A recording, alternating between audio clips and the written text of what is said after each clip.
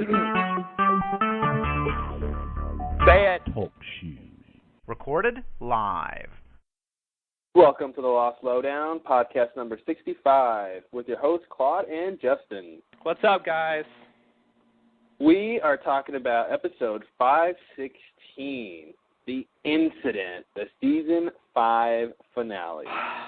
The incident. Because sometimes two people just aren't meant to be together. So you got to blow them up. That's right. That's what happens. Get out the H-bomb. That's what Romeo and Juliet would have done if they had atomic technology back then. So true. So true. That would have been an ending. That would have been an ending. Oh, they just H-bomb Verona. That's it. Kaboom. 2 hydrogen bombs. I guess Rock he doesn't play? have a bomb in Hamlet. I think I'm going to go out on a limb and say I think most Shakespeare plays would be made better by hydrogen bombs. No? Yeah. Let me think. Hold on. I don't know. I think Macbeth could use one. Yeah, that's what I'm saying. I said most, I think, would be made better. Oh, most would be. Sorry. Yeah. I thought you said would not. Much ado about nothing. I think it would be ado about something at this point. There's a hydrogen bomb. Let's focus, people. Just take whatever's going on and throw a hydrogen bomb in there. It instantly gets more interesting. Hey, look at Lost. There you go. That's all you got to do. However shall we move this 12-ton bomb? 12,000-pound bomb. And by pound, I don't mean our currency. Because you see, they're British. Right, I get it. Thank you. So they probably didn't use pounds back then, huh? Not really, but it'll do. It'll do. I think they used farthings. So I'm glad we christened our first tangent. It was great. I suspect there shall be many more tangents, and in fact, I encourage the listeners to place their bets on how many tangents we will go on. The winner will get a special prize. Yeah, and someone, maybe the winner will also have to be the person who tells us how many there actually are. I think that is who the winner is. That's the first person to say it, and then to have other people agree that they're right. Yeah, there you go. Because we're not going to go back and look. No, I'm afraid not. This is it. If I can't listen to the short ones, no way. I'm listening to this one. Forget about it. So you might hear me typing because I am twittering as we're podcasting. And I'm telling everyone... Be quiet, I'm twittering. I'm twittering. Shush. I'm telling people right now to go place their bets. So nice. Think about the fact that if you get our Twitter and you go place your bets, and then when you listen to the podcast later, you're going to have a direct correlation to when you heard this on the podcast and when you went and did it. And I think there's some kind of time paradox there, which I think is the power of Twitter. I agree. You're right about that. Okay, so update. Look at that. There it is. The internet, man. So can I just say, I'll start by saying, I really love this episode. I really love season 5. Season 5 did me right. There's a lot of crap in it. There's a lot of, stuff that I don't want to think about ever again. But overall, it was a kick-ass ball-to-the-wall season, and it was great. I really have very little complaints about this season overall. It was great, and I'm sad it's over, and I'm sad we have 9 months to go before the next season. Yeah.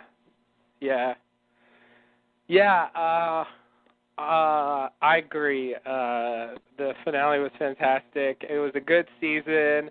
I think yeah, compared to other seasons, I mean, we got a lot more. It was really interesting, and as we go through, we're going to go through scene by scene, of course, and I will find occasion to nitpick certain things. There's one section of this finale that I'm really not particularly happy with, but it delivers so well in other parts that really in the end it doesn't matter to me. If it's that good in the other parts, I don't care. Exactly. Yeah. You know, exactly. That's what it shows. Like, things that you nitpick about or that bother you, like, really cannot matter if other things can be really good. You know, it's only when the whole thing is sort of not, you know, not that great that the nitpicking things start to bother you a lot. Yeah, exactly.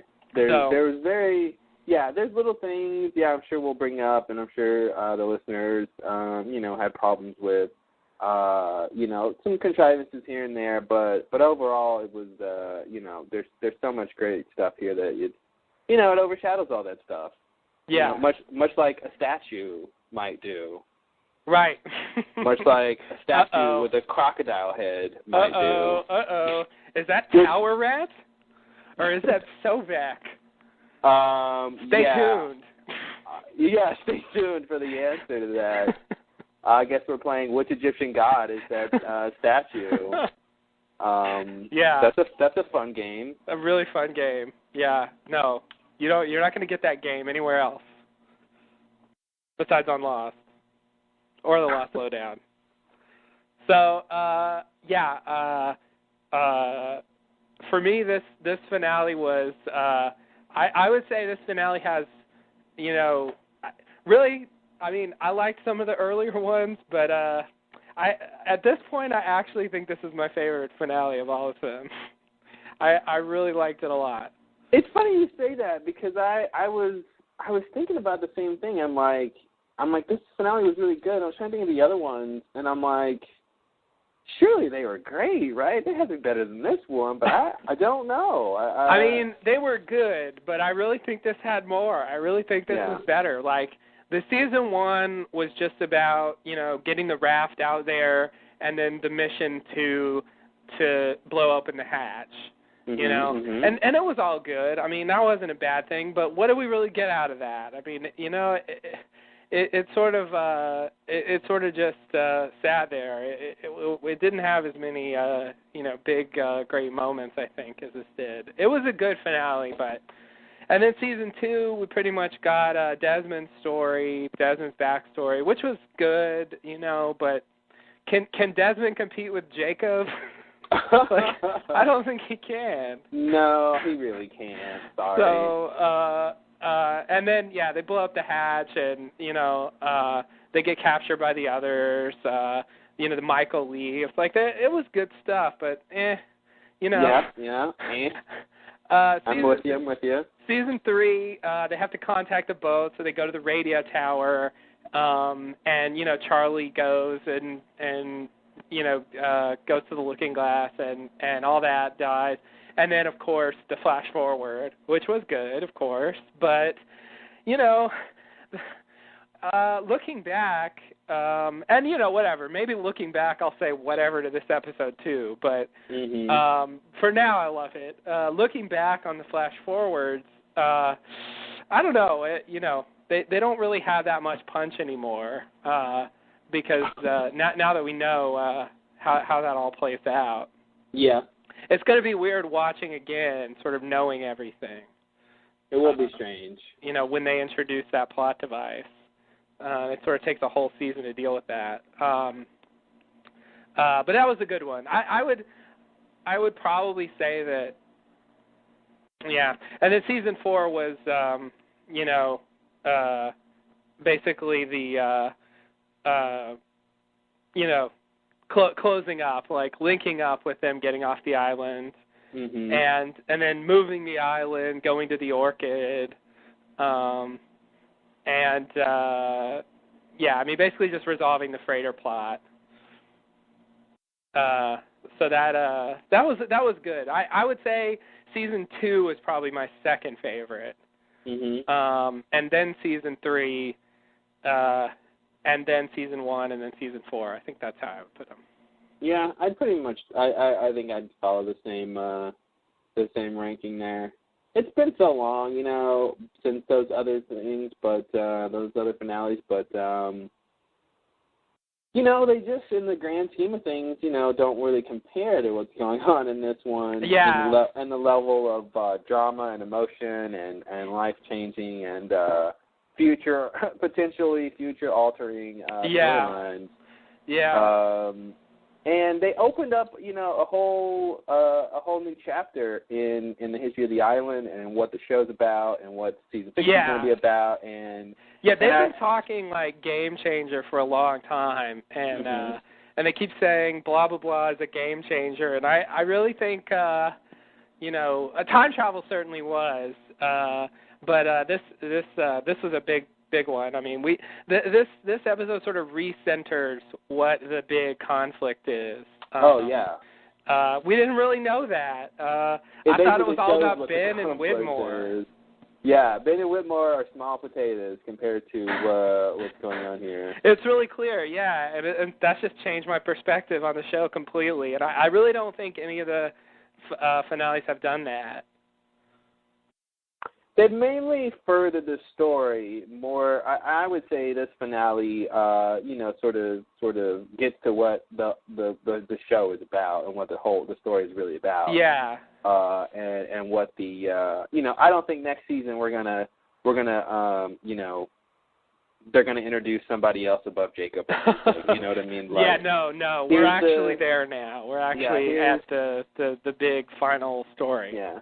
I think this is, I think I could see them, maybe showing some other flashbacks, maybe some older stuff, if it really goes back to the, Egyptian things. Mm-hmm. But I think this is probably the origin point of the story. Yeah. And I was really happy and thrilled and surprised that they actually started with Jacob. Oh man, yeah. Here's the finale, and guess what? This is what it's about. This guy right here, and this first guy. scene, we're gonna show you Jacob. Like that. Yeah. They're not fucking around. Yeah. They didn't wait till the end to show Jacob, and this is the biggest thing they have to do. No. We're gonna start with this. No, you've already seen him, and you've already heard him talk. You've seen him a lot before you see him at the end. You've seen him before, folks. Now see him live. He's cooking fish and making tapestries. That's right. Yeah.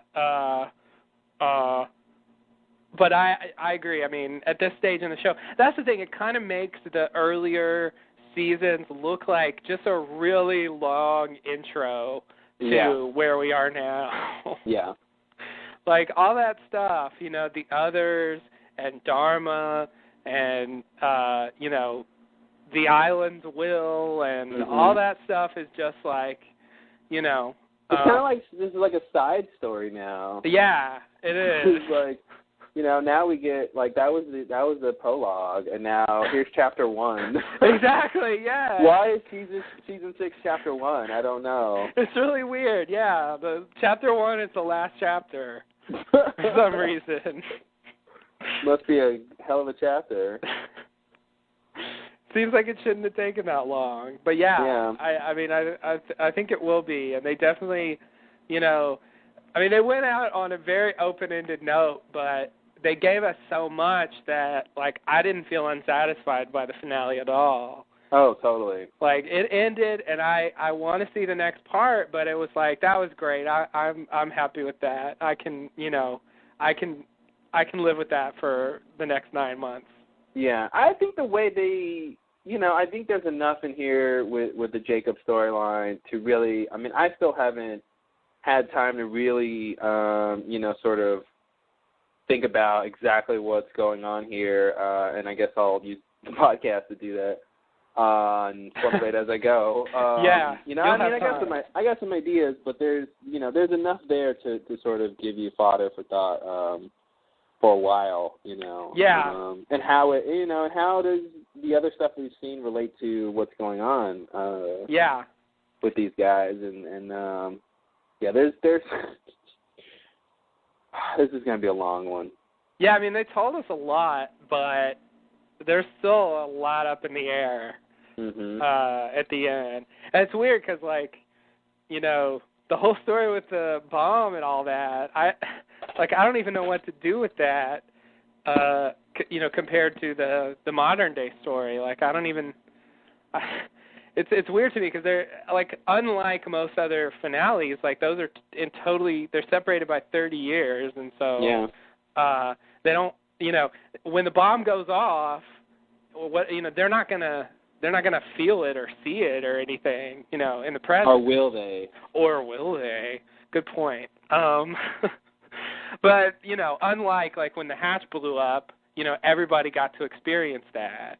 You know, same thing for the freighter. Well, I'll say this. This was, if any, the season of fragmented experiences. Yeah. You know, some people were in the 70s. Some of those people were in the 50s. Man. You know, they're everywhere. They're all over the place. When I was taking notes for the show, like, I had to put headaches on everything because it was, like, dizzying how many different locations and time periods there were. Yeah. And it's like, if this was your first episode of Lost, I feel like you'd just be completely like... Oh, please don't watch this as your first episode. It's not good for anybody. It's just, you're going to start the show with, like, who's this Jacob guy? And you're like, come on, no. That's bad. It would be really bad. You really don't want to start with this one. No, because, like, they use shorthand, like, you know, in some of these like in Kate's flashback, they have that kid with her, and he's got the plane, and, you know, it's oh, man. Like he's just holding that plane, like, here's the clue, audience. This is how you're going to identify me. Yeah, like, it tells us in 1 second, if you've seen the show, what the whole story is, who that kid is, what's going to happen later. What's going to happen, yeah. We know who they are, and it's just, I mean, that's the kind of thing that would just completely go over your head. And they really don't put time periods or anything. They really don't help you that much. And the other thing that was kind of weird, and this has happened in previous, is having Richard in both time periods. Yeah. The last one was the worst. Yeah. When he was just, like, in every scene and, like, wearing that shirt and, you know, it's all tucked in and it's like, I don't know when you are. Yeah. Exactly. No, you're right. The last one was the worst. It's weird, though. Like, I don't know. I never thought it'd bother me, but having the same person in scenes that are 30 years apart really is confusing because it just doesn't... Especially when when they would cut to, you know, different time periods, but in the jungle, you know. Yeah. Because when it's like in the 70s in Dharma, you can orient yourself one way versus the island in the future, you know. But when it's like they're both in the jungle or something, and both Richard in both time periods, and like it's just like no, this is bad. Yeah. So I give this episode an A+++. Wow, the first A+++. Yeah. Yeah, that is my first A++, and I mean it. I'm very enthusiastic. I really like this. It blew me away. I would give it an A+++. All right. Which is a little bit That'll different. Just a little bit different, yeah. It comes into how you carry the one. When you're tallying the score. Yeah. Oh, I know. No, I mean, yeah, this is definitely, you know, 100%, you know, grade on this finale.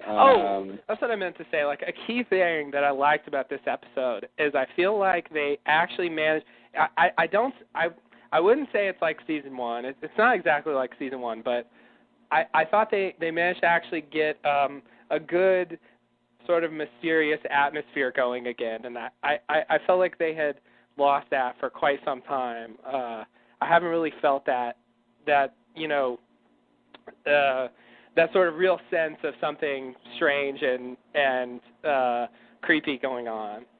Yeah, it makes sense because they introduced two strange and creepy characters. Right. So yeah, it was you know, Locke going to whatever, do his destiny or follow his path, and you know, and that's actually another thing that makes, I think, you know, this episode really great is you know, the whole time I'm watching, I'm like, yay, season 1 Locke is back. And he's rocking it, and he's in charge. And, you know, look at this guy, and he's all smiles, and he's just going to, you know, he's just going to do it. And it was great. And then they pulled the rug from under you. They did. And they're like, how about that? Yeah. Yeah, when I watched it again, like it played differently. Totally. I was like, oh man, there were clues there. Like they wrote it so it would sort of work both ways. Like you could make it be real Locke if you wanted, or you could read it the other way. Yeah. And I mean, I definitely want to talk about how realistic he comes off as Locke and what that means in terms of, you know, what he knows about Locke or, you know, stuff like that. But definitely, I mean, they definitely wrote it as if, hey, here's Locke. This is Locke, and he's good. But when you know sort of who it really is, you can pick up on a couple of the little things he says, and you know. And I wonder if there's anyone, you know, I not piss myself off, but I get mad at myself when I don't catch things. And not that it was easy to catch, but I really wish, and I wonder if there's anyone out there who was this on top of it. But you know, last episode Locke says, I want to kill Jacob. Mm-hmm. In the beginning of this episode, we got a guy who says, you know, I want to kill you. And I just wonder if in that scene, the first scene, did anybody say, oh, that's who Locke is this guy? You know, I did. Because the whole episode, of course.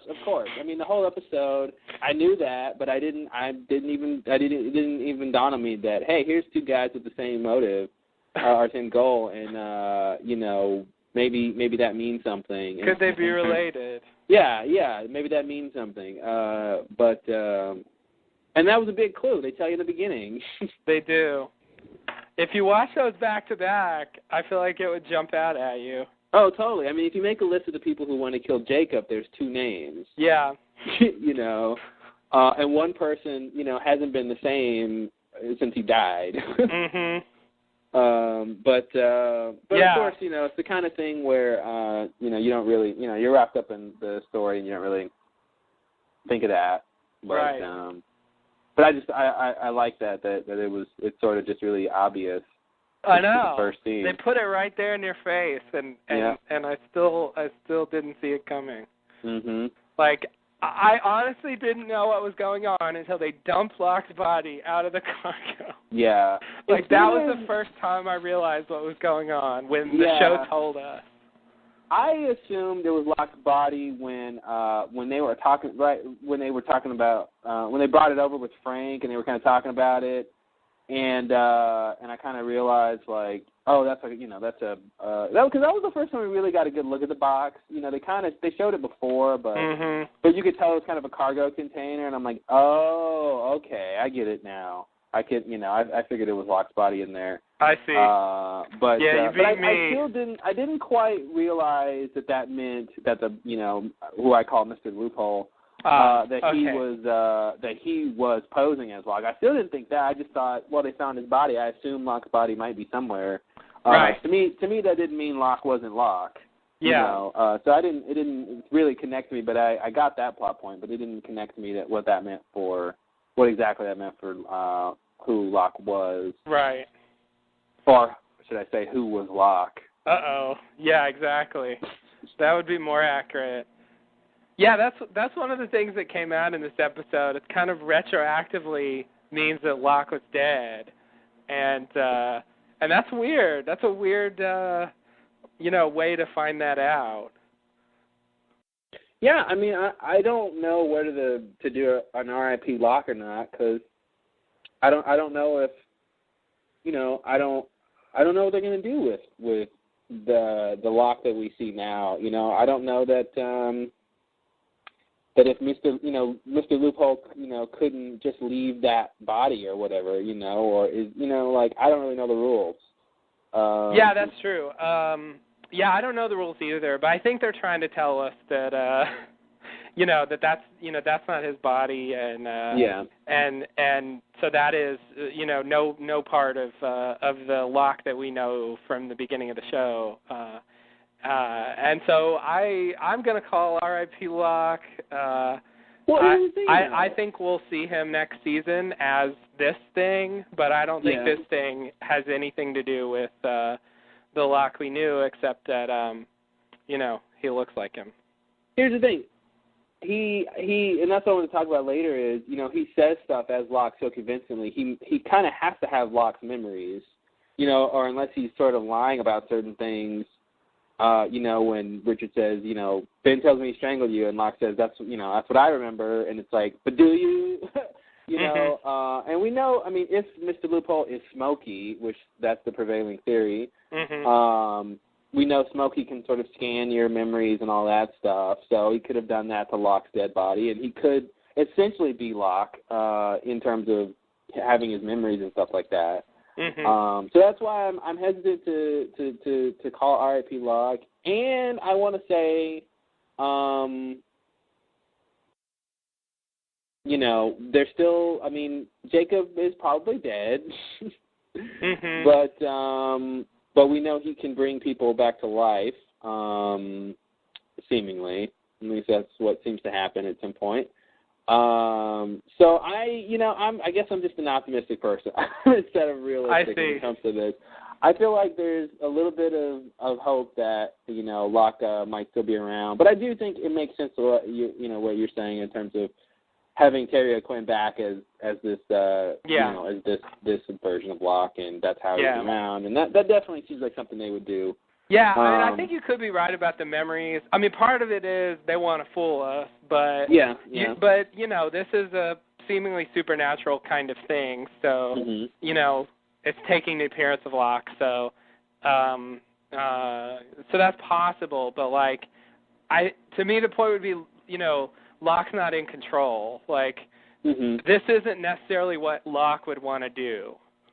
Totally. But he's using Locke's memories and appearance to accomplish his own goals. I can't believe that if who I like to call Lockhole, which is Mr. Loophole is Locke.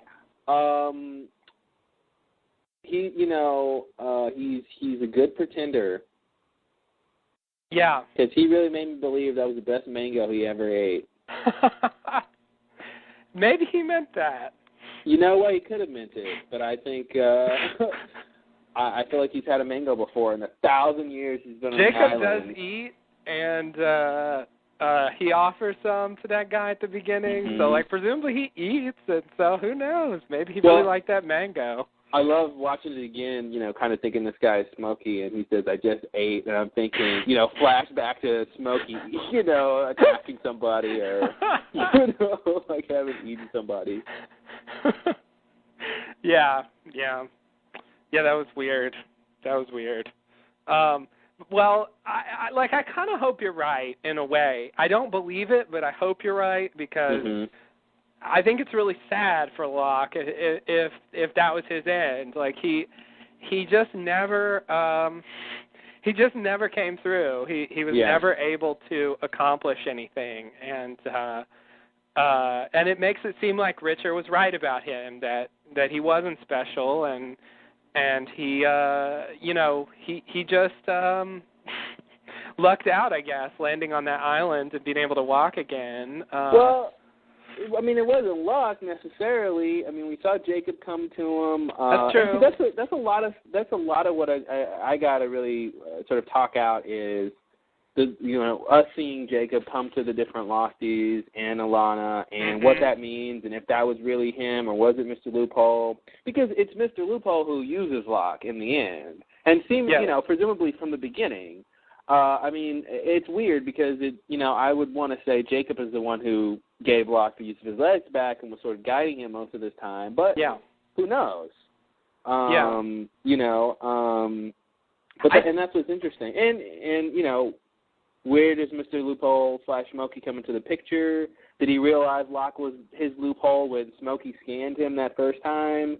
Or or did it? When did he realize that this was how he was going to get this done? The plan seems really elaborate, and I don't really even know what the loophole was yet. So that's part of the thing that's weird. I cannot, obviously, I can't explain everything in this episode, not even close. Yeah. I have no idea. I do think that that's really Jacob in the flashbacks.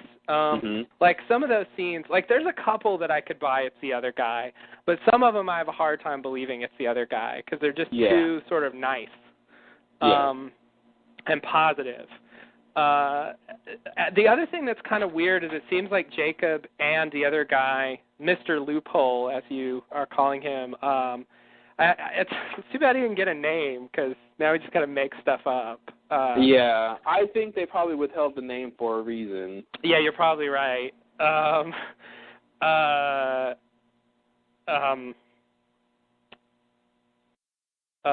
was I saying? Oh, no, I lost my train of thought. You were saying about Mr. Loophole that you think you think it's Jacob in the flashback, but you think a couple of them could have been Mr. Loophole. Yeah, there's a couple that I could buy. In the end, I think they're all Jacob because I think they're supposed to all be the same kind of thing. Yeah. But there's a couple where it seems plausible that that Mr. Loophole would be there and act that way. Yeah. We have to figure out what the loophole is. I have a couple of ideas, and there seems to be a couple of elements involved in exactly, sort of, A, what the loophole is, and B, what was sort of the overall plan, Right. Because I think they're sort of different, Oh, that's what I was going to say. It seems to me that both Jacob and Mr. Loophole wanted them to come back to the island. Well, that's interesting. That's the impression I get, overall. Yeah. I feel like, and that's why that's really the main reason I want Mr. Loophole to be pretending to be Jacob in the flashbacks, is I feel like Loophole wants, the Losties to come back, or come to the island. But, to me, I think in terms of, the big war and the two sides, my mind wants to say Jacob is the leader of the hostiles, and that's sort of his people. That's one side. And then you have Loophole, who basically wants to kill Jacob and decides to bring the Losties to the island and try to use them as sort of his people to sort of defeat the hostiles. So that's kind of generally the framework my mind wants to do. But then again, it does seem like that it's actually Jacob who is guiding these people to the island. Yeah. So it seems weird to me that they both want them to come to the island. Yeah. Unless that's, unless Jacob originally wants them to come for whatever reason, and then Loophole realizes it could benefit him too. Right. So it's interesting. Yeah, we haven't seen Loophole actually do it. I mean, we don't actually know, of all the things we've seen on the island, we don't know which ones are Loophole. So it's some of them, they definitely seem to be him. I mean, the one who told Ben to follow Locke's orders, I'm assuming that's him, or at least that's something that's aligned with him. Mm-hmm. And Christian, I guess that's supposed to be him too. That Christian is working with Loophole, or Christian is Loophole? Yeah. I don't know. One or the other, or both. I'm not sure. I'm really not sure. Yeah, I mean, and can I just throw this in the mix too? He said, tell my son, hi. And it's he does. The same kind of thing of, it's one thing to look like somebody, and it's another thing to act like somebody. Yeah.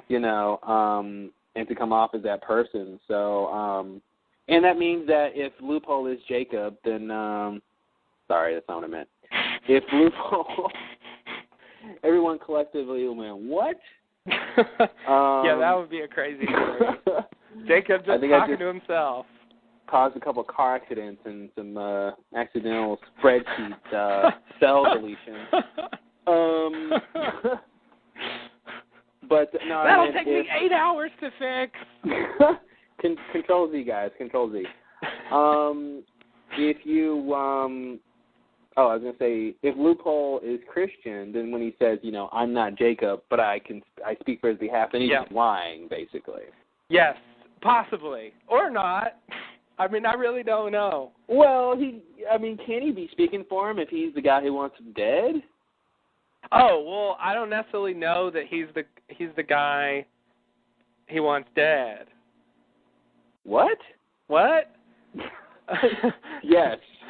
That's what I asked you. I'm saying, what am I saying? I'm sorry, what are you? Maybe I don't even know what you're saying. My question is, if Loophole is Christian. Yeah. Oh, there's your premise. Got it. Okay. Step 2 is then when Christian says, I'm not Jacob, but I speak on his behalf. Yeah. Or whatever he says, whatever the line is. That was pretty much it, yeah. Then he's just lying. Yes, that is correct. Sorry. Okay. Never mind. Can't disagree with that. Yeah, no, Mr. Loophole would not speak on Jacob's behalf. Okay, good. That is, okay. Yeah, and there is a vague clue in here that, like, whatever was in the cabin wasn't Jacob. Mm-hmm. They're not totally explicit about it, but it's something. Okay, so, I don't know, maybe we should start going through the scenes, or...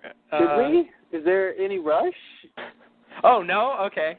Everybody wants a 40-hour podcast, so, I don't know. I just thought, these are issues we could explore further as we go scene by scene. But, okay, I don't know. Well, yeah, true. Any other big things to talk about before we dive in? One last thing I was saying. Oh. I could imagine in terms of Locke, the real Locke coming back. Will the real Locke please resurrect? I think Eminem's going to be on next season. I could totally see and just see how awesome it would be next season to for one of the Lofties to open a door or whatever and find Locke there. Like we see Locke and we know it's like not Mr. Loophole, but it's actually Locke, and maybe he's an apparition or something, but like he's back. I see. I really get a strong sense, and I hope it's not just optimism, but I get a strong feeling that the real Locke will be back. Yeah. Because I feel like he's, he should have something to do with, what's going on next season. And I feel like the fact that Jacob seemed to have some interest in Locke and Jacob died, that, that maybe he, transferred his power to Locke's body or something, or some crazy thing or something, something like that where he can sort of, maybe he found his loophole or something, I see. Yeah, I feel like Locke, deserves something like that. I've always thought that Locke would overcome his repeatedly getting screwed over and finally somehow find what he wanted on the island. I really thought that that would be the journey. Like he can't go through all that on the show and just end up being killed by Ben in a hotel room. Like that's just depressing. And only killed by him because he had one piece of information. You know what I mean? Like if Locke didn't know that, Ben wouldn't have killed him. Yeah. At least not then.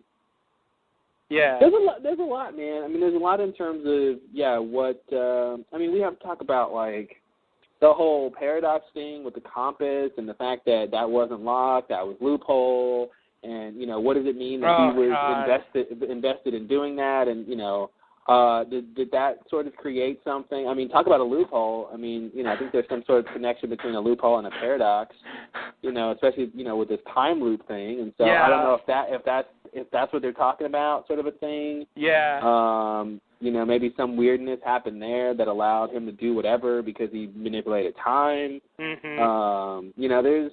There's a lot of that part's weird now. Yeah, totally. I don't know. I mean, everything Locke's done since he got to the island is called into question now. Yeah. Thinking back, like, that compass thing. I don't. God. Locke made Ben apologize for killing him. Yeah. Like, why would Loophole do that? Right. You know, he's really playing the part well, I gotta say. He is. Of course, he's supposed to. He's supposed to, of course. It's hard to do that because it's like, you know, not only is there the in-show reason, it's like, I mean, you know, the writers want us to think that it's Locke. Yeah. And so that's the thing that gets me is that they said multiple times that dead is dead. I've never seen anyone come back from the dead. Yeah. Over and over again. There's all your hints. Ben was like, nothing like this ever happened. And I just shrugged that off. I was like, well, you know what? This is lost. It's getting to the end of the show. You're allowed to see something you've never seen before.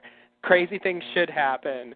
But now that I look back, it's like I feel like they were kind of cluing us in. Like I got the sense that something was off with Locke. I mean, he did come back to life, and I did think there was maybe something different. But I did think somehow it was still the regular Locke in control, and that just being dead like changed him somehow, and you know, gave him a new outlook, or I don't know. I just thought that was what was going on. Mm-hmm.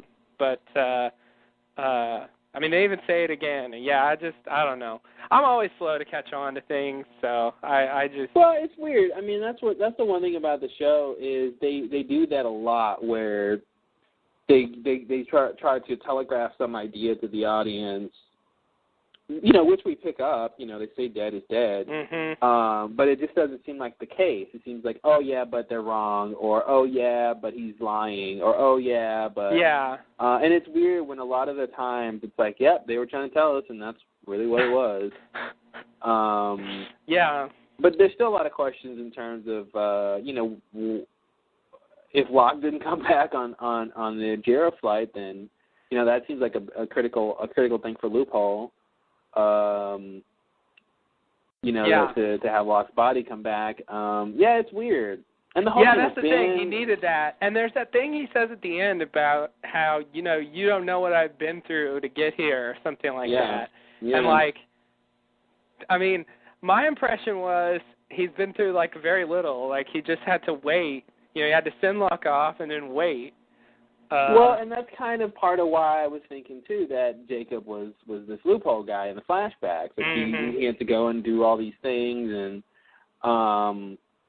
you know, and that's the other thing, too, because Jacob said, when you find your Loophole, I'll be here, you know, and he kind of was just there. And that's the other thing, too, is, you know, with Locke telling Richard to take him to Jacob and sort of surprise when he gets to the statue, and it's like, well, don't you know Jacob likes this place? Or that's what, you know, does Loophole not know about that little chamber? And like, you know, you think he would? You would, yeah, you would. Know? Yeah, I caught that. That's one of those things that seems like, you know, good acting as Locke, or the writer's trying to trick us, or whatever, you know. Yeah. Whatever combination of those two things. Deleted scene? Deleted scene, yeah. It doesn't really work, but yeah. Why not? That's always an option. Yeah. Lots of deleted scenes. I have to say, did they delete the scene where they shoot after Sawyer and Juliet, and then when they steal the boat? We didn't get to see that. That was one little loose end that they didn't resolve. Oh yeah. That's got to be a deleted scene. In this finale. I guess we'll get it next year. Well, I don't think it's happened time-wise yet for Alana and those guys. Yeah, they did just arrive. They just arrived, and they just showed the body, and I would assume, you know, at some point they'll go back to where the boats are, and then that's when that's going to happen. But that means that for Sawyer and Juliet and those guys, they haven't flashed there yet. But that's when the beach was like really in shambles, right? So it's it makes sense to be after all that. Yeah. At least after 2007 in that time period. So. Yeah.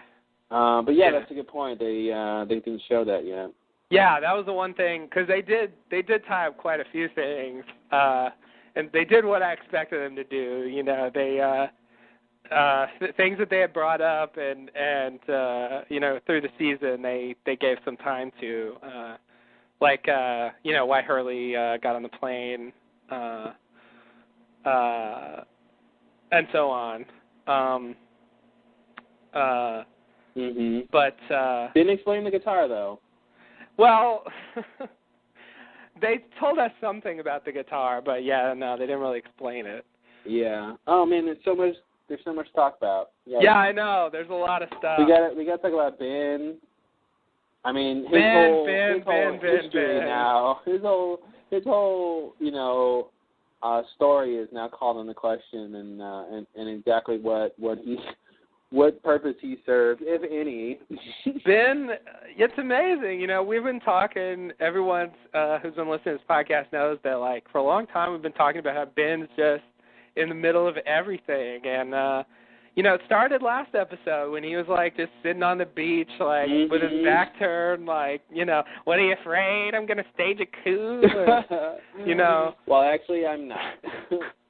Yeah, and just not having his power anymore, and getting reduced, really. Like, I thought, like, one of the saddest scenes to me with Ben in this episode was right before he goes in, when he's talking to Sun, and Sun asks him about the statue, and he says, I don't know, it was like that when I got here, and she says, you expect me to believe that? And he goes, not really.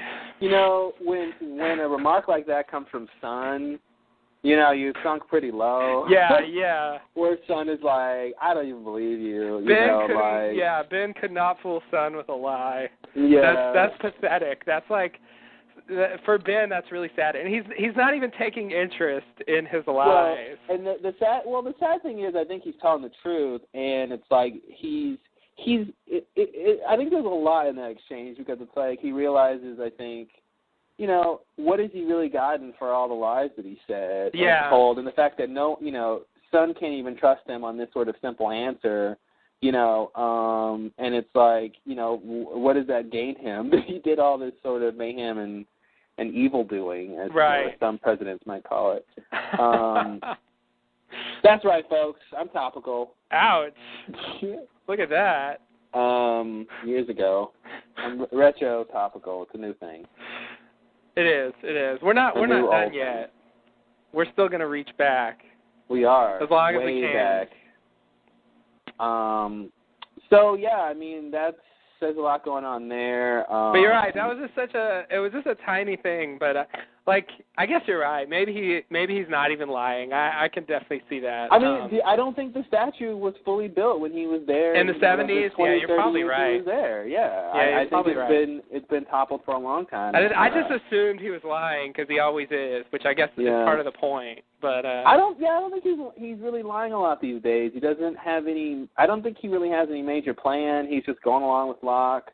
And you know, he lies to manipulate to get, you know, to get the ends that he wants, but I don't think he really has anything going. So that's what I liked when he said, like, it was when I got here. I mean, like, you know, he doesn't have the answers. He's never seen Jacob. You know, he's already confessed after Sun. That was a big confession too. Yeah.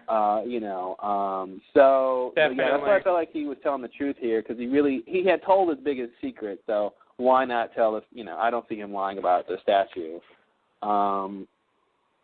was a nice little exchange there. He's a boy who cried wolf. You know. Yeah. To the extreme. So he's really good at seeming like he knows a lot. Mm-hmm. But and he knows some things. You know, he knows more than some people do. But like, it's really clear at this point that his knowledge is very limited. And he's just not at the center of the conflict at all. No. You know, he's just kind of a pawn. He seems like he was a hamster in a wheel. Like, he just was doing all this work. And, you know, if you take it just on this episode, it seems like for nothing, really. Yeah. He was just, like, doing his job as the leader, I guess. But he wasn't really, you know, he was servicing Jacob, who didn't sort of even care about his existence. So, there's a lot going on there. Yeah. It's almost like Ben is similar to Locke in that way. Yeah. Like he really wanted something, and he just sort of never got it, or never got the acknowledgement that he mattered, that Locke wanted. Oh man, now you just made me think that like there's all this extra emotional context with Ben killing Jacob, like he's killing the father that never paid attention to him. Of course, yeah, absolutely. Oh, geez, forgot about all that. Absolutely. Yeah. It's definitely there, yeah. Yeah. Because if they want to, if they want to call up those, and he really seems to regress in that scene. Like, he's just not the cold calculating Ben anymore. So no. It's, I think you're right. I still like that scene, but yeah, it is loaded with that kind of stuff. Yeah. No, I mean, that makes it good. I mean, that's what you want. You don't want him just like, oh, he killed him because the writers wanted him to. I mean, it's good motivation, Yeah. Definitely. Yeah, it's a lot. God, so much stuff in this. I have to watch this again. It was watching it the second time, and maybe this is this means it was sort of a really good episode, because I didn't really have this with the other finales where I felt like I could watch it a third time right away. But this one, I'm like, yeah, I can watch this again. Mm-hmm. None of the parts, even the more boring stuff, which really wasn't much, wasn't Rose and Bernard that long. You know what? I didn't think that was even boring. I love to death that storyline. Really? I think it's so awesome that they did that for Rose and Bernard. I love it. Yeah, I think it's awesome. I love how they came off. I love their, what the point that they had reached in terms of the meaning of their lives and all that. And that wasn't even. Yeah, I don't even consider that boring. Fair enough. Yeah. I thought it was a sleeper, but yeah, the whole thing with Juliet, man. Oh, it was the kind of thing great. where I was like, I shouldn't have asked what was going on with Rose and Bernard, because this is not what I wanted. I mean, really? It's fine. Like, I don't mind knowing. I just, this seems a little too much for me. I couldn't. Yeah. Yeah, I didn't. I liked it. I thought it was great. I love Rose and Bernard, and I've never been a huge fan of them, but they're interesting. They have their dynamic, and Rose usually has a quip or two. She's got her list of good lines. Yeah. Because she's a little snarky. I actually enjoyed that. It was the sort of like, let's get on with the action, but at the same time it was cool to see what was up with those guys, and that little thing they had with Juliet, I thought was pretty interesting. Which thing? Well, the little thing where Bernard asks Juliet if she wants some tea. I think there was some sort of connection going on there with, because that's when Sawyer sort of looks at Kate, and Juliet sees that, and I think Kate and Sawyer run off by themselves, and Juliet's kind of lagging, and that's when Bernard says, basically, do you want to stay with us? And to me, it felt like he was picking up on that whole thing there, and I thought that was kind of interesting that he sort of did that.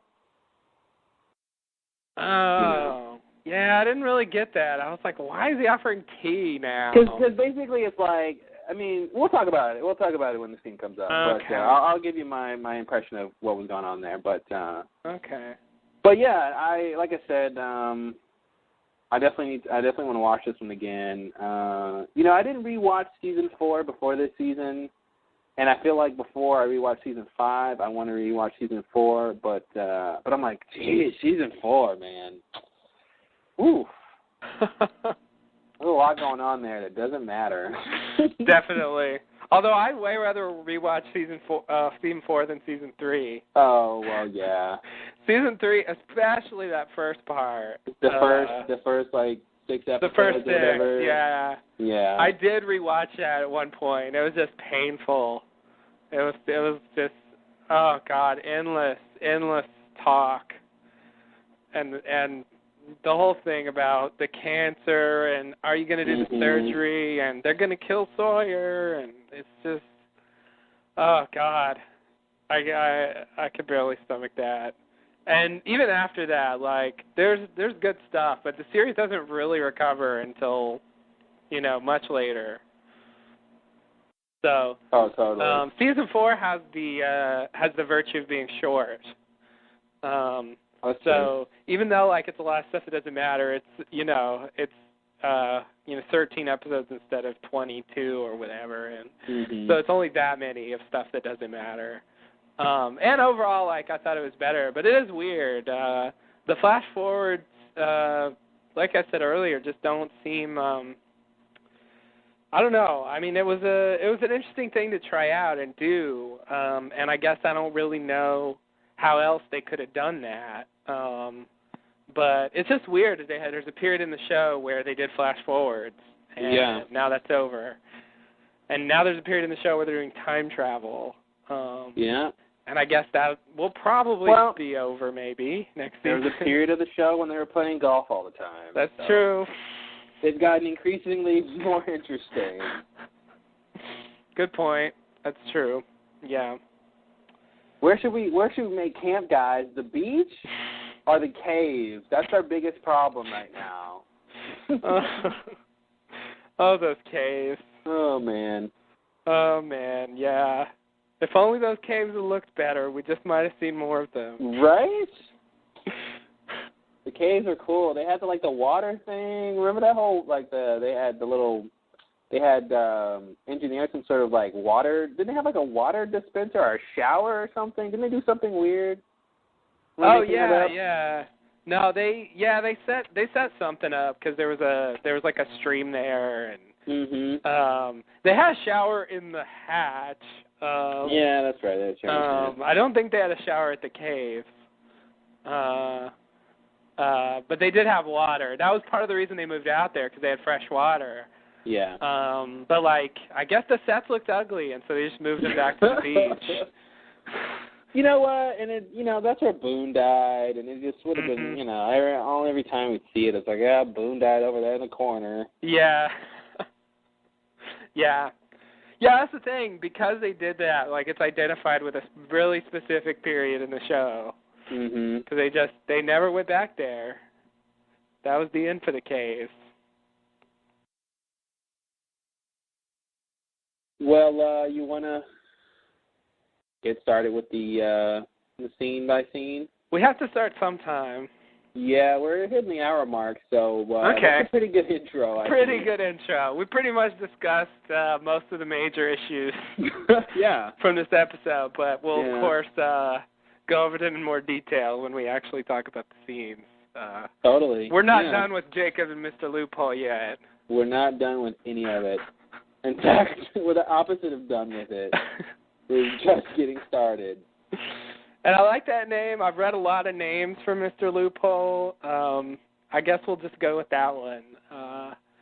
Because I think I like it better than the other proposals I've seen. What have you seen? I've seen Nemesis and Jacob's Enemy. Yeah, that's a little too cumbersome. The Man in the Black. That's a little too obscure. This transcript here has Gray-Haired Man. That's not specific enough. I've seen Man Number 2, which I liked for personal reasons. I do know those reasons. Personal and literary reasons. That's right. But Mr. Loophole's good. It's somehow mysterious, and you know what I actually saw that really blew me away was Nameless. Nameless? Yeah. Yeah, that's good.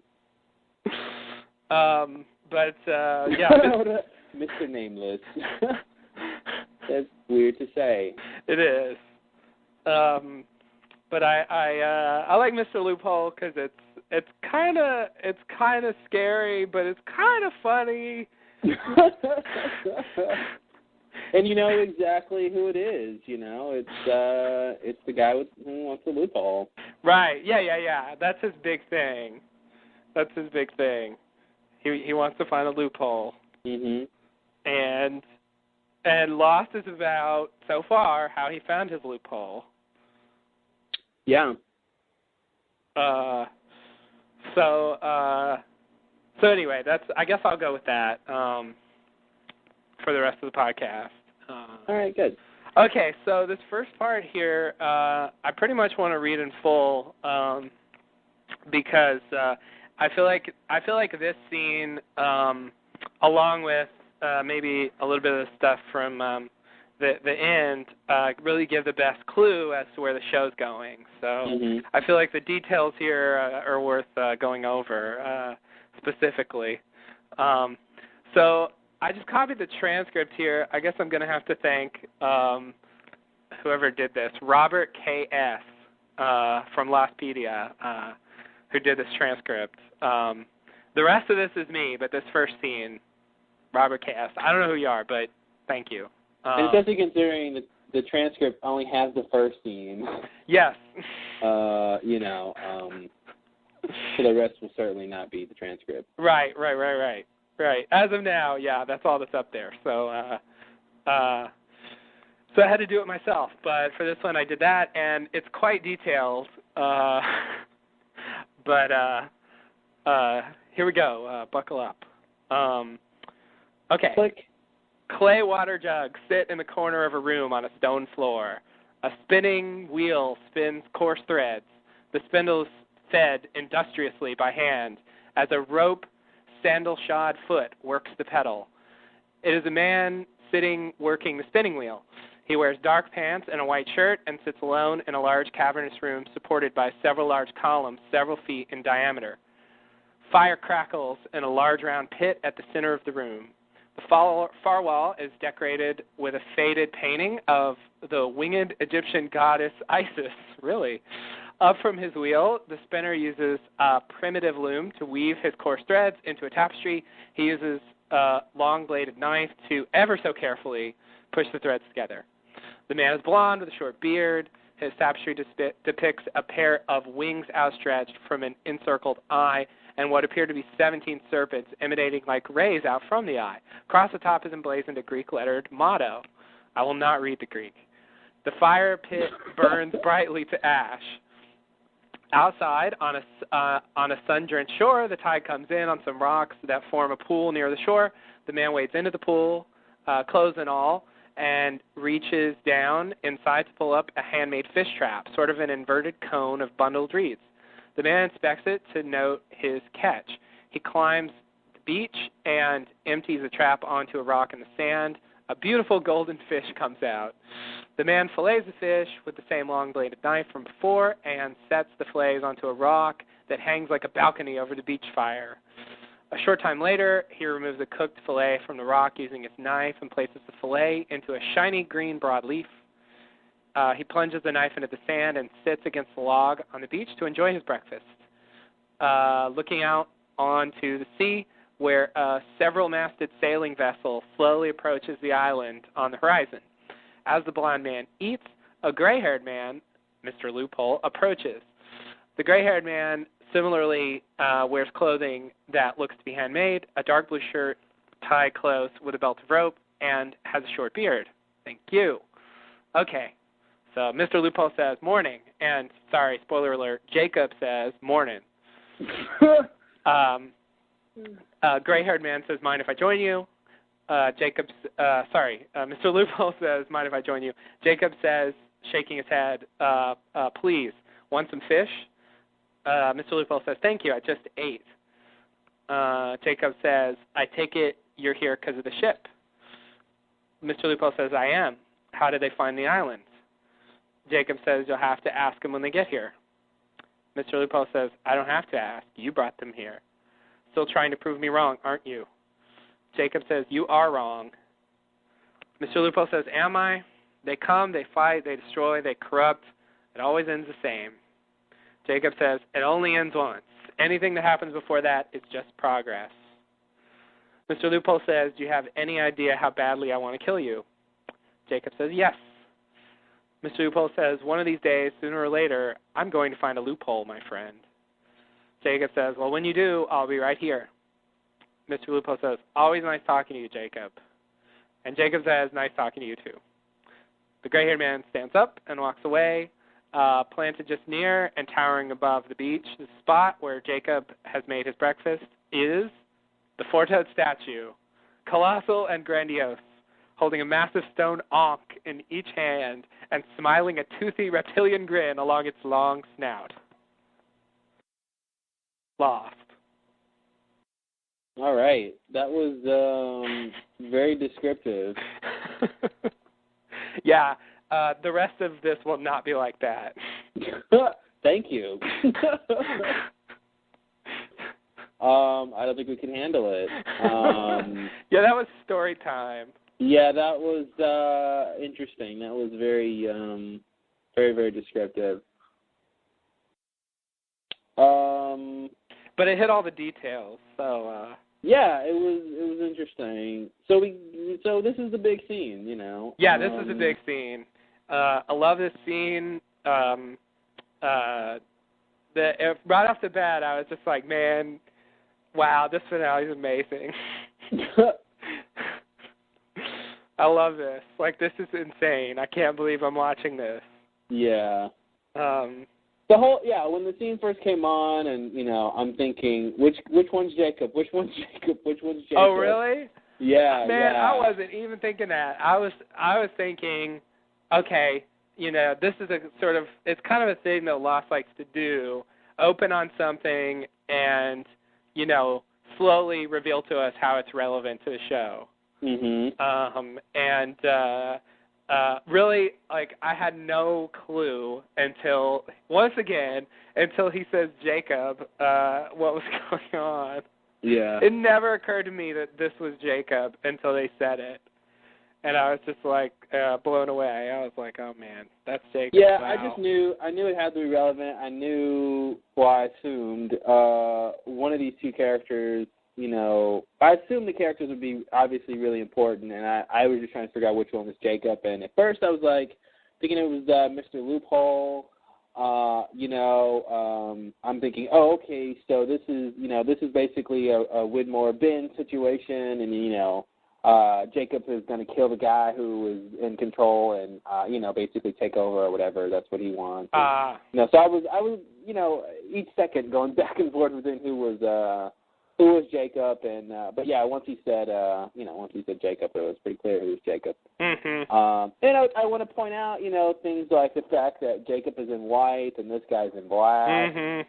No small coincidence, I think. Absolutely. I don't know if it means anything that, Jacob, the fact that the guy has gray hair, does that mean anything? Mm-hmm. Does that tell us anything? Are we supposed to think he's older than Jacob, Mm-hmm. But yeah, so I don't know where to jump in here. I guess we should talk about the very first scene or whatever Jacob's up to. Yeah, weaving the thing. He talks about it a little bit way later. Fast forward to however many hours your thing says this is to hear us talking about that. But yeah, do you have something about what that's about? I mean, I don't have much. Again, with the clothes, I think, pretty much what they're wearing is kind of how we've seen the others dress. Mm-hmm. So I think that's worth mentioning. It's kind of that kind of style of clothing. So I think that's important. And we got to see the ash, the fire that Jacob will be pushed into. Mm-hmm. And I do think that ash connects to the ash around Jacob's cabin. Oh, really? I think that's this connection there. Okay. And I think that may be why he was pushed into the fire, some sort of connection with that. Mm-hmm. We've got all the Egyptian references. He at the end he talks about how long it takes to make that tapestry. So he was obviously there doing that for a while. It's strange. It's definitely strange. I don't know what we're supposed to think in terms of where Jacob came from. My prevailing theory is still, I guess that the island was somehow part of the Egyptian, the kingdom or whatever, and got moved something like that. You know, I just don't see. I mean, there's too much Egyptian stuff going on here. You know, I mean, we can talk about the statue. There were the Greek letters also. Oh, there was the Greek on the was it on the tapestry? Yeah. Well, what does that mean? And the others know Latin. I get the sense it's sort of you know, they're supposed to be an ancient culture, but I guess I don't think it's going to be that specific. Mhm. Where they're just going to say, you know, they're Egyptian. It's so much Egyptian now. Yeah, that's There's true. more Egyptian than anything else, and there's hieroglyphs everywhere. On everything they touch, they put some hieroglyphs on it. Yeah, there are a lot of hieroglyphs. And they got the statue. I mean, the statue has to be, you know, I mean, anytime a culture builds a statue, it's a symbol of what they, you know, what they value. So I don't know how the Greek fits in. I don't know if that's just, hey, you know, here's another influence, or here's some people who came, or what that really means. And I mean, it goes, you know, I don't know if it's worth saying, but I'll say it. It's weird to me that they're speaking, you know, modern English and great dialect and tone. Yeah, you know, now that's one of those things that I think it's just a suspension of disbelief kind of thing. Yeah, I mean, definitely. Yeah, because I think this is like the 1800s, and they really just shouldn't sound like that. No. Even if they know English, they wouldn't sound like that. Yeah, well, English is perfect. Yeah. Futuristic. Well, that's what I'm saying. Like, no one in that time period spoke English and sounded like that. Yeah. You know, the way people speak changes over time. So, yeah, they really. Good point. You know, one of those things. But yeah, I kind of think it's going to be. I kind of think they're going to be their own thing. I agree. They're making things look Egyptian, but I feel like that's kind of a good reference point for an ancient culture, and you know, I think they want to suggest that kind of thing. But I guess I'm still resisting the idea that they're just going to say that they're Egyptians. Mm-hmm. Period. You know, they might not ever say exactly what it is. I just don't see how you can use Egyptian hieroglyphs, use Egyptian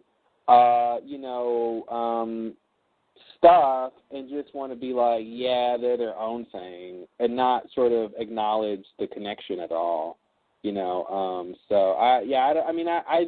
It would be weird to me that they would say they're Egyptian too, unless, you know, that's where they want to take the story. But unless that, you know, that means something, that they're Egyptian. But it's weird that there's so much obvious Egyptian stuff instead of, you know, them just making up something, or being more inclusive of other ancient cultures and making it this weird mix so you can't really tell. Mm-hmm. You know, you get an Inca statue or something, you know, or with a, you know what I mean, like a bit more of a mix. But yeah, I guess time will tell. So we got what is most likely the Black Rock sailing towards the island. So we kind of get a sense of how the Black Rock got there. Is it the Black Rock? Yeah, it is. Yes, it is. No matter how high of a pitch you take, it is. Yeah, no, I agree. At first, I was like, but maybe no. I think that's the Black Rock. The question is, of course, how does it get where it gets on the island? Yeah, that's true. We don't see it in the middle of the island. Yeah, and, you know, I think a long time ago we had a theory maybe that somehow the island moved or something. You know, but maybe we can look at the hydrogen bomb and say, however they moved that, they moved the Black Rock to the island. Oh, yeah. Yeah, I don't think we ever found out how they moved that. We did not. We did not find out how they got it down there. They really didn't explain because they ended up not having to move it out that way. Yeah. Just put it in the bag. And it's funny because Richard, you know, they asked Richard, how are we going to get this out? And he's like, same way we got it in. Mm-hmm. But no, they didn't do that. No, it was weird. Yeah, there's a lot of things that, like, I don't know what they were doing because it just didn't matter. But, yeah. Yeah, I don't know what that was about. Because by the time they got there, it was like, okay, now how are we going to move it? Mhm. And it's like, oh, we don't have to move it. It's like, oh, great, cool. Yeah. Because we don't want to. Yeah. Like, the way they did it, they, if they had that whole thing with them, it would have been a problem. You know what? Even if they could have moved it out of there easily or whatever, they wouldn't have got it to the Swan in time. No. That thing is huge. No, like, the way they wrote this thing, like, it would have been completely ridiculous for them to haul that thing around and do what they needed to do with it. That wouldn't have worked at all. Maybe they could have strapped it to one of the Dharma vans. Or a couple of Dharma vans and moved it. Probably wouldn't have worked. Probably not. What else is going on in this scene? But yeah, so, we see Jacob here. If that's the Black Rock, then, this is the 1800s, and, this is a long time ago, and of course Jacob looks exactly the same as he does, in the flashbacks and as well as on the island in the present day. So, he's got that in common with Richard, and I guess they discuss that a little bit later.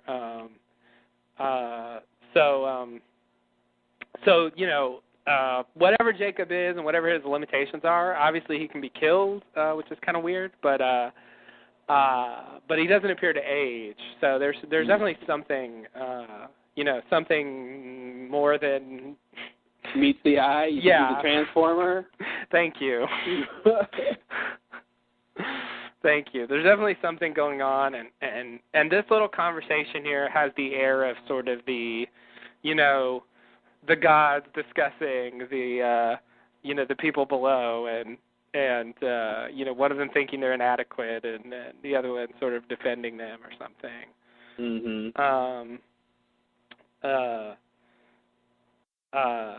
Yeah. So the thing that thing I'm referring to is this little exchange about they destroy, they corrupt, and it always ends the same. And Jacob saying it only ends once. Anything happens before that is just progress.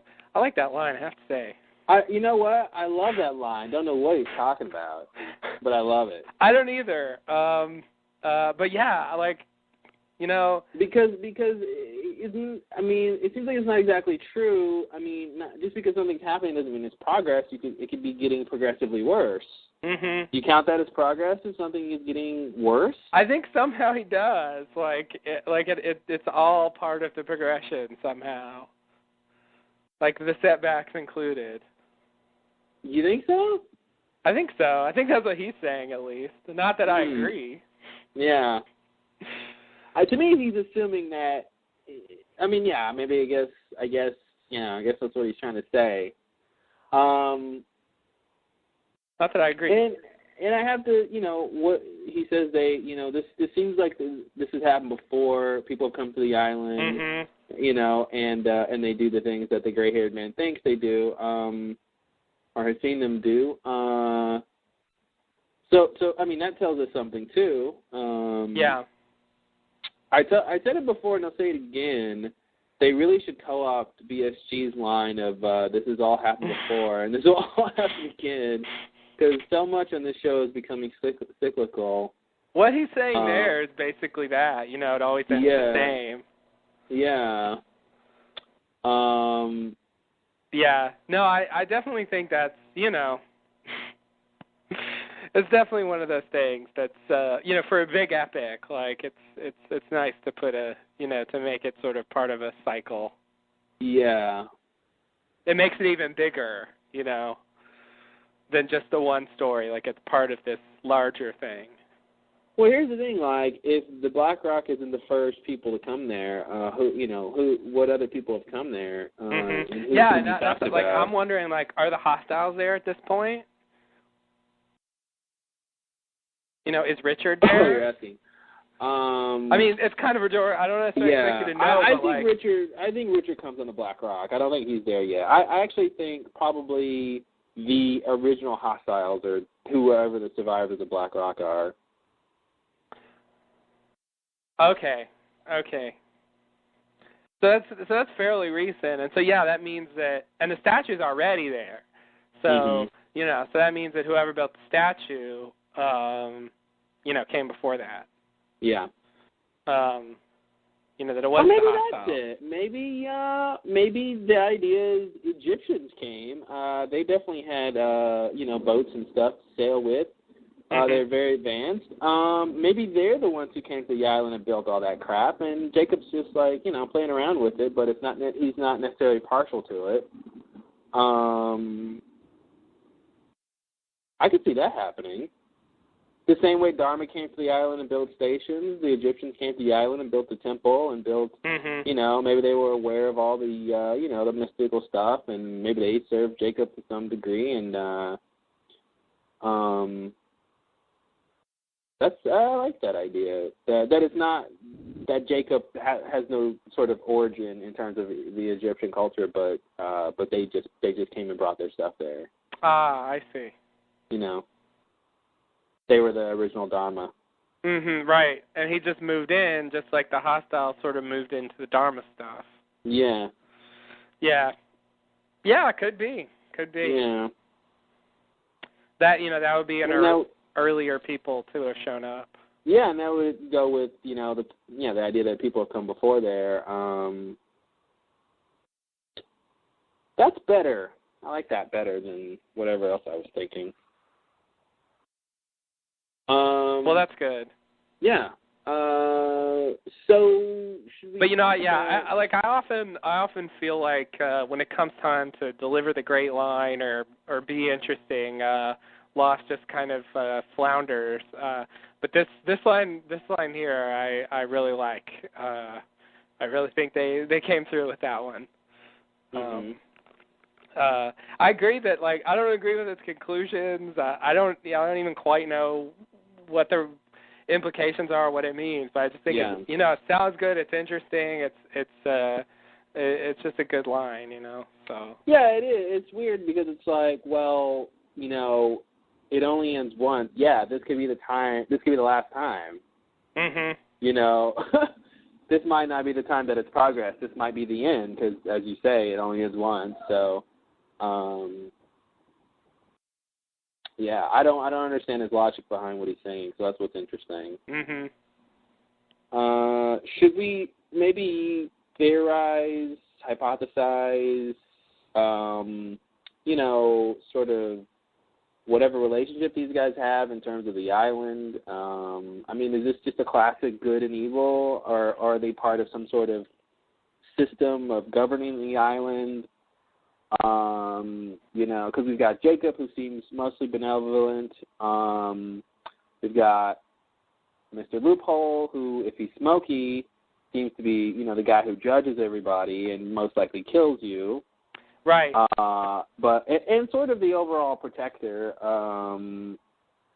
He does accuse people of being corrupt and destroying things, and it's in line with Smokey, I think, to say that.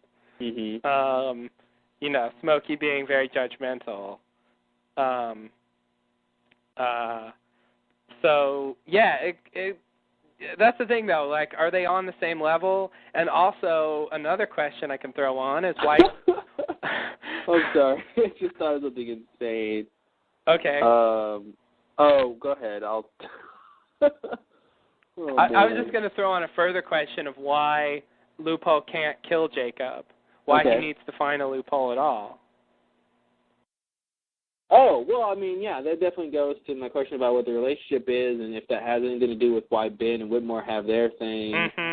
And the third sort of category of that is this a sort of leader thing? There can only be one leader on the island at a time. Does that mean anything in terms of Jacob and Loophole? Can you not kill the guy who's the leader? Sort of the guy who's in charge. But I don't know. I guess the question is, why did he need a loophole, and what exactly is the loophole? We know what the loophole is in general, but does it include the Losties coming back specifically, or is that just a separate part of the plan? Yeah. What part of it was necessary for him to actually be able to kill Jacob? It's not clear, I think. It doesn't seem to me that he needed, anybody but Locke. To do it, of course, and I guess Ben. If he could get Locke on the plane and Ben on the plane and get them there, it seems like it would have worked. It seems like he didn't need anybody else. But then still, like, specifically what allowed him to do that? What part of it was crucial? Mm-hmm. Did the fact that Ben killed Locke have any bearing on that? Like, could it be that, the fact that Ben killed the leader of the others somehow allowed him to be able to kill Jacob?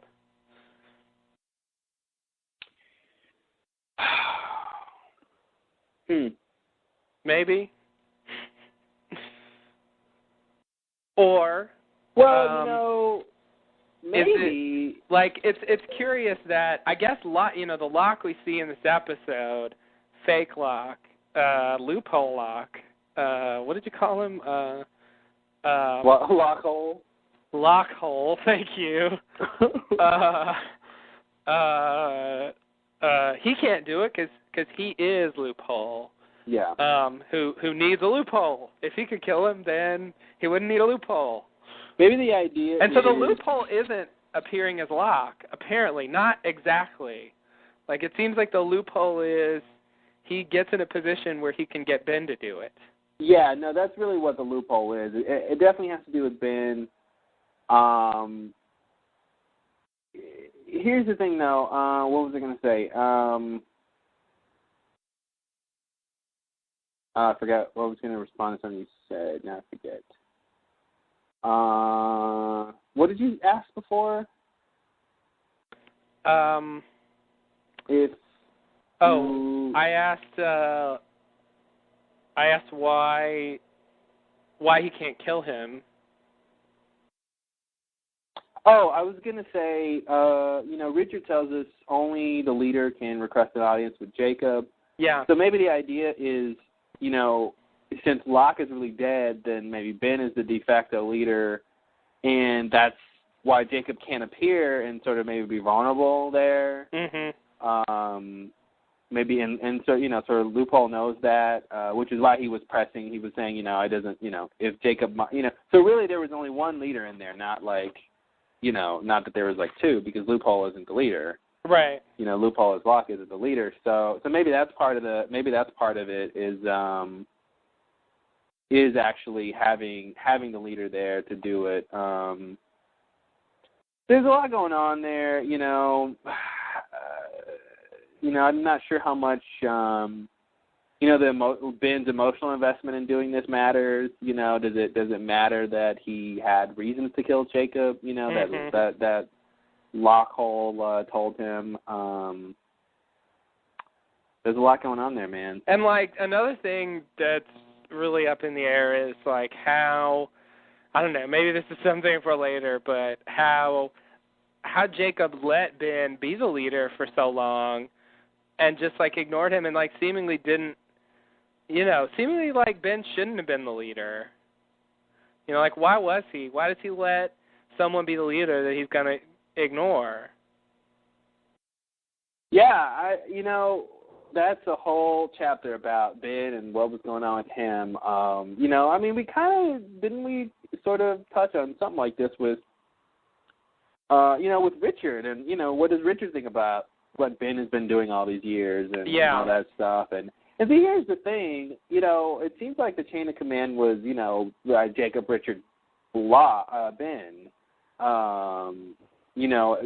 with sort of Richard being not in direct line, but having more contact with Jacob. I think he's, it's unclear if Richard has ever seen Jacob. And I guess if we go by his line of only the leader can request an audience, then I guess he hasn't seen Jacob, at least not in a while or something. I don't know. I don't know what to think about Richard in terms of that, but the fact that Ben told Jacob, he was getting all those notes from Richard that Richard said were from Jacob, So Richard was definitely involved in that, involved in Ben being the leader and getting orders and what the orders were. So, it calls into question what's Richard's motivations. He seemed really sort of, I want to say impartial in a way, or ambivalent about certain things, until recently, of course. So I don't know. Maybe, could Jacob have not been aware of Ben or his influence over the people, or, Richard is somehow playing a game, or Richard is, I don't know. I don't know where he's coming from in terms of that, because it does seem weird that there's a lot of names here, that Jacob didn't seem to have any particular interest in Ben. Yeah. And, how did Ben even become the leader? And, of course, I also wonder, what about the previous leaders? Did they talk to Jacob, Hawking or Widmore or whatever? I guess we find out Hawking was the leader in the 70s, but, did Widmore become the leader after that? We still don't know how she left. I got a theory about that. Okay.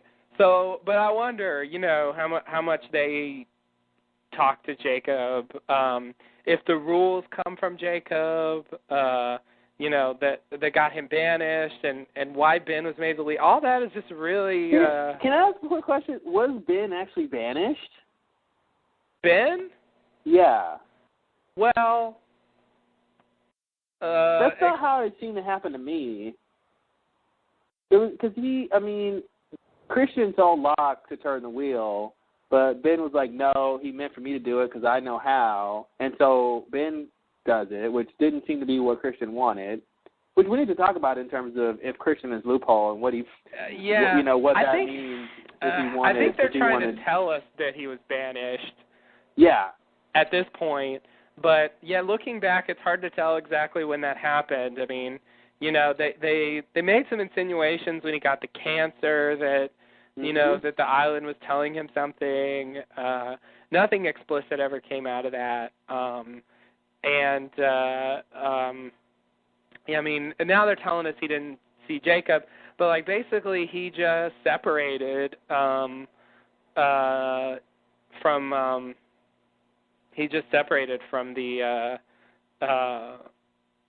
from the others at the end of season 3, and told him to go to the temple. He didn't renounce his leadership or anything, and ended up staying away for pretty much the whole season, and then turned the wheel. So there's no point where it was clear that now you're banished. He did say that when you turn the wheel, you can't come back. So maybe him turning the wheel was supposed to be self-banishment or something, but that's not the way they said it.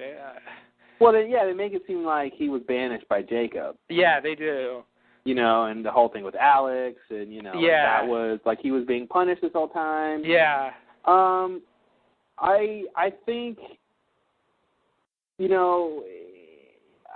part of me wants to think there's something with Ben having Ben's whole sort of life story, being crapped upon pretty much his whole life.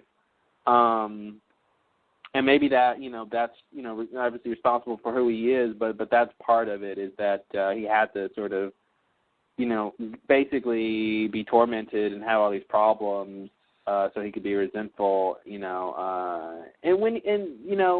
that's the thing. He's faced with it at the end. Jacob says you have a choice. And I love when this, it's all about choice, it's like, oh, great, thanks. And so, he says you have a choice, but he seems to sort of, then Ben says, what about me? And he just said, he says, what about you? And it's like, I don't know what he's doing there, except for asking for it. Yeah, he's definitely asking for it. But I don't know what he's doing there. Is he just testing Ben and saying, well, I'm going to tell you what you don't want to hear to see if you will make the choice, or if he's saying, this is what this is all led up to, and now I'm going to, sort of do what I know sort of has to happen, or, it's definitely strange. Yeah. It is. But I think it's, I'm going to read this for now, until further notice, like the thing with, Ethan took Claire because they found the manifest, and the sky turned purple when Desmond turned the failsafe. Like, I'm just going to, if they tell us that's what happened, I'm just going to believe it. Yeah. Whatever we actually saw in the previous episode, I'm going to assume that somehow Ben was banished. And I'm just going to believe that. But, yeah, in terms of what we actually saw, I don't really see where that happens. Like, it was clear Ben was losing it, and they did, suggest that the others were starting to dislike or tire of his leadership, but they never made it explicit. So, that's as far as it got, and it didn't seem like that was far enough to count as banishment. So, yeah, and I definitely don't know how to read that last scene. It makes me wonder why Jacob needs people in the first place. Like, why are these people here? Why does he care if they follow him? It seems like he wants people there. Yeah. For some reason. Like, he wants to bring people.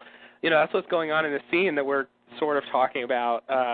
He seems to want to bring people to the island, and I don't know what, but he has an interest in bringing people there to do something. Like, he has some kind of goal. I guess that's what progress is about. And that's another thing I wanted to say about that. Like, that was something that we heard from Ben. Of course, everything Ben said about Jacob in the past is called into question on this episode, since he's never seen him, and really apparently doesn't know anything about him. Double oops. But he did say, when they went to see him in the cabin, that that Jacob hates technology. Like, he told Locke not to bring in his flashlight. Yeah. Oh man, why did he say that? And I thought that was the thing, and I've been thinking it was the thing this whole time. But here, saying something like anything that happens before that is just progress is hard to. It really seems more like the other guy would be anti-technology more than Jacob, based on their exchange here. Not that they're talking about technology, but the attitudes seem to be in line with that. So yeah, why did that's another question. Why did Ben say that? I guess that's the only relevant one, because he didn't necessarily know what he was talking about when he said that. Yeah. But it's weird. Why did he say that? Or, for a meta question, what were the writers thinking when they wrote that? Yeah, exactly. That's what I'm trying to think of, is what do they get out of that? I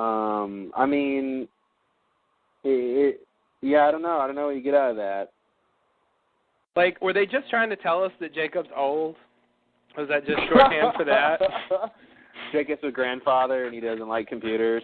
Yeah. Newfangled thing. I don't know. I definitely think there's something, a little, very small something with lanterns. Slash lampposts. Ooh. Yeah, I did it.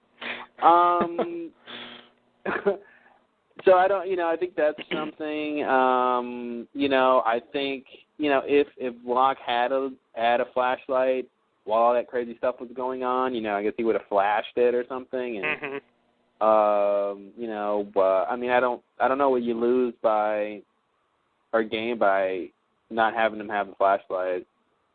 I don't know. I really don't know why Ben said that. I feel like it's coming from somewhere. Maybe it's something Richard told him. Maybe it's the truth. But it's strange that Ben said that and sort of never saw him and never sort of talked to him. Yeah. And it is funny. It's so great. It's so great because that scene with Ben and Locke, and they first go to the cabin, and Ben is talking to an empty chair, and Locke goes, "Oh my God, you're crazy," and you're like, "Holy shit, is this what it is? Is this Ben guy just crazy?"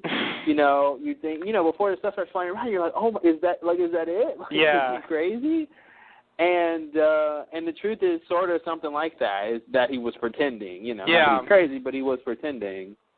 Yeah. And I think it's really interesting that, you know, because they made us believe he wasn't pretending this entire time because they showed all the crap flying around. Yeah. So no one was like, because it didn't seem like you could have your cake and eat it too. It didn't seem like Ben could be pretending and Jacob's real. Like, that didn't make any sense, right? Right. But that's what happened. He was pretending because you know, he had never had a connection with them. So yeah, I love how they did that. Yeah, it's kind of like, it kind of reminds me of a situation like that you see in a horror movie or something where someone's like playing around and then they get murdered. Mm-hmm. Like he's really just pretending, but like something real happens. Yeah, like in it kind of reminds me of something like what's that movie with the bees, with the bee man, the horror movie with the bee guy. The Bee Man? You know, God, what's it called? I have no idea. It's like an old '90s horror movie. They even made a sequel. Oh, Candyman. Like, Candyman, yeah. Sorry, God, I was thinking like he was a bee. Like I was thinking Bee Man. I knew it was something simple. Yeah, I was like, yeah. Honey Man, Honey Guy, Mr. So Honey close. Fingers. I don't know. Mhm. You're right, though. Yeah, it reminds he me was of, like, the Bee Man. Yeah, you know what I mean? Like, it reminds me of, like, you know, or playing Bloody Mary in the mirror, you know, and then, oh, crap, she shows up. Like, yeah, that kind of thing. Yeah, everybody's having fun, and then it gets real.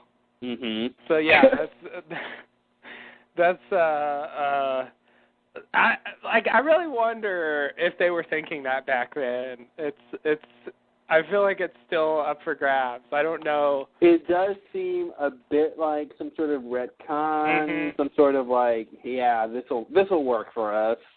Yeah, you know? Like they were planning out the final stages of the show, and they were like, well, wait, Ben went to see Jacob, like, how, you know, that somehow that didn't fit with their plan. And so they were like, okay, he didn't really see him, and he's never seen him, and that can give him motivation for doing this. And, like, I feel like that's sort of, you know, I want to imagine that happening.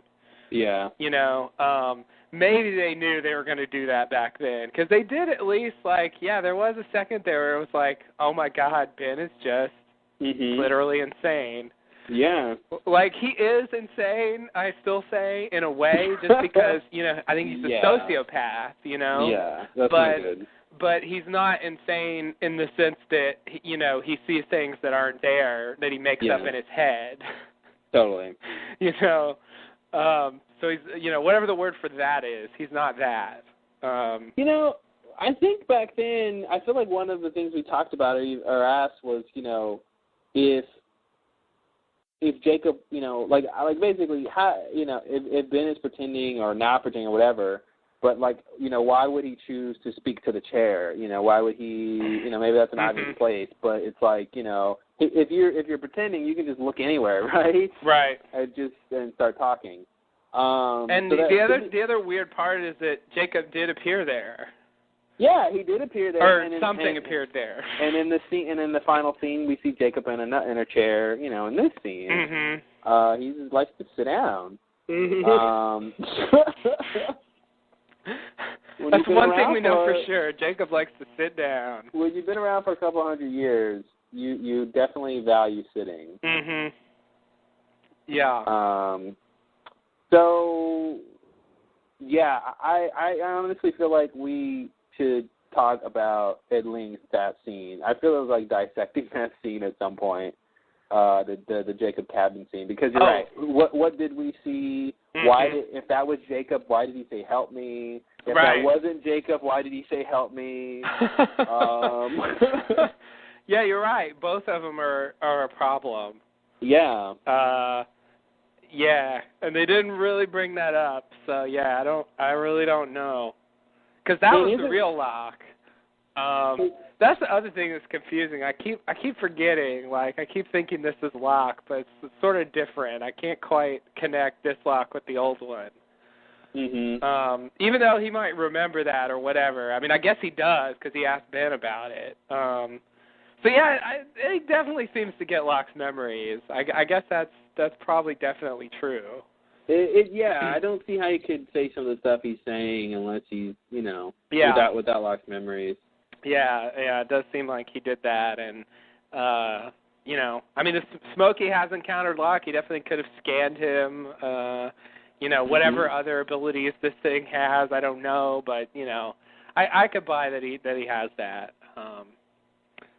But he does ask about that specific incident that we're talking about right now, so that's I didn't even think of that. So that's and it's weird. I mean, why would Loophole care about that? Why would he care to ask Ben that question? Yeah, that's the thing. Like that seems like Locke. That seems like something Locke would ask. Mhm. It's like Loophole is. I don't. Oh God. Is there any way that sort of? I guess not. I want to. I'm trying to figure out if it's Locke plus. You know what I mean? Like Loophole is sort of in his head, and sort of guiding. And so when Locke is saying, the island is telling him something, it's really Loophole telling him something in his head, kind of a thing. But it definitely in the last scene, he seems totally he seems 100% Loophole. But But I don't really know. I don't really know what we're supposed to do with what exactly Locke Hole is. You're right. It kind of part of it is that part of what happens in that scene is that Loophole basically says to Ben, like, why wouldn't you want to kill Jacob? Mm-hmm. So it does sort of lead into that, which is something Loophole wants. Yeah. So it's like he's using that memory to try to motivate Ben. So I guess it kind of works. I just wanted Ben to say, because murdering isn't the answer to every problem. I like how they set up that question, but it's just like, why wouldn't you want to kill him? Like, for a lot, for a lot of reasons. Mm-hmm. But that works on Ben. I really wish Ben had some dishes, because I think he would have thrown them at some point during all this. You wish Ben had what? Dishes. Oh. I think Good he would have point. found them. I think he would have needed found them some at some dishes. point. He really needed to let it out. The sand wasn't cutting it. He needed to shatter some ceramic objects. No, there's nothing satisfying about throwing sand. No. You really need something to crash and crack and with something some heft with to pieces it. And something. Yeah. You got to make a mess with it. Yeah. Oh yeah. Huge mess. Huge mess. That's satisfying. You gotta go to IKEA and buy more. Yeah. Does IKEA deliver to the island? Yes. Okay. There's an IKEA under the temple. I see. Wow. It's weird because the parking is above ground, but the actual store is underground. I see. This is how it works. I like that. They switched it up on you. Yeah, they did. You didn't see that coming. Parking above. Store below. Store below, yeah. IKEA, making a difference. One dish at a time. They need a lot of dishes on that island. I really, one of the things I think that makes this a great season, and particularly a great finale, is the fact of what I'm going to say next, which is what I'm going to say right now, which is what I'm going to say this instant. Which is what I'm currently saying right now, which is that... After that intro, this better be really suspense. Don't hold your breath, guys. Blow us all away. Here we go. Buckle up, kids. This is going to be a big one. I'm saying that I think there is plenty of things to podcast about over the break. Whoa. I think that's one of the things. Podcast over things... the break alert. Sound the alarm. Sound the alarm, yes. I think there's so much that I don't even think we'll really get to with this podcast that I think could use some scrutiny in terms of what we've learned in this episode and this season overall, which will be good. I think it'll be nice to have a couple of sort of big things to go back and look at. Do a podcast on the history of Ben. You know, because there's a lot there now. We can look at things differently now. Yeah, that's true. That's true. You know. Yeah. How there's so much. Yeah. I definitely think there's a lot of potential there. Yeah, the show sort of opened up more now, so it does seem like. Of course, the answers will come hard and fast next season, but but definitely for the break. Yeah, I agree. I think you're right. Anything else with this one scene we've been talking about for the last, I don't know, 45 minutes? I mean, the answer is yes, but... the answer is yes. The answer is yes. Yeah, so we talked about... so Jacob... all right, let me see if I can somehow summarize what we get out of this. Okay. Yeah, Jacob lives in the statue. This loophole guy just comes out of the jungle. Jacob brought the Blackrock there, I guess. That's what we learn. Loophole doesn't like bringing people to the island. He thinks they corrupt or they're bad. They're sort of not worthy, and doesn't want to bring people to the island. And then the next thing we find out is that Loophole really, really wants to kill Jacob for some reason. So that's another thing. Like, why does he want to kill Jacob so badly? Just because Jacob wants to bring people to the island, or what? What's the conflict there? Like that. Yeah, I mean that definitely seems like the crux of it is he wants to bring people to the island. There's a line here about trying to prove his point. Yeah, that's right. Still trying to prove me wrong.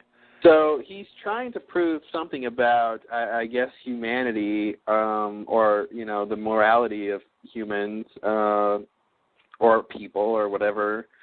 So that's something that's going on, and it doesn't seem like it's been working though. I mean that's the thing is Mr. Loophole doesn't think it's been working, and Jacob sort of sees everything as progress. Maybe Loophole is a little more, he's not invested in this because maybe he has to do most of the dirty work. If he's smoking, maybe, when they come and screw stuff up, maybe he's the one who has to, he's the one who maybe has to protect parts of the island or protect sacred things or keep people out. I mean, maybe it's just more work for him. And so he, that's sort of what he doesn't like is that, he's just Jacob lazy. He doesn't want to do so much work. But he's got to clean up someone else's mess, and and he doesn't agree with the premise of it, I see. Something like that, It's strange.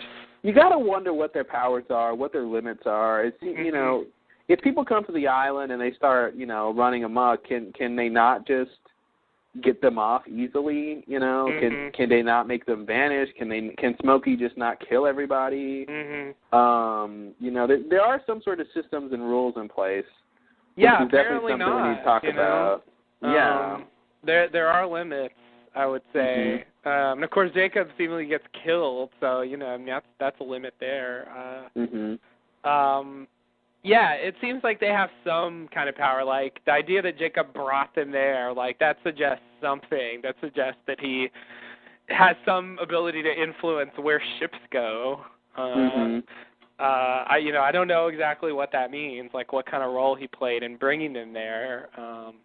But it's pretty unclear. And, like, it does seem like the people they brought before, it hasn't worked, and Jacob just keeps trying, and he's just convinced that it'll work eventually. And maybe, get ready to vomit, everyone, maybe what will happen is that the one that'll work will somehow be the plane crash survivors. The Losties, yeah. Oh, that reminds me of the crazy thing I was going to say before, which is that what if when the end of the season, at the end of this episode, when the hydrogen bomb goes off, instead of sending them to the future, what if they go back to the Blackrock days Whoa. Whoa, didn't see that coming. Yeah, because it actually, is it LAX? Miles makes that. I think it was Miles who said, what's supposed to happen when the bomb goes off? We're going to be blown back in time. Mm-hmm. And he goes, no, not back in time. That wouldn't make any sense. Right. So, I know how Lost Jack's likes like, to... no, don't be silly. Of course that wouldn't happen. Yeah, of course not. Everybody knows that when you go back in time and you blow up a hydrogen bomb to change the future, you can't possibly go to the past. Yeah. You know what's really strange about all this, like trying to negate the plane crash, is really, if it works the way they think it's supposed to work, it almost is as if they died. It's kind of like them dying and sort of like if the bomb goes off and they die, then then they're dead. Mm-hmm. That version of them cease to exist. Those people with those experiences no longer exist. But it's the same as true if it works the way they think it's supposed to work. They won't have memories of the bomb ever going off. So they don't, so it's like a different person almost, really. Consciously, it's a different person. So they are killing themselves either way. Yeah. It's just that some other version of themselves will live on, but who they are as a person really is going to die. Yeah.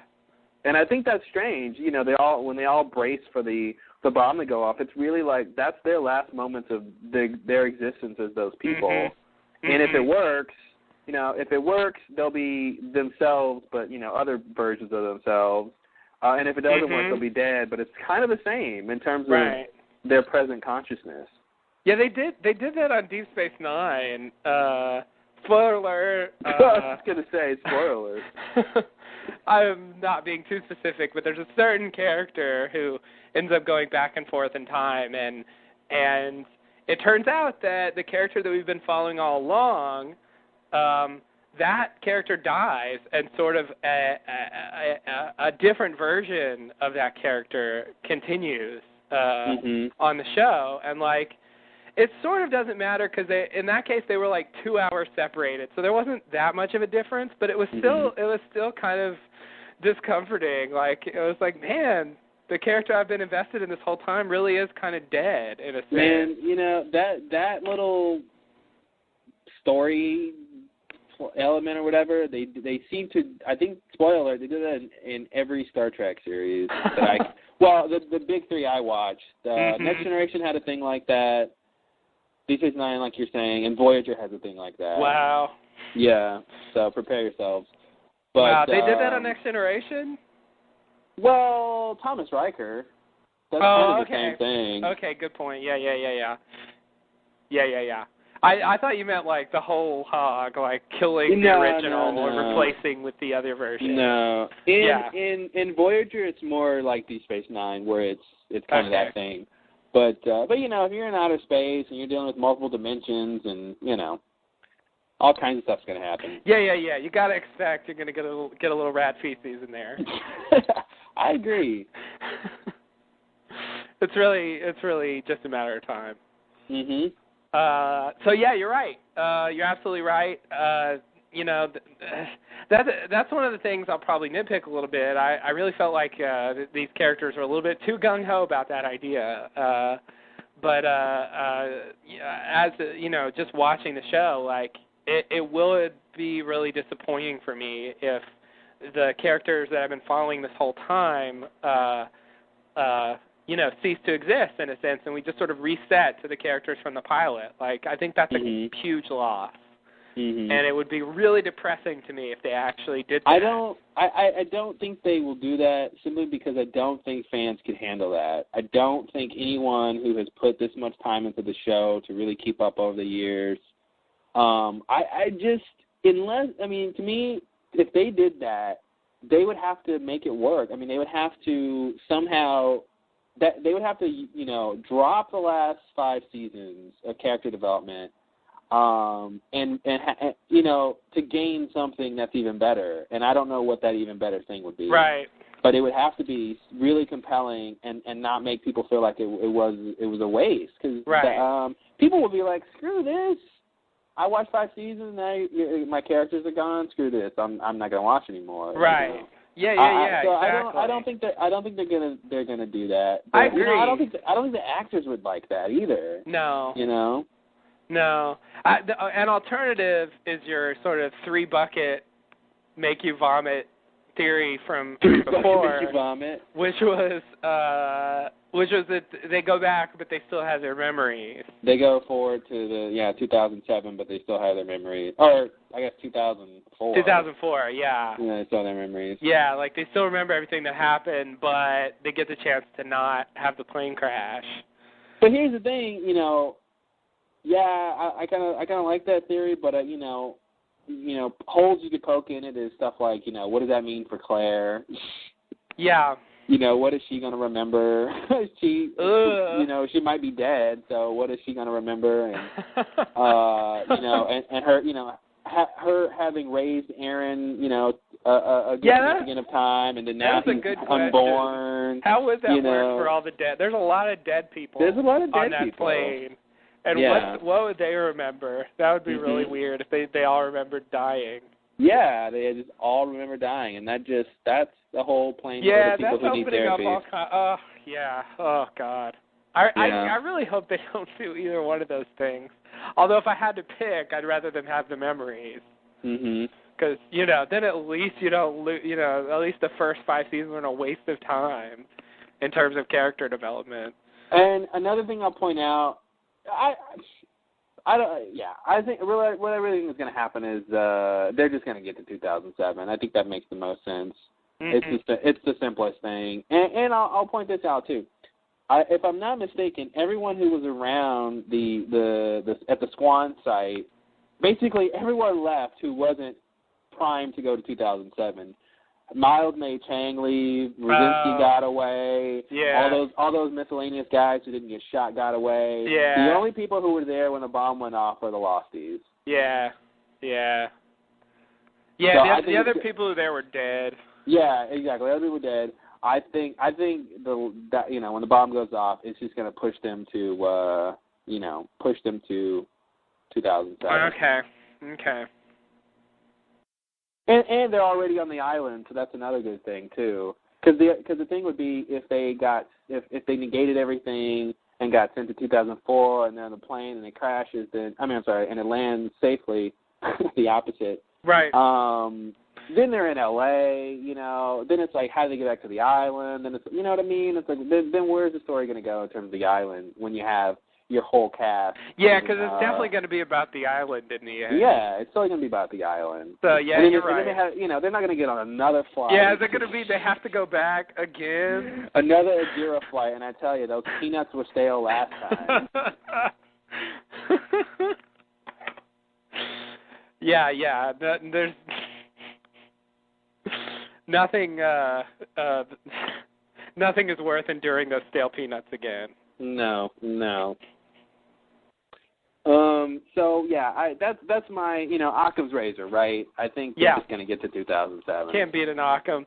Yeah, I mean, I thought that's what happened this time, but I guess they wanted to leave us hanging a little bit. I want to think it won't quite be that easy, but maybe it will. I don't know. What do you mean that easy? Did you Wasn't not it really see easy? Season 5? Piece of cake, right? I didn't have any problems. It's not going to be that easy. Yeah, no, I don't think it's been that easy. I think they worked for it. If they get to 2007 after this, I think they earned it. I want to see a little more effort on their part, you know? I mean, they tried, but I really felt like they just didn't give it their all. I really think they need to hustle a little more. I think they really need to show that they want it. I just don't believe them yet. I just don't think they're really committed. Sorry. Yeah, well, you're a tough nut to crack. Yeah, a lot of people say that. I don't know what they mean. Well, you shouldn't talk to squirrels. I guess not. They're really not good conversationalists, I have to say. No, they don't have much to talk about except, squirrely stuff. Right. Squirreling around, Mhm. And how much they hate chipmunks. Right. Oh, yes. Yes. It's like cats and dogs with squirrels and chipmunks, I tell you. Yeah. Yeah. Chipmunks. I used to think chipmunks were baby squirrels. Oh, that's cute. Yeah. Yeah. And this was like 2 years ago. Yeah, I was just going to say, how old were you? just you know. I assumed you were a kid, and I'm thinking, wait a minute. I still like to think it's cute, but yeah, it wasn't. I got to tell you, it's a little less cute. A little more sad. Oh, okay. The chipmunk is a baby squirrel, like a calf is a baby cow or something. Yeah. I No. mean, okay, no. Let me clarify. I didn't know that these are chipmunks. I just saw chipmunks and thought they were baby squirrels. Oh. I didn't think that chipmunks were baby squirrels. I knew chipmunks were something different. Oh, I see. It's just, yeah, that when I first saw them, because I moved up to New York, I never remembered seeing chipmunks in Dallas when I was growing up. So when I moved up there and I saw them, they looked like little squirrels to me. So I thought they were just baby squirrels. It's the first time I've ever seen baby squirrels. I think if like someone from New York City had moved there, they'd be like, look at those baby rats. Right. And they'd be like, oh, those aren't baby rats. Those are squirrels. Chipmunks, rather. Wait, what were they? They were chipmunks, not baby squirrels. They were chipmunks, yeah. Yeah, I later found that out. And was somewhat disappointed. Now I see chipmunks all the time, and you're over it. Yeah, I am. I'm over it, and yet I still carry just a little bit of a whatever that I didn't correctly identify them the first time. Mhm. Too well, bad. as I always say, know your rodents. Good point. It'll come in handy. Although I have to say, I'll take a chipmunk over a rat. Just no problem. The chipmunks win. As far as rodents go. Rats get a bad rap, but they deserve it. Yeah, they really do. They wouldn't get such a bad rap if they weren't so creepy. Yeah. The worst are the big white ones with the red eyes. Ugh. Yeah. Yeah, and then rabbits look like that, too. Those are the worst rabbits. Oh, definitely. Like the rabbit they had on the episode, yeah. Yeah. There's something creepy about those white, red-eyed things. Mm-hmm. Just not a good combration. They just inherently look evil. Take all my carrots. Just get away from me. That's what I say.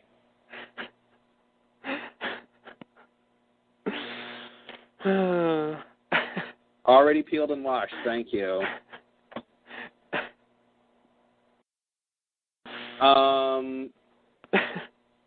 Let me see. I'm reading the forums here. Are they talking?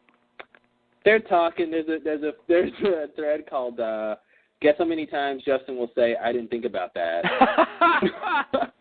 Several times so far, and many more to come, I'm sure. Yeah. I haven't kept track, but yeah, it's a lot.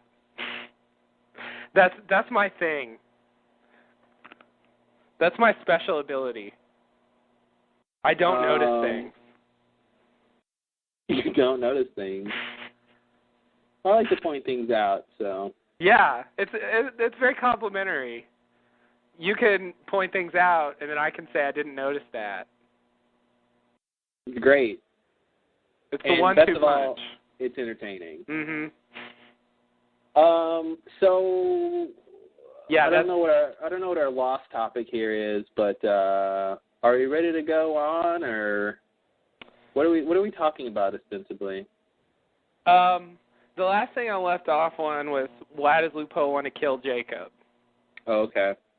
I know we have nothing to go on there, but that's a question. That is a question.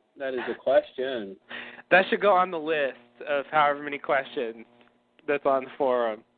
Vince's list of questions? Yeah. Is that who it is? Yeah. I think it's Vince. He's dedicated to that list, and we thank him for that. Yeah. It's being added and subtracted to. And this finale definitely answered a lot of questions, but there's probably more created, I would say, on average. So, yeah, how far back does the conflict go? What are they? I mean, I guess all that's related. And yeah, I don't have any theories. I mean, a simple theory would be they're Egyptian gods or something, and that's it. I don't know.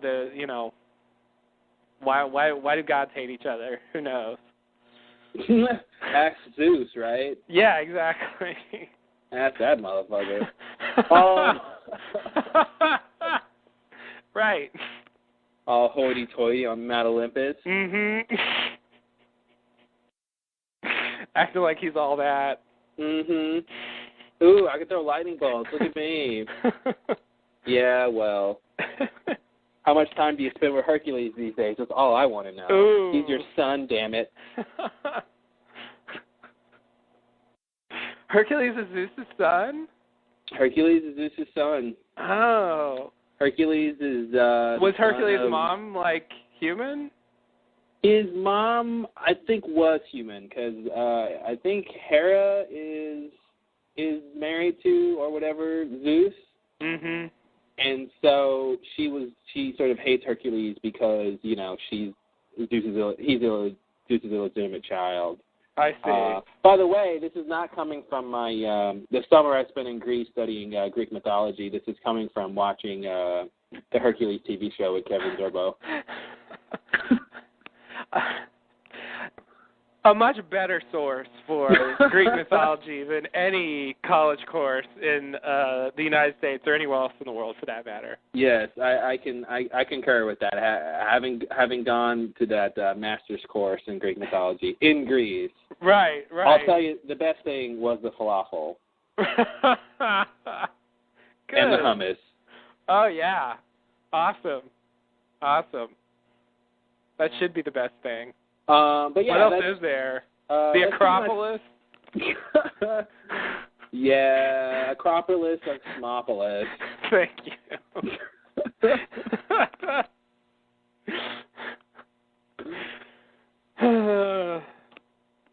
Yeah.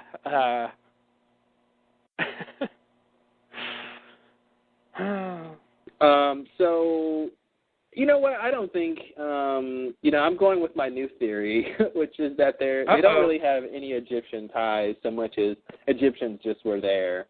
Okay. They came there like a bunch of other groups apparently have come there. Okay. In terms of why Jacob and Smokey, Mr. Loophole, I should say specifically, why are they adversaries? I think the show is going to try to get to, I guess any show has a sort of central question or idea, theme or whatever, but it seems that they're working around the ideas of, good and evil in terms of people and morality, and it seems that something to do with this island is some sort of testing ground or something to sort of figure this idea out, or at least that's what Jacob's using it for. I think the fact that people are sort of drawn there, is interesting. I think the fact that, people keep finding this thing, and maybe that's specifically Jacob, but the fact that, that the energy is there, what does that mean in terms of Jacob and Mr. Loophole? Do they have anything to do with electromagnetism or not? Does that, I feel like that's going to matter. It's not just going to be like, oh, yeah, and guess what? There's this pocket of electromagnetism, too. Like, I feel like that's going to tie into what's going on. Right. Because here's the thing, Jacob should have been aware, I believe, of what was going on in 1977 with the incident. If it was something cataclysmic that would have destroyed the island, I feel like he would have intervened. Yeah. If it called into question his own, survival. So, or the survival of the island. So I think that's something to think about too. Yeah. Another issue that I feel like is possibly a big deal is the issue of choices / free will versus something like destiny or predestination or whatever. That's definitely that's definitely part of what they're trying to get at, the core of what they're trying to get at. You know, and I think kind of, you know, that goes along with the sort of good people, bad people. Can a bad person, you know, is it a product of their circumstances? You know, can they change? You know, there's that, you know, we'll talk about the scene with Kate and Jacob, and he tells her, you know, basically not to steal again. Right. You know, she doesn't listen, obviously. Oops. Wait, how do you know she doesn't listen? Well, she basically steals and does amoral stuff, you know, in her adulthood. Oh, that's true. You know, when she's on the run and all that stuff. That's true. So I don't really think she listened. Maybe she didn't steal lunchboxes anymore. But yeah, I really think figuring out what season 6 is going to be about is just figuring out, you know, what the sort of, I think, you know, 3 to 5 main ideas of the show are. You know, what are they really talking about? And yeah, fate and destiny is one. Morality is one. You know, sort of. You know, this idea of conflict, if it has to happen, or if it's human nature, as Mr. Loophole was saying it is, or if, you know, you can sort of overcome that or something. I think it's interesting that a slave ship is on its way over there. What is Jacob going to think about that? Right. In terms of what he thinks about people, it's gonna be interesting.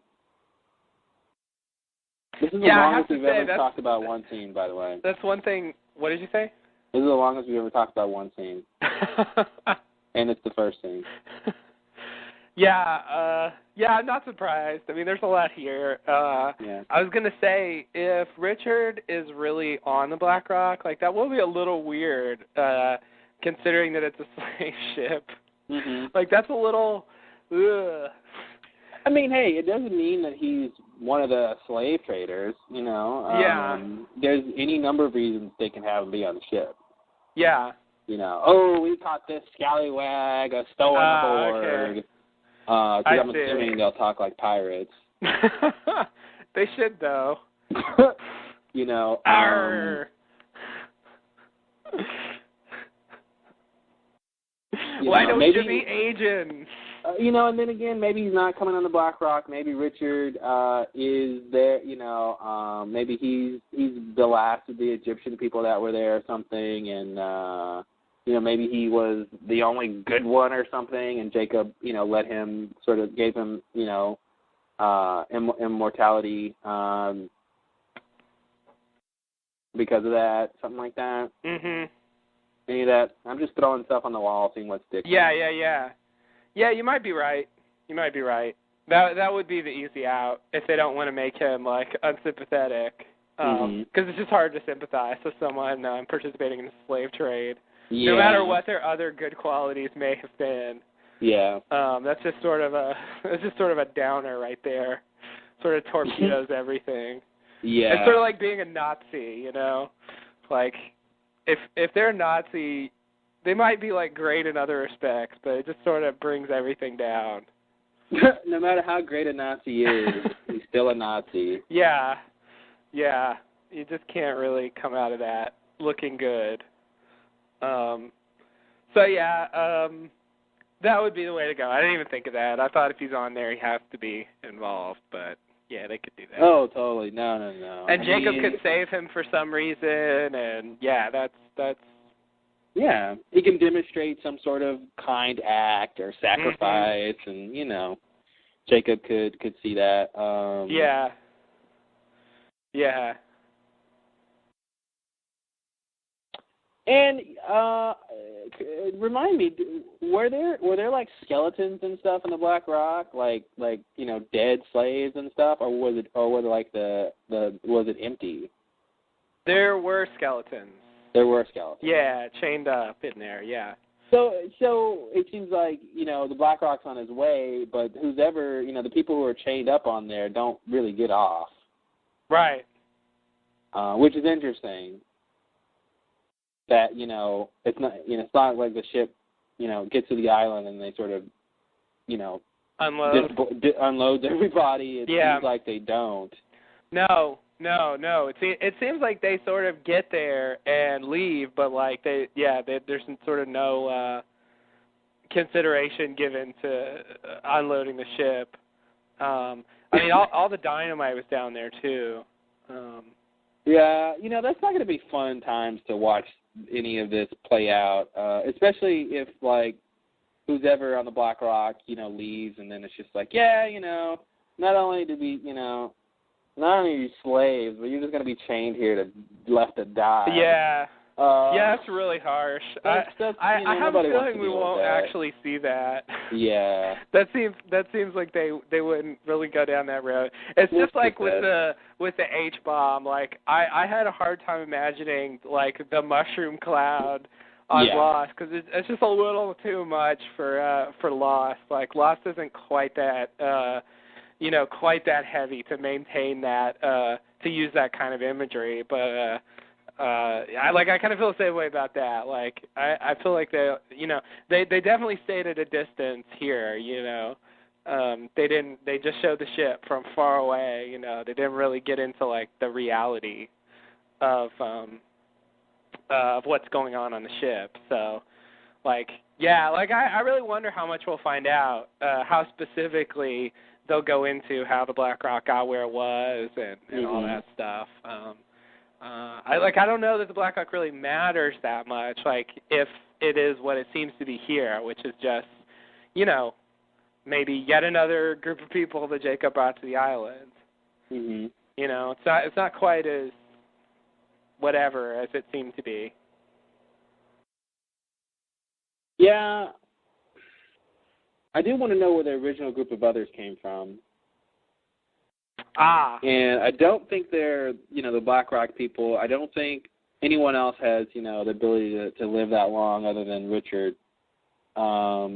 So, whatever people are part of the others now, I feel like have to be, sort of regular people. Mhm. I see. People who age, for example. People who age. Yeah. So not Madonna. No. Right.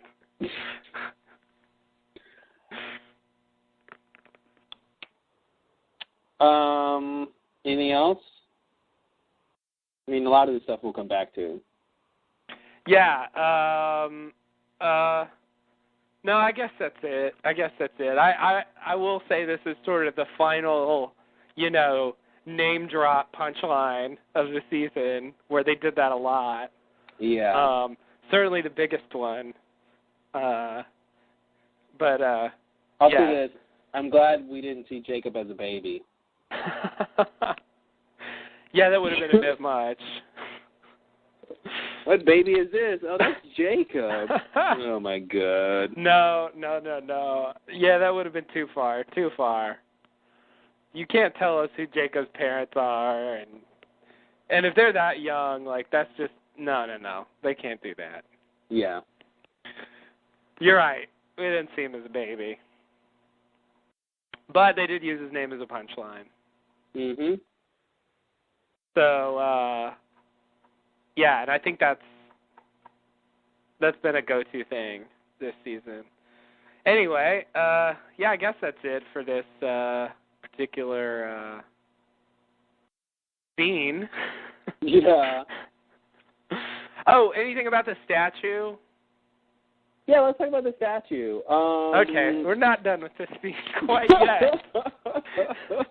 Everyone woke up and oh, they're almost done with this scene. Back to Sorry, sleep, guys. everyone. Go back to sleep.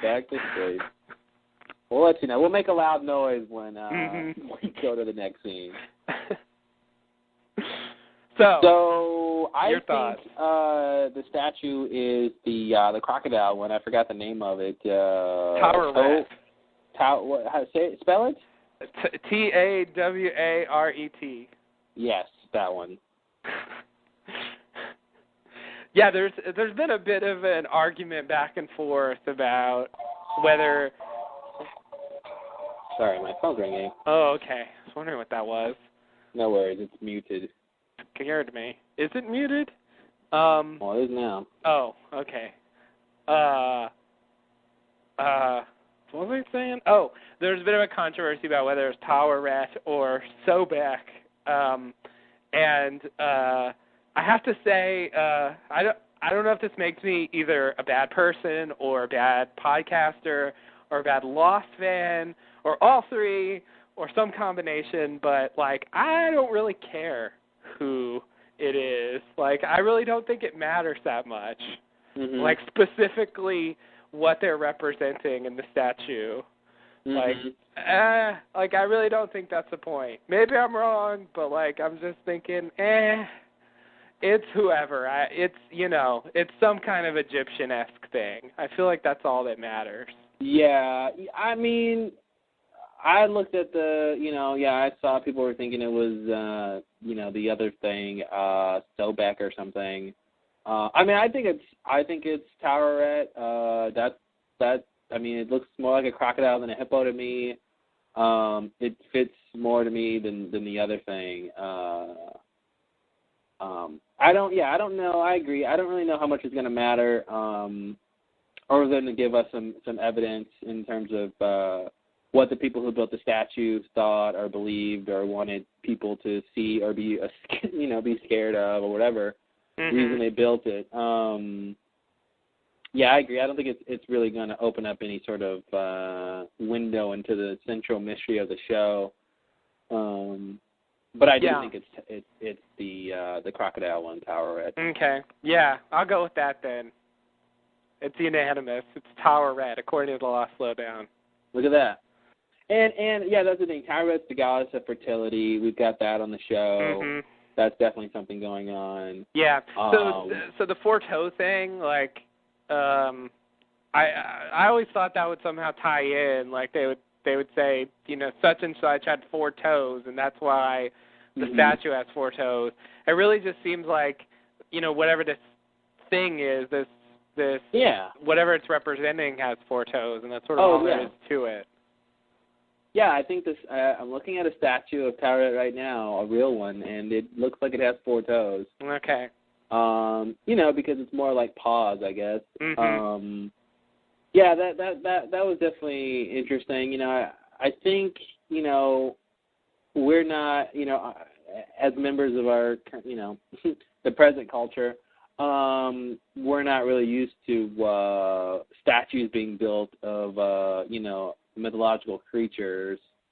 So, I assumed the statue would be of some person, and this person randomly had 4 toes, like you were saying, for some strange reason. But it didn't really dawn on me it'd be a statue. It'd be like an Egyptian statue or a statue of some sort of mythical creature. Right.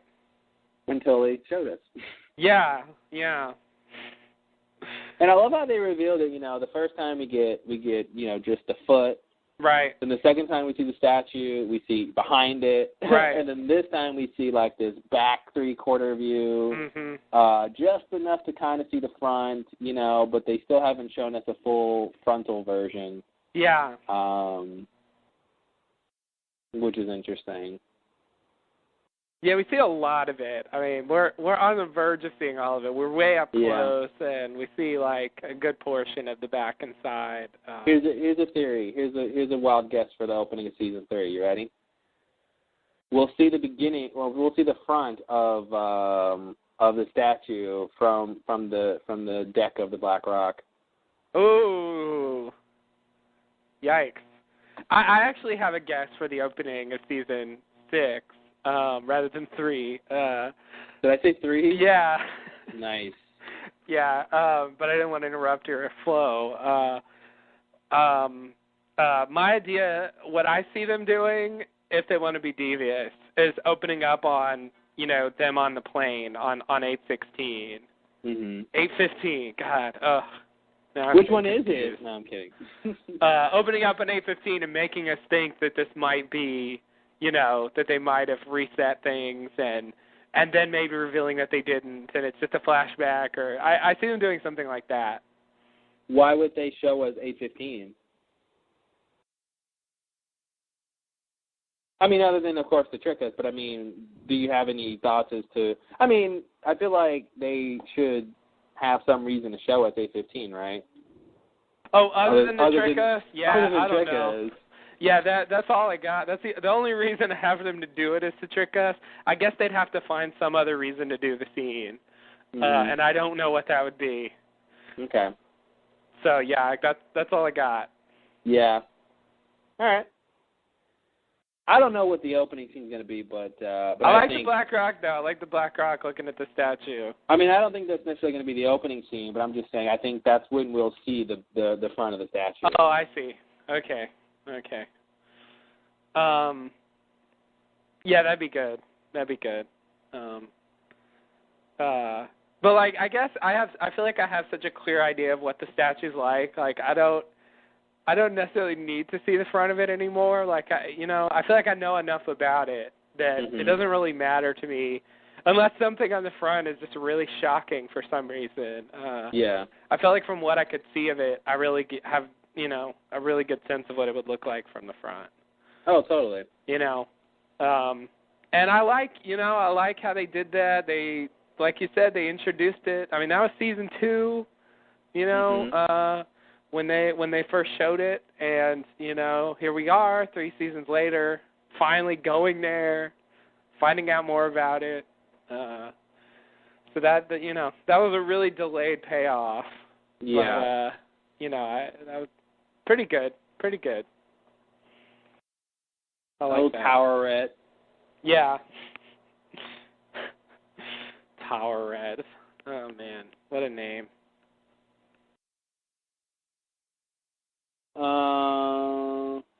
Anything else? Okay, so yeah, good. Yeah, is there anything else? I think that's it. Yeah.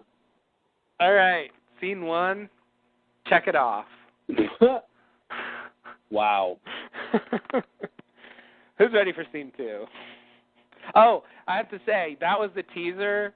I really think that was the best teaser ever on Lost for me.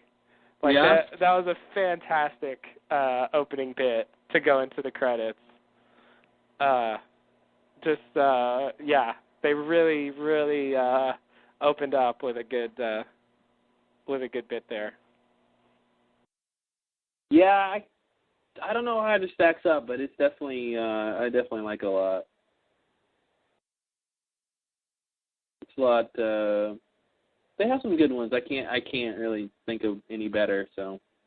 Yeah. No, there definitely been plenty of good ones. Yeah. But it's hard to beat that one. Yeah.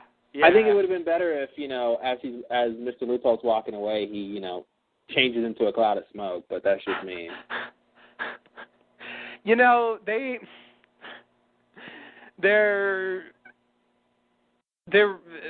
seem to be really fond of going to the verge of things, but not quite making things explicit until the last possible minute. Yeah. And called storytelling. Yes. That's something they could have done, but we're still left to wonder what the relationship between Smokey and Loophole is. Mm-hmm. They might be the same, they might be related, but it's not clear. They didn't make it clear. No, they didn't. So, I might have liked that better. It certainly would have been would have added something to the scene. But even without it, I think it's pretty good. Yeah, definitely. Okay, so next scene. All Dare right. I say it? Okay. Wow. Gotta find it. Here we are. In the next scene, we have a flashback. We're outside a convenience store, and little Kate and I don't remember his name, but the kid with the plane talk about who's going to do it. Kate says she will. So they walk into the store, and Kate takes a lunchbox from the rack and puts it into her backpack.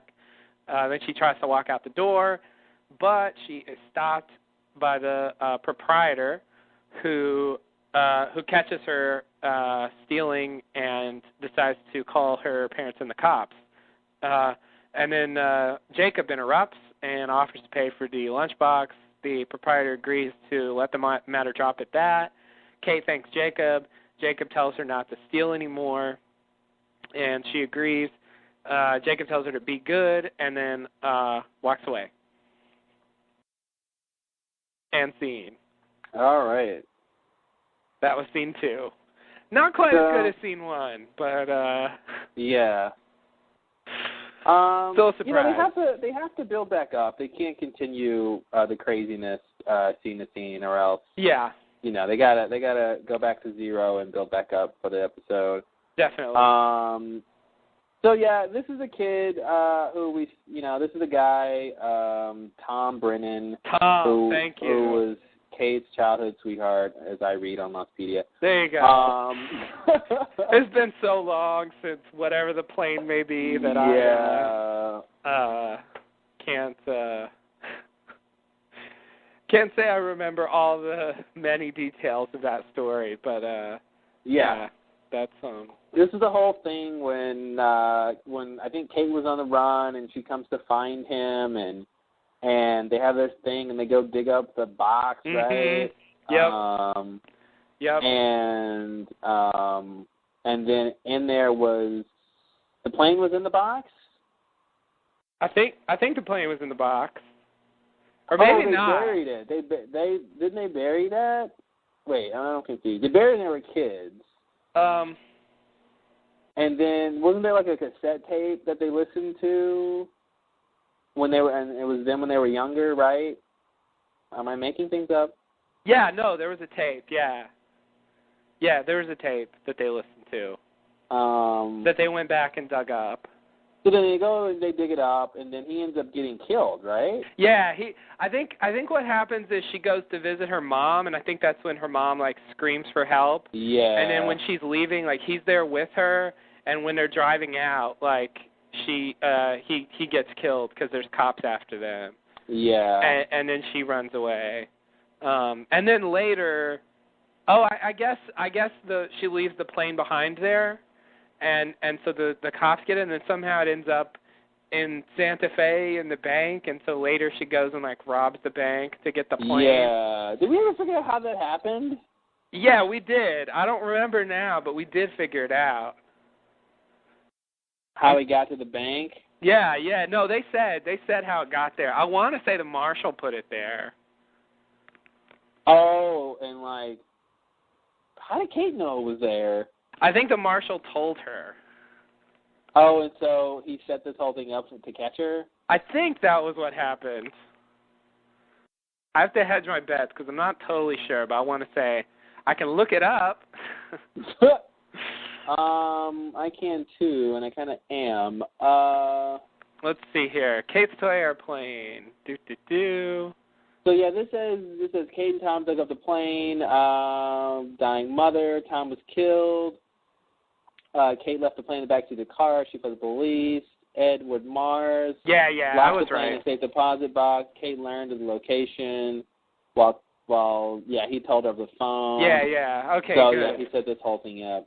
He set it up, but it didn't work. But when he caught her again in Australia, he took the plane, and that's how it ended up in the case. Yeah. And that's why they went to get the case. Yeah. Oh, man. A lot of drama with that plane. That plane. You know what? Planes in general, right? Yeah, that's true. Planes. Planes. Yeah. Yeah, that was one of those things where they showed us the plane first. They showed her getting the plane off the island in the bank robbery and on the island in the case, and but didn't explain it until later why she cared about it. Mhm. They told that part first. And apparently that's a mystery that like people would hound Damon and Carlton about even after they did the episode where they explained it. Like somehow some people thought that there was more to it than that. Oh. Yeah. It is quite sad. So what did Carlton and Damon tell you? Tell me personally? Yeah, see what I did there? I did. Well, I mean, they pretty much said that they answered it in the episode. Like, that's all there was to it. Yeah. Well, good. Yeah. Not much of a story there, huh? They were really just, no, not really. They were really just, they were using it to illustrate that, like, the point that they can say something on the show and think they've answered a question, and, like, it's still, you know, a lot of people still don't really think that's it or get it that that's the answer, and they still get asked about it. You know, that was sort of the general point. Yeah. Well, so this scene, you know, one of the things I want to mention is the fact, you know, we were just talking about Tom, and, you know, he's in this scene as a kid. You know, we saw him in Born to Run, and I said it before, and I will say it again, Kate was born to get caught. She got caught as a little girl stealing this thing. She couldn't even steal a lunchbox. There's something there. There's some weirdness with she's always doing these bad things or whatever, and sort of not really getting away with them. It's strange. And can I ask, did a New Kids on the Block lunchbox seem time appropriate? There was a New Kids on the Block? Yeah, wasn't that the lunchbox she stole? Wasn't it New Kids on the Block? I thought that's what I saw. Oh, I didn't see. You didn't scrutinize notice what that. lunchbox it was? Yeah, I'm pretty sure it was New Kids on the Block, and I just thought... Well, let me think. So how old is Kate in that scene, you think? Like 10, maybe? Okay, so Kate's 10. How old was she in 2004? Like 35 at most. 35? I mean, I don't think, you know... Does that seem? You think she's younger than that? Yeah, well, the actor certainly is. Well, someone should tell her makeup artist. No, I'm kidding.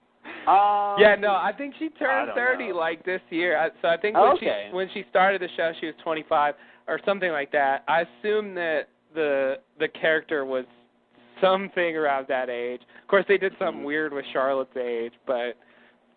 Let's assume that she was 25 in 2004. Then if she were 10 there, then that would mean that it was like 1989. Hey, I'll help you out. She was born in May 77, apparently. Oh, May 77. Okay, so that then that would make... she's 30, so... Yeah. So that means in 87... she was 10. Yeah, she would be 10 in 87. Is that the New Kids era? And then, okay, now we have to look up New Kids on the Block. Yeah. I've never done this before, I promise. Why do you have it bookmarked? Okay, let's see. Late 80s. Years active, 1984 to 1994. So it's at least possible. All right. It's at least possible. I remember them being a phenomenon in like 88, 89. Mhm. So is that when you went to the concert? Well, no, it was my friend who went. You know, I thought it was stupid, but did your friend have a good time? My friend thought it was the greatest thing ever. Oh. But I just made fun of him for it. Did Joey wink at your friend? I don't even know. Is Joey one of them? I think so. There's always a Joey. Isn't there a Joey? No, there's so a Joey. There's got to be a Joey. Joey something or other. Joey Buttafuoco. So you Why got to not? start. Yes, Joey McIntyre, according to Wikipedia. Certainly not my memory. According to my autograph book. You know, there's nothing wrong with liking New Kids on the Block. That's right. No. If you're a 10-year-old girl. Oh, bam. Yeah, that's called a burn. He fired back. Mhm. So don't even try liking New Kids on the Block around here. Mm-mm. Because your ass is going to get burned. Kids on the Block. That's right. You know, can I tell a quick story about New Kids on the Block since we're already talking about it? I remember the first time I really heard of them. It's back when I was really young, and I used to love watching Entertainment Tonight before I realized how gossipy and horrible it is. But I used to watch it because it was entertaining, and I remember I don't know if it was Mary Hart, but I forget who was around at that point. But I remember her saying, "There's some new kids on the block, blah, blah, blah, blah, blah." And it was a while after that I realized that their name was actually New Kids on the Block, and she wasn't just saying that. Right. She wasn't just saying that as, here's some new people. That was my first memory of that, thinking like, oh, their name is New Kids on the Block. Mm-hmm. So that's my interesting story. Wow. Yeah. Wow. Well, I used to watch Entertainment Tonight. Also, similarly, before I realized that it was like a celebrity gossip show. Yeah. I really had no idea. Somehow I thought it was legitimate, like entertainment news. Yeah, right. It seemed really legitimate, and then all of a sudden you realize, like, it's just like celebrity gossip, and yeah, it's just like, ugh. Yeah, but I didn't see that one. I remember the first time I heard about New Kids on the Block. All kidding aside, I heard about New Kids on the Block from other people. I remember I was at this kid's house, and like he was like, "Look, it's New Kids on the Block! Ah, isn't that awesome?" And I had never heard of them. I didn't know what they were talking about, and I just instantly wanted to hate it. I was just like. Nice. I wasn't in on it, and so I was just like, this probably is crappy. I don't like this. And I kept that attitude the entire time. I never got into them just because I didn't hear about them first. Yeah. I was a petty kid. Wow, apparently. Yeah. Who shot you and sent you to the others?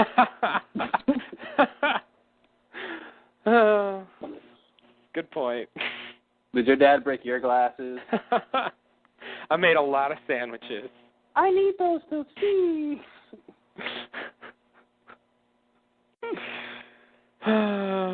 So, all right. Anything else with? Let me see if I have anything else in this scene. I mean, we haven't even talked about most of it yet. I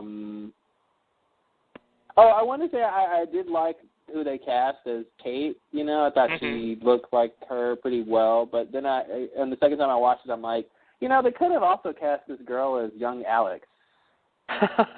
Yeah. You know, either one. Yeah, she's a weird-looking kid. I mean, no offense, but like she's got a really like bizarre face, and I don't mean that in a bad way. She's got I think an interesting face. Yeah, there you go. Not like There you go. Yeah, it's not like grotesque, but it's just like very strangely featured for a kid. Yeah. You know, like I don't know. He's got like a nose and a mouth. It's crazy. Yeah. What's up with that? What's up with your facial features, home chick? Yeah, like I don't know. It's hard for me to believe that's a real kid. Like it seems like she's like CG or something. The CG kid? Yeah. You should shout out Jar Jar Binks and see if she answers. I know you. It kind of reminds me of that thing they did in X-Men with Patrick Stewart and Ian McKellen, where they used CG to try to make them look a lot younger. Like it seems like that kind of thing. Like it's not really a kid. They just overlaid her face with stuff. So you're saying that 10-year-old girl doesn't have skin that naturally smooth? I guess that is what I'm saying. What are you using? Because whatever creams you use is working, 10-year-old girl. Someday you're going to be 12, and it's going to all go to hell. But I agree. For this one scene, it's a good casting choice. Yeah. I agree. Yeah. And speaking of good casting choice, Jacob is awesome. Oh, fuck! You know. Yeah. Motherfucker. Another thing I wanted to say about the first scene was specifically that. And Mr. Loophole, too. Oh, absolutely. Mr. Loophole is awesome. Yeah. I don't know Mr. Loophole guy. I don't think I've seen him before. He was great, but Jacob, when they revealed who he was, my first thought was like, he isn't quite what I would have pictured for Jacob. I agree. But I think, through the episode, like, he really pulls it off. He really does a good job. I think he was a good choice. But the weird thing for me is he's been in a lot of stuff before. I just realized who he is. Yeah, he is, man. for example, Rita's ex-husband on Dexter. God, I can't believe he's Paul. Oh, man. I didn't even catch that. I just looked him up on IMDb, and I'm like, I usually notice actors, and I did not remember he was Paul. Wow. Yeah, like, when I first saw him, I recognized him, but I couldn't remember where. He was one of those actors, like, I've seen you before, but I can't place you because I never specifically noticed you. Oh, my God. He's in a lot of stuff. He was also the sort of bumbling hitman in Mulholland Drive. Yeah, I remember the now. second Mulholland Drive guy, but yeah, he was the guy in the hotel room. He shot the long-haired guy, and then goes through that whole thing where he shoots the woman next door, and then spoiler alert. And then the cleaning guy sees. Oh, sorry. Oh, I guess that was a spoiler. The movie only came out in 2001. All right. Yeah. Anyway, the second, like, it's a pretty significant character too. I mean, he gets a whole scene to himself. And plays a big role in the ending, which I won't give away because that really would be a spoiler. And he was in The Big Lebowski as the guy who comes to the dude's house at the beginning, the guy who doesn't pee on the rug. Oh, yeah. He's the other guy in that movie, and many more things. But for me, those were the most notable. It's funny. I kind of thought he looked familiar, but I didn't really think I had seen him anywhere. I more thought Mr. Loophole looked familiar.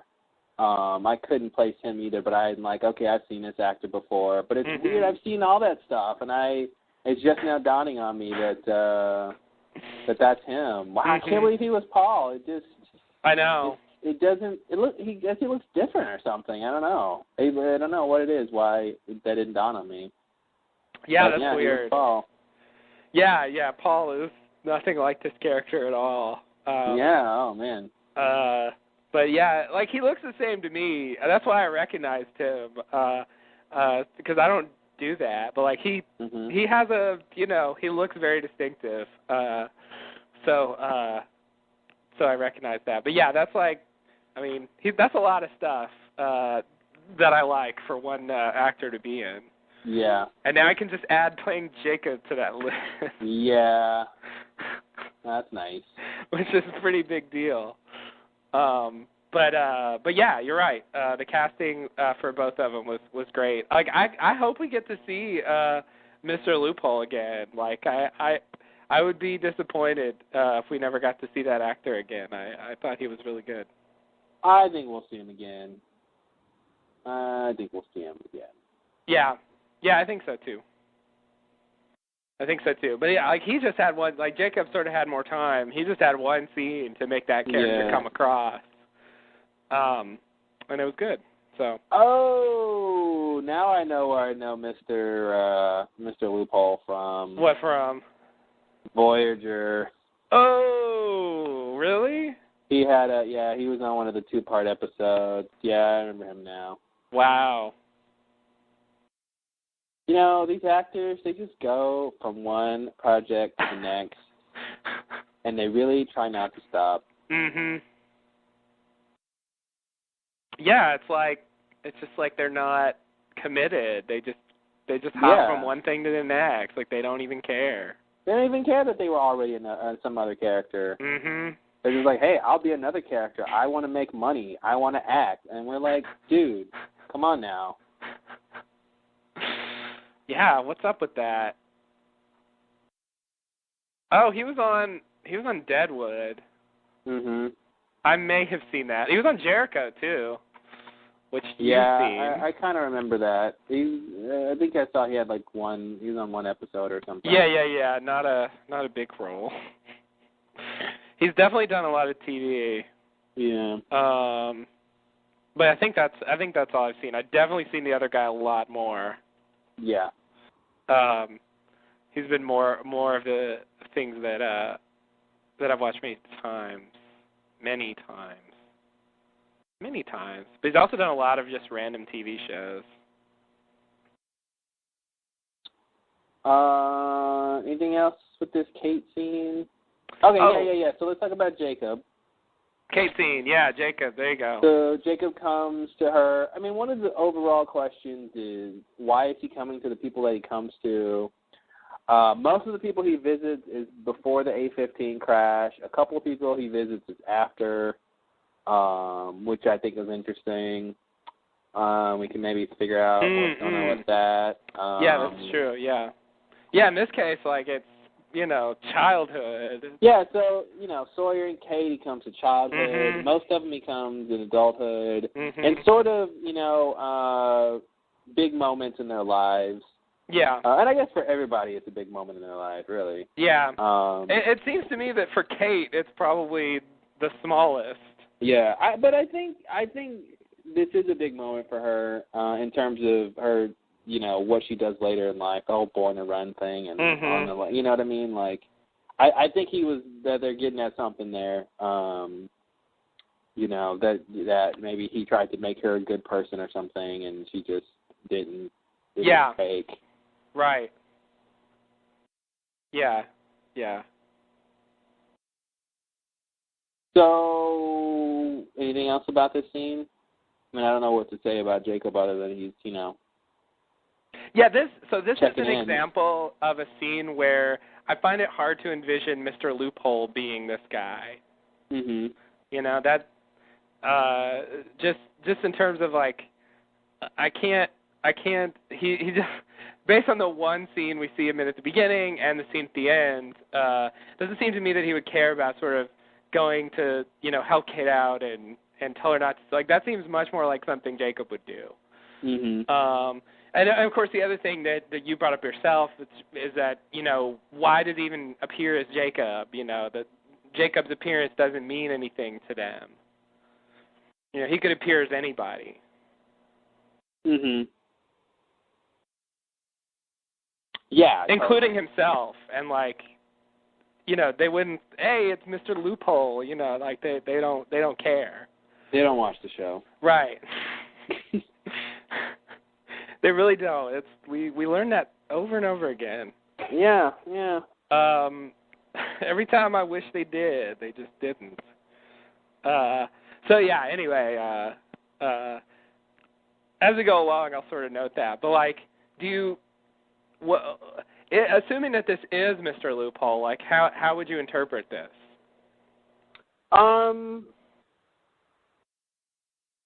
I mean, I agree with you. I think this seems like his Jacob, the sort of idea, that it comes across as Jacob in terms of his not wanting her to steal and all that stuff. I would say this, the only reason this would be Loophole for me is if Loophole is just, finding opportunities to come to the Losties, and Jacob seems to touch all of them, so something about that contact guides them towards the island at some point or helps whatever, So that's the only way it would be Loophole for me. If it's Loophole, then it's Loophole kind of a thing. But in terms of how the scene plays out, it doesn't really seem like it's Loophole.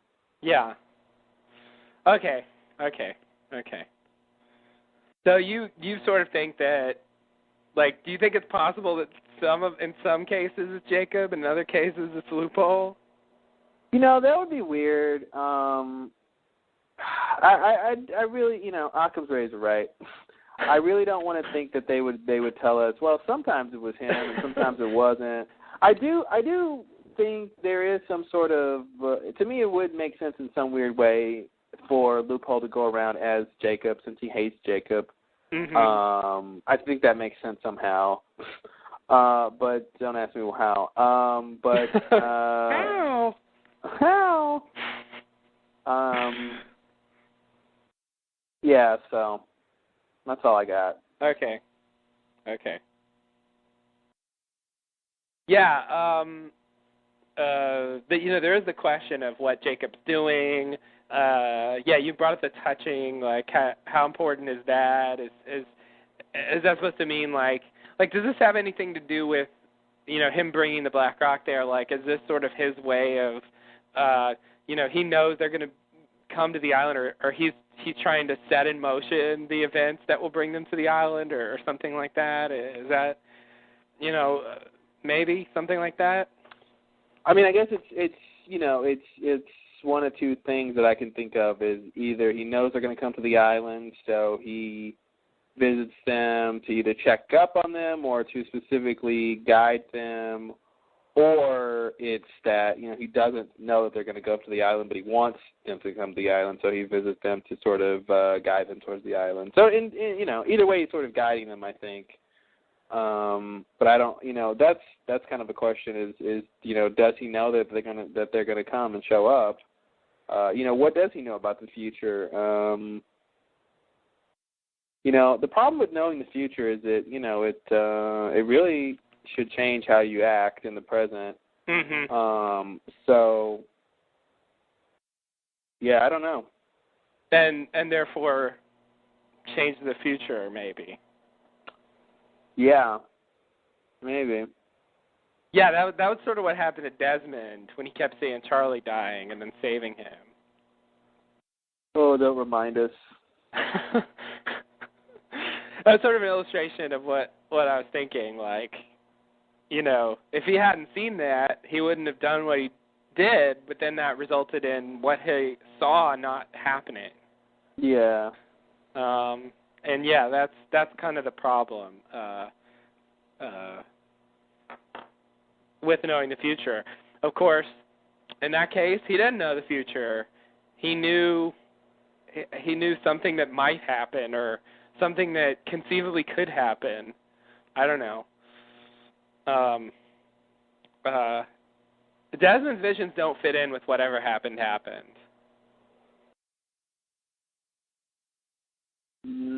Yeah. Because in his case, he saw things that did not happen. Because he changed them. Yeah, because he changed them. And back in those days, Hawking made it looser, like course correction. Like, it's okay if it's close. He'll die eventually. But, that isn't whatever happened. That's like, whatever happened could change a bit, but not too much. Not as pithy. Yeah. Definitely not as pithy. Yeah, I don't know. I have to think more about what's going on with Jacob and visiting these guys. I'm not exactly sure what's going on. I mean, I think it's clear somebody wants them to come to the island for something. Good point, yes. And I want to stop there. I think we can all agree on that. He does tell her to be good, if that ties into the whole good thing, from the early days, if that has some influence on the others saying they're good, being supposedly Jacob's followers. Yeah, Mikhail told Kate that she wasn't on the list because she was flawed. Mm-hmm.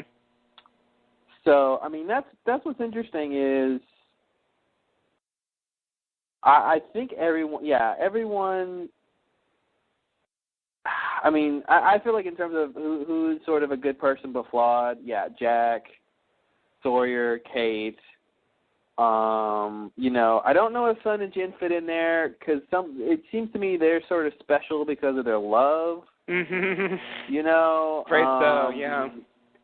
I mean, they're flawed too, obviously. Who isn't? But obviously, as characters, they are. But yeah.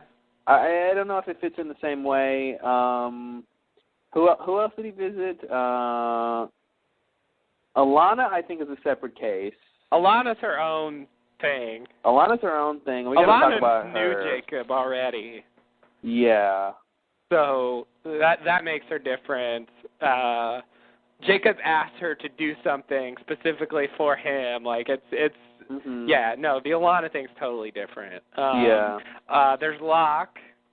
He visits Locke, sort of. Oh yeah. He definitely visits Locke, and Locke's definitely flawed. Yeah. No question. Although, despite that, he did become the leader of the others for a few minutes. Yeah, he did. And like the only reason that Loophole gets to lead the others is because Locke's supposed to be the leader. Mhm. So even though he was flawed, like he still became the leader. So and that's the thing. Like saying that, like you weren't on the list because you're flawed. Like that sounds more like Loophole than Jacob. I agree. I totally agree. Because it seems like Jacob would be rooting for them. Yeah, like accepting their flaws and saying they can make choices and overcome them or whatever.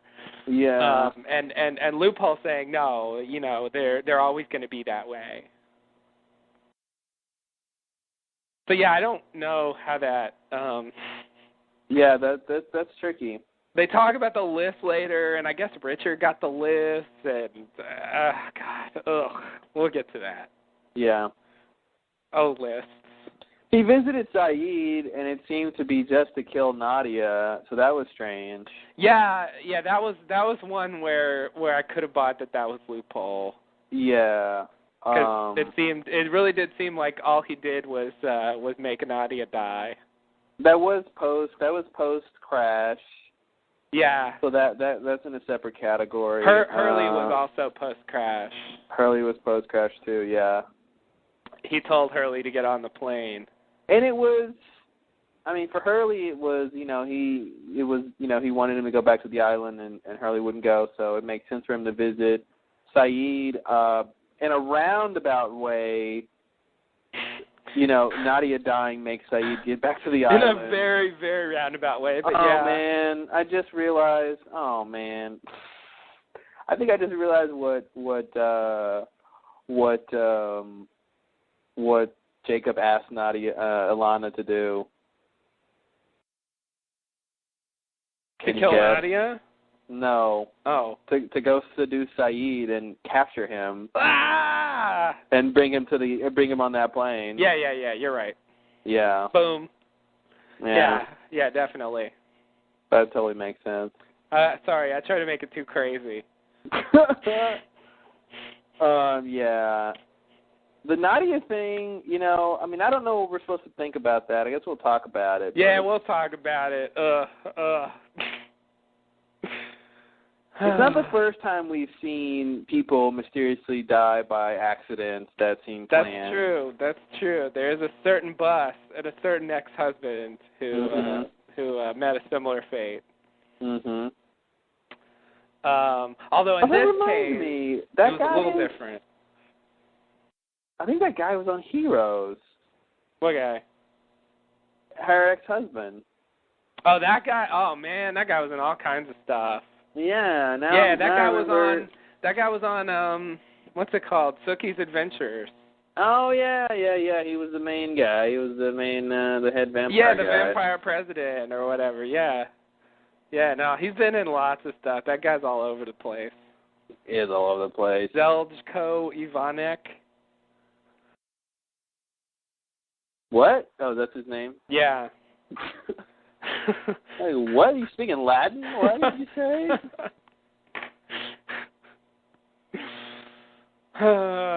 Yeah. Oh, he's what name is that?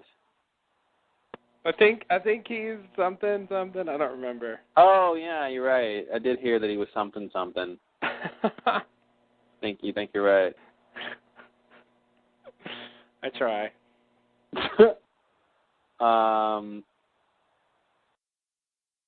So what else? Oh, he's from Slovenia. There you go. Thank you. He's Slovenian. Shame on me. Yeah. Oh, he was in Oz too. Oh yeah, that's right. He was in Oz. He played like the governor or something. Wow. Look at these actors, man. They just show up. Yeah. Oh, with no man. regard. With no regard for the viewer. Yeah, they don't even care.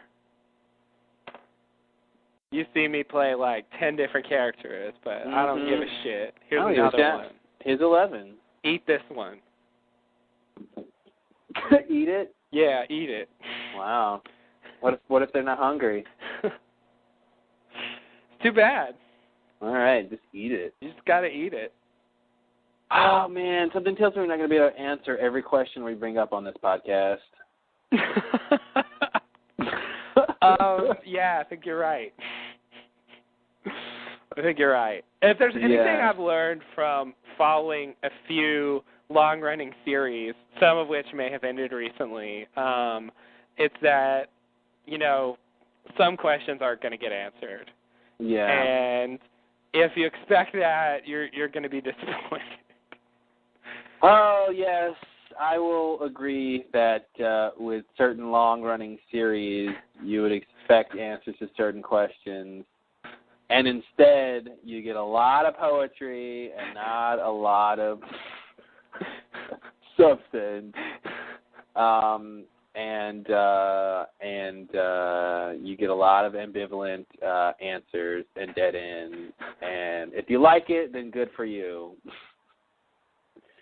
The rest I tried to find the substance in the poetry, but that worked for me. Yeah, well, hey, if you can make the poetry into substance, then mazel tov. Yeah. Post. Eat it. Eat it. Ugh. Yeah, we'll definitely have to talk about that. I feel like it's notable that, I'll say that later. Blah. Will you really? Yeah. All right. I'll definitely say this later. There's no way I'll forget this. You're Don't fast forward, my friend. 3 hours You're from now. God, yeah. Okay, so are we ready for the next scene? Yep. Okay.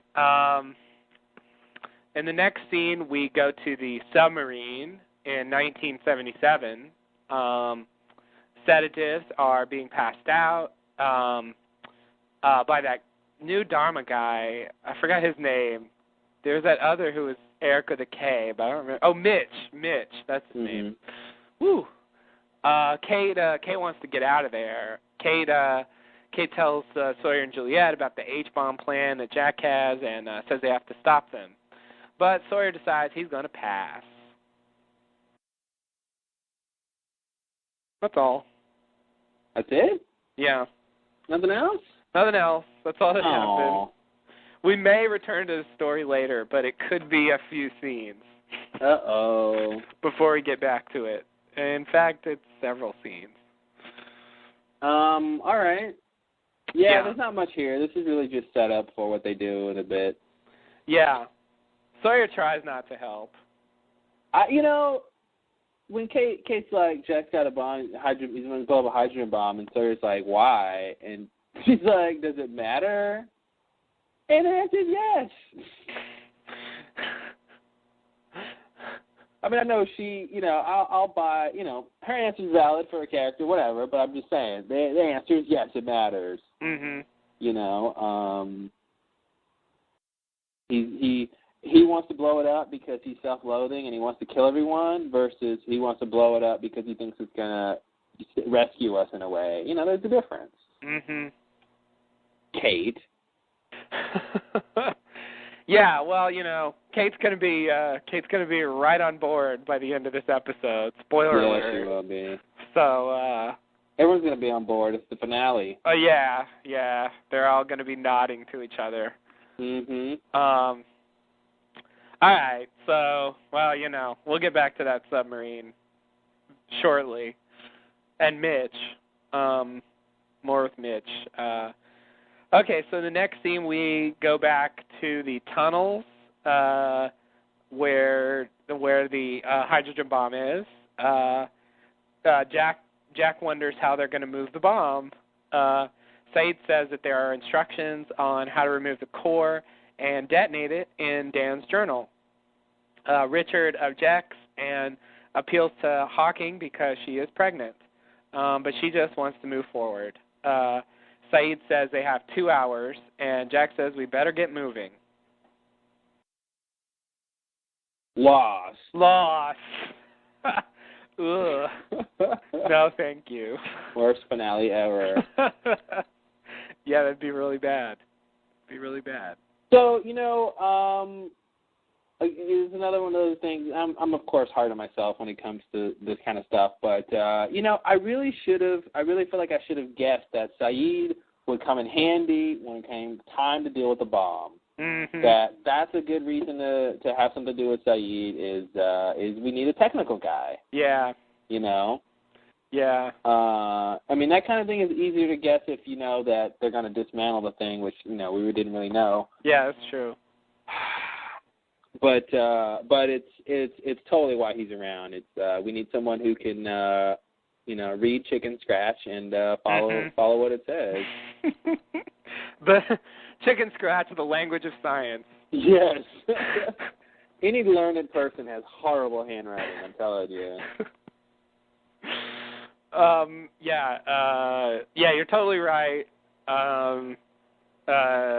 I feel like I should have thought of that as well, although I never would have because, as we all know, I just never notice anything. Yeah. But nonetheless,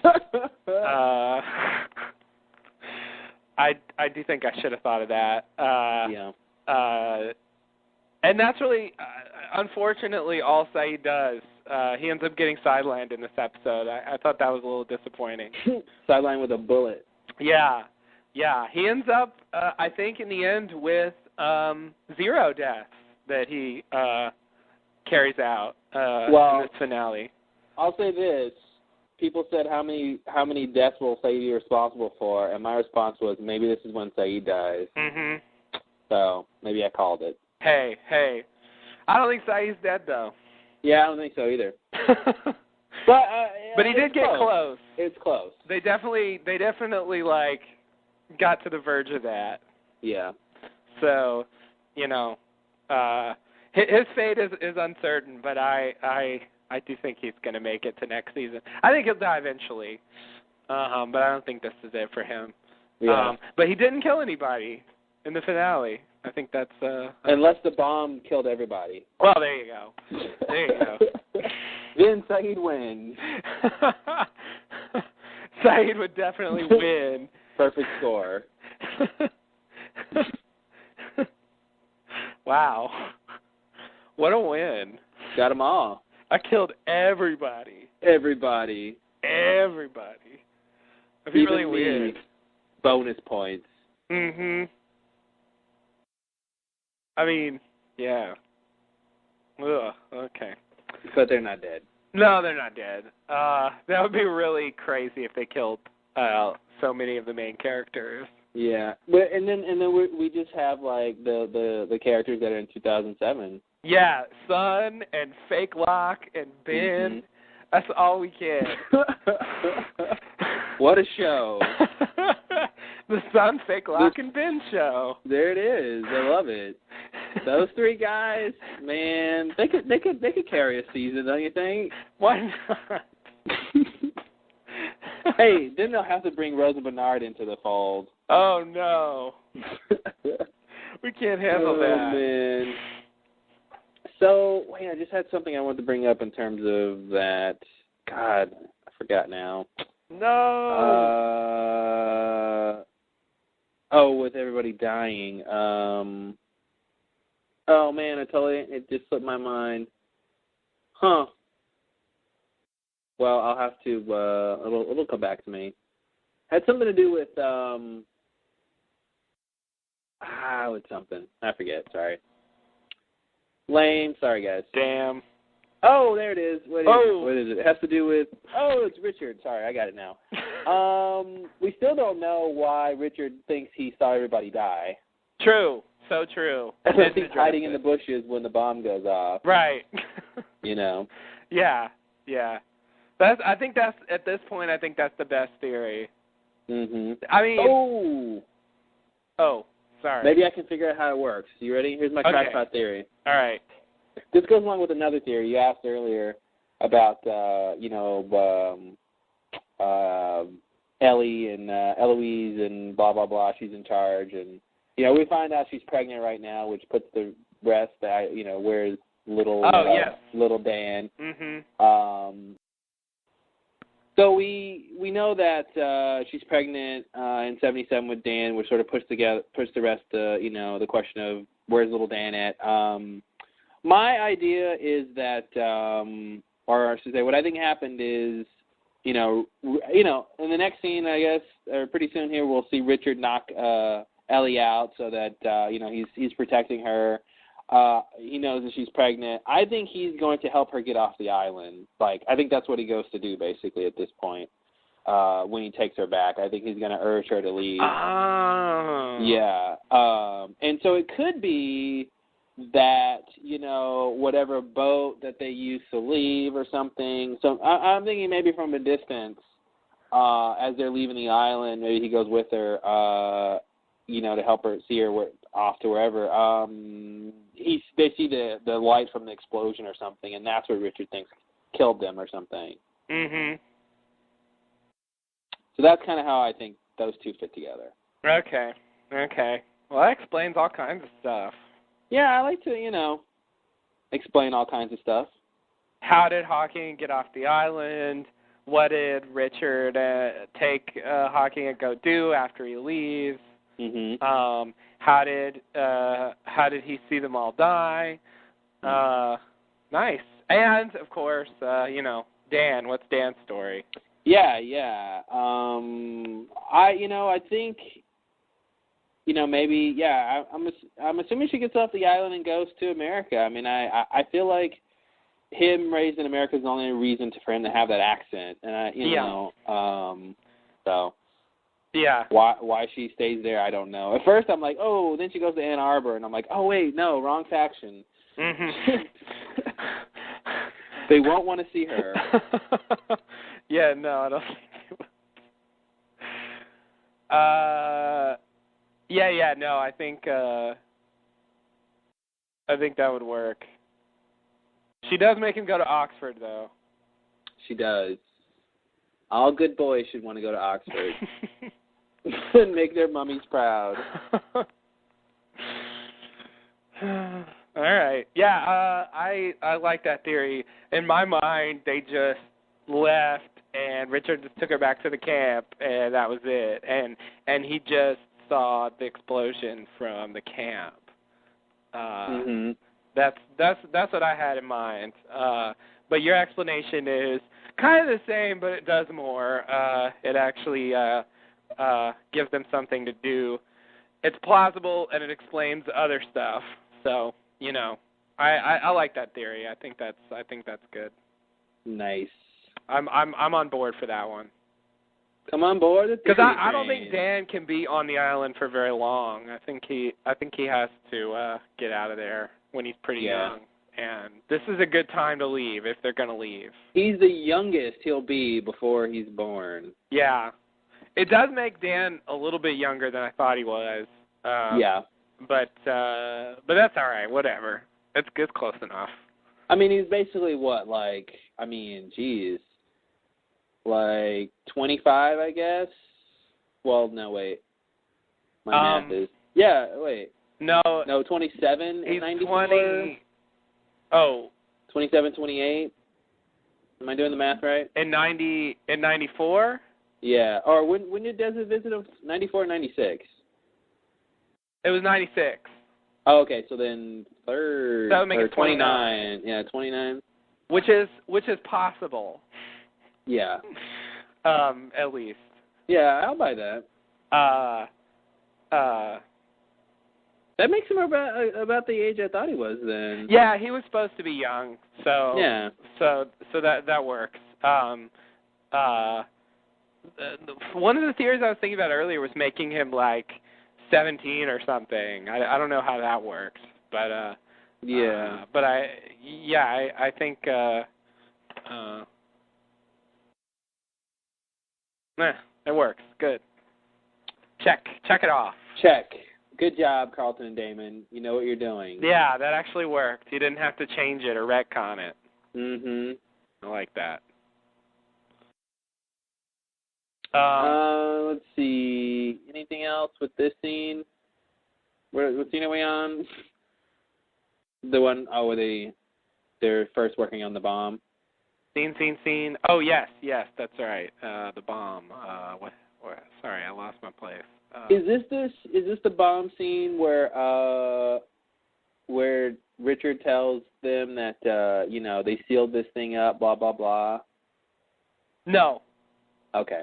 No, that's later, because they haven't opened it yet. Okay. Yeah. Yeah. No, he does object. Maybe he says that. I didn't even write it down. I don't know. Never mind. Yeah, I was asking you. Sorry. You Sorry. I didn't write down enough detail. He objects, but I don't remember exactly what his the point was that that Hawking should leave, but I don't remember if he brought up that now or later when they actually start opening the thing up. Yeah. So maybe. Did you want to say something about it, or were you just wondering? Well, I guess what I wanted to say was just that we talked before about the idea that Dan said patch the thing up with cement and then bury it, which I guess they did patch it up with cement.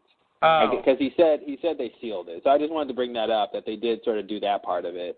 Oh, okay, yeah. They didn't just completely disregard what he said. Yeah, it wasn't like leaking this whole time. Yeah. Now, I really have to question, I'm not a nuclear scientist, but I just wonder how safe it is to carry around that core like that in terms of radiation exposure. I don't know if that's a lead casing or not or whatever, but I feel like whatever they patched, they didn't patch the core that he's carrying around. They patched the shell. Yeah. So I feel like, if the bomb was leaking, then it's coming from that thing. So I really fear for their health in terms of radiation exposure. Is that a thermonuclear device in your backpack? Or are you just trying to negate the future? Man, I wish someone would have said something like that. Yeah, you're right. It really wasn't an issue at all, but it seems like it ought to have been. Mm-hmm. Yeah, in the end, this hydrogen bomb was a plot device. I mean, they needed it for this plot, but it doesn't seem like it on its own matters very much. Yeah. They got the military to bring it there, and they gave it some backstory so they could have this bomb there to use. Man, do you know what I just thought of, which is lame? Are you telling me? Uh-oh. I hate when this happens. It's like I think of these things, and they make sense. So I'm thinking now that all the bomb really did in terms of saving the island was just cover up where the energy was. Because they drilled down to it to unleash it, and the bomb just maybe, made everything collapse on top of it and sort of covered it up. Yeah. Like fixing the problem. Like, is that it? That was it? Yeah. Might be. Because I was just thinking, how did they get this place stable enough to build a station on top of?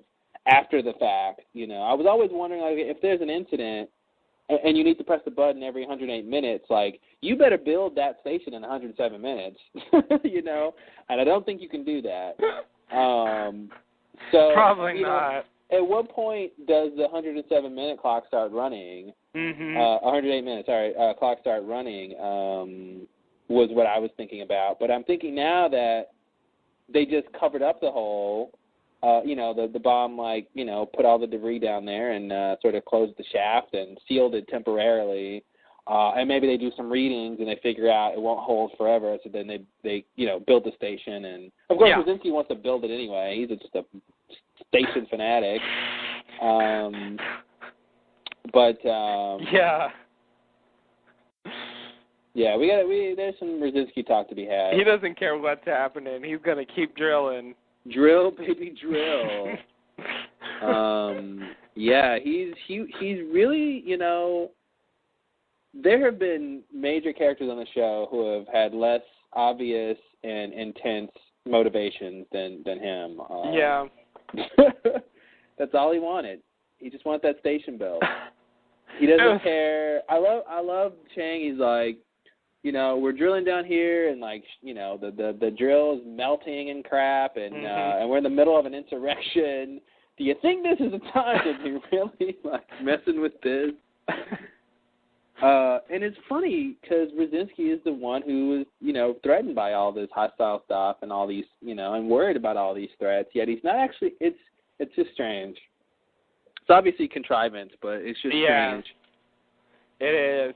Yeah, somehow his desire to get the Swan built overrides his concerns about the hostiles.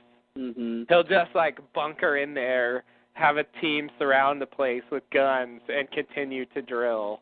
Yeah, that makes no sense. And here's the thing: what were they hoping to get by drilling down there? Like they were going to drill down there and reach the pocket and then put some, you know, equipment or something and do research or, like, scan the hole or the shaft. I mean, like, what does drilling actually get them anyway? I don't know. Yeah, I thought they were supposed to tap into it and then use it to do something. Like, he you know, he vaguely suggests that they're going to do something crazy with the electromagnetism, and so yeah, I think that was the idea. You tap into it and then you do experiments with it, or you know, try to figure out how to harness it or do something with it. It's really vague, but I feel like that's the idea. I just have to say, you know, I'm not a scientist. He doesn't seem very, you know, science-minded to me. He's not very pragmatic. It seems to me that if you're drilling with a metal drill towards electromagnetic energy, you would be concerned about hitting it. And he did not seem concerned at all. Yeah, he's basically an evil scientist. You know, he's that cliche. I mean, he's not like a real scientist. Yeah. It just seemed like he just didn't really know what he was dealing with. Yeah, it did. Yeah. But that's, you know. I don't want to drill. Keep drilling. Yeah, he really wanted drilling. All right. Well, anything else? Yeah. Anything else about this scene with the bomb and the tunnels? I don't think so. I did notice that you know, Saeed pulls out like a bomb deconstruction kit or whatever. There was like this little box that had all the tools he needed to do this. Oh, really? Yeah, like he pulls it out nice. In this scene. And it looks like, you know, a box that came with Jughead. You know, it has like the is it a radioactive symbol or whatever that sort of symbol is? Oh, yeah. You know, on the box, and it's you know, I don't remember seeing that box in the Jughead episode. But I guess the Army left that behind too. Yeah. Just in case you need to take the core out, you can. Here's the tools and the gloves Boom. and all that stuff. Yeah. Well, maybe they stored that box somewhere else. We just didn't see it. Mhm. It was in the camp or something. They were using it for spare tools. Ah, yes. You know, just for the odd everyday jobs. Can't believe there's a hydrogen bomb on this show. Yeah, it's a lot. There's not a lot of shows with hydrogen bombs.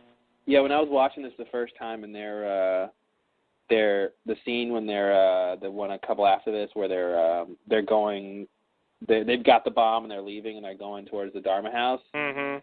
And they're like in the tunnels. I'm thinking like, wow, this is lost. This is what we're dealing with. Mhm. Saeed has a nuclear weapon. and we're in these tunnels underneath, like, the Dharma barracks. Yeah. Like, wow, this is the show. Yeah. Yeah, that's one of those where, like I said earlier, like you start watching Lost and you're doing that, and it's just like, this show is insane. Mhm. You know, like, how could I ever watch this? I want to vomit in every scene. Yeah, it's so insane what's going on. It's all over the place. There's too many characters. I have no idea what's going on. But yeah, that is a lot to take in, and they have a way of easing you in there where you're just like, okay, here we are in the tunnels, carrying the thermonuclear device, and we're going to bust into one of the Dharma houses. Yeah, it's a lot. Yeah, it really is. This has been an insane season, and even taking that into account, this finale is still crazy. Yeah, it is. Compared to the season. Okay, so next scene? Oh, we get some Radzinski. Brace yourself. Yay. We go over to the Swan site, as everyone calls it. Radzinski gets out of a van and asks who stopped the drill. Chang says that the drill got too hot.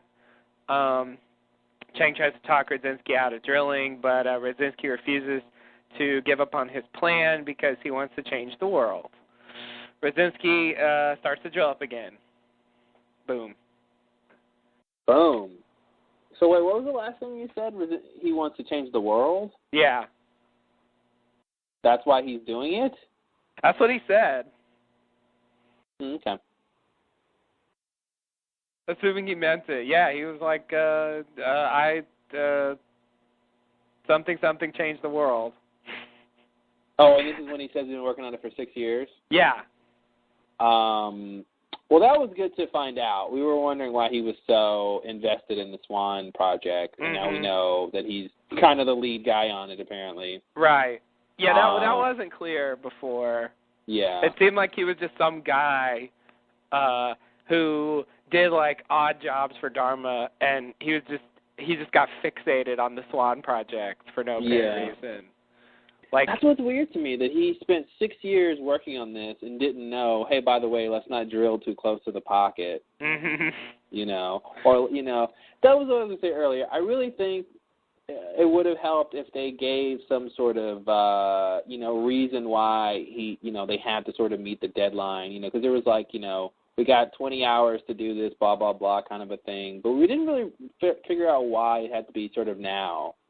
So the only thing that was that was driving the idea of now, get to the core or get to the pocket was just Brzezinski being an asshole and dogmatic about it. I think it would have worked a bit better if there was some big, like they had a time crunch, the magnetism, it's going to fluctuate, or it's, we got to catch the readings at a certain time, just some sort of reason why, some sort of reason to motivate why it had to be now, other than Brzezinski just wants it now. Yeah. No, it does seem that Brzezinski being an asshole is the only reason that the incident really had to happen. Yeah, it's weird. Like, Chang wanted him to stop like a while ago. I mean, before this episode, and they didn't hit it before this episode.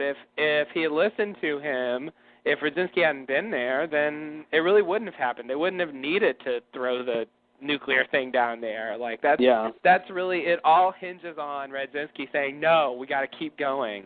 Yeah. And he takes over, so Horace can't even say no because he takes over, and it was, and I loved it. I love when he hopped in the van and hopped in the Dharma Jeep and tried to escape. Oh, it was great. I'm like, this is all your fault, and you're just like, he's gonna hop in and take off. It was awesome. I hated him. Yeah. He was definitely a turbo-powered asshole. Yeah. Of this season, I really think you can't beat Radzinski. No. Oh, this season? No way. Maybe the whole show. I don't really know. There's not, there's not that many just general assholes. Yeah, that's true. That's true. Yeah, he's like, I mean, you got your Froger, but like he's relatively harmless. You know, like at least Froger, isn't gonna, put the entire island in danger because of his own personal issues. Yeah. So, the scope of his assholishness is smaller. But yeah, it's just, we hear about Radzinski and he just seems so cool. I was so excited to meet Radzinski, and it just makes me wish that, having him end up in the Swan, like, and then killing himself later, like, it sort of works as an ending, I guess, to this story, but like, part of me wishes that somehow that didn't have to be Radzinski. You know, if they could just make that some other person. Like I said, it should have been Phil. Phil, yeah. Oh, Phil, yeah. Phil was basically Frogurt. I think, like I said, I don't think the show really knows who people like. And although Phil got, reasonably on the side of his people, he never was really an asshole, but he did stuff we didn't like against the Losties, but, he was doing it in the context of, what he was supposed to be doing. But they killed him as if he was an annoying character, I think.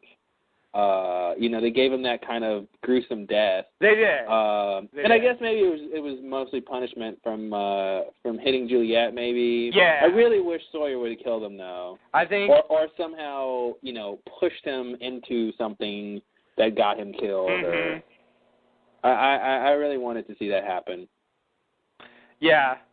Yeah, they were in a position to do that, but. Yeah, they didn't. He just ends up getting killed. But you're right. They gave him the death of a hated character, and like, oh, you're really gonna die. Like, because we hate you, we're gonna impale you. I think they tried to make him hateable by having him be like the, he'll go beyond Radzinski, what he was doing, and and his sort of, whatever torture methods, I'll hit her to make you talk. And he called Hurley the fat guy, which is minor, but he was not if we like the characters, he's not really getting on our good side. By doing that. But you're right. I mean, from his perspective, he doesn't know what's going on. He's doing what he can to protect Dharma, and from that point of view, it's hard to hate him. I think it's unfortunate that, as good as he was in the early episodes, that in the end he had to kind of become a cardboard character and just be, just be villain in the background. He didn't really have anything to do after a certain point. He didn't really find much more out than anybody else knew. Any of the other Dharma guys knew. He just thought they were being infiltrated, and that's it. And he did get to be like the first person to figure out something was up, but that was because he found the tape from Miles. Right. If Miles, it's like Miles. Yeah, Miles caused a lot of problems. He did cause a lot of problems. Just by not erasing that tape, like a lot of stuff that happens in this episode could have been maybe avoided. What's even worse, I think, is that he made the tape conspicuous by having it just sitting there. Because if it was just in the machine, Phil wouldn't necessarily just like watched all the tapes. You don't think he just makes it standard procedure to rewatch all the tapes? Yeah, I don't think that's part of it. But the fact that it was like sitting out, he's like, "What's this doing?" And and then he pushes it in, and then he sees what's going on. Maybe. So that was kind of even worse. Yeah, definitely. Yeah, I don't know what to do with Miles. He didn't really do a lot, and he really didn't get a lot as a character. He got the whole dad thing. I guess they're done with that for him. They hit all the major beats. he got to see his dad. He got to talk to him. He got to see why his mom left and that his dad did it for a good reason. And then he got to help save him. I think he's done in terms of that storyline. Absolutely, yeah, that's it. That was the arc. That's it. I don't think it didn't feel very powerful for some reason, but that was it. It wasn't that powerful. I mean, they barely brought it up, and it didn't have enough time to really build any impact.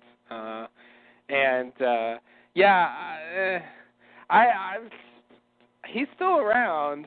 So he's still around, yeah. I'm hoping they have something more to do with him. Yeah. Than just that. Maybe Miles will be around Locke's body, and maybe something will happen there. Yeah, that's a good. Yeah, good. Wow. I didn't think of that. There it is, folks. TM. Patent pending. Yeah.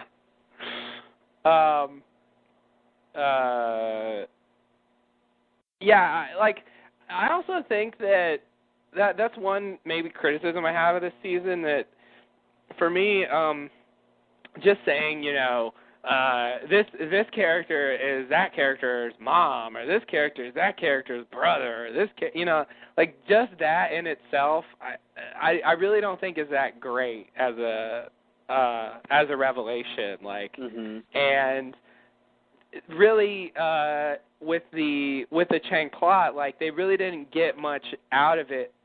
If you're going to do that, I want something out of it, and and I feel like they didn't really get anything out of it except that it's a fact.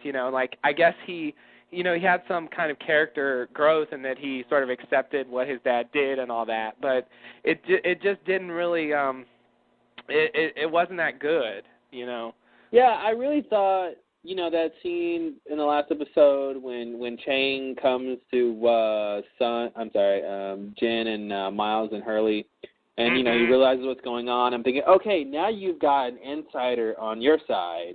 You got a high up guy, you got Chang who knows what's going on, and now they can go do something with that. They've conscripted him to their cause. But they didn't really get anything. Chang just basically goes to the Swan site and yells at Rosinski every other scene. Yeah. And frantically presses the stop button to no avail. But yeah, nothing really came out of that of his realizing that. Of course, the big thing was Chang ordered the evacuation of the island. Of course, that's a big thing for that. Yeah. But in the big picture, that was the biggest thing, I think.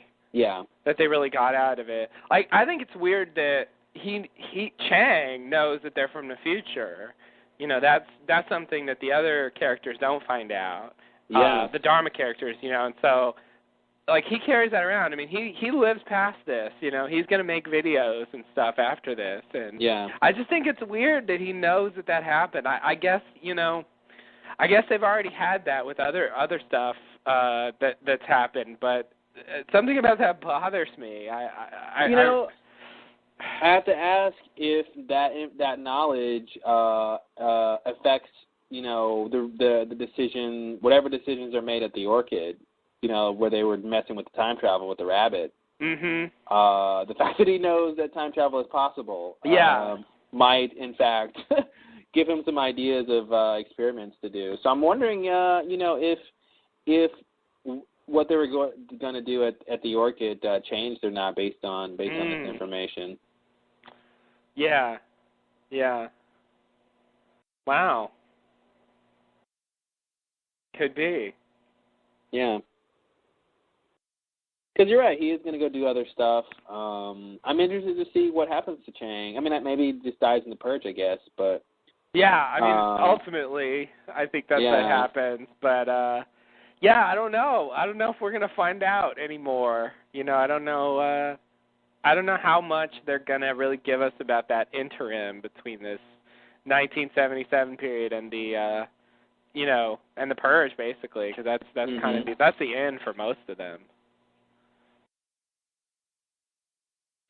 Yeah, I don't know.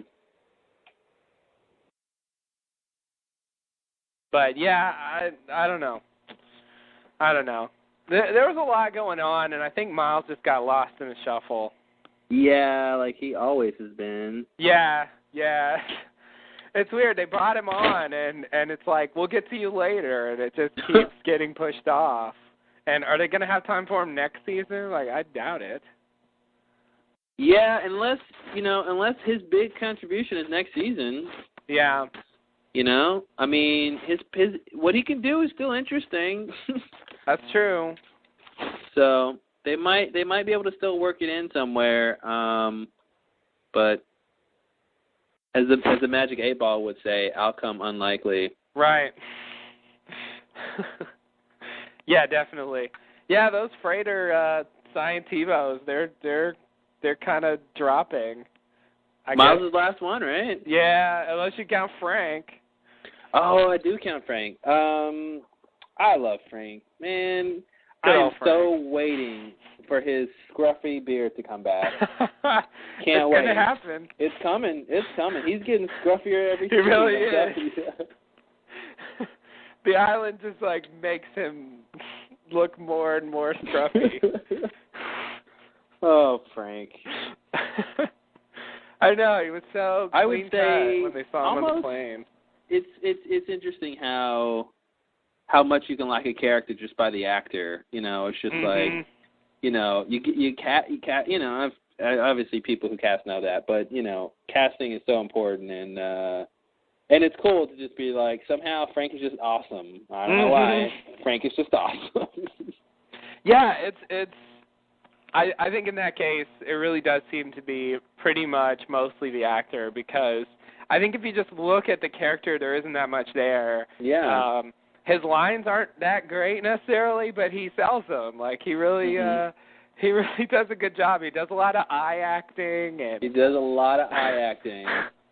It's, yeah, you're right. It makes a big difference. And I agree, like, Frank's a great character, sort of on that basis alone. Like, there's nothing great about him in particular. He's just sort of great. Yeah, it's nothing. Yeah, he's just great. If he's talking, I'm listening. Yeah, like, having him along is a good thing. Mhm. He's gonna be good to have if you're gonna go somewhere. Yeah, totally. And he was like, I mean, for me, he was really he was really the character you could sort of identify with, when he was going with Bram and Alana. Yeah. Because, who knows what they're doing. Who even knows? But Frank, he's just a drunk. He's just a drunk. He's all right. Aww. No problems there. But yeah, half of them are dead now, and I don't know. I guess Frank and Miles are still pulling through. I don't know what's in store for them. I have to say, in terms of Frank being a drunk, I think he might be over it, considering that he did get his pilot license or whatever back or whatever. Oh yeah, no. Whatever the status is, it seems like he's recovered. Oh, I think he's over it. Yeah, I was just But maybe he wants a drink though. At this point, he might at this point. But for different reasons, not for bad reasons. Because with the stuff that he's dealing with, he really should have a drink or two. Even Sun wants some drinking.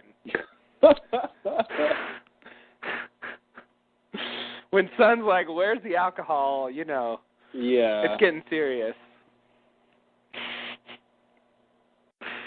So yeah, I think he pulled his act together. I just he'll always be the drunk because that's how he was introduced. This guy's a physicist. This guy can talk to dead people, and this lady's an anthropologist, and this guy, he's a drunk. He's a drunk. And together, they are Captain Planet. Their powers combine.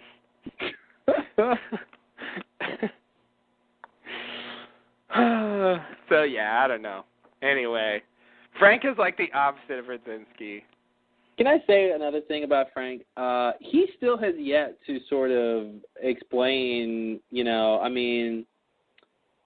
The whole thing with Frank was he was supposed to be the pilot of A-15. Oh, yeah. Mm-hmm. So we still don't know why he decided to come, right? Come where? To the island. Well, he was piloting the plane, so I don't think he really decided. What do you mean? No. I mean, originally. Oh, originally. On the Katana, on the like how his recruitment and all that. Yeah, you're right. Yeah. You're right. Yeah. Like Widmore sort of recruited Dan, and Naomi recruited Mike Miles. Yeah. Michael? No. And Charlotte. Well, who knows? I guess we don't really know Charlotte either. But yeah, that's still up in the air. Yeah. If it matters. Yeah, right. I don't know if it does or not.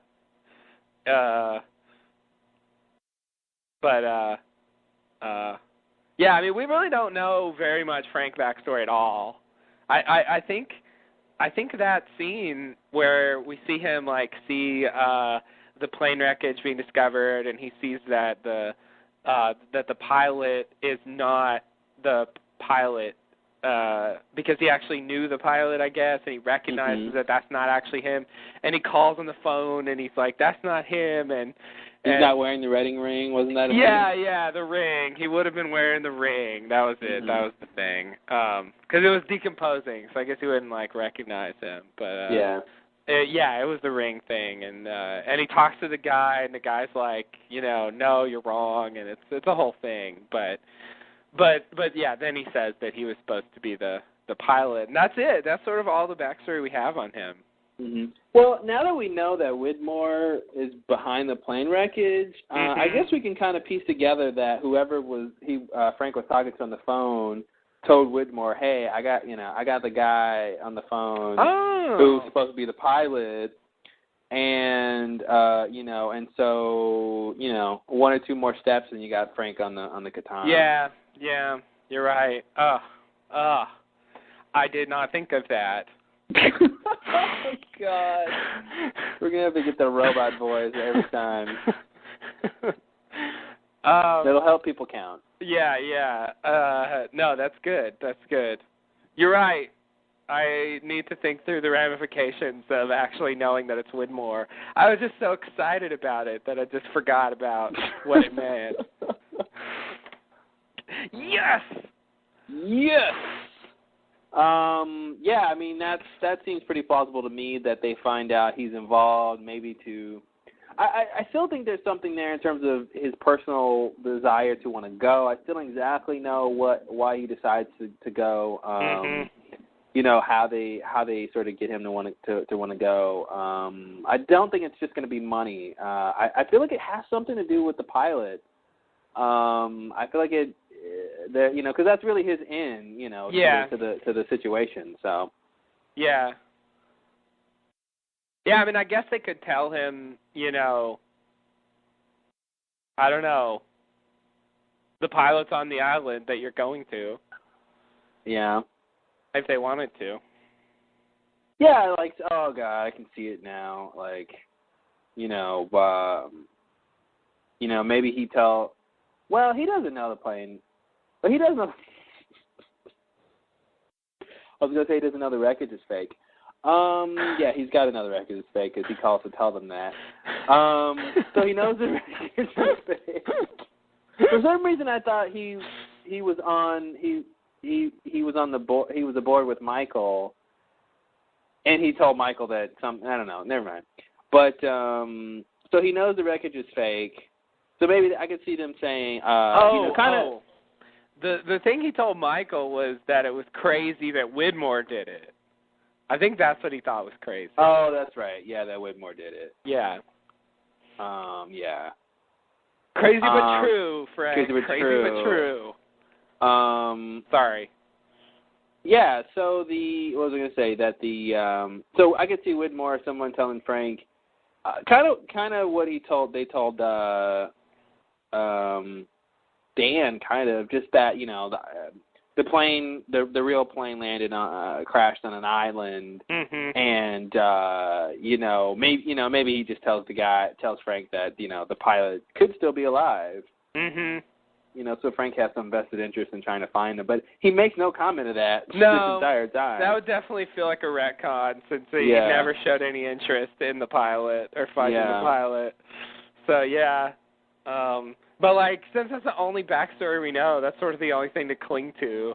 Yeah. To really try to give him motivation. I think I don't know. I remember when we realized the whole thing about Miles and his dad, and that makes sense for why he wouldn't go to the island. So I feel like there's something there for Frank of what his motivation is. I feel like but Miles didn't go to the island for his dad. Miles actually went for the money. Yeah, that's right.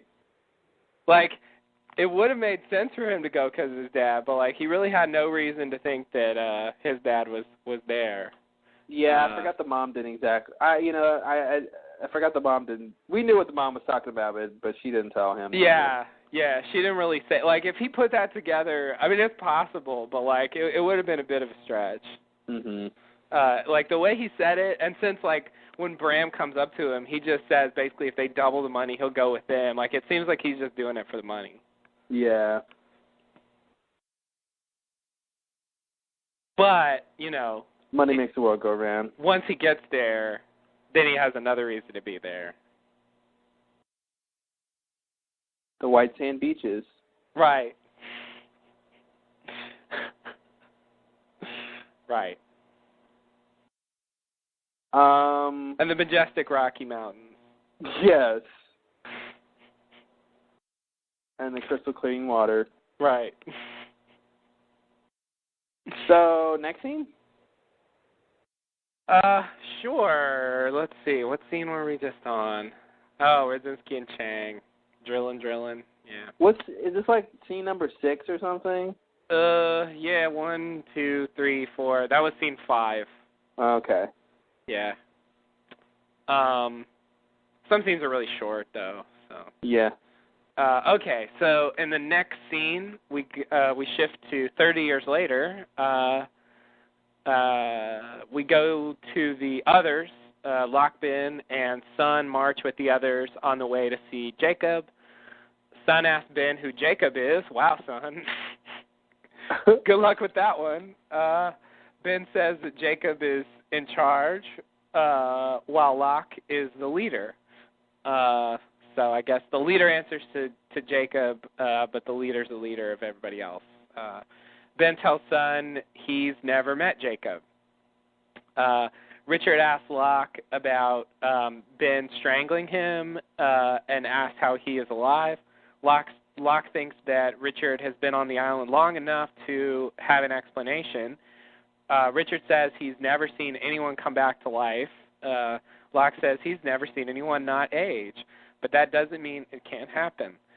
Richard says he's that way because of Jacob and guesses that Jacob is responsible for Locke's reanimation. Locke agrees and says he's going to thank Jacob. Locke says after that, we have to deal with the passengers from 316. Richard says, what do you mean? And Locke says, you know what I mean. Locke then says, let's go. So there's two big things here I want to talk about. One is what Locke is saying in terms of this being Lockhole and not actually just Locke. Yes. And the other thing is about 316 because... Yeah, I'm calling him Locke because, Yeah, that's fine. But most of the people on 316, at least Alana's crew, shouldn't be a threat to Richard and the others. Maybe a threat to Mr. Loophole. Yes. But I think that's interesting. I'm not sure who exactly he's talking about when he says, those 316 guys, but I'm wondering if he's trying to cause some dissension between those guys. Yeah. I do think that's the idea. Yeah, that's interesting. Because I think he's implying that they should kill them. Yeah. You know, that's harsh. Like, this was a point in the episode where I was like, okay, Locke, you're losing me. Mhm. Like, that's a little much. Yeah. Do you really need to kill them? Well, here's the thing. I was not on board with that, but I mean, I was following it because Claude from the last Lowdown supports murder. Please tell everyone. Fictional murder, really, just fictional murder. Right. No, but I mean, honestly, if that seems like what the leader of the others should want, and I thought as the leader of the others, that's what Locke should say he wants to do. Mhm. If he's truly a leader, then he should be able to decide to lead them in a different course. But in terms of what we've seen of the others, that's a typical others thing to want to do. So I thought that made sense in his journey and his sort of newfound sense of self. That that's the kind of thing Ben would have done. So that's the kind of thing he needs to do as the leader. So I was buying that. Yeah. Yeah. I wasn't not buying it. I was just sort of not.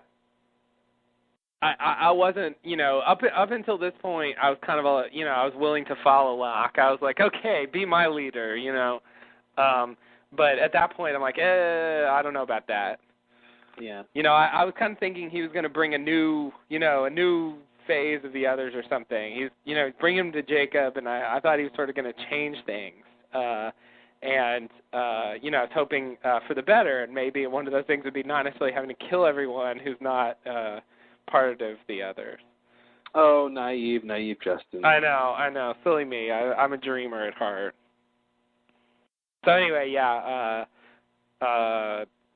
This made me a little bit suspicious. But I do think the idea is I do think his primary concern is the Alana Bram group, and I do think Loophole sees them as a threat. Yeah. And he wants he wants the others to take them out. Although he only tells Richard this, and so when they show up, I guess they don't do it straight away. Well, they show up seeming to be Jacob's people. Yeah. I mean, they know the answer to the question. Well, they know the question. Ooh, even better. They know the answer. So, I mean, and Alana has a connection to Jacob. So, it'd be weird. Yeah, it would be strange. Unless Mr. Loophole thought that, unless Lockhole thought that that somehow he could, go do this thing with Jake, get Jacob killed, and then go over to kill the 316 guys before, Richard is sort of aware of what side they're on or something. Yeah. But to me it seems like he didn't really, he didn't really know that they were coming, that they were on their way. Yeah, and it's interesting right. that Jacob kind of said they're coming. Not exactly sure who they are, but they're coming. Me either. So it seems like he has a grander sense of what's going on the island than Loophole does. Mhm. Yeah, I think you're right. Yeah, he failed to perceive that, and I don't know what that means. But it does. Yeah, maybe that's the idea. Jacob just has a better sense of what's going on. Mhm. With issues like that, because I mean, Locke certainly didn't see them. He didn't know that they were coming. There was that whole Caesar issue, which didn't really get addressed. Yeah, I guess Caesar's dead, huh? I think Caesar's dead. Yeah. Yeah. Are we going to cut back next season and see Caesar alive somehow? That would be pretty incredible. It would blow me away, but I don't think that's going to happen. Blow you away like a shotgun blast? Yes, like a shotgun blast to the chest. That's right. Yeah. Caesar. So here's a question. He was a pawn. Yeah. Do you think that when Smokey tried to drag Locke down the hole, that he wanted to kill him so he could impersonate him? Ooh. Oh, you're going back. Yeah, I'm going back. Yeah, that's a good question. Motherfucker. Conference is scheduled to be broken down automatically in 5 minutes. To extend the time by 60 minutes, press star 8. All right, sorry. Just derails me every time. I gave us 3 hours. Okay, good. You're going to need a lot more. Yeah. Yeah, that guy's going to come back on a few more times, unfortunately. Yeah. He's their special guest. Yeah. Doesn't have much to say, folks, but I think you'll understand his message. Yeah. I don't even remember what was I? Do you remember what I was talking about? So Locke being dragged by the hole by Smokey. Oh, the hole, yeah. And he was going to do it way back then. That's the thing, like, what was his plan? Like, what if he did that? What if he impersonated Locke back then? Then how does he kill Jacob? Yeah. Like, at that point, he doesn't have a bin to use. So it seems like it wouldn't have worked then.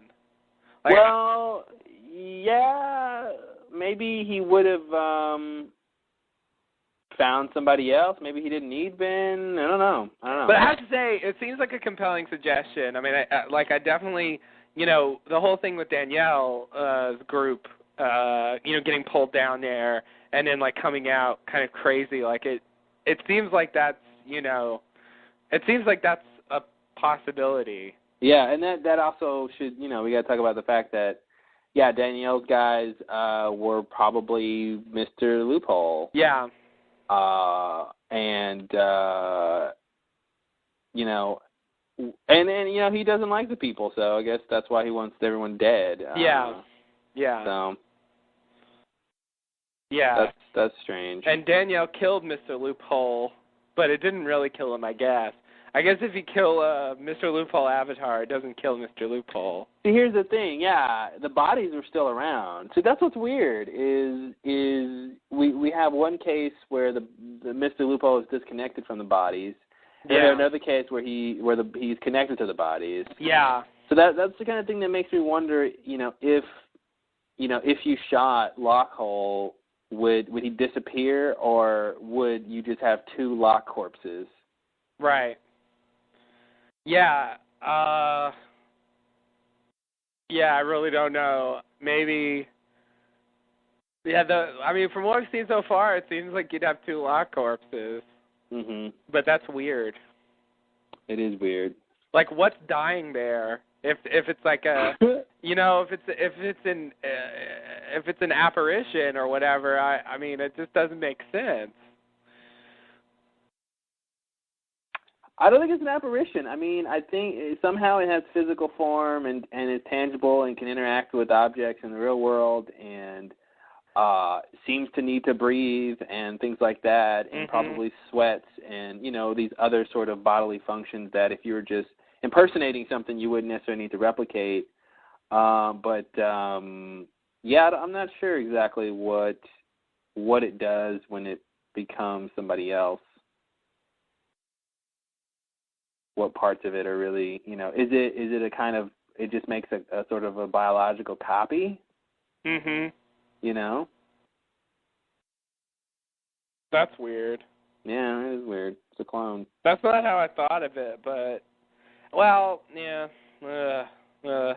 Part of the thing with Danielle is that, like, she had to shoot them. It would have been weird if their bodies disappeared. I guess they could have done that.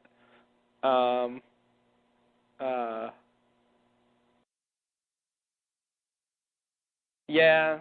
Man, that whole story, I don't know what to do with that. As far as Locke being pulled down the well, like, I don't know what to make of that now. In fact, I don't know what to make of the Locke story in general now. Like, Yeah, Locke gets his voice taken. Was that Jacob? Was that Loophole? Exactly. Yeah, the vision of the plane and the the legs being taken away, and predicting the rain, and he was on the right path. He wasn't on the right path.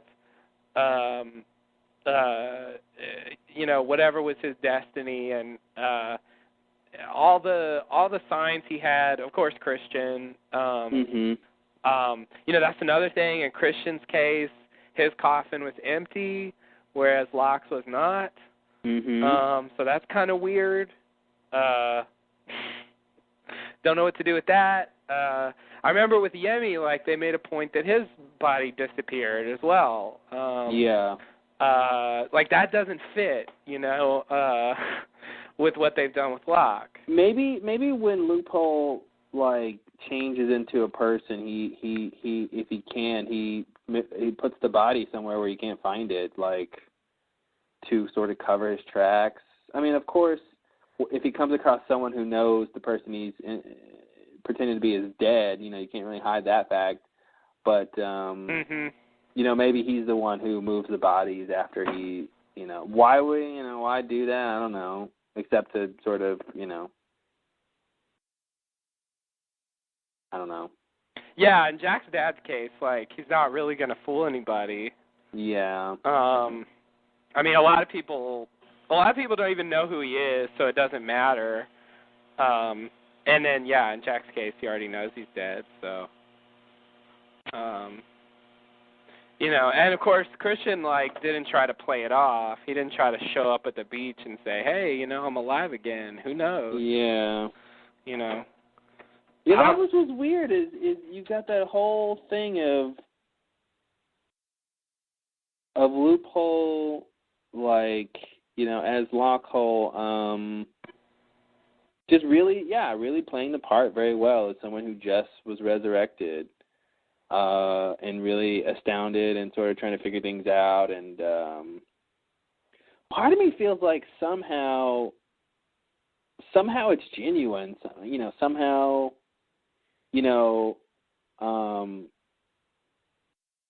somehow Loophole was really, like, that being Locke was a first somehow. I don't know. Maybe the thing of having Locke's body come back, maybe it allowed him to take over Locke's form in a different way than he had done with other people before, Maybe that's part of the loophole, or he was maybe, I don't want to say that. I don't know.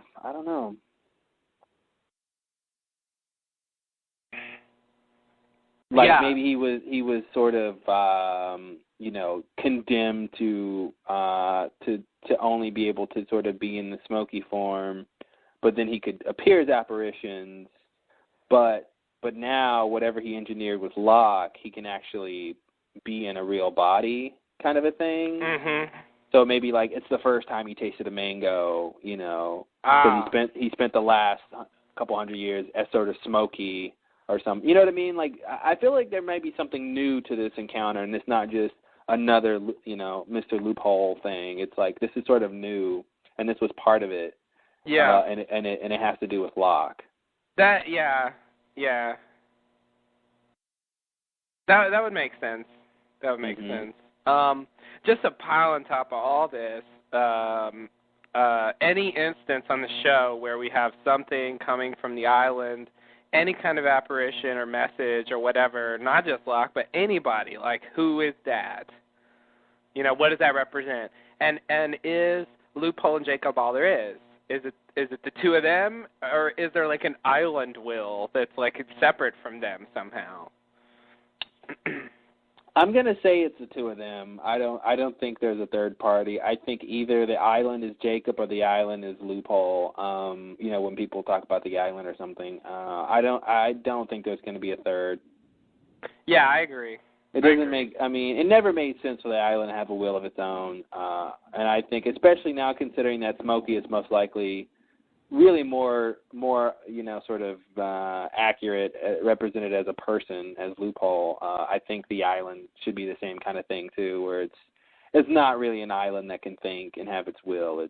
It's someone else. It's sort of more like a conscious entity that is similarly supernatural, but is not an island. Yeah. Because as they say, no man is an island. I think that was a clue. Wow. Yeah. Wow. I think that's a clue. Wow. It's a cliche. It's a pun. It's a joke. It's a cliche. It's a quiche. How did you get quiche? I don't know. What you said just made me think of Clue and I don't know. Clue and Cleese. I don't know how you got quiche. Not a quiche fan. I just wanted to say quiche. Quiche is an interesting word. It is. And it's something I'd rather not eat. Me too. It's like egg cake. Who wants some egg cake? Not me. Because, cakes already have eggs in them. They really do. So you're really just getting double the egg. Yeah. And actually, no cake. Yeah, exactly. It's all the egg without all that cake. Yeah, who wants that? Yeah, I don't know. It doesn't sound like a party to me. No. Eggs are not a party. Eggs are not a party. No matter what the chicken tells you. Okay, so I wanted to bring up some other stuff from this scene. There's a couple things.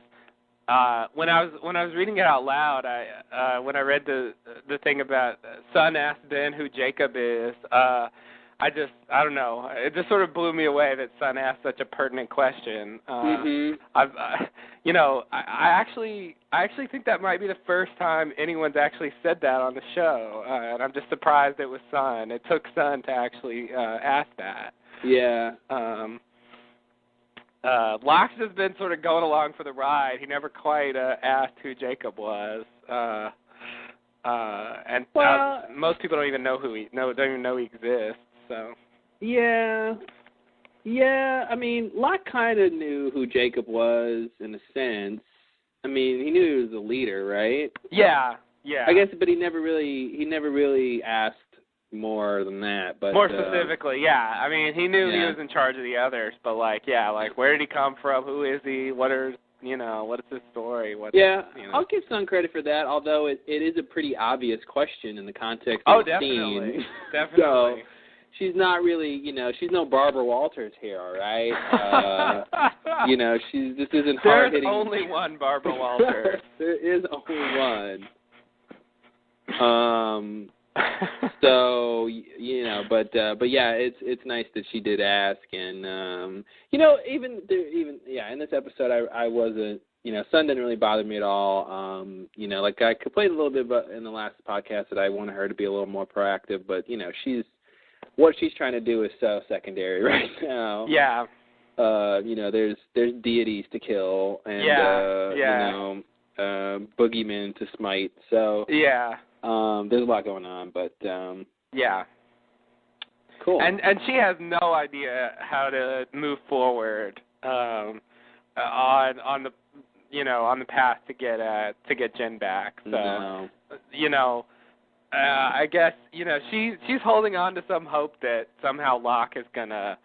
I definitely don't think Locke is really interested in getting them back at this point.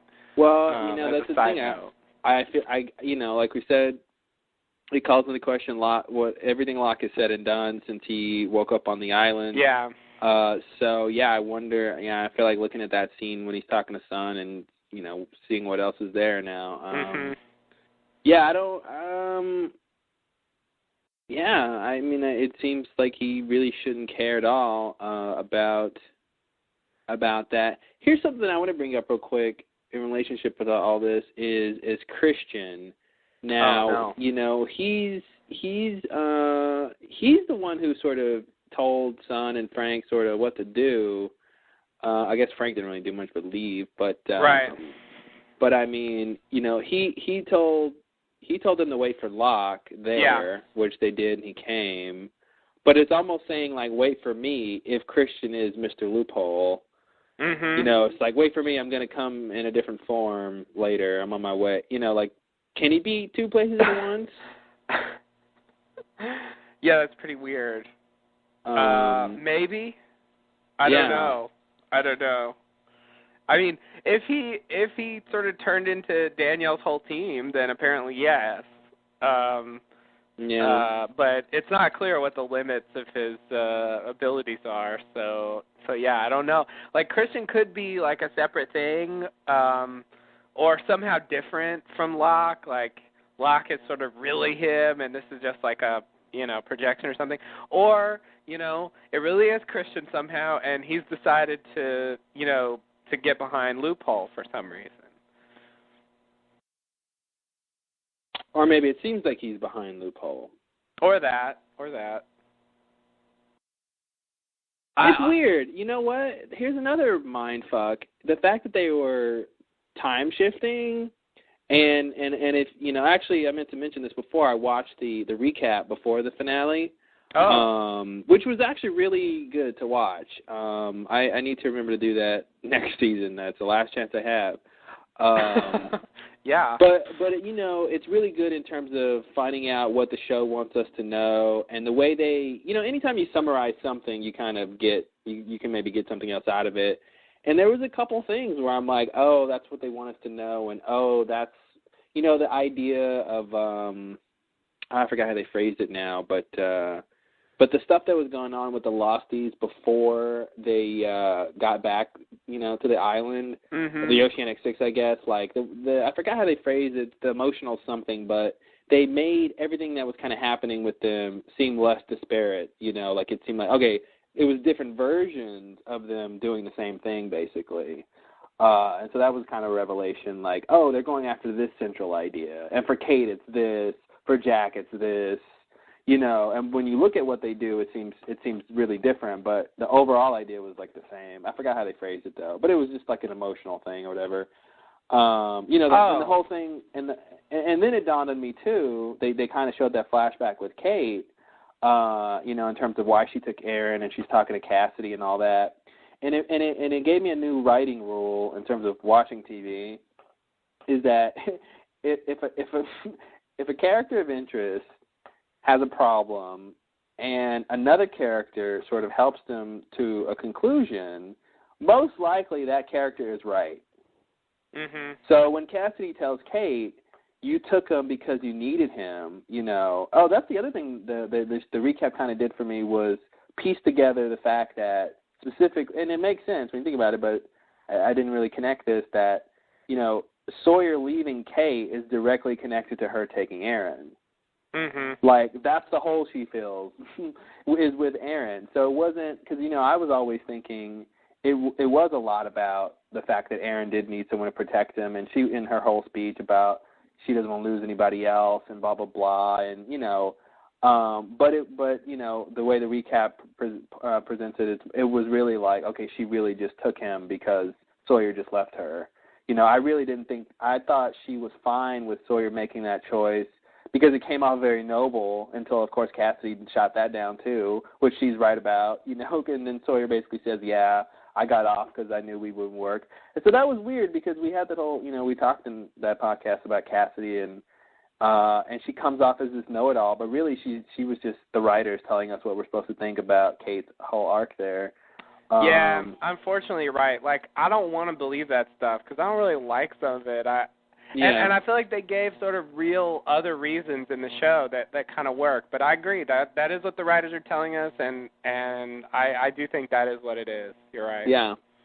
So the recap was cool in that sense, when they have to summarize and they have to sort of talk about things in a little bit of different way, so you kind of see what they're going at in the general picture.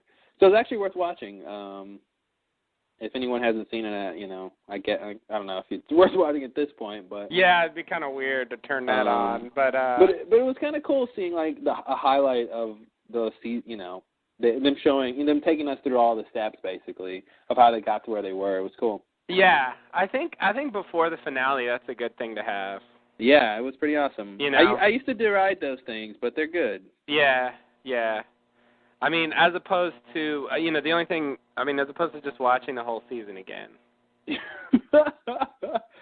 Yeah, it's almost better because you really get what the big points are supposed to focus on. You don't waste time with unimportant details. Yeah. Yeah. Yeah, that makes sense.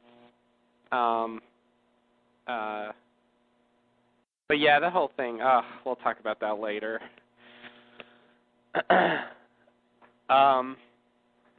Okay, so, so the second thing I wanted to bring up was Locke finally confronts Richard about not aging. Yes, that was a big one. That was the elephant in the room that no one's asked about.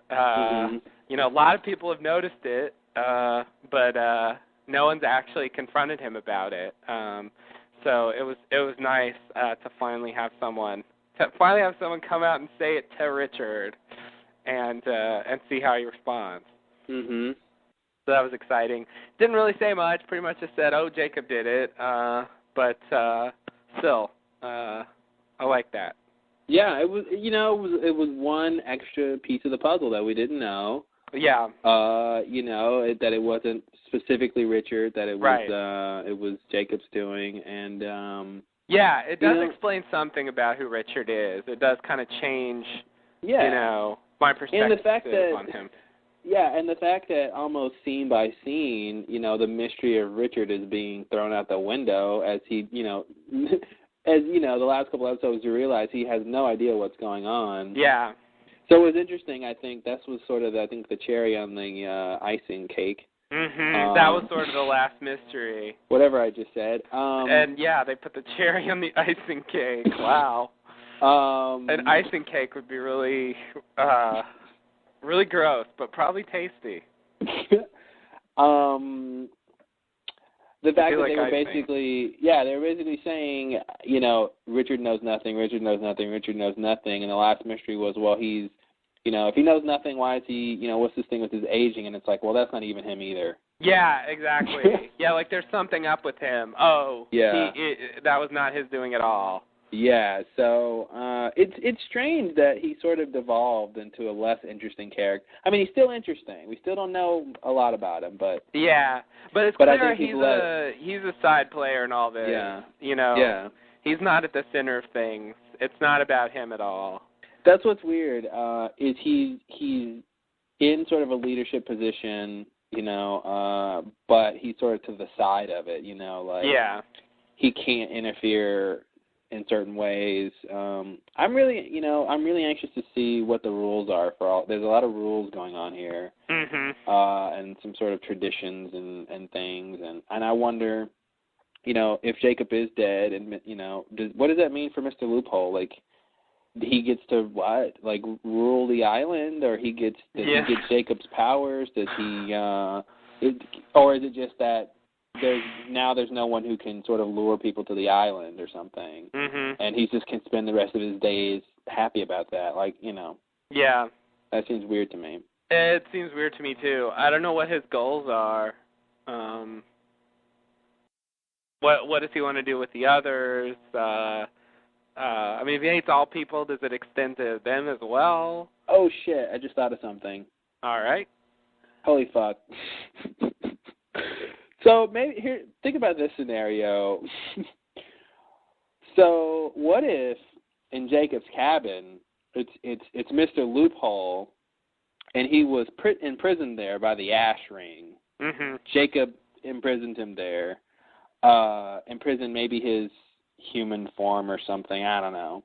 Because I'm still trying to make him Smokey also. So I want Smokey to be able to be around. Right. But this guy is trapped there. And so now that we know that it wasn't really Jacob in the cabin, maybe not ever that we've seen anyone in the cabin, and the fact that he said "help me" to Locke, you know, obviously, you know, that goes with him being imprisoned, and then the fact that the ash, you know, had been wiped away at one point, you know, this guy gets to escape. You know, maybe that happened when Locke got back to the island. So maybe that relates to like he couldn't do what he's doing with Locke now if he hadn't escaped from the cabin. Ah, I see. Yeah. Something like that. Right. So then, how did he escape the cabin? You know, what happened? Yeah, I mean, I don't know if we're supposed to believe that somebody, you know, maybe Locke and Ben when they went that time, or someone who was there when they left, they just, you know, walked through the ash and broke the circle, which allowed him to get free. Mhm. So yeah, that's the answer. So just by accident, not like anybody specifically letting him out. Yeah, I don't think any. I mean, I don't know anyone who would. I don't really know anyone who's on his side in particular. Yeah. Also with the Smokey thing, like I feel like it's possible that he's not Smokey exactly, but that like he, you know, Smokey is his pet or something like that. Mhm. I saw that on the forums, but that's kind of what I was thinking. Like maybe Smokey is. Yeah, that's an old theory. Yeah. Well, it was Smokey is Jacob's old dog or something. Right. Yeah. You know, because he's got a very dog-like quality to him. Right. Very territorial and stuff. Yeah. He also seems sort of wild and unconstrained. Not quite like, you know, the character we saw at the beginning of this episode. So, you know, maybe that would explain why Smokey was out there, like, running amok, even though, you know, Loophole was trapped in the cabin. Yeah. I think I want to buy that, but the scene with Ben and Alex, you know, that's weird to me, that would be a sort of dog-like Smokey that's judging Ben, and then you know, and then I guess maybe, you know. Yeah, I mean, it's possible that Smokey was Smokey and Alex is actually Loophole. So okay, so you want to go with the idea that Loophole can project himself as other people, but still be trapped in Jacob's cabin? Or I guess that's what I'm saying. Yeah, that's kind of my original idea. That's why he's different with Locke now, because he's actually whatever. He's actually out and not just projecting. Yeah, it's somehow really him as opposed to just a projection. Mhm. And there's something different about that. You know, whatever that means. Yeah, I buy that. I mean, yeah, that's not quite what I wanted to say, but it's what I said, so I'll just stick with it. Nice. Yeah, forget about certain details, and then you throw those out, and it's like, well, that has to mean this, and yeah, it does. Okay, well. Yeah, you know, I was wondering, I kept going back and forth as to whether the ash was keeping something out or keeping something in. But I think it makes more sense and more dramatic that it's a prison, and not a sanctuary. Right. Especially since people just keep crossing it with no. Yeah. They just keep going. Yeah, it's not doing a good job. On that front. So I agree. I think that's the idea. I think it's supposed to be a prison. When they see it broken, that's what they think. So that's I think that works. And it is possible that, you know, Smokey really is him somehow also. And he said, and that's the thing, like they said they wanted to show Locke's body so that you know, Jacob knows what he's up against or whatever. You know, I think that correlates to the Mr. Loophole being out, you know. Yeah, I think there's something there with Locke's dead body and Loophole escaping. Right. Yeah. Yeah, I think you're right. I think that part's definitely right. Mhm. It's the Smokey Loophole thing. I don't quite know, but you know, and all the apparitions, the Christian thing, and all that. I don't know, but I do think, he was trapped there. He got out. Can I confound you now that you're on board? Fuck, don't. Or okay. Well, what would you say about you know, Yimmy appearing to Echo? Like, he was asking him to confess. Right. So is that Jacob? Is that Mr. Loophole? Or, you know, what's going on there? I want to say that's Mr. Loophole. That doesn't seem like a Loophole thing, though, to give him time to confess. Like, that's, to me, it seems like he would just, especially if he is Smokey, one and the same, then he would just go kill Echo. But he came first as Yimmy to ask him to confess. So that doesn't really seem like a Loophole thing to me. Yeah, you're right. You're right. It doesn't seem like Jacob to me, though, to give him the opportunity to confess and then kill him. Well, that's the thing. I think maybe he gave him. How about this? Maybe Yimmy is Jacob, Loophole is Smokey, and so it was sort of two sides. So maybe Loophole is going to go kill Jacob. I'm sorry. Let me start over. Loophole is going to go kill Echo. Jacob says, "No, let me give him a chance to confess. Let me blah blah blah. Let me be the nice guy, basically." Yeah. So he goes to him, tries to get him to confess. And he does everything he can, to prove the point, to prove that someone can change. I mean, Echo is a total perfect case for this whole feud that they have about people and can they change it. He's perfect for that. So he tries to get him to confess. Echo doesn't do it, therefore he gets killed by Mr. Loophole / Smokey. That makes sense to me. Yeah.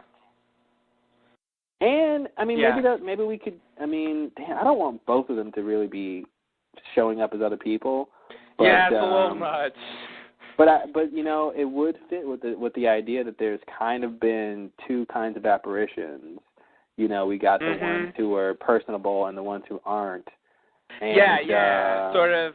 The thing is, Yimmy seemed like one of the non-personable ones. Well, but he did present himself as Echo's brother. Like he had that going for him. Oh, what did he? He said he's not his brother. He did. He did say that. Yeah. Well, that's still fine. Yeah. He definitely came across as one of the scary ones. Yeah. As opposed to, for example, Ben's mom, who seemed like one of the friendly ones. Told him not to run through the fence and didn't really try to kill him. Hey, maybe that's the thing. Maybe if that was Jacob, then maybe Jacob should have said, "I saved you when you were a kid. I came to you as your mother." And yeah. Because when Ben is like, "What about me?" Right, right. Yeah, he could have said that. Because who else is that? If that's not Jacob, is that supposed to be Loophole? Like, why? Or maybe it's his mother. Or is it his mother? Yeah, that's the thing. That's up in the air too. Like, it really could be somehow. Spirits of dead people are also walking around. It's getting a little too crazy. It's getting a little crowded on the island, I think. Yeah. Like, I want to attribute it to things that we know exist on the island. And like the more different, supernatural beings you put on the island, it just starts getting, out of control. But it might be true. Who knows? I don't know what they're doing. I don't know what they're trying to say. Like, some of them definitely seem like, they're serving some purpose. But in that case, it really seemed like it was just his mom helping him out. Yeah. So, yeah, I don't know. What about the early Christian apparitions, the one that Jack saw? Does that fit for, does it make it better if it's Jacob? I guess not. Not really. The early Christian was kind of scary. Early Christian seemed more like Loophole. Later Christian could be Jacob. Later Christian was pretty personable. More like real Christian, I guess, so it could also just be that. But helpful, basically. I want that to be Christian. I don't want it to not be malevolent. Something else. I don't want that to be another entity. I want actually that to be Christian. Yeah. It is weird that he seems to be helping out with Loophole's plans. I don't know what to make of that. And, claiming to speak for Jacob. He was in Jacob's cabin. He was in the cabin, and, Jacob hasn't been there for a long time, and so, there's something up there. And he was hanging out with Claire. Yeah. That's the other thing, too. Why would Loophole hang out with Claire? Yeah. Right. I agree. I don't see Loophole hanging out with Claire. But still, having him in there, like, I don't see that being Jacob. He said he wasn't Jacob. Yeah, and there was that other eye in the window. Yes, or whatever that was. The eye in the window. Yes, that's true. That's true. Which I thought was supposed to be Jacob's eye, but maybe it's supposed to be Loophole's eye, or I don't even know anymore. Mhm. I don't know. But you're right. That was not Christian. Somebody else was in there with him. So that's what makes me want to say, like, for some reason, he's on board with Loophole's agenda for some reason. It's weird, but I feel like that's what we've seen. Yeah. I mean, it doesn't mean that he knows that Loophole wants to kill Jacob. That's true. That's true. You know, I think Christian wants, you know, them to, you know, maybe Christian's supposed to be the island. And I said I didn't think the island was a part of this, but you can bring it back though. It might be. It might be. Because that's the question. Island, I mean, about like Jacob and Loophole's origins. Like, did they originate on the island, for example? Mhm. You know, and did it have to be that island, or did they just show up? Did they just go to that island, you know, for whatever reason? Like, is the island special because of them, or are they there because the island's special? Yeah. That is the question. Yeah, and as far as the island's like, I agree with your idea. Like, it seems like crowding too much to have more than one thing. Of course, there was a time where I thought it was just one thing. I thought they were all one thing. And, you know, clearly now we have at least two entities who want different things. So, you know, it does seem like a pile-on to just throw in. There's the island, and then there's these apparitions of dead people, and, you know, I don't know how far they're going to go with that. That really just seems too much. But who knows? This show's crazy. It's crazy. Yeah, I kind of want to put Christian as some sort of neutral entity, but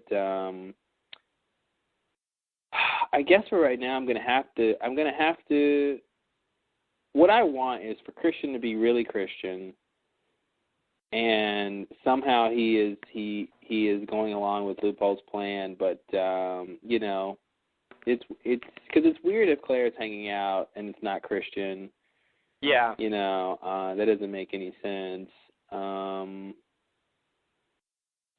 Hey, maybe Loophole's not the bad guy. You know, that's another thing. Just because, you know, he wants Jacob dead and kills Jacob, doesn't mean doesn't mean, you know, he's not, doesn't have the best interest of the island or whatever you want to say, you know. Yeah. He might have the best interest of the island in mind, but he seems to have a, you know, dismal view of humanity. I think that makes him the villain. Yeah, unless they pull the old switcheroo. What would that be? Well, he seems like the villain, and then you realize he's the good guy. Oh. You know, the old switcheroo. I see. Yeah. Yeah, they could pull the switcheroo. They could definitely do that. Yeah, I mean, they definitely make him seem like the bad guy, so I don't know. But yeah, I think, you know, in shows written by human beings, when someone sort of hates humanity, they're probably a villain. Yeah, well, the black shirt was enough for me to think he was a bad guy. Yeah. And Jacob, you know, with a few exceptions, comes across as a good guy. Yeah. A little bit off, but more so than the other guy, and Locke in this episode, of course, who he's, you know, appearing as. So, yeah, speaking of that, you know, what I originally brought up, so, like, Richard's origin, I mean, you brought up the theory earlier that he came from the Black Rock, and he did something that Jacob was impressed with, I guess, and then Jacob decides to allow him to not age anymore, I guess. Or he's one of the Egyptian people. Oh, okay. older than that. And Jacob, for whatever reason, decides to keep him. He's important to the island, or he's whatever sort of advisory role that Jacob deems necessary. He can sort of fulfill that. Yeah. Yeah. Okay. Oh, that's the thing I was gonna say about when we were talking about Frank. Like, we don't know why he got on the island, or why he got on the freighter to go to the island. That's one of the things that, like, there's a lot of characters out there where we don't know their motivations, and I think some of them won't be explained. Like for example, Abaddon. Like, how did he start working for Widmore? What was his interest in all that? Like, Yeah, no. Or Naomi, the same kind of question. Like, we have no idea what either one of their, like, backstories or motivations are for what we saw them do. But I don't necessarily think we'll find out. Frank, we could find out. I mean, he is at least still alive and on the island. But they weren't really big characters, so I don't think we'd get a lot of backstory from them. Yeah, I agree. Yeah.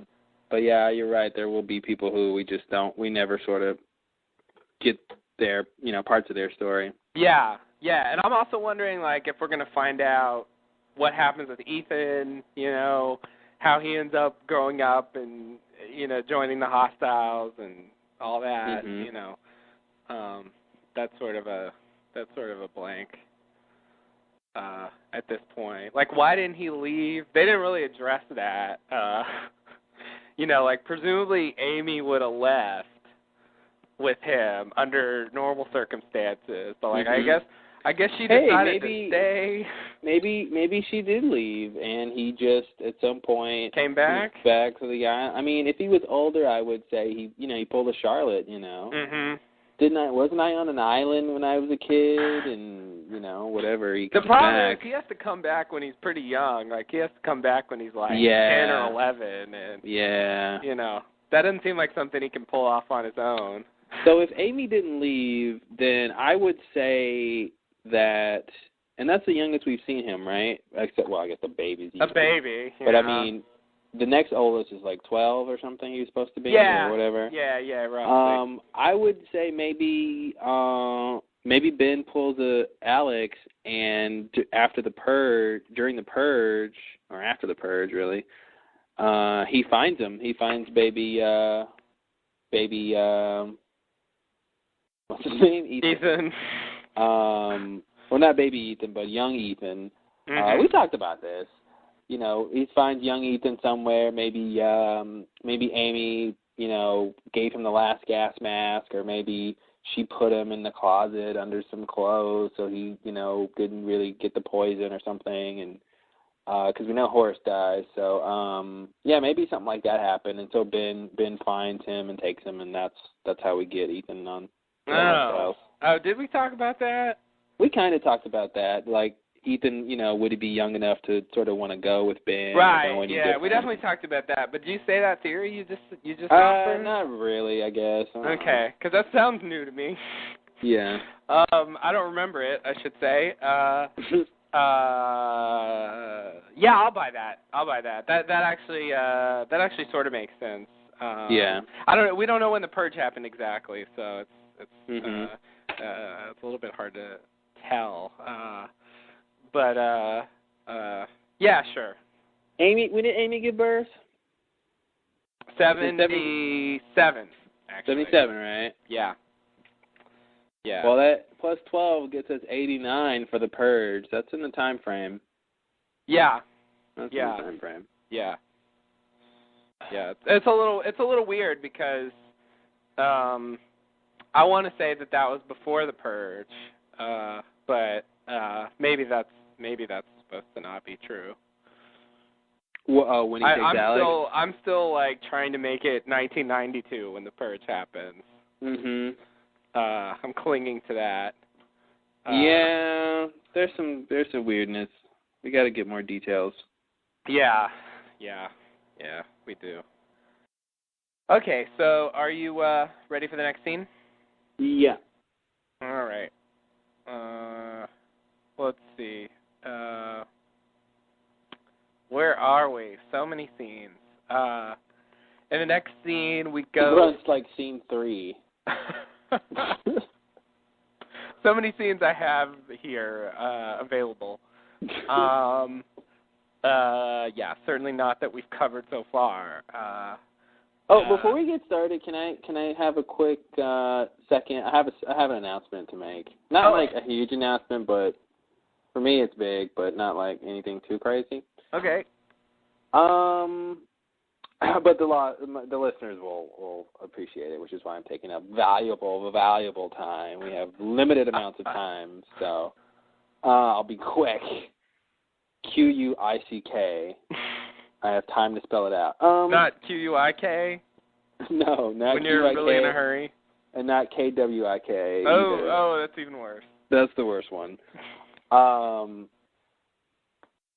I've said it before, but this time I mean it, and I think it'll work this time. I'm going to write a Lost spec. Whoa! I'm going to write. I hope you're sitting down. My version of episode 601. Whoa! Shit! Yeah.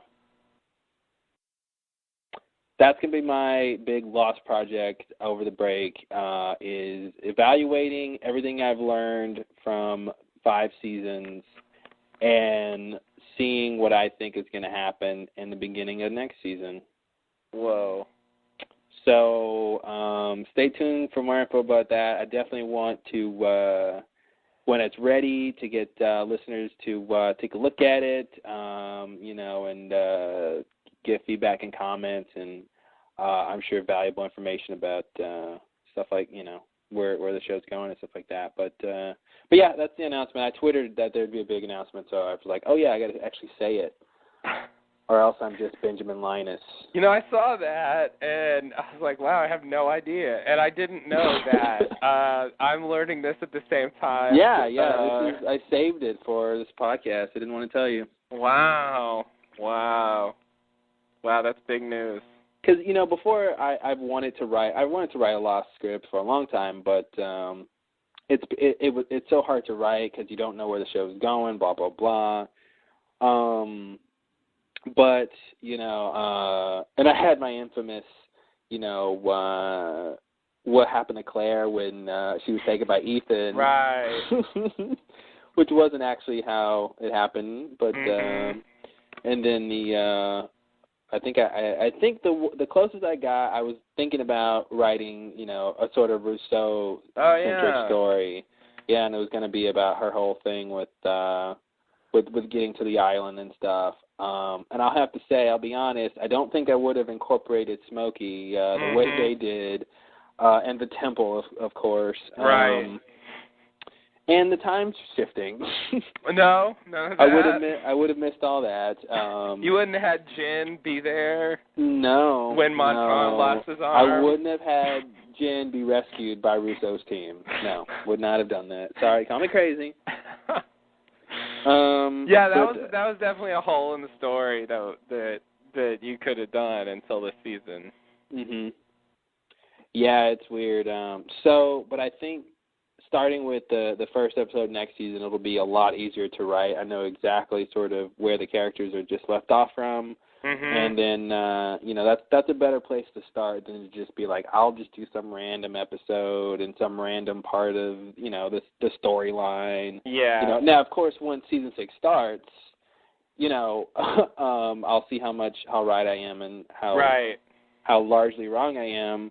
And then the script will be weird after episode 2 and 3 and 4 when, whatever happens. But and then if it matches exactly, you can sue them for plagiarism. And, right? And I don't know, somehow get a job. They'll be like, no, we can't afford to pay you. But instead, let's just settle out of court and hire you as a writer for season 6. And you can be like, I'll take that. I'm on board. I don't. I'm not that principled. Yeah, exactly. I just want a job, ladies and gentlemen. Just give me a job. I'll be quiet. Yeah, that would be awesome to be able to write on the last season of Lost. Yeah, it probably won't happen, but if it does, you heard it here first. Yeah, that's crazy. That is, oh man, I feel like we got to end the podcast right now. That's just too much. Should I have saved that one for? I didn't really think it was that big a deal, but you know, it's worth mentioning, I think. So. Oh yeah, definitely. Yeah, so stay tuned for that. It won't be a while before I'll be able to start on it, but I definitely hope to have it done way before the several months before the season starts. So. Yeah, before it becomes obsolete. Before it becomes obsolete, yes. Yes. Yeah, that's a problem. I mean, that's definitely, like, I could see Lost being not being spec'd very often. Yeah.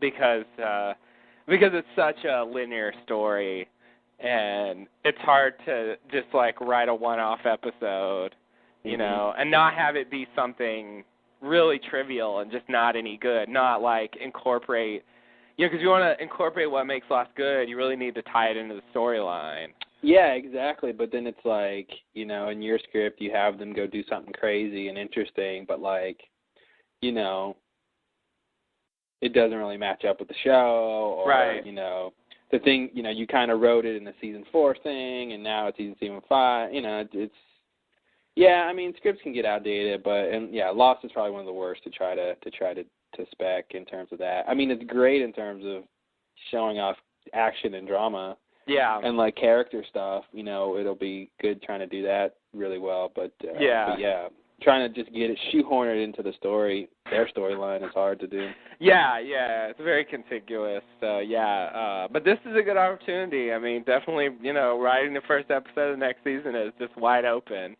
Mm-hmm. You have a lot to work with. You have your situation set up, and you can, take it from there. And there's nothing to contradict you yet. Mm-hmm. Exactly. Whatever you want to say from that point. Yeah. I think it's a perfect opportunity to do it. So that's kind of why it came to me. All right. Wow. Well, we can all look forward to that over the too long hiatus. Yes. And it'll be like getting a Lost episode. Yeah. Yeah, it will. That might spoil you if I get anything right. That would be really weird. It'll be a weird Lost episode. Yeah. Spoilers. Wow. It'll be fun though. I can just make up stuff. I can be like, yeah, that was Mr. Loophole pretending to be Jacob, and like, all of a sudden, mysteriously, all your theories turned out to be right. Yeah, the script might be just all my theories just in script form. How did you do that? I mean, exactly. It won't be a coincidence. There's 2 groups of others? I was just going to say that. Richard says, I just want to say this and get it off my chest. There's always been 2 groups of others. Yes, I came on the Black Rock, but no, I don't condone slavery. Yeah, that'll be good. And actually, I don't care what he says, it was Ben who planted that fake wreckage. Yeah, exactly.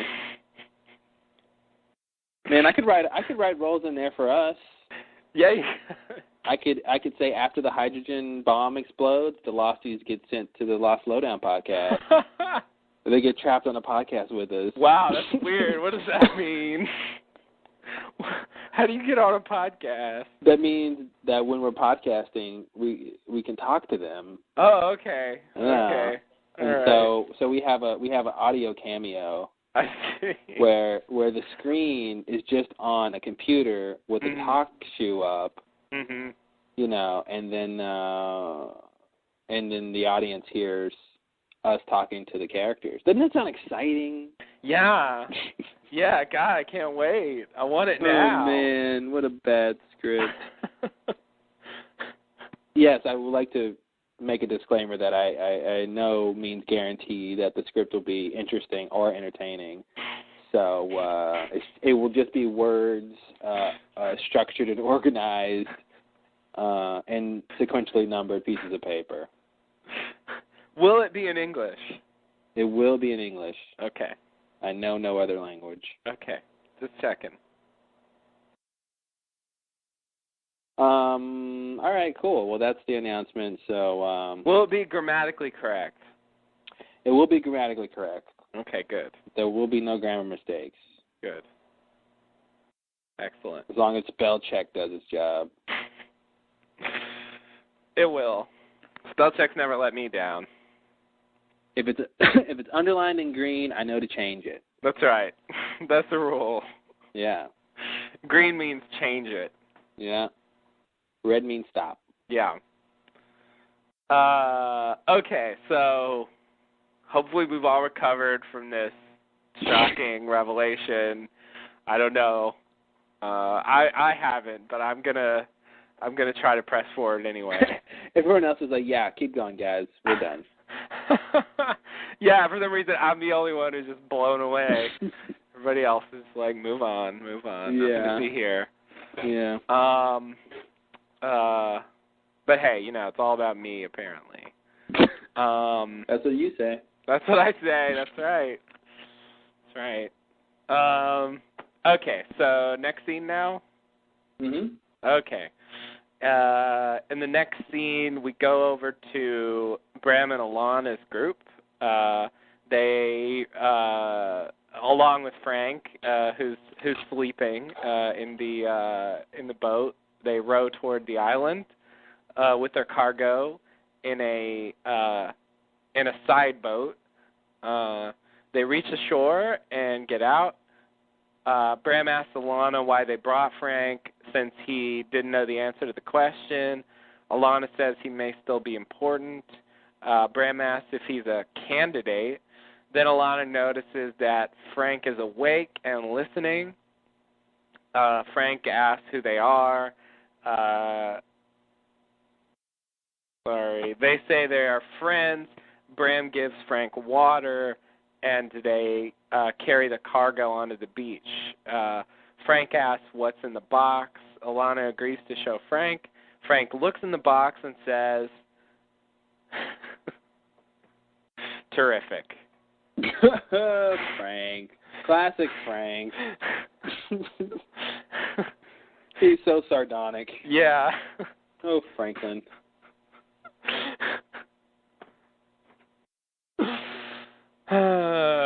Yeah. Franklin. Is that what it's short for? I hope so.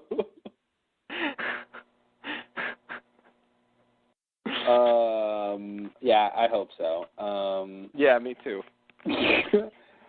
It's great because when they cut to Frank when he was coming across the thing and sort of like pretending to be sleeping, I'm like, he's so pretending to be asleep.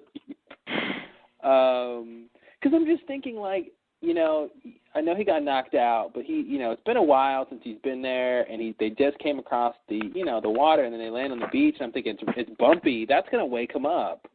Yeah. And then they're standing there talking next to him, and I'm like, he's so awake. And then Alana's like, he's awake. And then Frank wakes up, and I'm like, oh, Frank. Oh, Frank, we knew you were awake all along.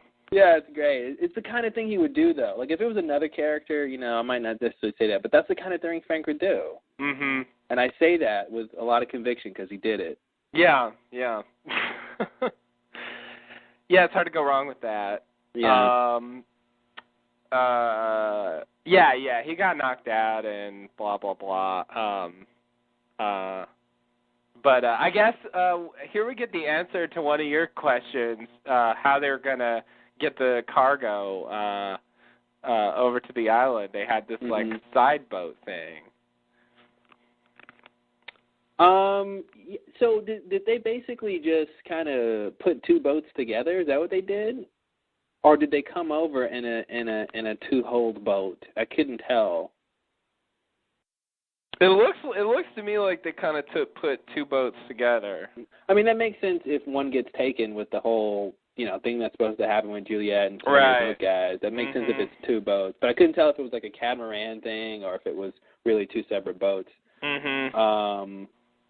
But yeah, so they just kind of like put it between the two of them and just rowed. Yeah, they got in a boat and then they they put it on the side, like it got its own boat basically. Oh, that's right. Okay. Yeah, I don't know. I hadn't thought about that. But they answered it. There it is. There's your cargo on the boat. Yay. Not just in the boat with them. I guess it was too big for that after all. Oh, yeah, it was huge. But yeah, they managed to sort of make it work. So yeah, this is really picking up where we left off. It's kind of weird. Like I don't know what the timeline is. I'm sorry. I'm looking at the picture of it. It looks like what they did was it's one long main part, where they sit, and on the right side of it is a sort of I don't know what you call it. Another hull piece, a little one. Mhm. I don't want to say it's not a ballast, right? I don't know if that's the correct term. Oh man, don't even ask me about nautical terminology. There's basically two on each side of the main piece of the boat, and in between, on the left side of it, in between, they have a log there. So I think they kind of had it resting on the log, so it's not like two separate boats. Oh, okay. You'd have to kind of look at it. It's a weird. I don't know if I'm describing it well enough, but one boat and a log. One boat, 3 parts, and a log. There it is. And a sleepy Frank. And a sleepy Franklin.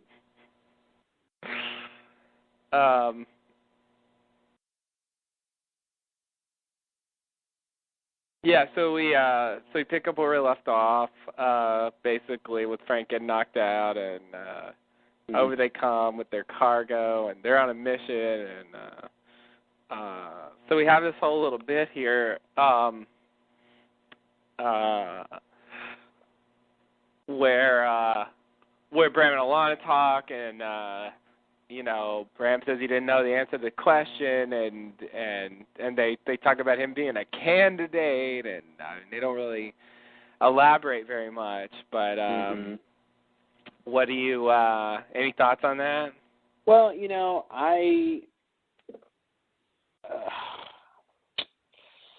what do I think about all this? To me, it's interesting that they think Frank is special. I don't know why. Candidate, I would think candidate to join them, potentially candidate to join the others.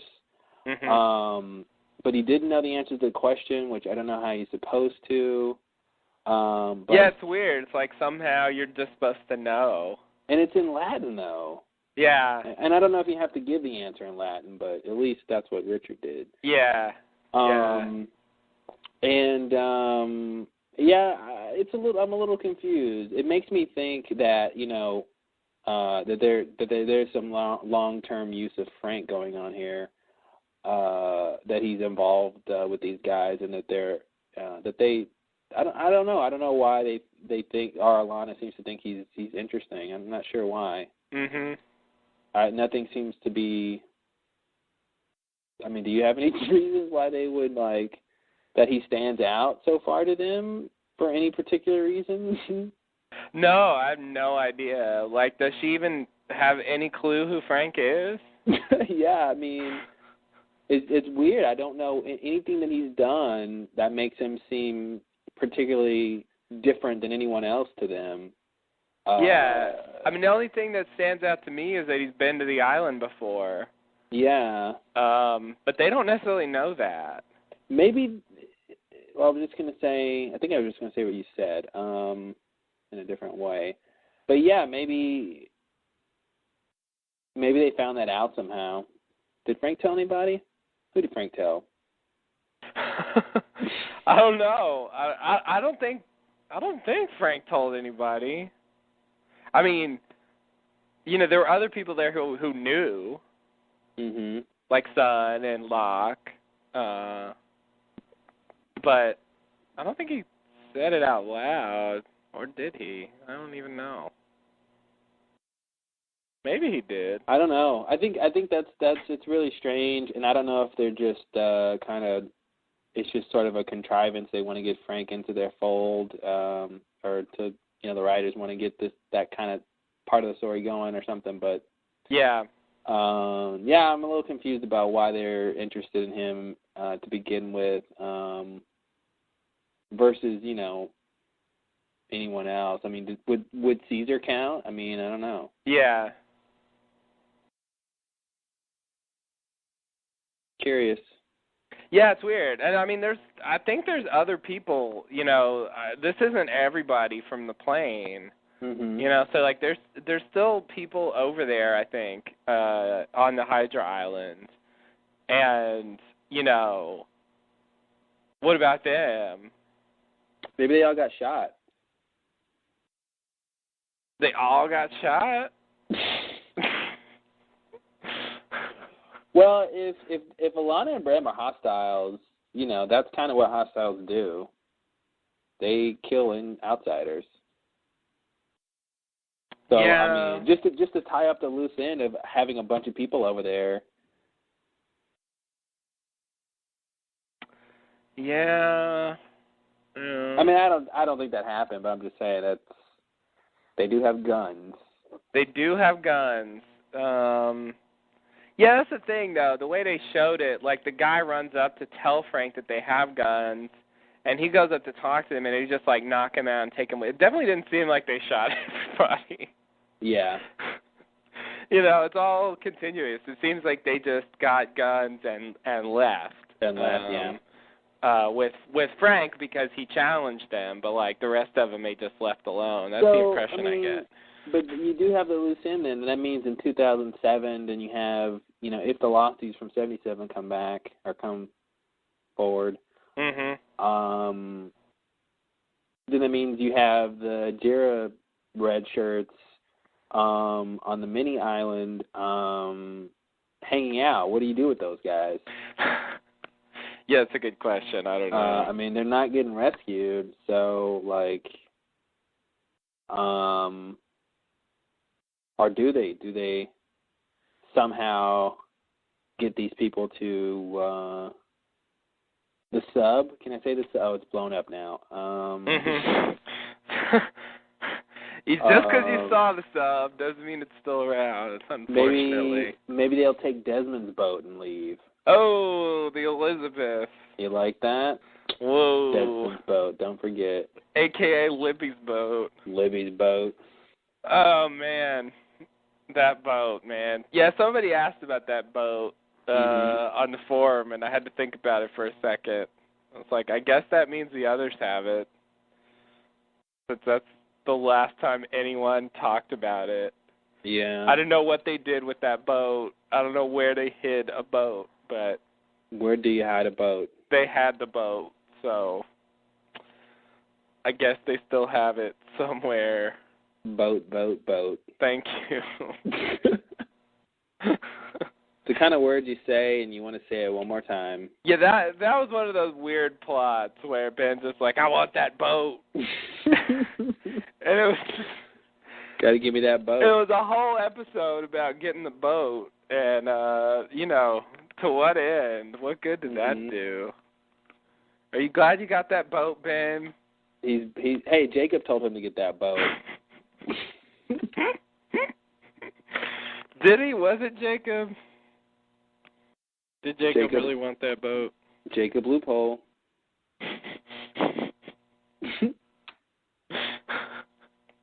Jacob Q. Loophole Smith.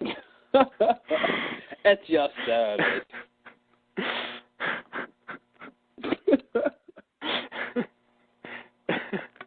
What a weird name.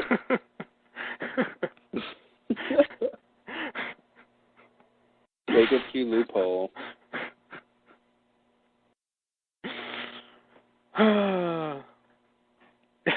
That would be really weird.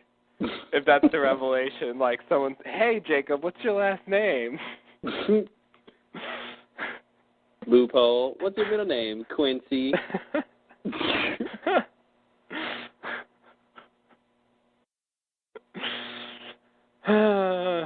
So you're a loophole. I guess loophole doesn't mean anything to them. Yeah. I don't know. I want them to be blown away.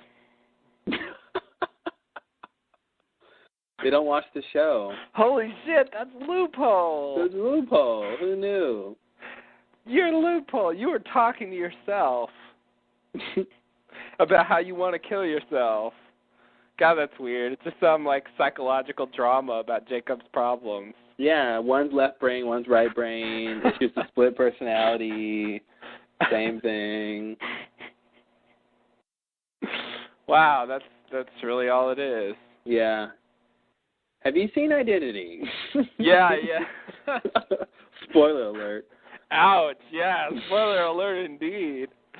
Damn. You know, the problem with spoiler alert is sometimes, like that, like that's a reference. If you haven't seen Identity, the reference I just made means nothing. Yes. You don't really know what to glean from that, but when you say spoiler alert, then you're like, oh.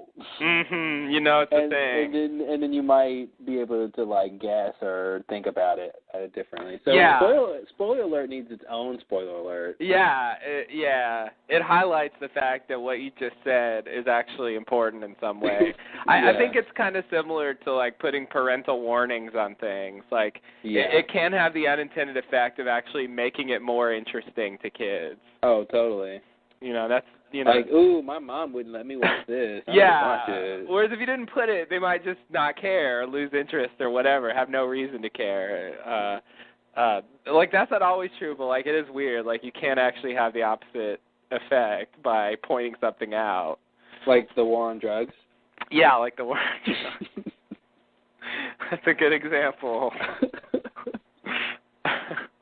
Because ever since the war on drugs, the crime rate, the drug use rate went down, right? Right. Yeah. I think that was the statistics I read. Yeah. I don't know about you, but Incorrect Statistics Monthly. Yeah, that's. How did you know?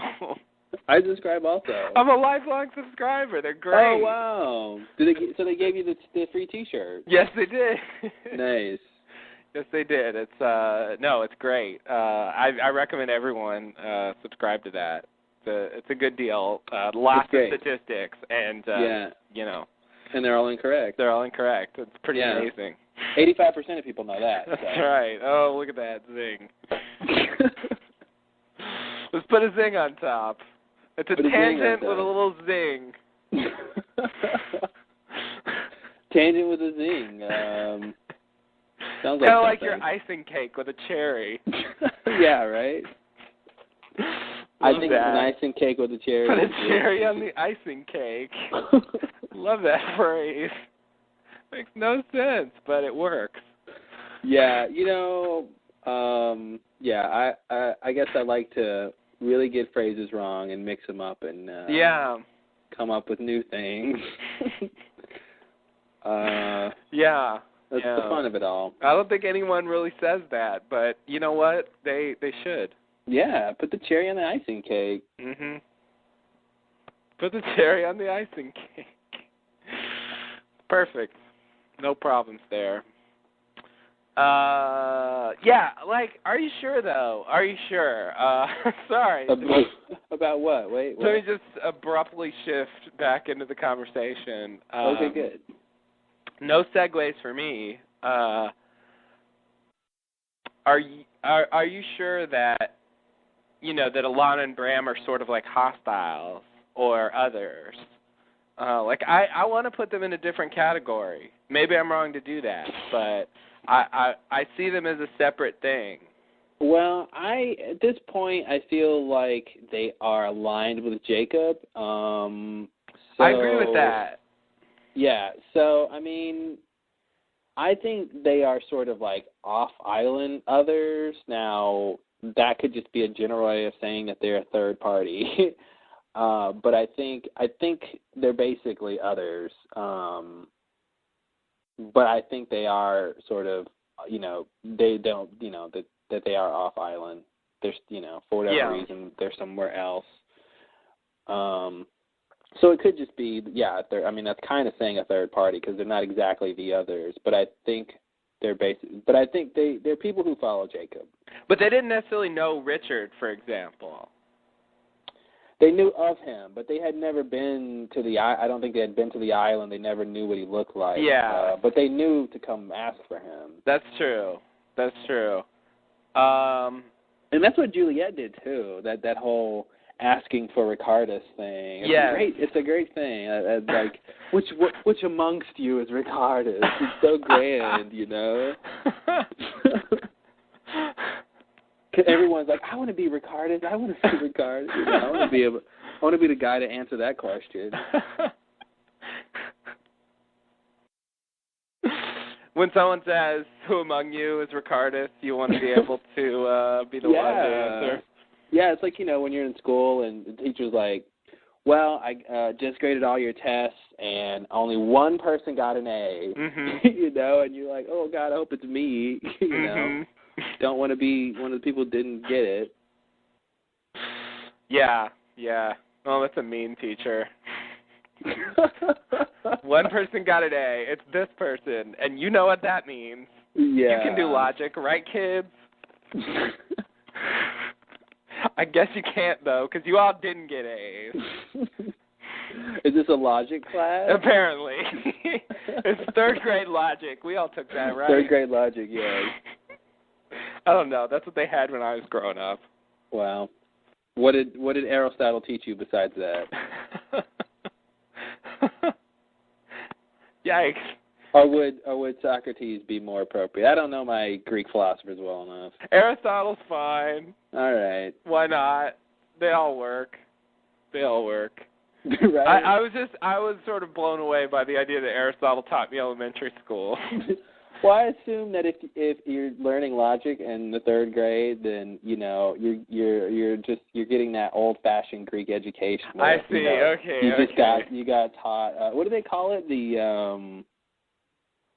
There was like 5 levels of education, and the first 4 were it was like geometry, arithmetic, I think astronomy, and I think physics or something like that. Mm-hmm. That was the 4 core, and then I think once you graduated that, there's another level that you would take, and I forgot the names of them. They were cool names, but that's what made me think of. Oh, okay. I didn't know that, so I didn't get the reference. Because the next level you would take would be rhetoric. Mm-hmm.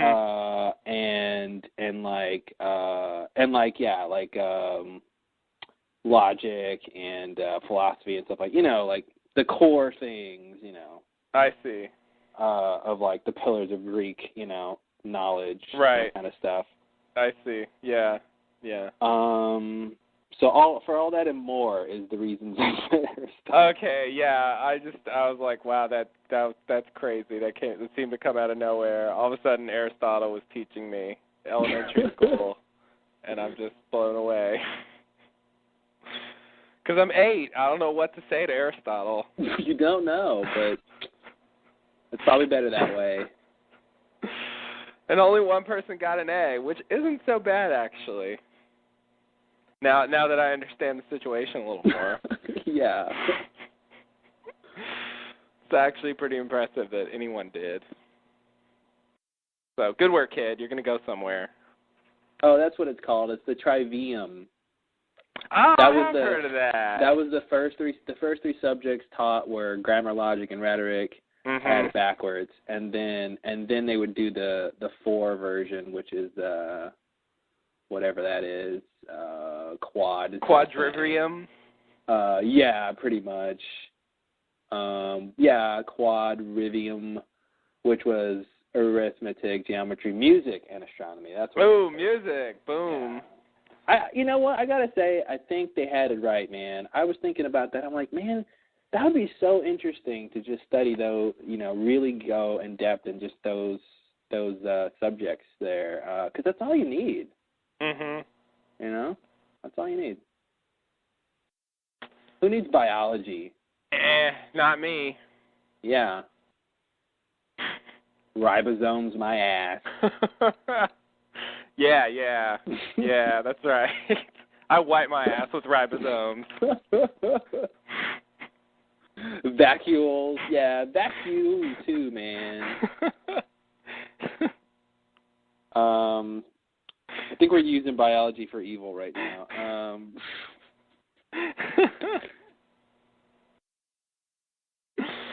They teach you a lot of stuff in school, and yeah, you know. Yeah, they do. They do. Not very much of it sticks, I think. Yeah. Like, there's the basics that you need to live, and then there's just a lot of superfluous stuff that, goes out the window.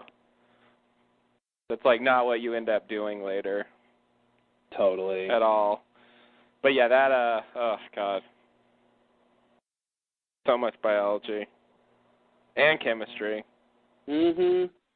Titration. Mm-hmm. Nitation. Yeah. Both of those things. Yeah, it was interesting. I was reading. I guess this was in my head because I was reading about this on Wikipedia, and what the thing that they have, how they have it laid out was arithmetic. They describe it. Arithmetic is the discrete at rest. Astronomy is the discrete in motion. Geometry is the continuous at rest, and music is the continuous in motion. Mm-hmm. That's really interesting to me. Wow, that's crazy. To think of those things like that. Yeah. Yeah, they were crazy. They were. Ask me about Zeno's paradox. I won't.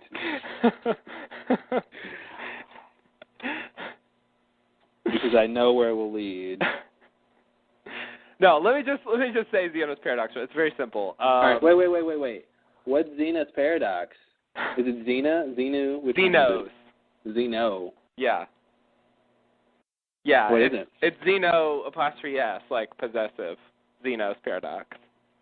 Anyway, basically the paradox is if I want to cross the room, then I have to at some point get halfway across the room. Oh, yes. And then after that, at some point I have to get halfway halfway through the second halfway. Yeah. And then I have to get halfway through that, final quarter, and then halfway through the final eighth, and so on. And so that's an infinite number of things that I have to do before I can get to the other side of the room. Therefore, I can't walk to the other side of the room. Yeah. That's the paradox. I remember that I remember some listeners will understand this. Dr. McGowan doing that reference probably in physics or maybe. Mm-hmm. Did she really? I don't remember that. I thought I learned that later. I thought I learned that way later. I have a vivid memory of her explaining how it's basically you're dividing by half each time. Yeah. So you sort of never, you sort of just keep getting a smaller and smaller number. So basically, yeah, basically the same example of trying to get from point A to point B, and each time you're going half and half and half, and you kind of really never get there, but somehow you do get there because obviously we get places. Yeah. But if you just look at the math of it, it's like you sort of should never get there. Well, the solution to the paradox is actually, if you look at the math, it's okay. Because you take the limit or something? Yeah, exactly. Yeah. The Greeks didn't know calculus. Yeah. That was sort of the problem. That was what they were missing. You can have an infinite number of things add up to a finite thing. Yeah. That was what they didn't get. Close, guys, but no cigar. Nice try. Anyway, big fan of Zeno's paradox. So. Well, I think we had a nice Greek knowledge tangent. That was pretty cool. Yeah, definitely. That's a good thing to tangent about. Mhm. I'm no expert, but I don't know. Would you play one on TV? Yeah. Okay, so I don't know. Back to the scene. Let's see. What was I talking about? It's weird with the others. Like it definitely seems like they're supposed to be Jacob's people, but it seems like Jacob hasn't been doing a very good job of maintaining them. Like, it seems like I would agree with that. It seems like he's sort of let them run amok, and just hasn't really done, any supervising in a long time. So, like, that makes me think, I don't know. I don't know how they started or sort of what the story is, but it's just weird, and it seems like somehow he brought Alana and Bram to, like, get them back in line somehow. Here's a question. What if, like, I don't know how Richard fits into this, but, what if Richard hasn't really spoken to Jacob in a long time or had really direct communication, and they're kind of just have been running around doing all this stuff sort of in service of him, but he hasn't really been present or around to tell them anything. Mm-hmm. Because for whatever reason, I don't know. Richard, told Locke or whoever that that if he was patient, I guess Ben reiterated the same kind of idea that if he was patient, Jacob would come to him. Mm-hmm. So it kind of makes me think of a situation of they're waiting for him to come, but he's sort of, it's not that he's just like not coming, it's like that he's just busy somewhere, he's just doing something, he's not even thinking about them, Yeah. He's doing something else. He has no idea they're waiting on him or something like that, Yeah. This, like, I guess, disconnect. But I don't know how Richard fits into that, because I don't think it didn't. I mean, Richard says only the leader can call an audience with Jacob, and it's like, well, then it seems like Richard should never be able to go see Jacob unless Jacob comes to him, basically. Yes. So, and I don't think Richard, walks out to the foot statue, every weekend or anything like that. So. Right. So yeah, I mean, maybe Jacob wasn't around for some reason. Maybe he was busy working with the Losties. Maybe that's his new. I mean, what's his goal? Yeah. And how invested is he in the others? Like, how much does he care about them? Mm-hmm. What about their fertility problems? Like, can he do something about that? Mm-hmm. For example, if he, did he cure Juliet's sister? I don't know. That's really beside the point at this point. But anyway. Well, there's now that we know seemingly that Jacob can leave the island in his regular form and touch people and do things. Mm-hmm. So I think he probably did just go pop over and visit her and boom, yeah, and touched her and she was fine.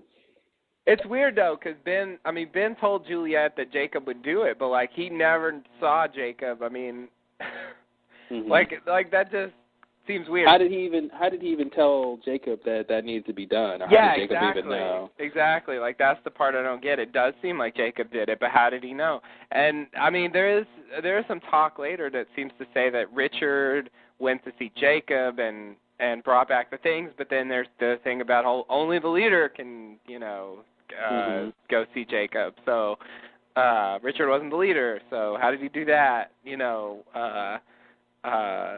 It's really confusing. I don't get it. Here's a question. Oh wow! I wonder if my question is basically, why didn't Richard go to Jacob's cabin? Or I should stop saying Jacob's cabin at this point. Why did Richard go to the cabin? Why didn't he go to the cabin to look for Jacob? Obviously he knew he didn't live there. He says he lives in the foot. Yeah. So I think that says something. I think that says something since Ben went to the cabin and didn't go to the foot. Yeah. When he tried to show Locke Jacob. Right. So that's interesting to think about. I don't know what that means exactly, but it seems like it means, Richard knew where Jacob was and Ben didn't. It does. The episode does seem to say that Jacob was in that cabin at some point. however long ago that was. So Ben knew. It's weird, though. It seems like Ben could have known that he might be in the statue as well as he could have known that he might be in the cabin. So, yeah, I don't know what to do with the fact that he took Locke there. I don't know why he did that. Unless he just thought, yeah. It's weird, because if the cabin were just a cabin, like, it's still not normal. I mean, it's still a weird cabin. Wait, is this the cabin Horace built? Hoping you wouldn't bring that up. Horace did say that he built that cabin. Yeah. I'm afraid of believing that, but yeah, that would be the one. So basically, and this goes along with my other kind of overall theory about Egyptians just sort of being on the island and building all that stuff, and sort of Jacob having no particular predilection towards them. Mm-hmm. But the same sort of thing of Horace built the cabin, and then Jacob chooses to have that place to live in or something, or just appear in. Mm-hmm. That works for me. The question is,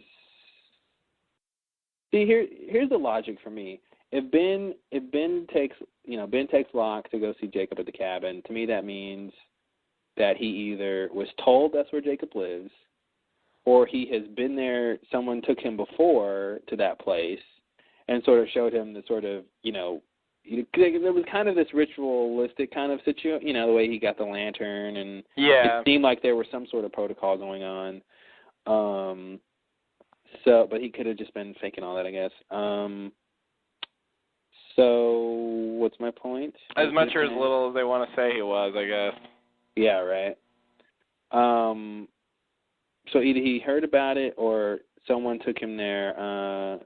But, I mean, he should have some reason to think that's where Jacob lives, so that should mean Jacob was there at some point. That's what kind of Alana says. Yeah. I'm trying to, how does that work with Loophole being imprisoned there? It sits very uneasily with that.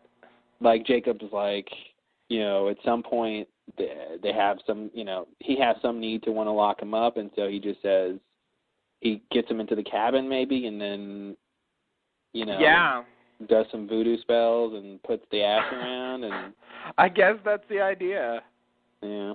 At some point, between when Horace built it and when we first saw it, he trapped him in there.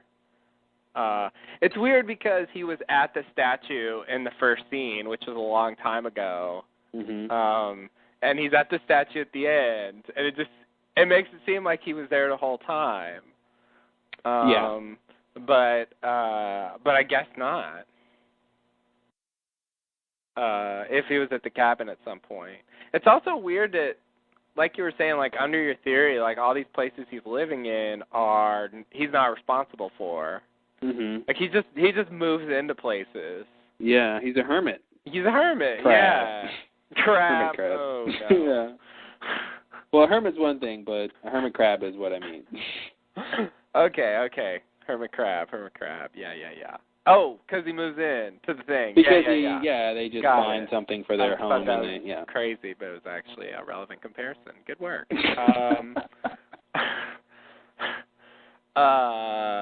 Yeah, exactly. So like he didn't, there's no like magical Jacob palace. Like he's just, he's magical Jacob, but he'll just live wherever.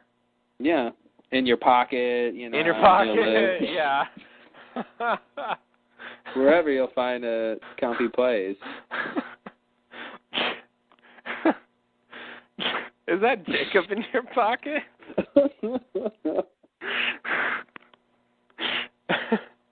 Why, yes, it is. Oh, man. Yikes. Yeah. Anyway, it's weird. Like Jacob as the hermit crab, or Jacob as the squatter. Yeah. I don't know what to do with that. What did he do before those places were there? Did he just like sleep out in the open? Can he not make a place for himself? Hey, how about this? How about this for a loophole? Just came up with this idea. You got a loophole, okay. what if from the very beginning in the first scene, Loophole was already imprisoned, and he had just projected himself out to Jacob to talk to him, and the catch is he can't kill Jacob because maybe he doesn't have any sort of physical form. He's just a projection. I don't really want to buy it, but go with me. Okay, all right. Hold on. But before, I just want to ask, is the cabin there? Like, how is he imprisoned? Oh, fuck. Sorry. I didn't mean to maybe pour agua on the fiesta.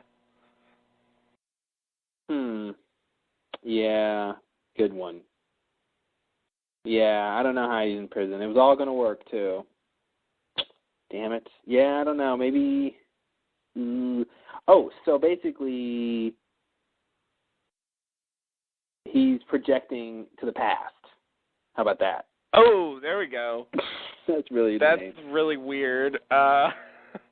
Definitely didn't seem like that, but... Yeah, no, I don't buy that. I have to say, like, I kind of don't want to believe that Horace built that cabin. For some reason, that seems wrong to me. It looks too old.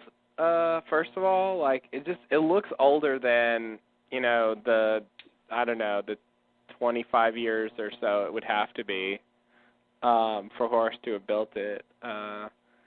And I don't know. The role that it served, it's just hard for me to believe that Horace just built a cabin that, like, all of these, island supernatural entities, like, moved into. Like, I don't know. That bothers me. How about, I'm trying to think of Horace, and especially because it was Dream Horace. Yeah, that's the thing. It was Dream Horace. That's a third category, like the Dream people. Who are they supposed to be? Like the visions that the island sends people. That's on top of the apparitions. That's another issue. Anyway, yeah, it was in the dream. So, like, the real Horace, we have no evidence that he built a cabin besides the fact that he said that in Locke's dream. So, well, here's the thing I'm reading on Wikipedia, which reminds me now. It says that Locke went to the grave where all the Dharma guys were dead and found in Horace's shirt pocket blueprints for Jacob's cabin and the map of its location. What? Yeah, that's what this says. I couldn't hear you on this end. There's a lot of static. Do you still hear static? No, I'm just fucking around because I don't want that to be true. Yeah. That sounds right now. Ouch. I remember that now. Right. Yeah. I remember that now. But wait a minute. Yeah, I don't know what you're gonna say, but it's still weird though. Because Dream Horace tells him that, but here's the thing. I don't necessarily think that Horace got to build his cabin. So maybe he didn't actually build it. Maybe but it's there. It's real, though. That's the thing. I mean, they burned it. Yeah. I was going to say it's a projection, but they burned it, so. Yeah. It's real. Maybe it Jacob was made moving, though.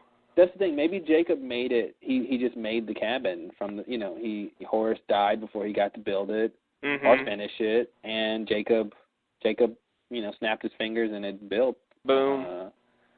That's so lame, but... yeah, it's just weird. God.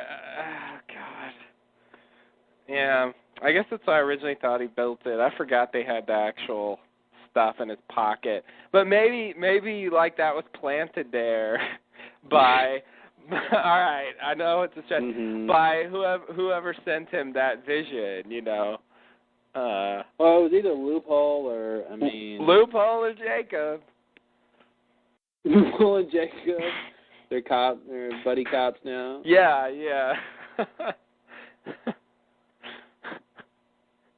You're a loose cannon, Loophole.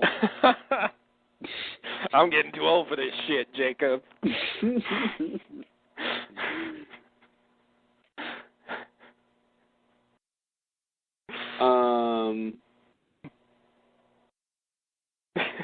Yeah, I don't know what to do about the cabin. It did move, which to me goes along with it being Loophole in there. He seems to be able to be the guy who's projecting things. But what happened when it moved? That's when it was following Hurley, right? Or whatever. Yeah. That was so weird. And then Hurley goes up to it. Yeah, that was, what the fuck was that? Was he trying to do then? Oh God, I have no clue. Why was it fucking around with Hurley? Jacob did go visit Hurley though, and did actually. He felt it was special. Strangely, Jacob had the most substantial conversation with Hurley. Yeah. Of anyone. Told him the most stuff, and told him the most about what he knew and specific things about Hurley. So that's kind of weird. But on the other hand, I didn't think that was Jacob. Jacob shouldn't have been in the cabin, right? Or how long is long? That's another question. Yeah. Well, would 3 years be a long time ago? I think so. I think that'd be enough. Okay. Here's the thing. What I'll talk about at Marius is by the way, they burned that cabin, so I guess we'll never see it again. Yeah, I think you're right. Because they're not planning on showing it or something. No, I guess they're done with that cabin. But the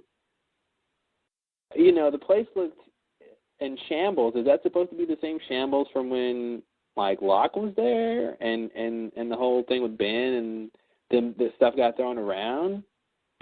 That was not the most recent visit. I know. So it shouldn't be. It shouldn't be, right? It should be more recent shambles. Because the picture of the dog was on the ground. Yeah. I don't believe it was on the ground when Locke went there the last time. Yeah, I don't think so. So, so it seemed wrecked or something, or it seemed. I don't know. It does. Maybe could we surmise that? Yeah, I don't know.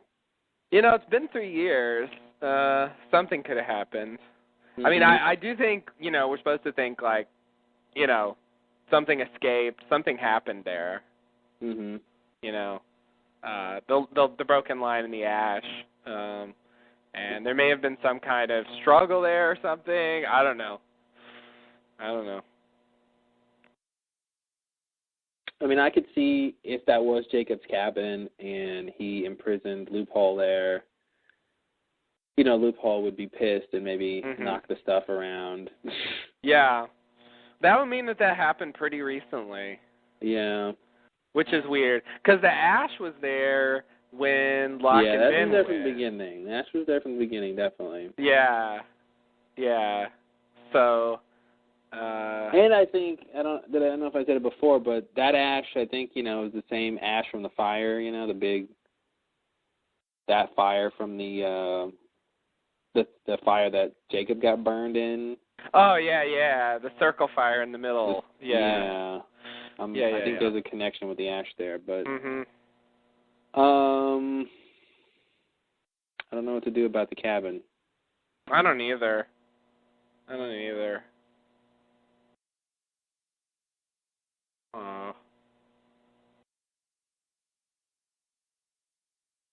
How old is it? Who built it? Who was in there and when?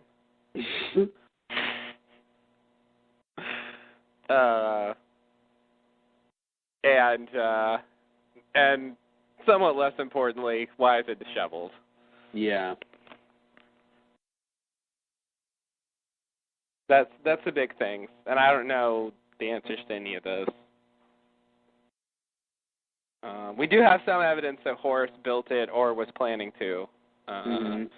And we saw Christian in there, whoever that was. But we have not seen something we know to be Jacob or something we know to be Loophole in there. So, who knows? Yeah. That was weird when it appeared to Hurley. That was definitely weird. Yeah. And nothing really happened with that, right? He just we saw inside and there's That's where we saw the other person besides Christian, right? Yeah. Yeah, it was like it was stalking him for some reason. Mm-hmm. And I have no idea why. I don't know what that was about. Locke did show up shortly after that. Yeah, that was weird. And they did make it a point later that the cabin moved. Like that was a thing.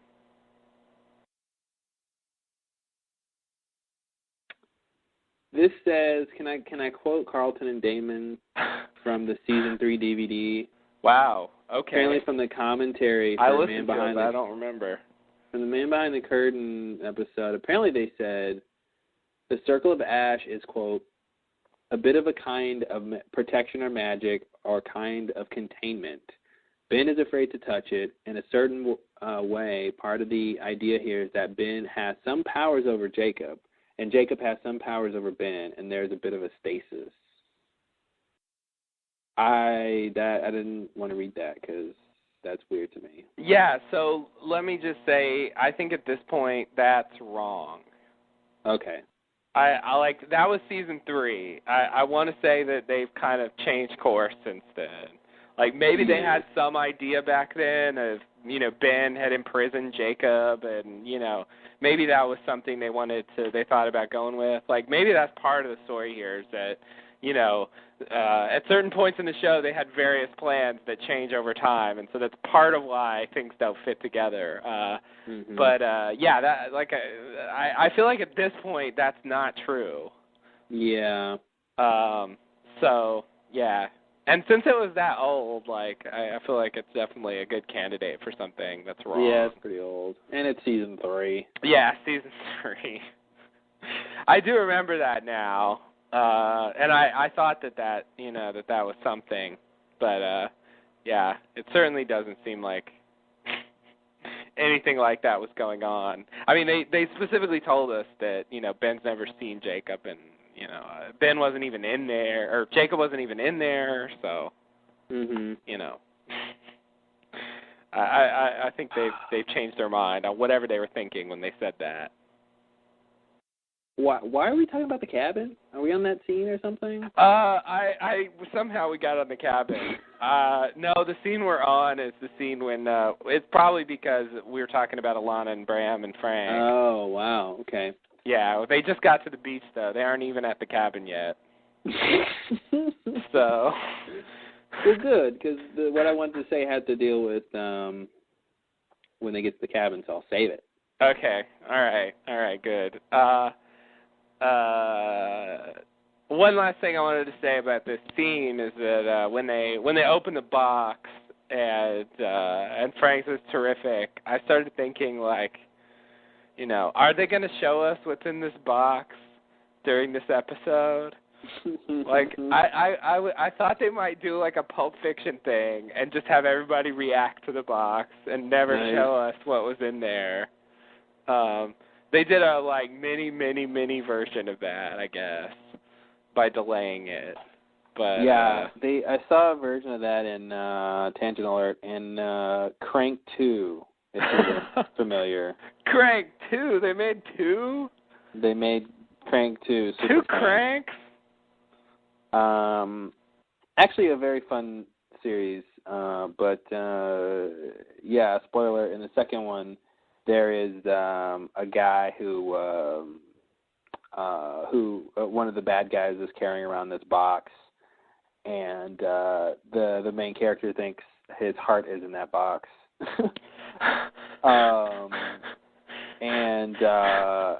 And so he follows him for a lot of the movie, and spoiler alert, of course, his heart isn't in the box, but main character, tracks the guy down and beats him up and gets the box and is like, oh my God, I can't believe you carry this around with you, and just leaves.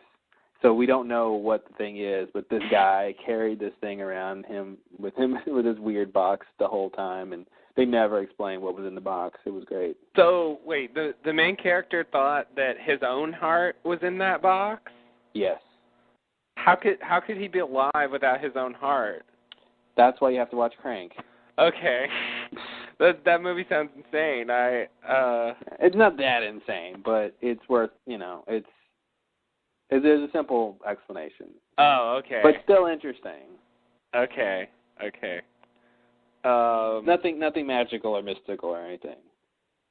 Okay. Is it just like metaphorical or something? I mean, you need the organ to live. Does he have a replacement heart with a pacemaker or something? He has an artificial heart. Oh, okay. All right. Good. Why does he want his heart then? Does he want to have to watch the movie. Replace it? I'm just gonna try to get you to tell me the whole story, I guess. All right. Crank 2. Go rent it. But probably see Crank 1 first. Basically, he wants his heart because the artificial heart can't last forever. It only lasts a very short amount of time. Oh, of course. Classic. Yeah. Classic. Nice. Yeah, okay. time crunch. Time crunch. Got to get the heart, but the box, but you never find out. Okay. All right. Well, that sounds like fun. Should you see Crank 1 first? I'm guessing and hoping yes. Yes, definitely. Okay. They make some good callbacks to Crank 1. Rental pick of the week: Cranks 1 and 2. Yeah, I actually agree. Yeah. Check them out. Very, very fun little movie. Check them out. I mean, not really mine. I haven't seen either one, but I'll put my weight behind them anyway. Nice. Yeah. Okay. So let's see. Oh, the box. That's why we said that. Okay. Well, that's it for this scene then. Frank might be a candidate. That's kind of weird. Yeah, they're totally just making that up right now. They're just making that up, yeah. You know what I mean? It's just like this is the beginning thread of that whole thing. Yeah. Or beginning of that thread, I should say. Beginning thread of that whole thing. Sorry, guys.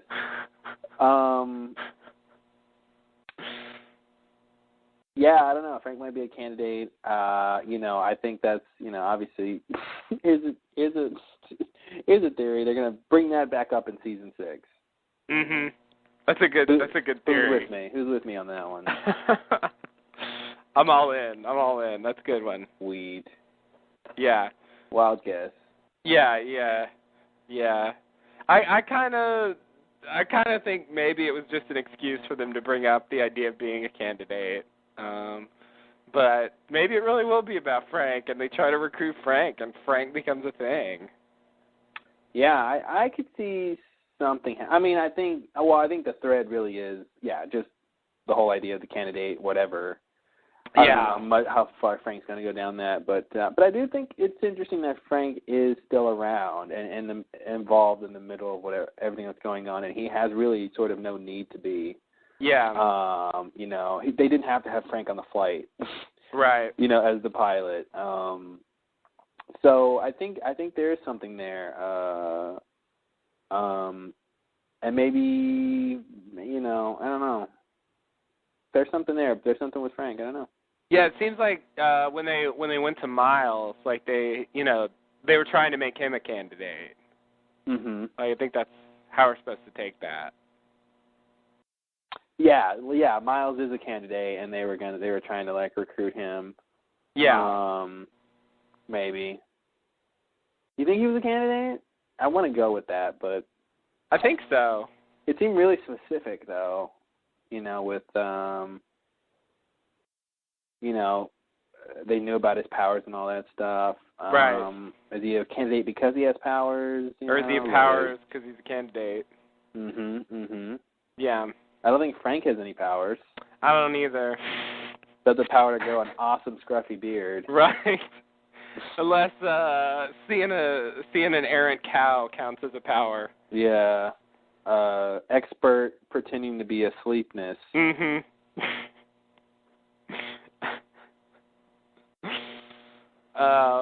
Flying a helicopter through the barrier. Mhm. Sardonic quips. Mhm. Meaningful looks. Eyebrow raises. And many more. And many more. Yes.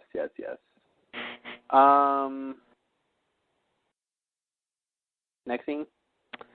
We'll come back to the Bram Lana fiasco. Oh, definitely. Yeah. The Bram and Lana fiasco show. Yeah. Yes, we will. They will be back. They're going to do more stuff. Stay tuned. Okay, next scene. Here we go. Boom. Flashback. Looks like it's a funeral. 2 coffins are carried out of a building where Lil James watches. Sometime later, James is sitting on the steps writing a letter. His pen seems to be out of ink, and Jacob walks up and offers him a new pen. Jacob says he's sorry about James's parents. Then we see that the letter is the letter. Jacob walks away, and another man walks up to James and says they have to go to the cemetery. The man notices the letter and takes it and reads it. Then he sits down and tells James to move on. He asks James to promise not to finish the letter, and James promises. Then they get up to go say goodbye.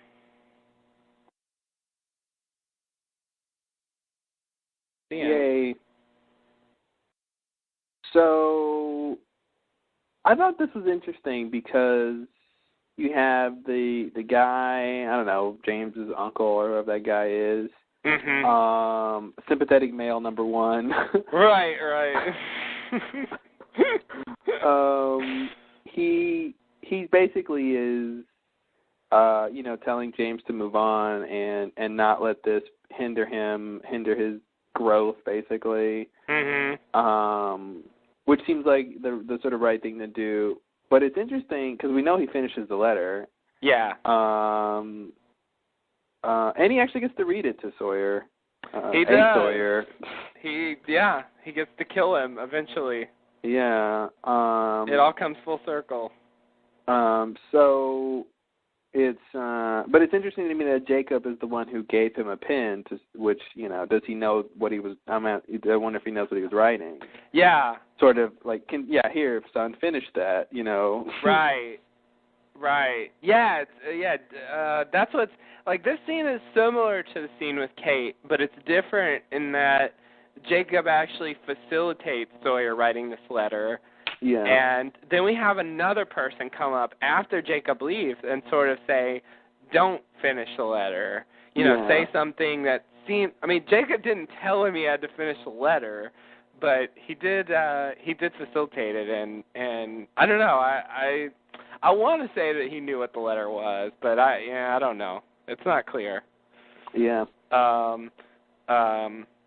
And the other guy comes up, and it seems like, it's a little bit harsh if your parents just get killed and like, move on, son. What's done is done. Like, I don't know. I think it's a little early for that, but in general, I think the message is right. So it's just weird because it seems like he's contradicting Jacob on some level since Jacob gave him the pen. Yeah, maybe Jacob giving him the pen was sort of the idea of choice or something. Like, here, I'll give you the ability to finish it, and then which what he wants to do anyway, and then the guy comes and says don't, and then it's Sawyer's choice whether or not he does, and maybe that means something. Yeah. Yeah, I'll buy that. But that seems plausible. I like the guy telling Sawyer what he did, little James. I like he was sort of harsh but very blunt. Yeah. And I just like the idea that he kind of like intimated, like, he saw the letter and it was immediately like, hey, stop that train right now. Mm-hmm. I don't want you spending the next 30 years of your life hung up on this. You know what I mean? And I thought that was really interesting how he didn't just say, oh, he's writing a letter, and, oh, I can understand you're upset. It was just like he got what that meant right away. And I thought that was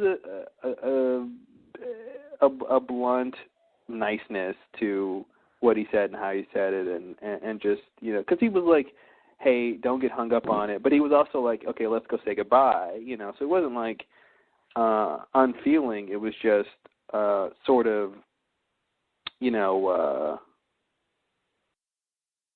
sort of trying to give him the appropriate distance to sort of handle it. So I liked how he came off with that.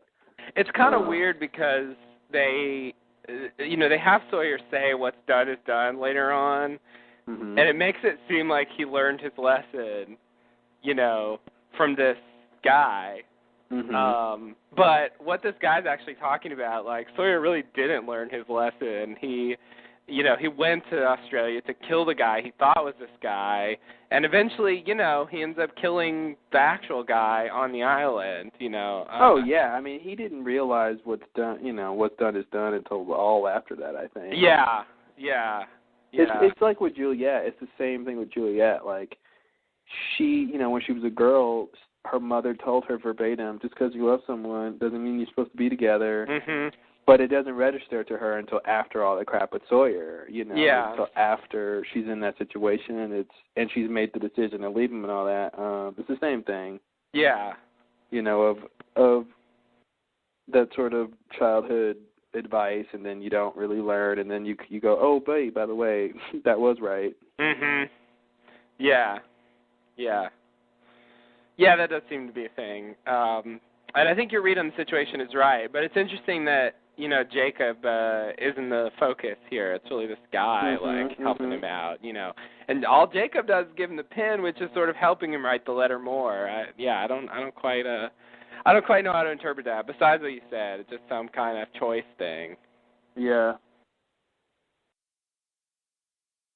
Yeah, it was definitely weird. I mean, honestly, maybe it was just they wanted to take the time to talk about the letter. Yeah. So it seems like they're putting more emphasis on it versus Jacob, but maybe it's just, they got what they wanted with Jacob, but now they also had an opportunity to retcon this thing about the letter. Right.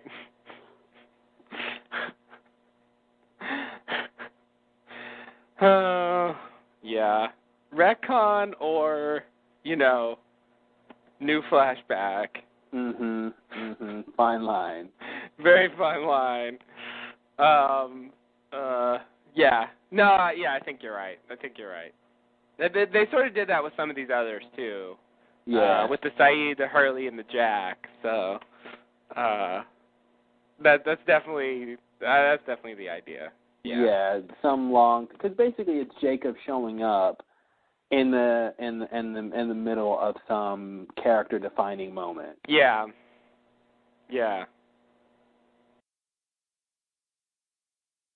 Right.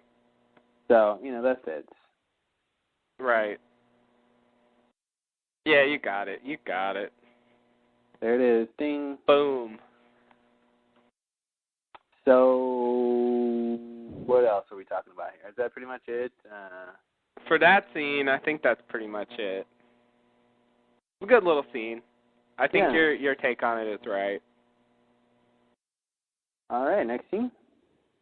Although, can I just say again? I don't know if I've said it before, but I love Sawyer's note to the real Sawyer. I love how that's written.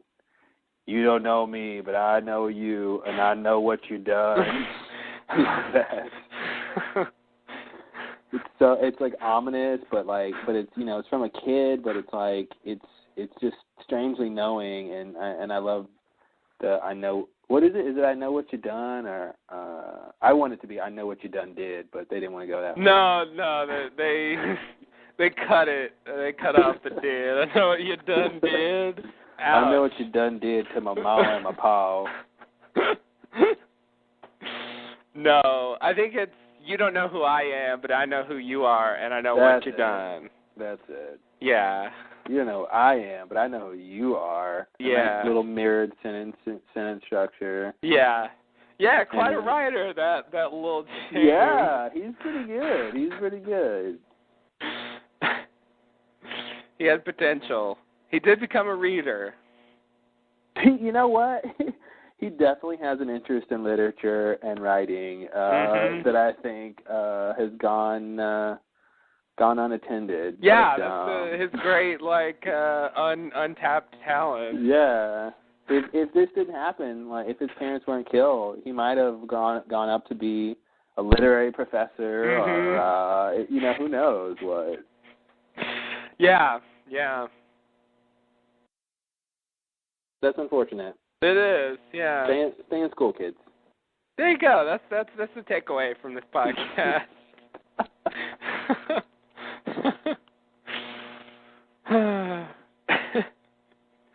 Wow.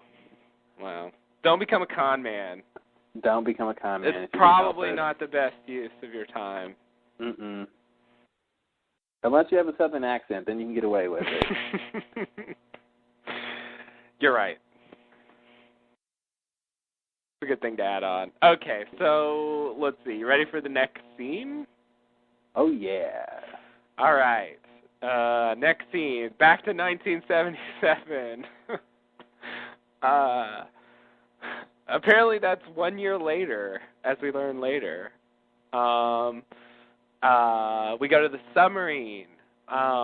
Sawyer recaps Jack's plan, so now we're picking up from where we left off a while ago, where Sawyer said he would pass. He recaps Jack's plan, then he reiterates that he's leaving. Then Mitch comes in with the sedatives, and Juliet surprises everyone by knocking him out and taking the handcuff keys, reminding Sawyer that we decided to leave the island. Juliet says that they're going back. In front of the submarine, the pilot is surprised by Juliet wielding a gun. They tell him to go to the surface, let them out, and then proceed on course. Sawyer shoots the sub's communication things so Horace won't call, and the pilot brings the sub to the surface. All right. Boom. The escape. The great escape. No rocket packs involved, unfortunately. No rocket packs. But they did have a life raft or whatever. Yes. Which I was wondering if they would have. I didn't really... I guess that makes sense. Yeah. Yeah. Whether it makes sense or not, they had it. That is a true statement. Yeah, so one of the things, when I was trying to figure out how they were going to get back to the island, one of the things I didn't think about or incorporate was the sedative. Mm-hmm. That was a big deal because that means that basically the idea is everyone but the captain's pretty much knocked out. Yeah. And this guy, apparently, who gets knocked out pretty quickly. Right. Yeah, I love Juliet. She's a badass. And She just did it. She just did it. Yeah. Yeah. She's like, okay, here we go. Now I'm gonna knock this guy out with a 1-2 while handcuffed. The old 1-2. Yeah. Yeah. Yeah. Bam. There's only gonna be 2 hits: me hitting you and you hitting the floor. That's pretty much it. Yeah. No. Yeah, she knocks his head on the table and then kicks him in the gut and he's out. Bam. Yeah, when Juliet's ready to knock you out, you're getting knocked out. You are getting knocked out. Just ask Scarlet. Yeah, this surprised me. This starts a kind of whirlwind of characters changing their minds about things. Because of Kate. Because of Kate, of course. Kate makes everyone change their minds. So right, it's all about Kate. Anyway, we'll get to that. But this part surprised me. I didn't quite expect it to go down like this. It's pretty simple, but you're right. The sedatives were a key thing. So that they could just have the thing go to the surface and then get out and no one notices. No one notices. That was, they... it's kind of a waste of time doing all this, but I guess they had to get them all together and, Sawyer and Juliet had to find out about the plan and, Yeah. et cetera, et cetera. So, yeah, but they shot that communication device, which really surprised me. I didn't think that was necessarily a good idea. You really shouldn't shoot inside of a submarine. Yeah. It's just a bad idea. Yeah, that's pretty scary. I also just worried about the fact that the submarine wouldn't have a communication abilities. It just seems like a bad thing for a submarine going around, not being able to communicate. Yeah, I think it's not great. Sawyer apparently doesn't give a shit. No. No, he really doesn't. I guess the captain should have said, what am I going to tell Horace if he radios me, and what do I do if I need to communicate? Sawyer answered the first question. Yeah. If he had to think about the second one, maybe he wouldn't have answered the first one the same way. Yeah. Yeah. Yeah, no, that would have been better. Or maybe if he just hadn't brought it up at all. Mhm. That just got him a shot communication. I love that was his biggest worry, is what is he going to tell Horace? What am I going to tell Horace? Horace isn't even in charge anymore. Horace doesn't even care what you're doing. Horace has his own problems. Horace has his own problems. He does not care. And, I don't understand the objection. Does he think Horace is going to see them surface? I don't really understand why Horace is just going to call out of the blue. Why can't he just say, we're leaving? He did. That was the whole setup with it. When they cut to the captain, he goes, it's his final call. He's like, yeah, we're doing good. We're leaving. Bye. Mm-hmm. And that was the perfect moment for them to come in. So they had set that up. Yeah. Yeah, I don't understand what he thought the problem was. Oh, he's just don't trust the captain, right? I guess not. But why did they even throw that? That was totally unnecessary. They didn't have to do that. Why did it matter that Sawyer shot the thing? It probably was just, I would imagine it's just for the action and the heightened drama of he gave him a very quick answer with a gun. With a gun, yeah. Yeah, I mean they can't radio anybody, so it's good in that sense. They can't say, "Hey, people just escaped" or anything like that. Okay, yeah. That's right. If they radio back, maybe that's a problem. Yeah, because then Rosinski would hear about it, and it's just weird because they didn't shoot it because they were worried about that. They shot it because he was worried.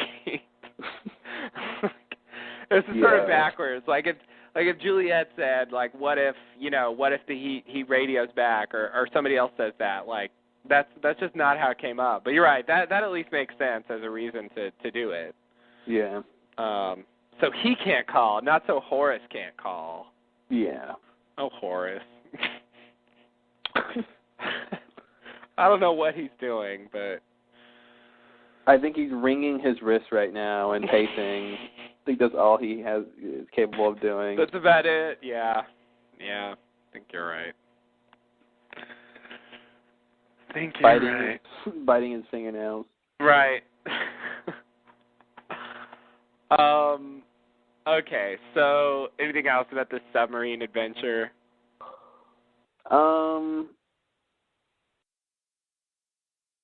There was probably something little, I don't remember. Oh, the way they set up the departure and everything, the captain tells everyone to take their sedative and then they'll be on their way. I'm expecting to see an underwater wormhole, I'm telling you. Yeah. There's definitely like something that happens. Yeah. They've made it a point that you have to take sedatives and get knocked out before you go through whatever they do. So, yeah. I didn't know that. I didn't think it would be that easy for the captain to surface the sub by himself. Oh. Apparently, you just turn a couple knobs and then you're done. That's it. It's not that hard. And then the fins on the side change angle, and it makes the thing go up. Boom. Yeah. And then all you have to do is turn the engine off, and you're done. There you go. Now we know how to pilot a submarine. Yep. How to pilot a submarine in 30 seconds or less. That's it. It really isn't as hard as it looks. No. Turn some knobs, folks. Just start turning knobs.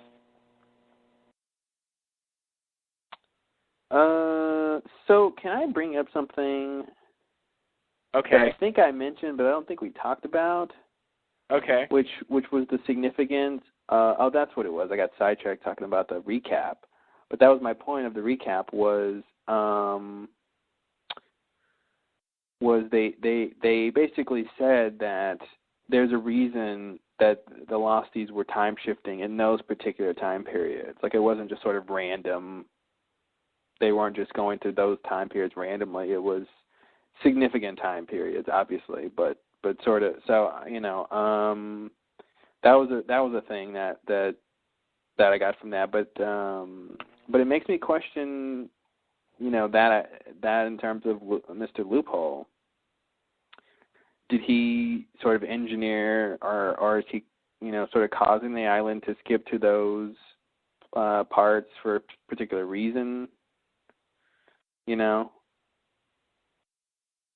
Because...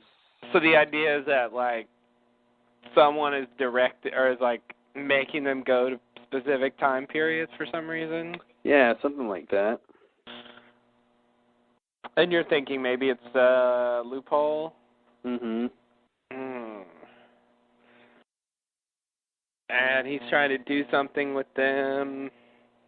Yeah, it has something to do with his plan for Locke. Yeah, that's the thing. It does eventually get Locke back in the real world, which is, part of the thing that leads to him being back on the island in the coffin. Yeah. It really seems unnecessarily elaborate. I really wish I understood what exactly the bare minimum he needed to make his loophole work was. But because I can't imagine he needed all that. What exactly was the thing? On the other hand, maybe here's a theory. Maybe Jacob is the only one who can bring people to the island or something, aside from the people who crash on there, I guess. So Jacob goes around and wants to bring all of the Losties on the island, and part of Loophole's loophole is that he's going to, he's going to use Locke as his vessel to do his ultimate plan. But the fact that Locke is one of the people that Jacob brings is something Jacob doesn't know. What? You know what I mean? Like, I lost it. I'm trying to say that basically Loophole couldn't get Locke on the island himself. So, but Jacob can get people to the island. Okay, yeah. Good. So he basically used that against Jacob. Jacob got Locke to come to the island, but Loophole wanted Locke to come to the island so he could do all this crap and take over his body. Well, but how did he get Jacob to bring Locke to the island? Well, Jacob already wanted Locke to come to the island. So it's just a coincidence that Jacob wanted to bring the guy that... Well, he's just using his own guy against him or something like that. So did he just pick Locke at random? Like, it could have been anybody? No, I don't think it could have been anybody. Okay. I think it had to be a particular kind of lame wad. Ouch. Oh, man, Locke just got called a lame wad. Yeah, he was. I know he's been called worse, but it still hurts. Yeah, I don't know. Maybe that doesn't work. So, yeah, It would just explain why they both seem to want Losties to come to the island, but it's really Jacob wants the Losties, but Mr. Loophole wants Locke. Right. It does seem like that's the point. It does seem like Loophole isn't interested in the rest of them necessarily. Mm-hmm.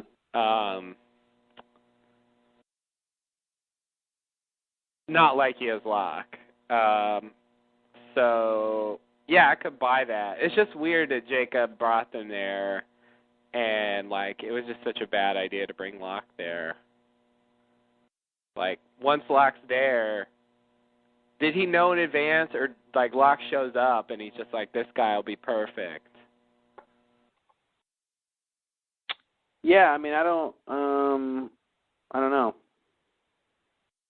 I don't know why Jacob wanted Locke there.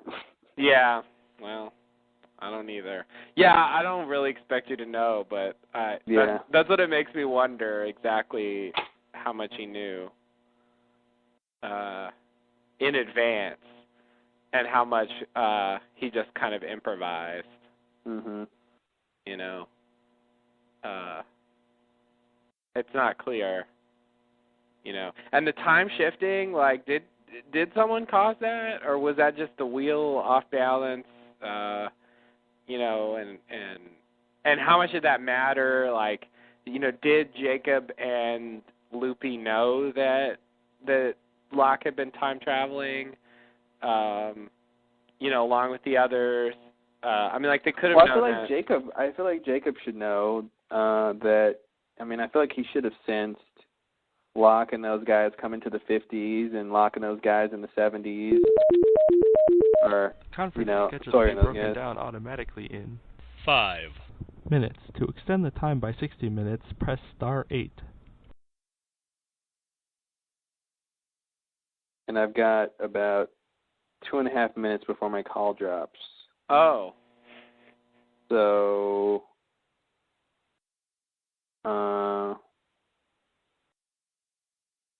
I can either call back now or wait to, if we can get to the next scene while you're talking, I can rejoin then.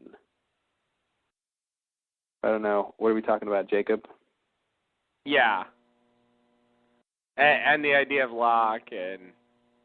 Wait, what were you saying about Jacob? That he knew about the time travel? I said I would imagine that when Locke come and, you know, Dan and those guys shift to the 50s, that if Jacob is aware of, you know, has awareness of the island, then he would know that. Maybe he doesn't, though. Yeah. And so the Jacob in the 50s and 70s and the 2000s would sort of know that these guys were time shifting because he was around all that time. Mhm. Yeah. That's what I would imagine. Yeah. Okay. So if he knows that, then I don't know. I guess that could. I mean, that's weird. I don't know what Jacob thinks about time travel. I mean, again, it could be that thing of that's why he knows who to go visit is because he knows they come to the island. Mhm. You know, kind of like what Richard did with Locke. Yeah, I see. Oh, that'd be weird. Wow. Ouch.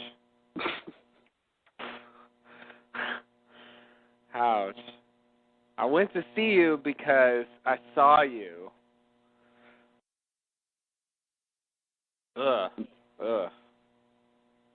Don't you like it? Yeah, that's... Oh, man. So, weird. What? Next scene? Oh, next scene? Yeah, sure. And I'll call back in right now. Oh, okay. All right. Let's see. What's the next scene? Back in the tunnels. So let's see. Yeah.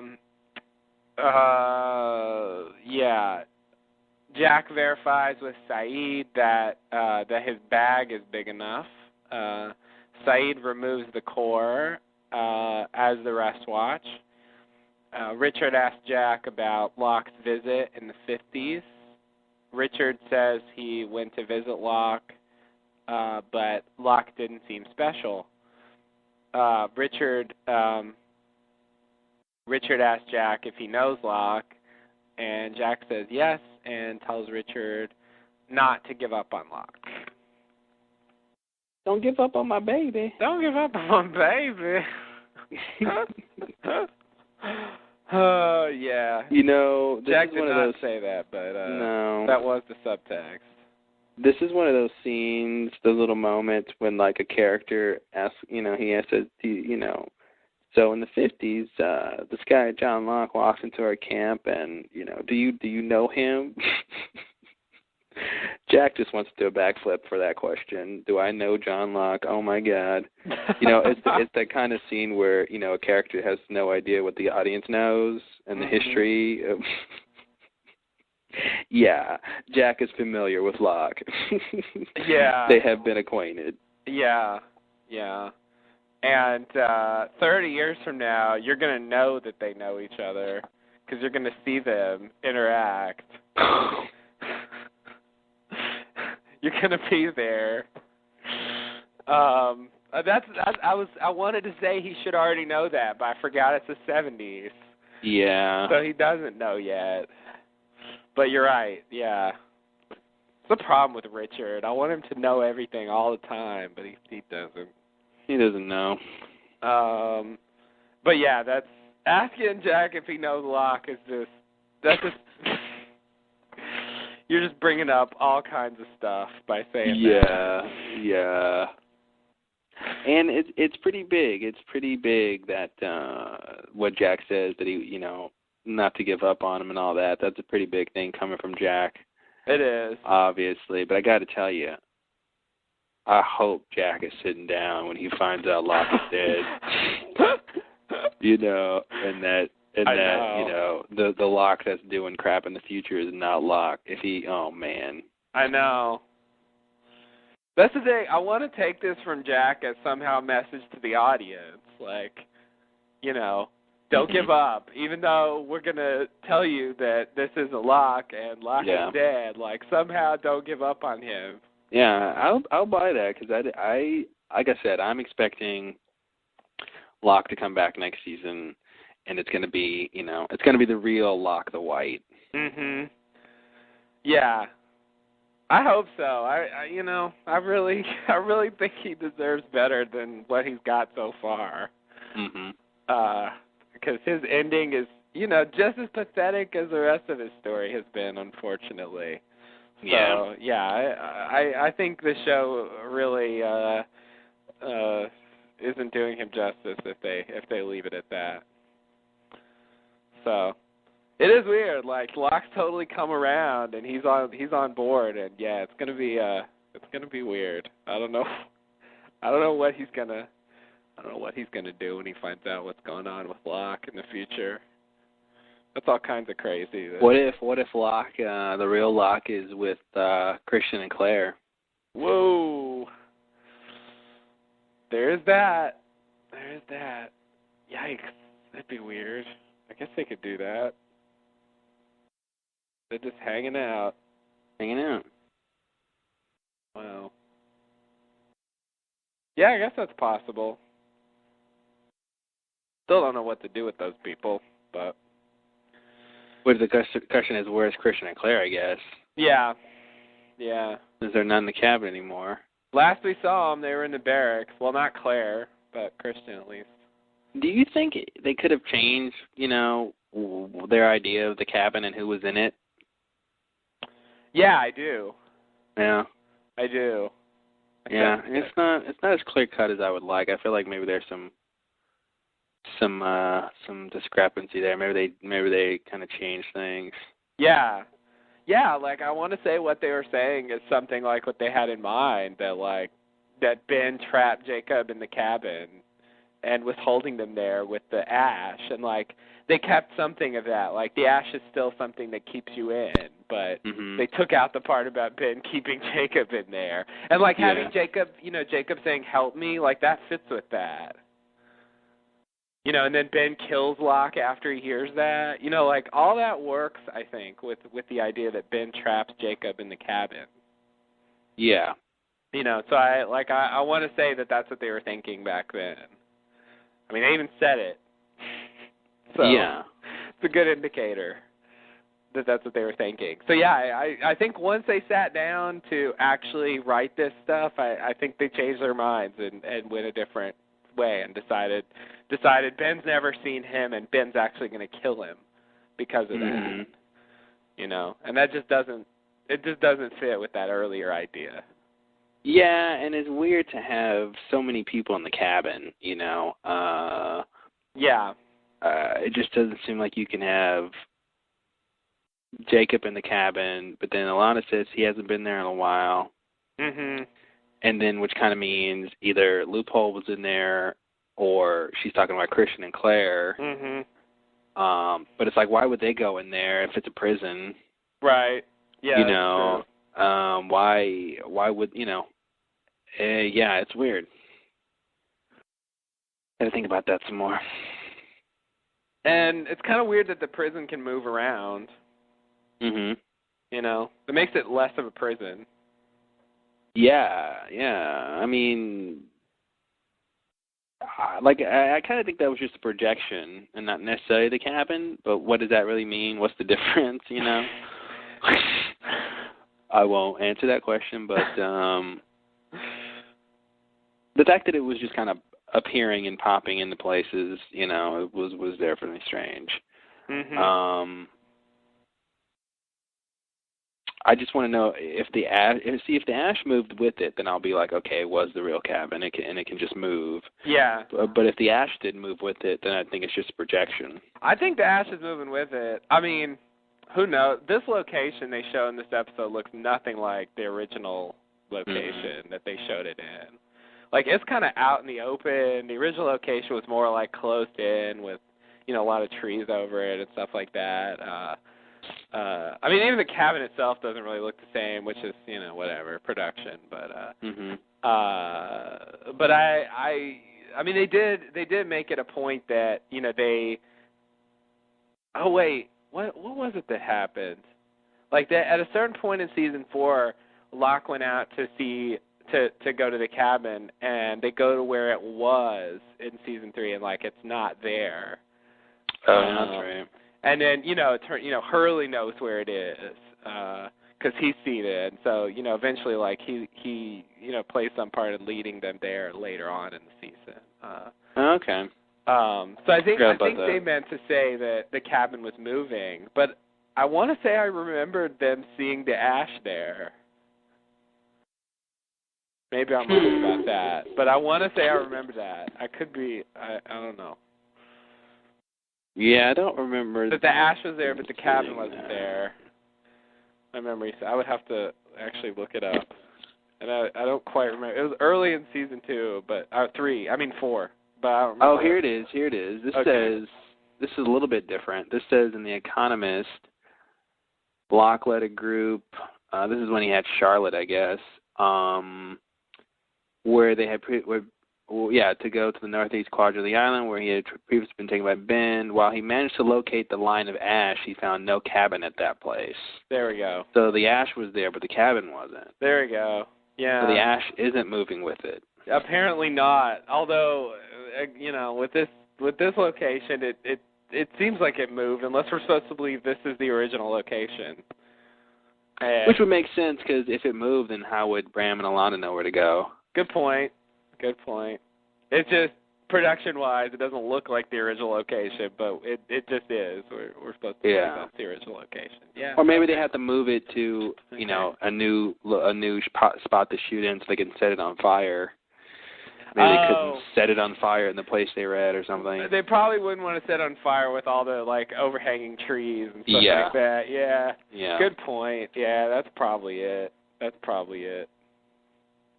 I didn't think about that. Yeah, trademark. But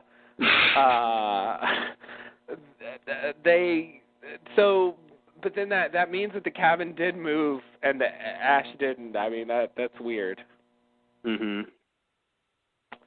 Because then, the ash isn't doing such a good job. But maybe the ash was already broken? I don't know. I'm reaching now. Yeah, maybe. Yeah, I know, I'm reaching with you. Maybe it was already broken. Because, if the cabin can leave the ash circle, then it's not really effective. Unless, whatever. It's some kind of projection thing, and, you can't really leave, but you can look like you left. I don't know.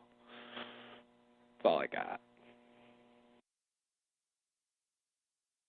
And then this says Locke got the blueprint from Horace's jumpsuit, and that's how they found the cabin the second time he actually went. That's right. And that's when he found Christian in there. Yeah. So yeah, this is after it had moved, so and it's back in its original location as guided to him by the vision, the dream or whatever. So I think there's something there.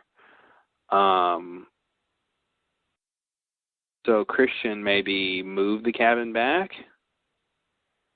And if Christian is Loophole, then that fits with someone being in there besides Jacob. And you could even also, I think, still have their idea that Jacob was the original person imprisoned in there. And then maybe the ash got moved, and then the ash got broken, and then he got out. And then Loophole just took over residence but wasn't actually imprisoned in there. I see.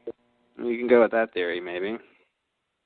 So Jacob really was imprisoned in there, but Ben didn't know about it.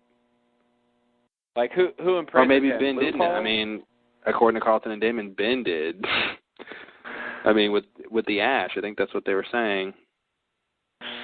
I know, but I mean, all signs in this episode point to Ben never saw Jacob.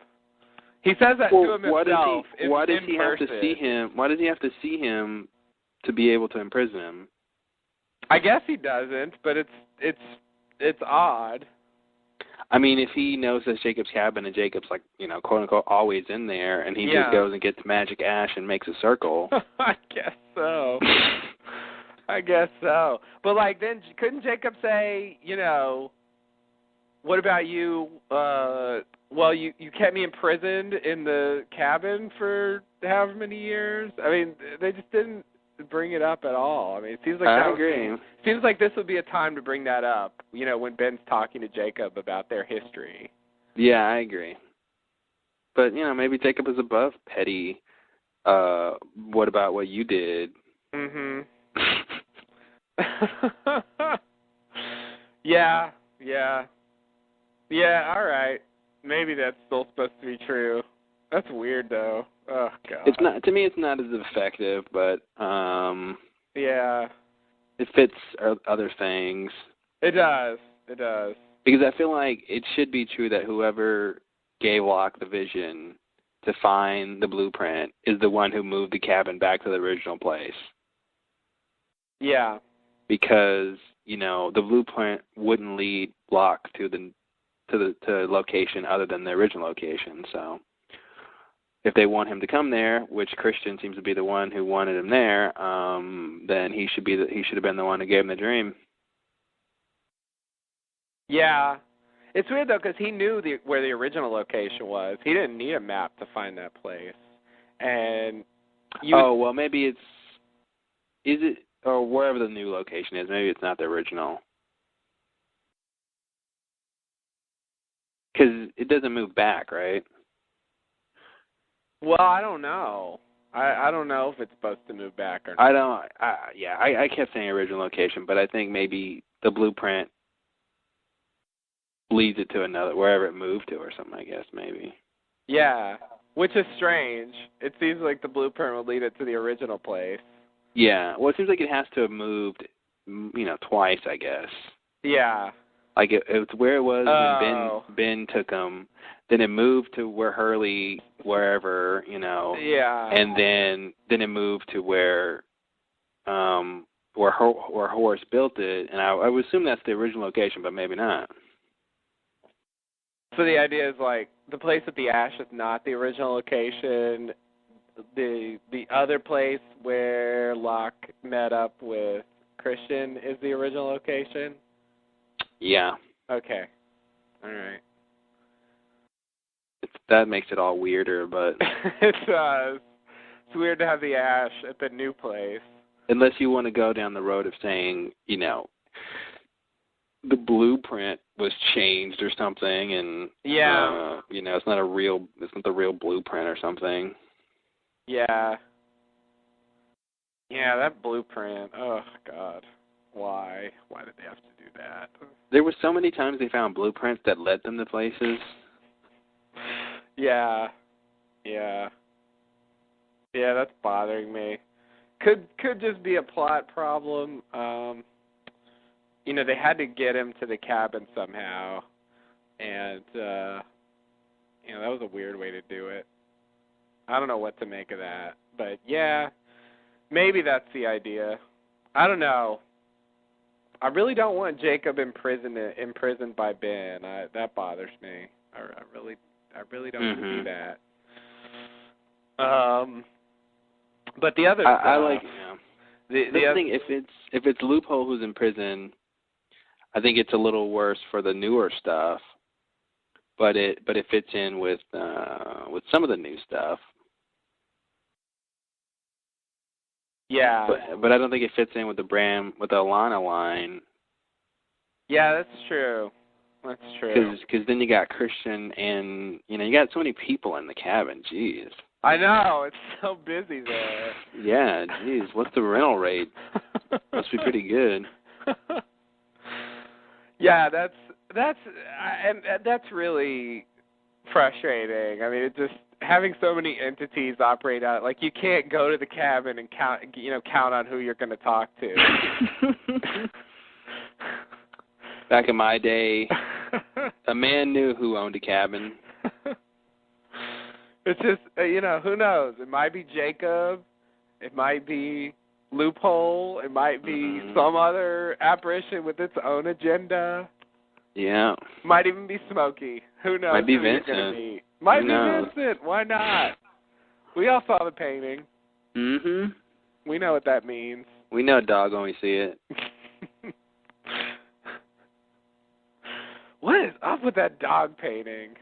That's such a clue to something. I really don't know what they're doing with that. It's such a clue. What if, okay, follow me here. Jacob comes to the island somehow. Okay. And when he comes there with his dog. Oh, no. I'm already afraid.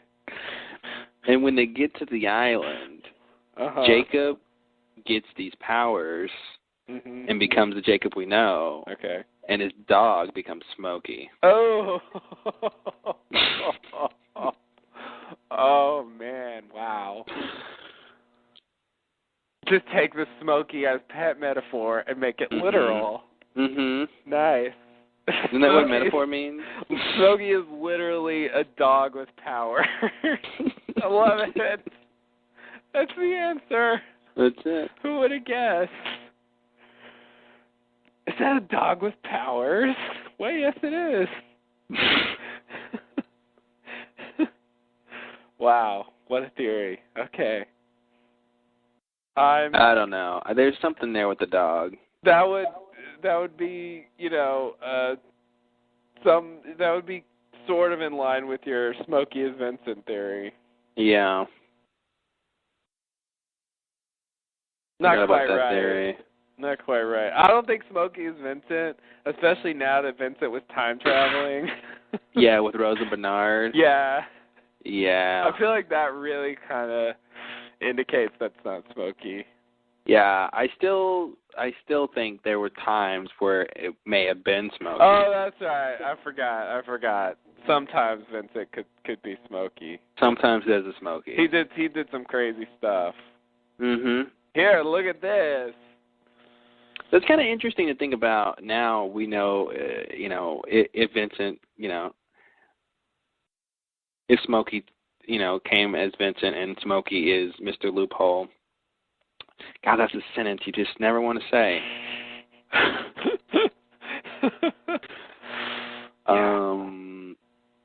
Wait. Then maybe he like when Vincent comes to bring the drugs to Charlie, maybe that's him.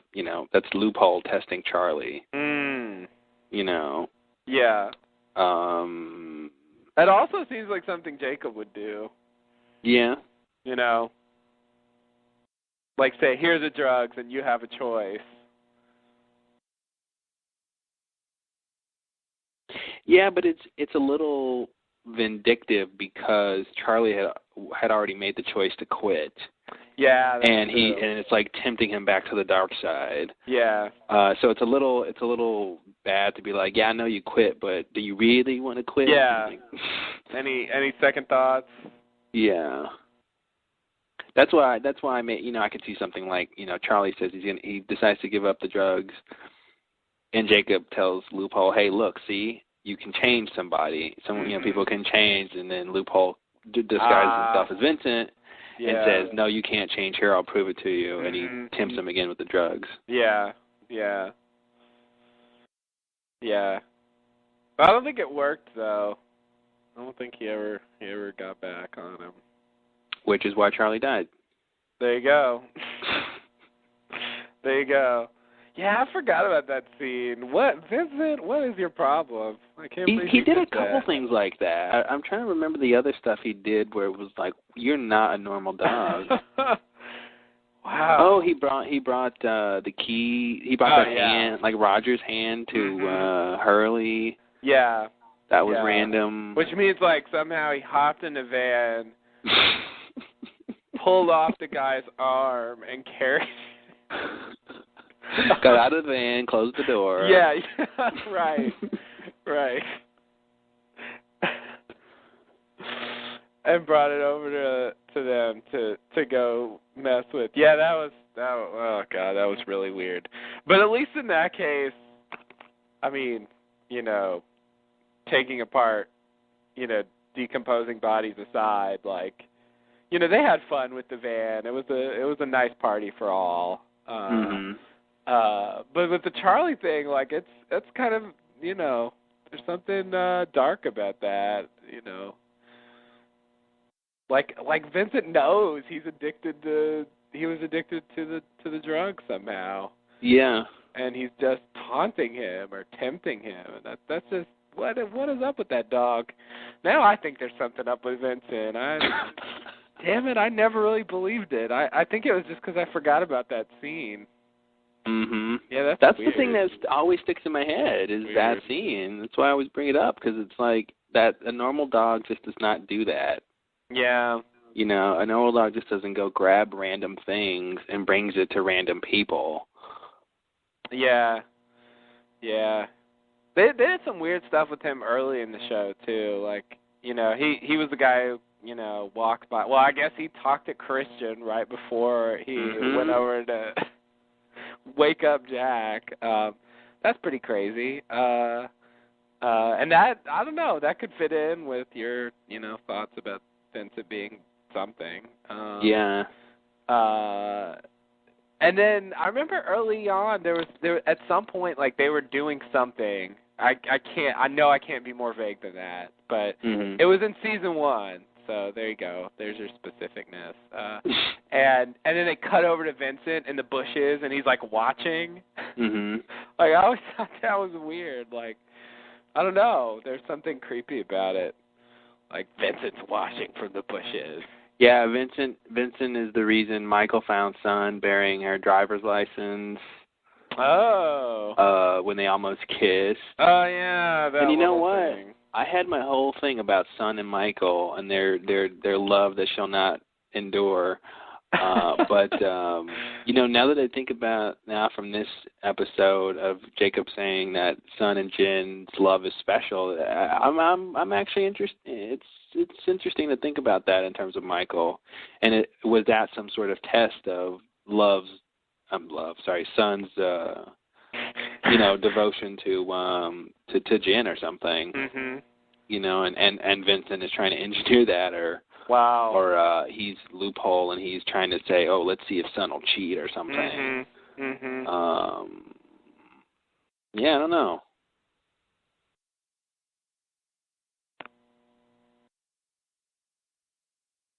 Yeah, I didn't remember that he was involved in that thing at all, man. And isn't Vincent the reason why Shannon goes off into the jungle, then she ends up getting shot?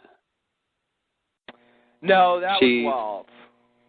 That was Walt? Yeah. Okay. Yeah, that was Walt. She was following Walt.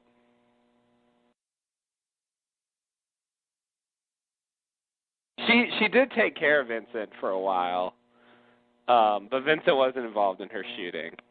All right. Vincent. He didn't do everything. She was. I thought she was chasing him when she saw Walt, though, right? She was chasing Walt. I got to look up what I'm remembering. It was a long time ago. Was Vincent in that scene? I don't remember. Oh, I God. thought. I just blotted out every time Vincent did anything. Yeah. All I remember is Walt. Here's this. This says, when the Losties hid in the caves from the others, Vincent disappeared into the jungle. Shannon told Saeed she couldn't lose the dog as it was the only thing that someone asked her to do, so Shannon and Saeed ventured to the jungle to look after him. They found Vincent sitting in the jungle. When they attempted to catch him, Vincent ran off and Shannon ran after him. She then heard whispers and saw Walt, who disappeared when Saeed came towards her with Vincent. Oh, so you're right. Man they is were going after Vincent. I forgot about that whole... That's right. She lost Vincent. Oh, God. I remember she had him, but I forgot about she lost him. And then here's the thing where she saw Walt the second time, and she tried to use Vincent to track him down by having Vincent smell Walt's shirt, but he led her to Boone's grave.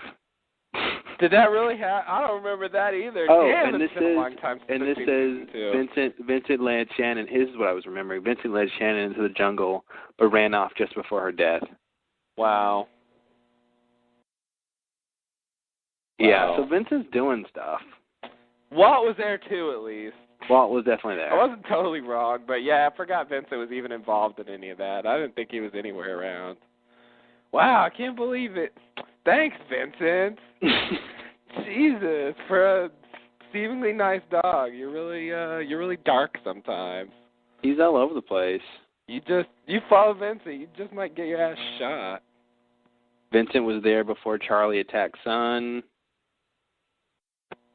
This says, though he ran away before Charlie attacked her, he did not bark or defend her.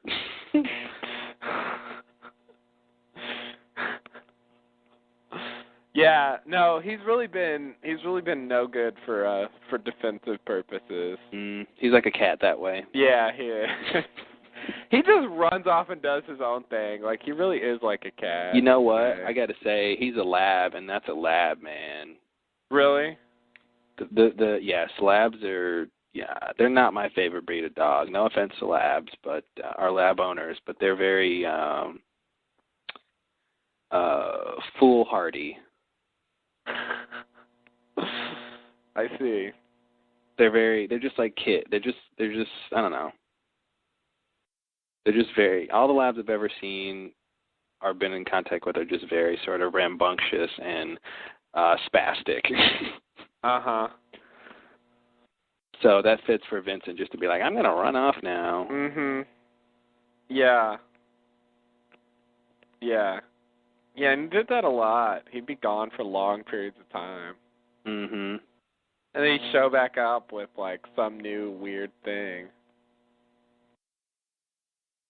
They're fun dogs, but they're not. I liked well-behaved animals, and I'm actually can train them, so whatever. But I think in terms of their personality, they're kind of spastic.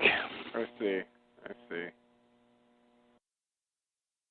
I can't believe he led Shannon to get shot. That really surprises me. I really don't remember that at all. And the clothes thing, I need to rewatch some of those because I've obviously forgotten a lot of stuff. Yeah, you're slipping, dude. Gotta get on top of it. I am. I'm totally slipping. It's been too long. Like, I just haven't seen. I remember season 4 because I watched it, but I have not watched season 1 or 2 in like more than a year. So I just don't remember. Yeah. Yeah, there was all kinds of stuff going on back then. It seems like not much now, but not much that matters. Yeah. But definitely a lot. They definitely had a lot of stuff going on. Yeah, a lot of details. I wonder if Vincent knows what lies in the shadow of the statue.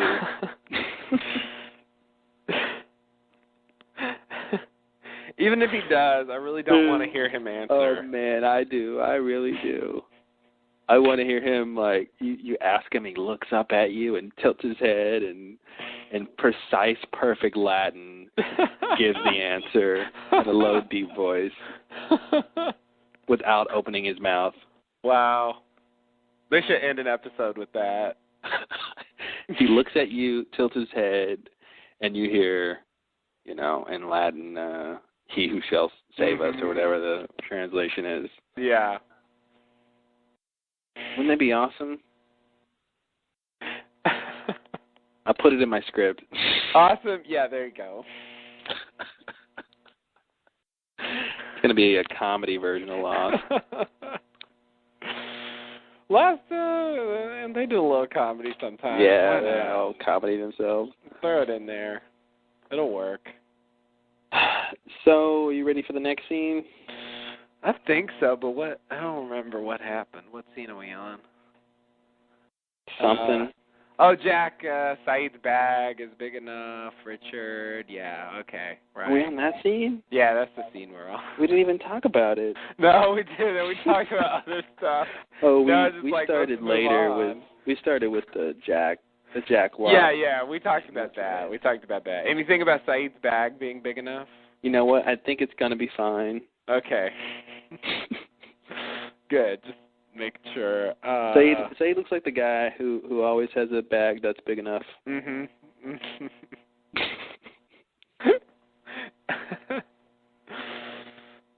Yeah. That's what Alana should have said. Excuse me, sir, is your bag big enough?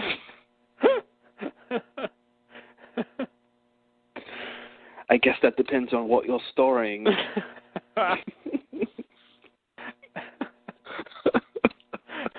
I'm so just going to write a comedy version of Lost. Yeah, you should. Oh, man, I'll have something where they all just get drunk on Dharma beer, and it'll just be a comedy. Mm-hmm.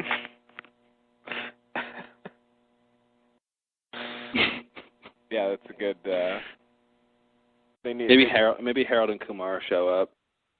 Oh, no. Harold and Kumar go to the island. Harold and Kumar get lost. I'll write that movie. Wow. Your Lost bag turns into Harold and Kumar get lost. Because it's 4:20 somewhere, even on the island. Wow.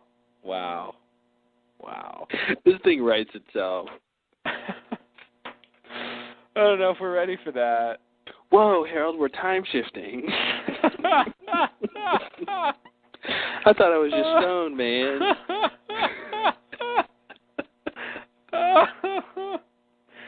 Dude, it writes itself. Perfect. They find a Dharma bong, and they go into the Pearl and get that stuff that was on the desk. And they smoke. Finally! Oh, that's perfect. And then they blow out a big smoke cloud, and it turns into smoke. That's great. Oh man, I'm writing that right now. I gotta go. Yeah, no, fuck the podcast. You gotta write all that down. I've got priorities here. Wow. Oh man, I'm so glad you brought up the clumps of stuff in the Pearl. I forgot about that. Oh, I'm gonna tie it all together. That's fantastic. Oh man, we talked about that for so long. That's so good to actually. Because they get to the island and they're like, we got to find something to smoke. And they find that stuff. Yeah, that's great. Yeah, what were those clumps? What the fuck? What were they doing? Why? I don't think it matters, but man. Doesn't matter. Some things are just confusing. They were making that set, and they were just like, we're just gonna put some clumps here. Something's missing here. Give me some clumps, guys. Give me some clumps. Clumps of what? You want dry clumps or wet clumps? Yeah, give me some dry clumps. It doesn't make any sense. Why are there clumps there? I don't understand. Who put those clumps there? What are they made of? What do they want? Yeah, no, that's great. Do it. Yeah, I don't know what I would do with that script except read it and laugh. But yeah, pretty much that's all you could get out of it. Yeah. Yeah, I don't think anyone. I don't think anyone at ABC wants to read that, unfortunately. No. To their own. Whatever. They're missing out. That's all I'm saying. They are missing out. They don't understand what they're passing up on.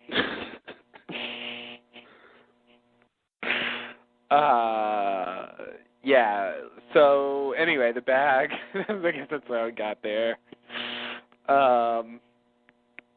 There's the bag. Sage removes the core. Let's see, Richard. Oh, and then Locke. Don't give up on Locke. Yeah, we talked about this scene. Yeah, we got that part. We did. Okay, so we're going to go to the next scene. Please. Okay. In the next scene, we're back to 2007. We are with the others, going over to see Jacob. Locke asks Ben why he hasn't told Richard about Locke's plans for Jacob. Ben says that he assumed Locke wanted to keep it a secret. And he started thinking about things differently when his dead daughter said she'd destroy him if he didn't follow Locke's orders. Locke seems surprised and asks when it happened, and Ben tells him beneath the temple. Locke verifies that Ben will follow his orders, and Ben agrees. Locke says, then I won't have to convince you, and says that he wants Ben to kill Jacob. Boom. Lost. Yeah, that would have been a great ender for an episode.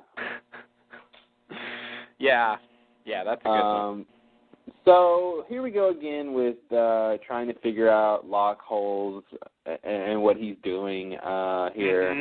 The whole feigning surprise. Yeah. Where did you see Alex now? Well, I do declare. The Southern Belle now. I don't. Goodness gracious! When you feign surprise, you have to turn into a Southern Belle. Apparently. Yeah.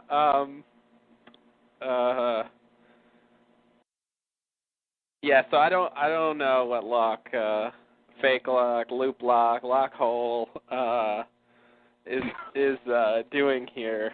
Loop Locke. Loop Locke.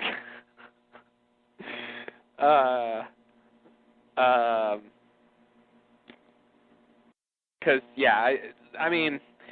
Okay, so this kind of brings up the issue of, what that was that told Ben to follow Locke's orders. Mm-hmm. Because at the time when we saw it, we knew so much less than we do now, and that was back when I was still thinking that there's sort of the island, and that's all there is, and it was like the island was telling Ben to follow Locke. Mm-hmm. Now that we have these different personalities, it makes me wonder exactly who. It seems connected to Smokey since Smokey was there, moments before. But it is notable that Smokey actually leaves and Alex comes in from behind. Very noticeable, yeah. I agree. And I thought that was weird at the time, but it just seemed like, well, that's just what it did. Yeah. Maybe it didn't want to show Ben it transforming or whatever, But I guess this goes along with the Echo death scene of sort of getting judged, and I guess it's a reversal. Yeah. You get an apparition that basically tells you something. The Yimmy one was sort of ominous. Told him something good to confess, and he didn't. So Smokey killed him. This one was a reversal where Smokey judged him and let him go. Yeah. And then you get an aggressive apparition. Yeah. Who tells Ben to follow Locke. So. I think thematically it makes sense if there's Smokey, who is Loophole, and then Jacob is appearing as these apparitions. I just don't see, we've seen Jacob, in the flashbacks as his regular self, but like I said, thematically I think it works if that's what they're going for. But would Jacob tell Ben to follow Locke? Good question. Like that's the thing. I mean, does Jacob know? The interesting thing is, like when Locke comes in at the end, Jacob says he found it. Like he knows who Locke is. Yeah. So he definitely knows who Locke is. But it seems weird. I'm wondering if Loophole isn't. Like somehow Loophole. Okay, so Locke dies. Locke dies. Obviously, the plane comes to the island. He's sort of resurrected as by Loophole, but it is really Locke. Like it's for all intents and purposes, it's Locke. He's got all the memories, whatever. It's Locke, but Loophole is hiding in the background, and he's the quote island, which is telling Locke what to do in his head. So Locke is going around, following these orders, doing all these things. He's got this drive to go see Jacob, all engineered by Loophole. But it's not until when Locke maybe gets to Jacob that it's more sort of Loophole there and not just Locke there. Which I think if you want to go that route with explanation, it helps with, Locke having to pretend, Loophole, what the fuck is this guy's name?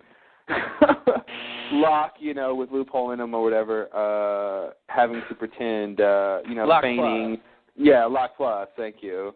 Having to feign surprise and explains why he has the memories. So it could just be, Loophole is sort of piggybacking onto Locke or something like that. But then, of course, that doesn't really gel with, the Rousseau team stuff and other sort of thing. So, it's like you want them to have as simple as a power as possible, and to use it the most simple way. But it's like no matter how you slice it, there's different kinds of apparitions that want different kinds of things, which may or may not be really there, and then may or not be tangible. So It's like, it seems pretty muddled no matter what you do. And I guess either we don't have enough clues to figure out the grand design, or it is just that they are sort of, it's not clear cut.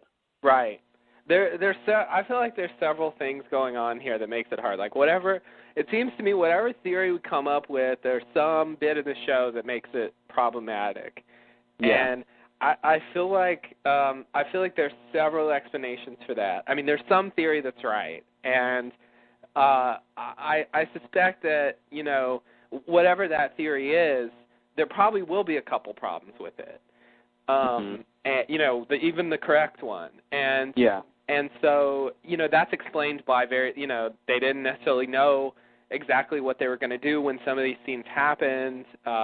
Sometimes they change stuff anyway, even when they did know. Like this season, they've already changed lines and stuff like that, strangely. So, they're willing to retcon, even recent stuff. So there's that.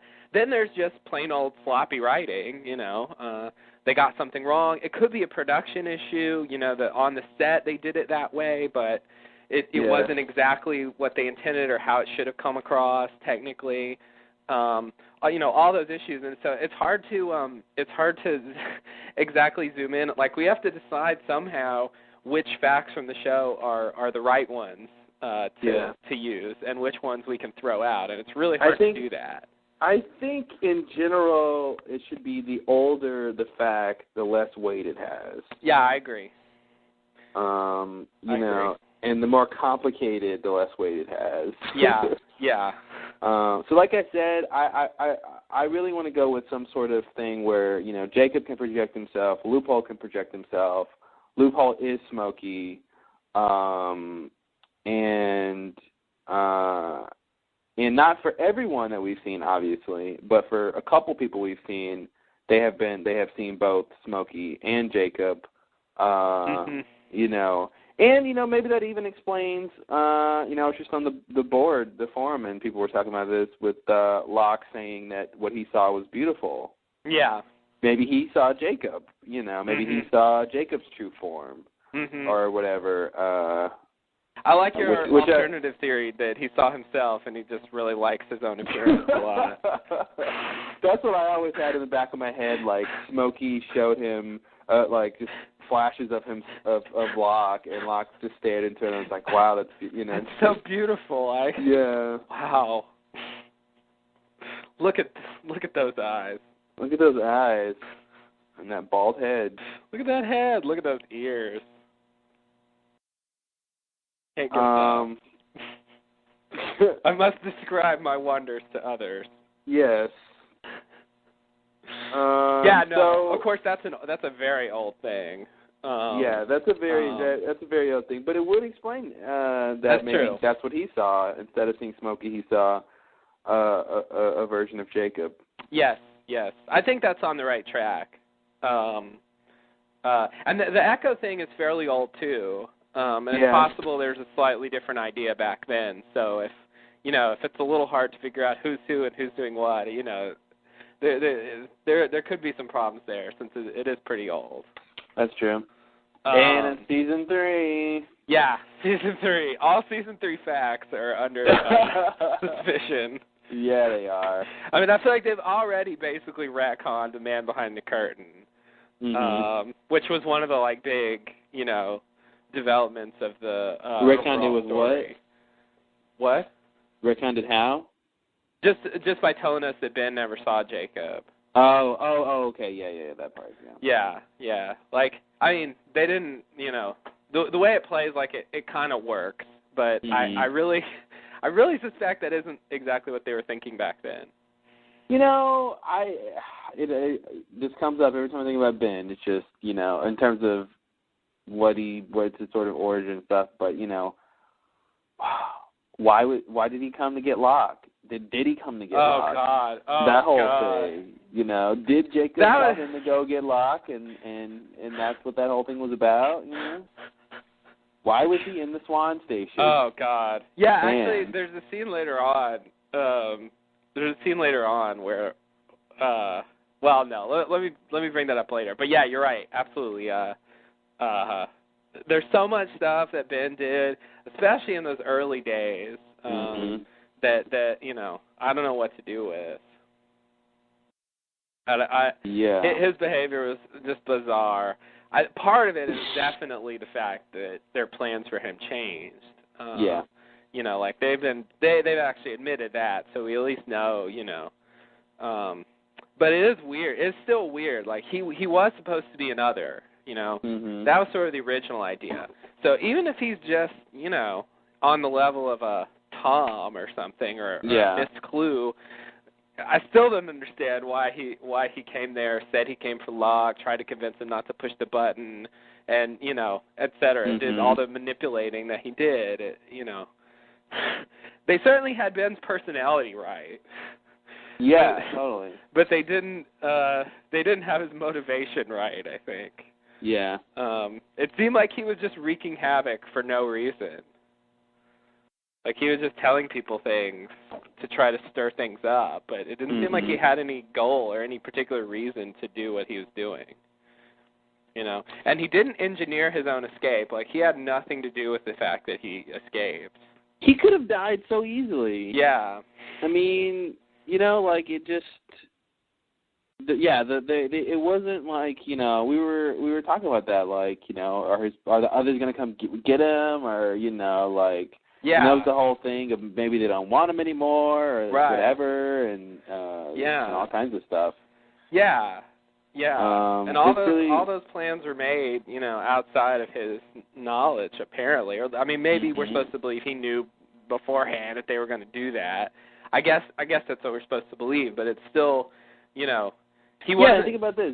Do you think at this point the Ben that we know now could have really just gotten trapped by Rousseau? No, that's the thing. It bothers me. Like that's why I want to think it was on purpose, but that's its own problem. That is its own problem. Because why would he do it on purpose? Well, why would he do it on accident? Like they're both kind of a mess. I mean, the best answer is he was just trying to infiltrate them, and he was assured with his own powers of manipulation that he would not be killed. Yeah. Or that maybe even Jacob would save him from being killed. Throw that in there.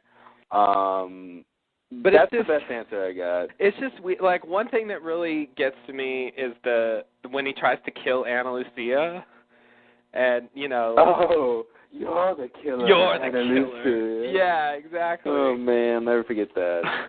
Because of Goodwin, I guess, and then we learn later that actually he wanted that to happen. That whole thing is really, he really wasn't doing himself any favors by trying to kill her. No. That really didn't help at all. And the other thing that I think is weird that he did, although it was a great scene, was when they go out to look for the balloon, and he sits there while he's eating the cereal and tells, Jack and Locke, if I were one of these people, what would I do? I'd send him out to a secluded place. He tells a story that, makes himself look really guilty. What the fuck was that? That's just audience manipulation. It really is. Yeah. It really is. I think he's even on a character level, he's sowing the seeds of doubt, to who's talking to Saeed or Jack or somebody Jack or and whatever. Locke. Jack and Locke. Yeah. Because Saeed went out there. Yeah. Yeah, he's doing what Ben does. He basically really confuses you as to whether or not he's telling the truth. But it didn't really go along with his act. That was the weird thing about him. His original act was, I'm Henry Gale from Minnesota. I crashed here in a balloon. I don't know what you're talking about. That was his original plan. Well, but that's the thing. He said that right on the verge of that being discovered that he's not Henry Gale. Yeah, that's true. So that was kind of the turn that was coming. Yeah. So I can see it working since his character was about to make a big turn. Yeah. Yeah. Yeah. But yeah. No, they were definitely playing with us at the time. Yeah. Is he or isn't he? Oh man, totally. That was one of the big questions of season 2. So yeah, the answer is, it should have just been obvious he was. Yeah. Because it's more interesting. It's which one's more interesting, that he's an innocent guy or that he's guilty and is a part of whatever. Yeah. Yeah, we'll go with the second one. Thanks. Yeah, you're right. You're right. I don't know. In hindsight, that just really should have been. We should remember things like that. If we're which one is it? It really should be, the most interesting thing, not the least interesting thing. Yeah, absolutely. Yeah, and they already got to play the innocent man version of that in the other 48 days. Yeah. So they didn't need to go down that road again. So because it would have been this same kind of thing, basically. They think he's another, they imprison him, they torture him. Some people think it's wrong, some people don't. It would just be the same story again. Why did Goodwin kill that guy? I have no idea. Okay, good, because I was thinking about that whole, I love the other 48 days, I was thinking about that whole thing, and the guy was in there, and Goodwin let him out, and I'm wait, why did he kill him again? Yeah. So there's no answer? It's such I feel like that's another audience manipulation moment, because earlier, before that, Goodwin was trying to talk Ana Lucia out of, locking him up, and Ana Lucia was saying that she was going to start, cutting off his fingers or something, and he was trying to be sympathetic and say, you don't know, you shouldn't do that, it's, you're going too far. And so then when he goes to the guy, where he's locked up and lets him out, he gives him, supplies and says, run. And so you're supposed to think that, oh, he's helping him out because, he realizes that this guy is, in trouble if he stays in there. but then he just snaps his neck, and that's the twist. Yeah. But it sort of doesn't really make sense that he did that. It really just works for the audience. Well, I mean, I forgot what happens after that. Like, was it just like, oh, he escaped? Like when they found that he wasn't there, I forgot what the reaction was. Yeah. They all thought he escaped. They just thought, and that was it, right? That was it. Although Ana Lucia figures out that it was a good one. That he's another shortly after. Yeah. Yeah, but that was the initial thing. Actually, the initial thing was that someone let him out. Yeah. So there was suspicion about that. What was Goodwin up to, man? I don't even know. Didn't Ben tell him to go over there and just make a list? Yeah. Why was he, like, playing around with those guys? Yeah. I think they tried to answer that in The Other Woman by saying that Ben, like, made him stay out there longer because he wanted to kill him because of Juliet. Oh, he wanted to get Goodwin killed? Yeah. Oh, I see, yeah. I think that's what they were trying to tell us. Which but I think they couldn't have known that at the time. Yeah, no, they didn't know that at the time. There's no way they knew that at the time. No, absolutely. I mean, it's a total retcon, but that's how they tried to explain it. All right. I mean, at the time, like, at the time, I'm not even sure that, we didn't even know that the others had fake beards and stuff like that. Oh, we were so naive. That was when the others were still, like, walking around barefoot, not leaving footprints. Like, they were responsible for the whispers, and they were, like, pseudo-magical things who did, like, rituals. Here's a question. How old is Latin? I don't know. That's a good question. That's a good question. How old is Latin? Really old. Yeah. How old is it? Yeah, it's I mean, so old. I guess that depends on how old, like, the Roman Empire is. I'm gonna look it up though. I think that would be a good. I feel like that's a good representation of probably the earliest date for whatever civilization was around. Oh, okay. I see. Looks like.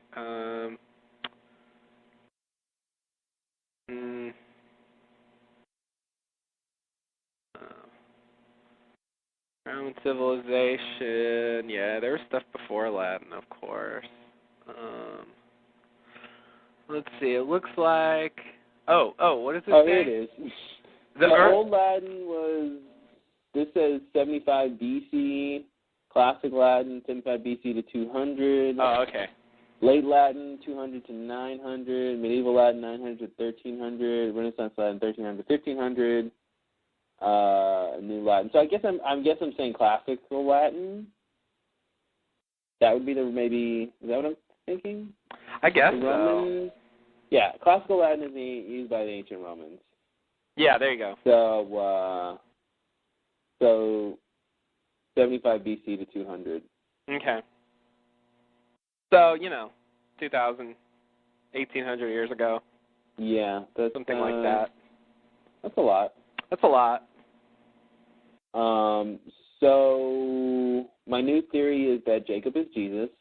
Okay, good. And Mr. Loophole is Judas. Oh. Nice. All right. Nice. Are we done? We're done. That's all there is. That is an all-encompassing theory. Can't beat that. Yeah, right. So that's interesting. Okay, I just wanted to think about that because I think the others are probably getting the Latin from Jacob. I see. Yeah. Some connection there. Yeah. It's actually not that old in the grand scheme of things. Oh, it's weird. Totally. Latin is like an ancient language, but 2,000 years, not that long. In geological time, very short. Geological time, it's nothing. Yeah, according to Wikipedia, like the oldest Old Latin text is from like 6th century BC. Of course, there was stuff, right, that sort of turned into Latin. Yeah. So, it's probably hard to nail down exactly when Latin started and when the earlier stuff stopped. Yeah. because those things are so fluid. But anyway, yeah, that might be a clue.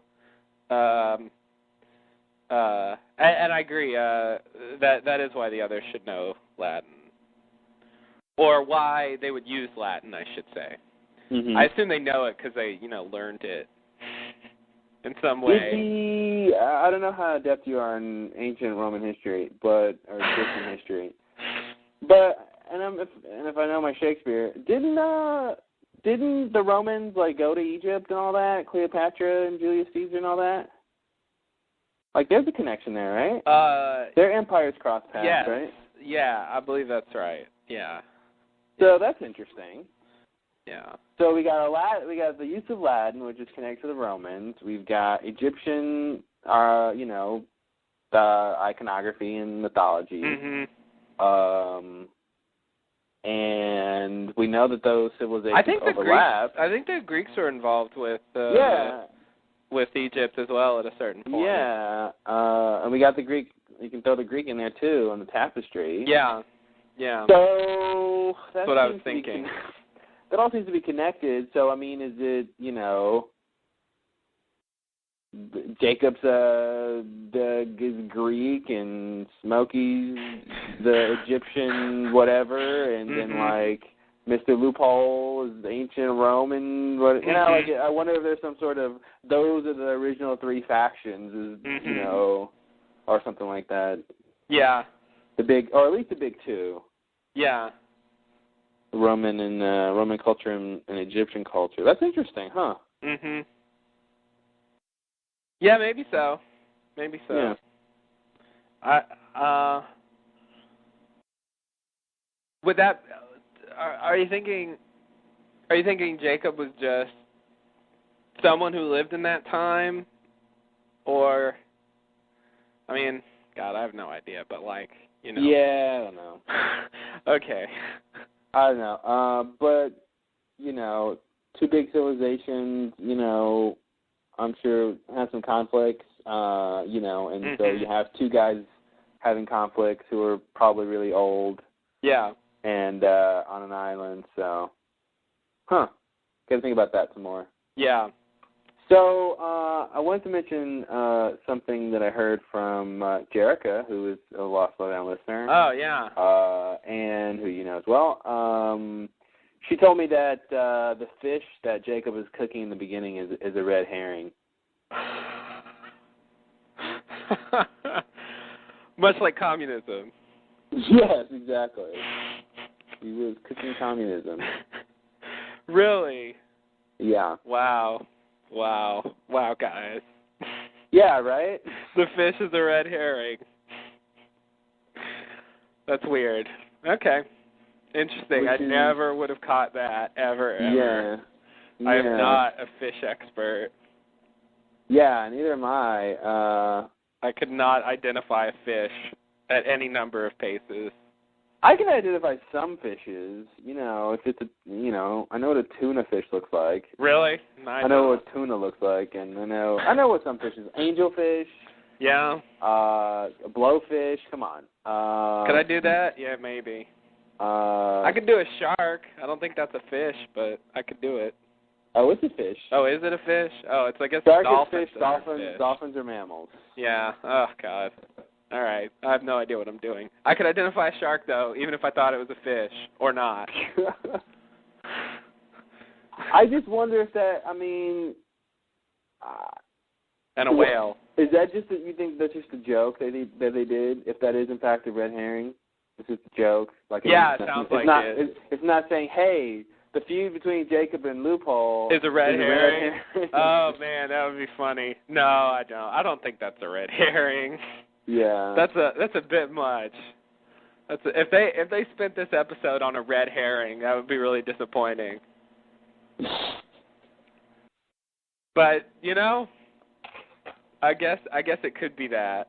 Yeah, I don't know. It's a red herring in the sense that it should lead to what the original or the big idea is, the main idea is. Yeah.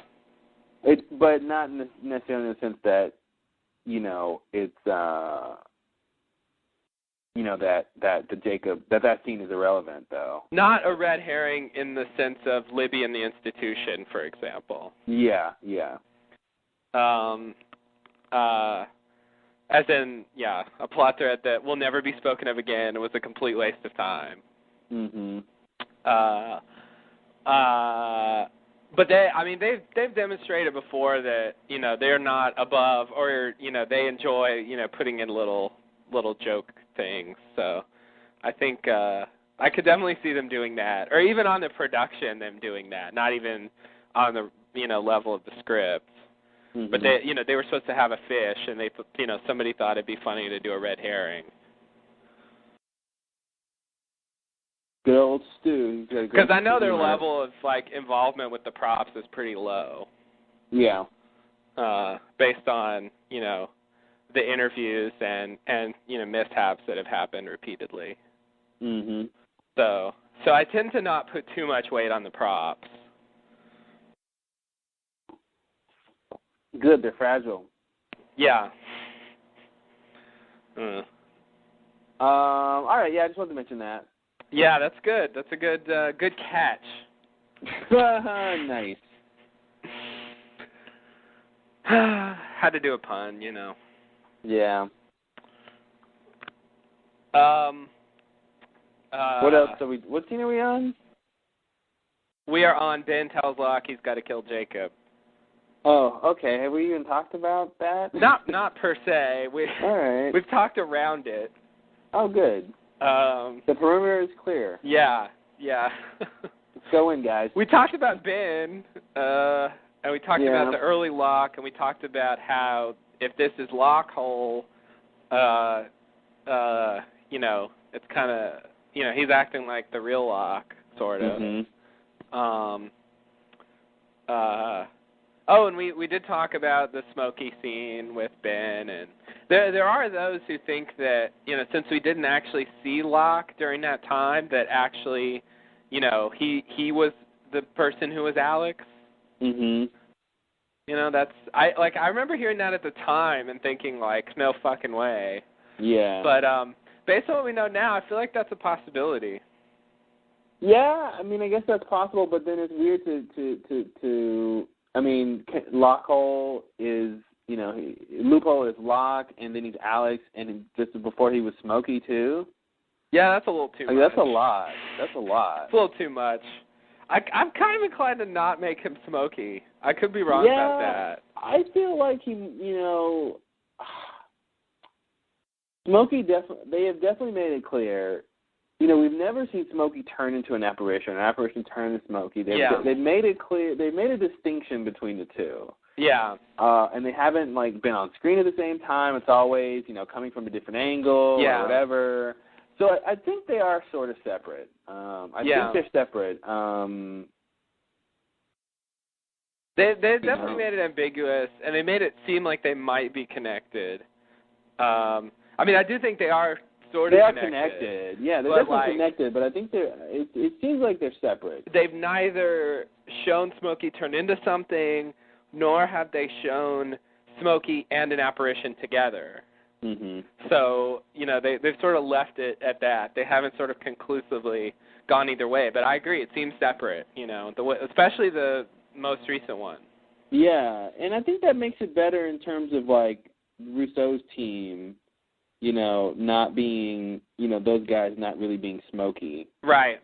Just lying. It's just, they're just manifestations or whatever. Right. That works better for me.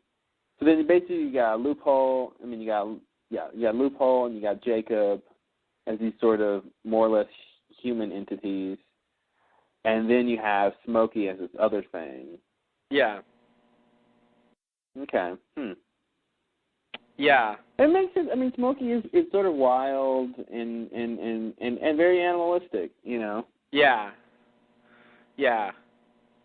Not as rational as Loophole seems to be. And it solved the problem of, and this is still another problem, but it solves the one problem of the idea that Loophole was imprisoned in Jacob's cabin but Smokey was still around. Oh, yeah.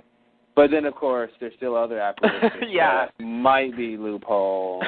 It solves that problem, but the others remain. That's true, yeah. The status of the apparitions is also an issue. Separate from who Smokey is. How much the original person. I mean, you pointed out with Christian, say hello to my son. Some of them definitely speak like they're that person. Then there's the others who, say they're not that person.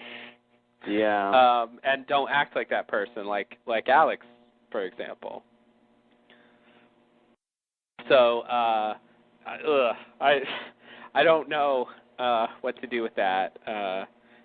If it's a projection thing, if sometimes they're actually that person, or sometimes they're that person, but that person plus, like Locke, or there's so many possibilities. It's ridiculous. And throw in there in all the mix the idea that Hurley is getting visited by apparitions, by those people. Yes, that's good. They're not in his head. So apparently not. That should give weight to the idea that Christian is Christian. Yeah. And Claire is Claire and all that. Yeah. I did think Claire was Claire. I wasn't sure if Christian was Christian, but again, he was acting like him. He said that thing, and besides that, he went to get Claire. What if okay? So there's two. Now I'm going to try to divide these in two categories in terms of the apparition. So there's the ones that are from dead bodies on the island, right? Yeah. Like Christian, Claire, if she's really dead, which I think she is, and Russo's team, right? Those guys died, and so maybe the idea is if if Jacob brings them back or is involved with that dead person, then you get a Christian or Claire. If Loophole is involved with it, you get Russo's team. Or Locke, Right. Although I think it might be like you said, that Locke is maybe in a different category. He might be a different category. But I think you're right. Or I think that's a good idea. Something like that where it's you've got both the two influences working on the but then of course you have other stuff. We've seen Walt, we've seen that seems like Walt. Most of the I guess all of the good apparitions. Have there been any? Yeah, all the good apparitions seem like those people, right? Pretty much, yeah. And then the bad ones kind of don't have. That's sort of part of what makes them seem good. Yeah. That they act like the person and not like some entity that looks like that person that wants something crazy. Yeah. So yeah, I can't think of any. Maybe I'm forgetting, but yeah, that seems right.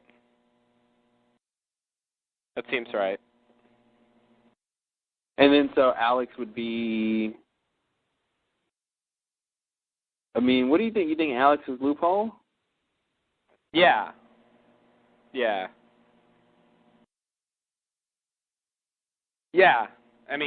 So Alex basically told Ben to follow Loophole's orders. Yeah. So I think that fits. It's a little bit, Well, muddled. On the flip side, how about this? It's really Jacob, and he's saying follow Locke's orders because Locke is special and important and whatever. And Jacob doesn't know that it's really Lockhole. Yeah. I guess that could be true. It seemed like he knew at the end, though. We knew when he saw him. Definitely, when he walked in, yeah. Yeah. Yeah. So yeah, like I want to think that he actually knew. You think he? I mean, but if you think he knew the whole time and didn't do anything? Seemingly, it seems like he's pretty okay with not doing anything a lot of the time. Except for when he does a lot of stuff. He seems to have been okay. Well, he does things, but he doesn't do everything that he conceivably could, I guess. Yeah. Like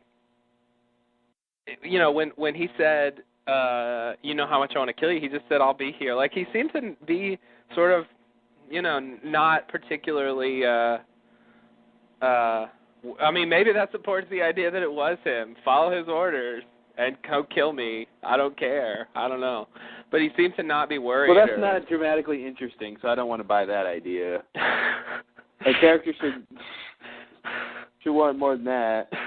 But, I mean, I see your point, though.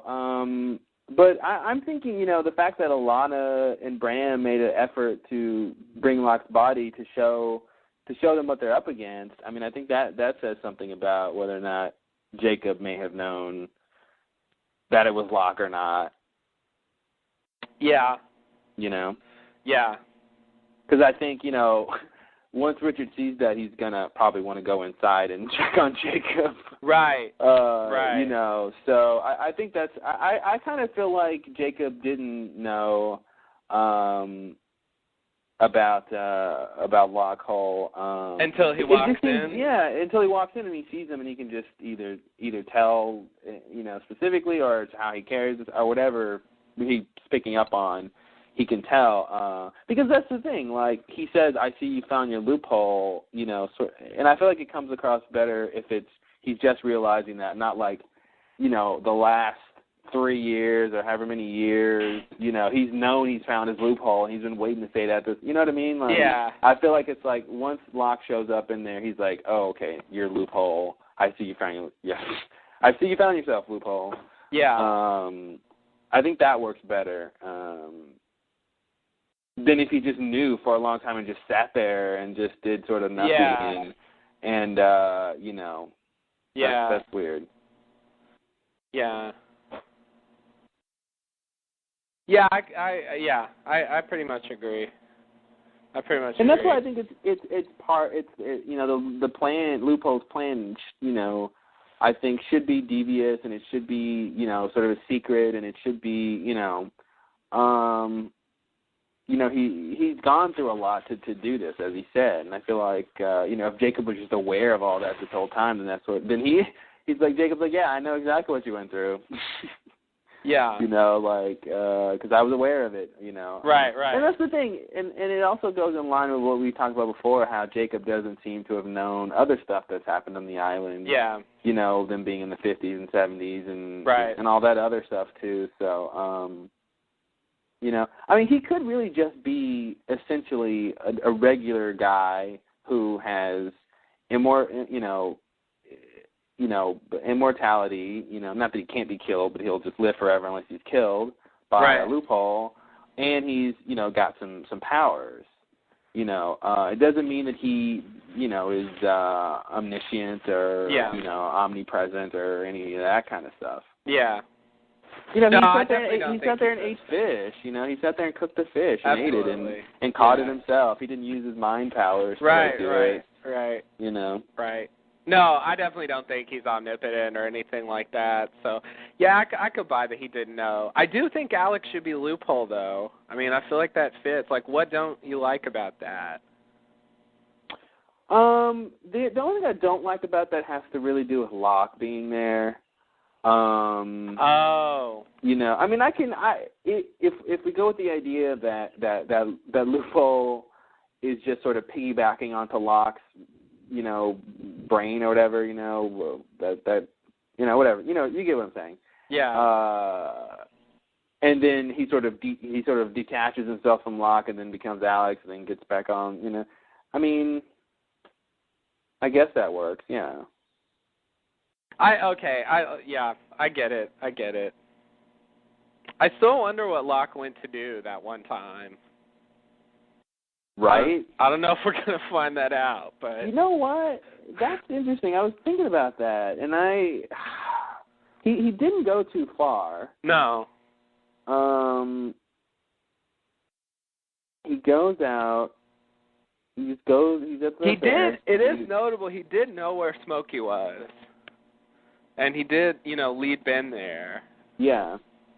Well, but the island is quote unquote telling him things.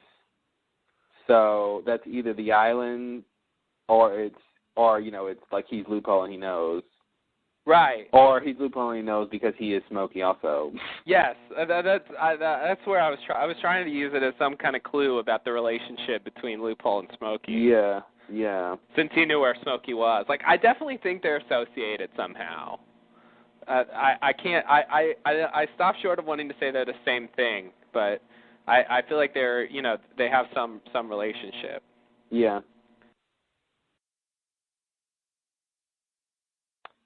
What's interesting to me is,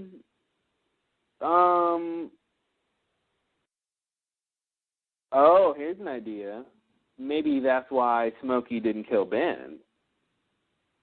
Is because that was part of the loophole. Aha. He needed Ben to kill Jacob. Mm-hmm. So you get the 1-2 punch of Ben being left alive, and then Ben being told to follow Locke's orders, and Locke saying you kill him. Yeah. Yeah.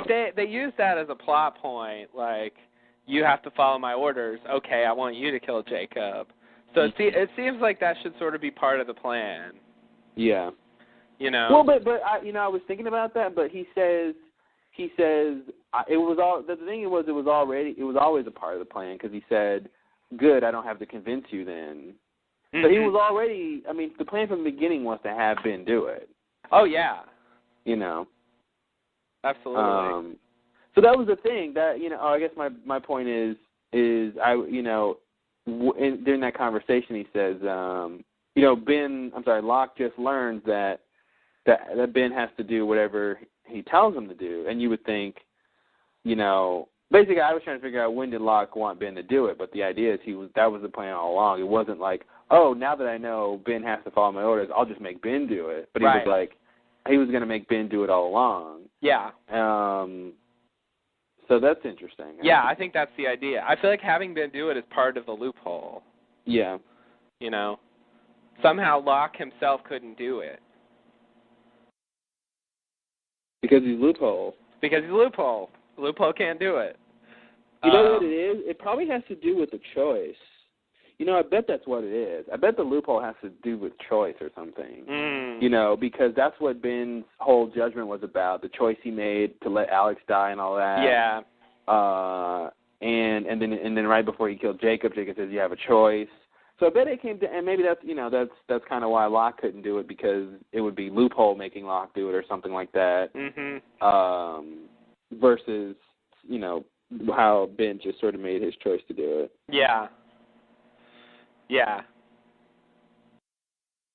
Yeah, he got someone to choose to do it. It's weird though. Why can't he choose to do it? I don't understand. Why are his choices? Yeah, there's some sort of rule, even with Ben and Widmore, about the conscious effort and will to kill the other person just can't happen. Yeah. Yeah, I don't know why. Yeah, they really want to, but somehow they just can't.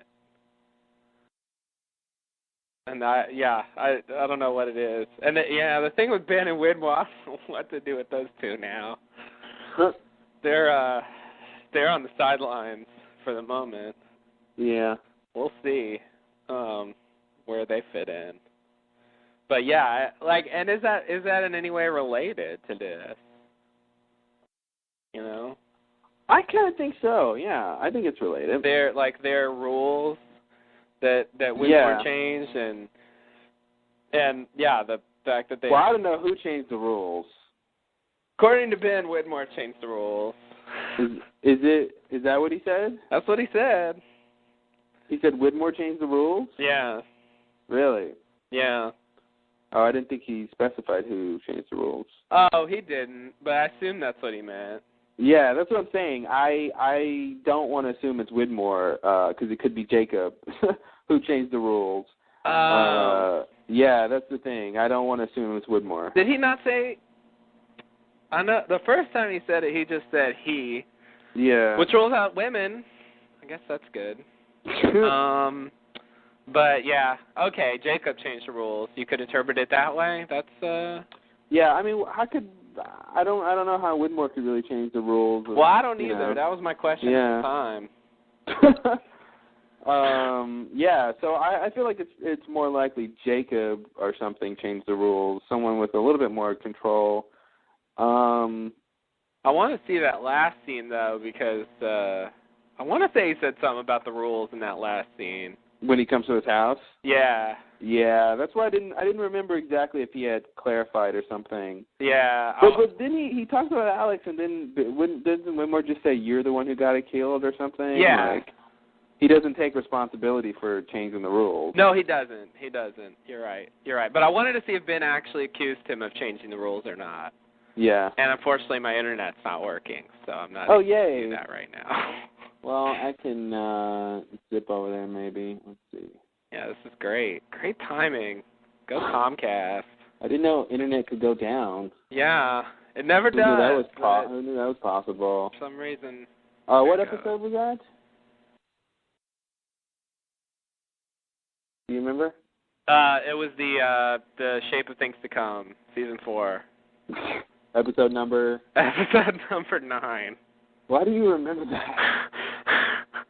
I don't know. I feel like I have some kind of disorder or something that makes me remember facts like that. You never notice anything, but you catch those stuff.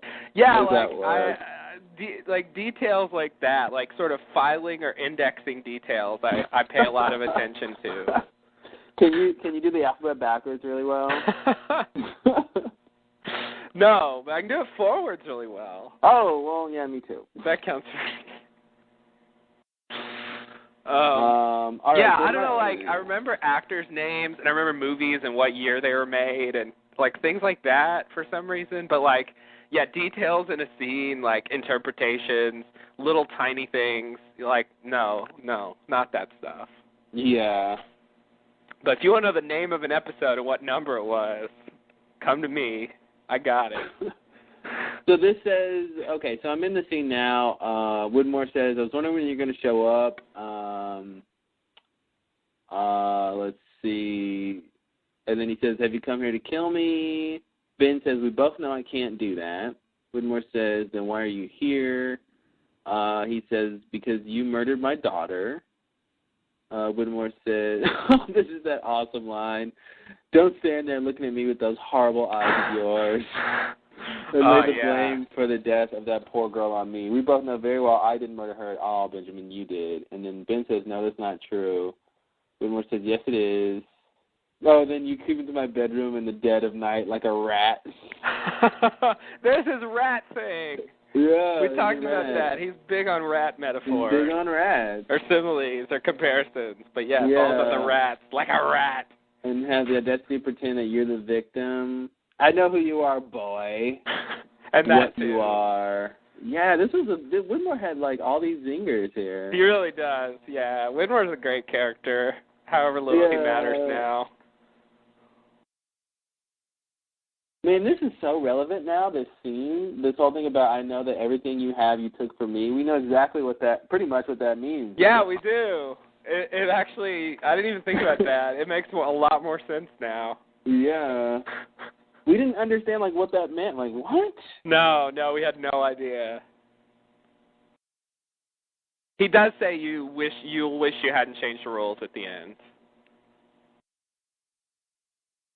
He does? Where's that? Yeah. Oh, okay. Keep reading. He does say it, so he did mean. But maybe he's wrong though, because here's the thing. He could be wrong, but he did say it. Yeah. Here's That's all the thing, I'm saying. Like Widmore saying I didn't kill her, and Ben's like, yeah, you did. Mm-hmm. And then later we know Ben takes responsibility for getting her killed. Yeah.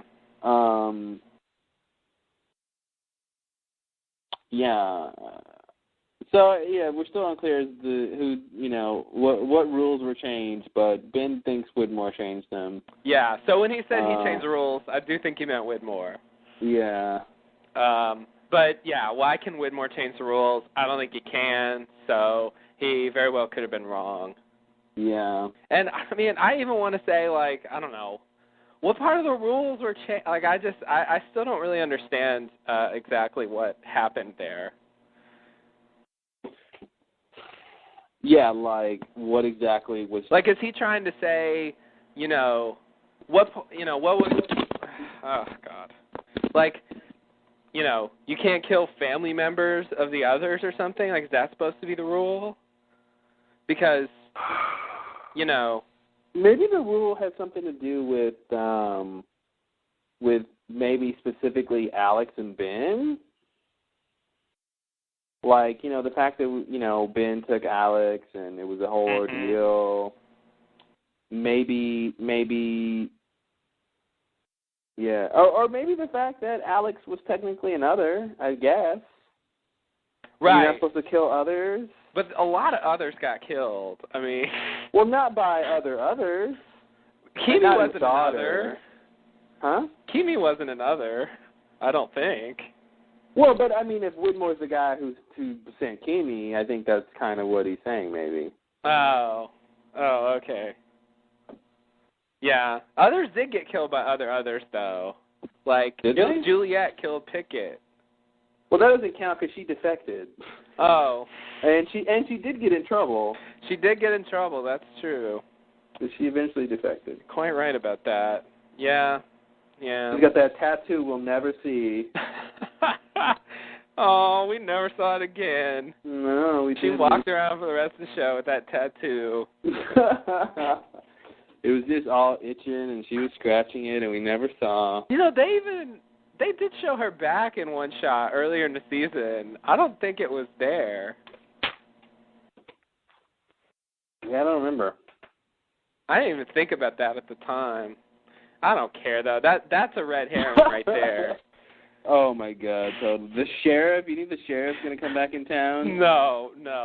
They told us the sheriff's dead. Like, she died in the attack on the beach off screen. Oh. That's how much she matters. Wow. Oops. Yeah. No more sheriff. Oh, sheriff. God, that was... what a waste of time that episode was. That was such a waste of time.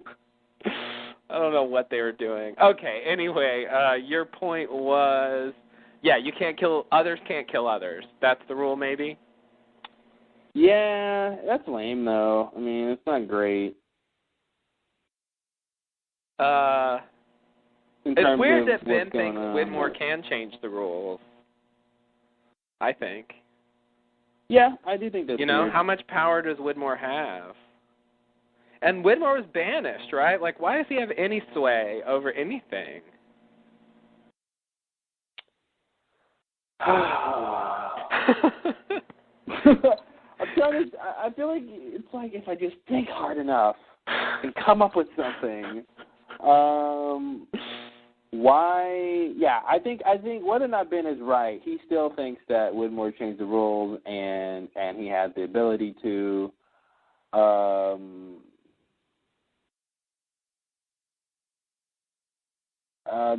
There's got to be some. Okay, let's just quickly point out the big things he could be referring to. So one is like sending people to the island. Mm-hmm. Because he sent the boat to the island. Yeah. One is obviously Alex getting killed. Yeah. One is what else? What else did Widmore do in that time period that Ben could be referring to?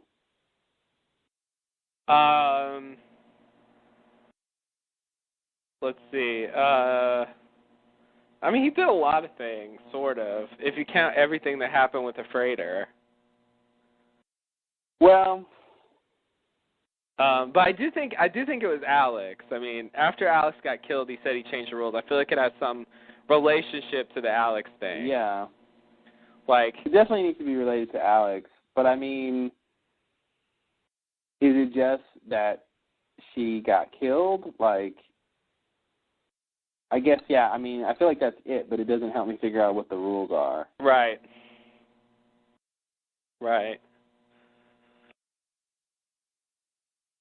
And who sets the rules? I mean, you know, like, where did they come from? How does Ben even know what the rules are? You know, who told him? Richard? When Whitmore left, didn't he threaten Ben a whole bunch? Yeah, he did. Got as many threats as he could in. He got some parting shots. What was that episode? I believe that would be episode number. Oh God, let me think. That was Dead is Dead. Episode number 11.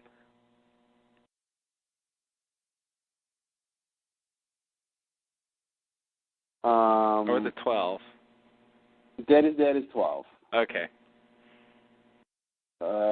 Yeah, I just want to see what Whitmore said there about, I'm going to, whatever. Let's see. One day, dear boy, I'm going to break the rules. Oh, that's what, okay, I found it. I hope you're right, Benjamin, because if you aren't, and it's the island that wants her dead, she'll be dead.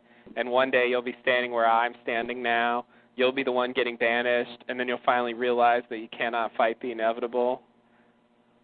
I'll be seeing you, boy. Yeah, so here's the connection to Alex, because he says, oh, there it is.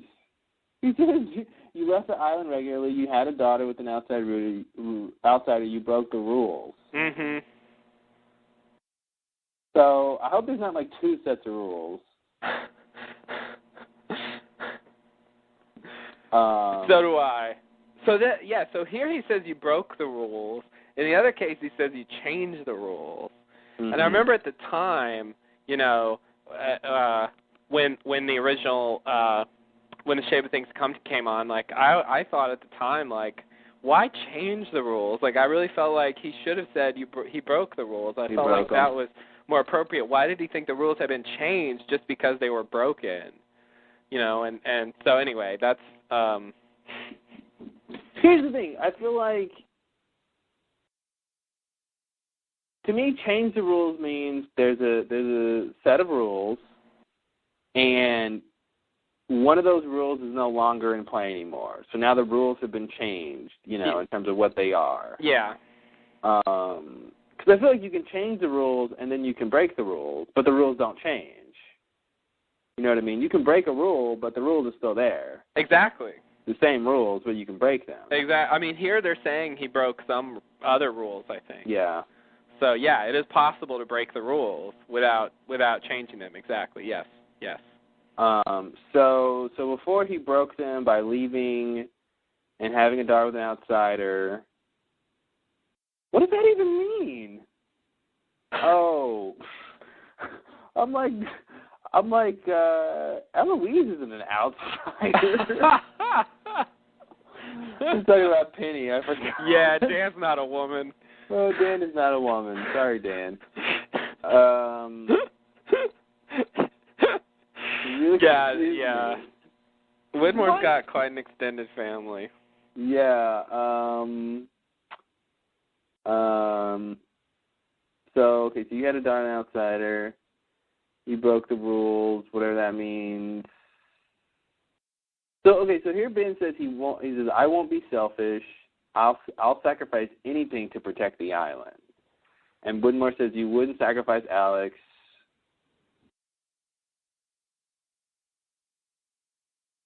But he does sacrifice Alex. Yeah. And yet that was wrong, too. If the island wants her dead, she'll be dead.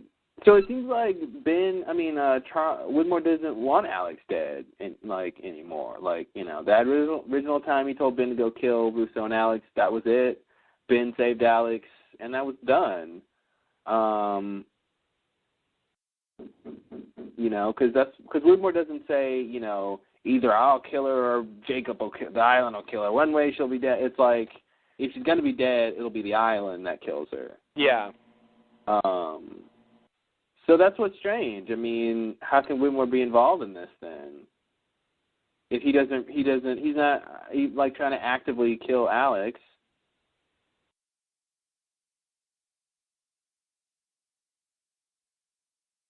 What do you mean? Well, I mean, Ben is blaming Whitmore for Alex getting killed, but Whitmore doesn't really want to kill Alex, so why would he sort of change the rules so that she could be killed or whatever? Oh, yeah, Or break the... he's not actively trying to kill her. No, I thought it was pretty clear that the only reason she was killed... Like, I feel like Kimi could have found out... I mean, Alex helped out by saying she was Ben's daughter, but Kimi could have already known that and, took advantage of the situation because his goal, and I think Whitmore's goal, was to get Ben, not to kill Alex. Yeah. I don't think they really cared about that. The only reason they did it as part of the attempt to get Ben. But I think what Whitmore's saying here is, like, I'm not going to try, but, like, if the island wants her dead, she'll be dead somehow. Yeah. And the way the island kills people isn't necessarily by, like, directly doing it, but it just sort of, happened somehow, and it ended up being Kimi, which was, who happened to be there because of Whitmore. But Whitmore didn't tell Kimi to do that directly, I don't think. Yeah, but Ben is blaming Whitmore directly for it. Yeah. So I mean, is Ben just wrong, and it's Jacob who changed the rules, and Jacob's left the island who wanted Alex dead. Could be. And he's just wrong about all this. Yeah, I guess so. I mean, honestly, it makes sense because Ben doesn't seem to really know what he's doing. Honestly. Right. He did the best he could, but he just really didn't really have it. Yeah. Yeah. That's weird. Yeah, and yet he was a leader for some time. Because, this scene where Whitmore gets banished, they show Alex and she's, well, God, I never know how to age kids, but she's at least 7 or 8 or something. She's so Ben's leading for, at least like 5 years or so. Yeah. They have fertility problems. Ben recruits Juliet, and there's all that sort of drama, and then there's all the plane stuff, of course. And it doesn't seem like Jacob really, did anything during that time to try to rein the others in, or say like Ben shouldn't have been the leader. Like, why would he let Ben be the leader if he was just, I don't know, if there was something wrong with him, or like what was going on there? It just seemed like he neglected the others. Yeah, I mean, he says, "What about you?" to Ben, as if he was never important or interesting. I don't know what Jacob was up to. I mean, even the fact that he sort of seemingly brought all the losties to the island. What did he really do when they got there? I mean, what did he do to protect them or make sure they didn't get killed in one of the raids by the others? Or the others had all these lists and stuff. That's something. But like, yeah, Jack wasn't on Jacob's list apparently. Right.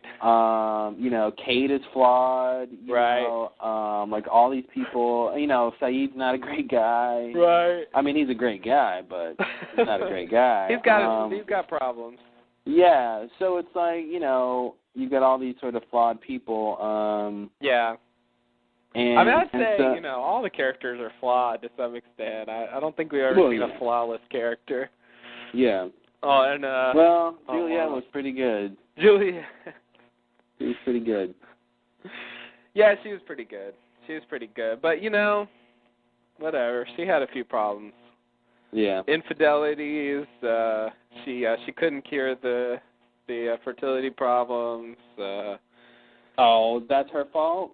Yeah. She's supposed to defeat magic? Yeah. I mean, come on. Let's be realistic here. Gotta defeat that match. She didn't invite Ben to the book club. Well, that's a good thing. Oh. You don't think he'd be good at the book club? No, he didn't read that book. Oh. It's too bad. Yeah, they're going for something. I just don't know what. Yeah, I don't either. I find the whole thing completely confusing, and it's one of those things where I feel like they'll tell us, and I'll be like, oh, yeah, okay. I should have seen that coming. Yeah. I do think this thing where Widmore tells Ben, like, one day you'll be in my position and you'll be banished, like, I feel like that's another example of them telling us that Ben was banished. Yeah.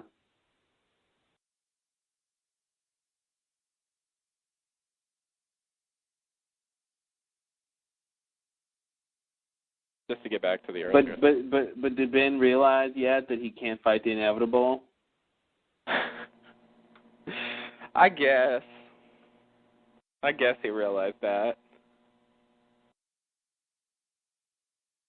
You know, he goes along with Locke, and he seems to be, prepared to just, serve the island. Mm-hmm. And not try to do his own thing.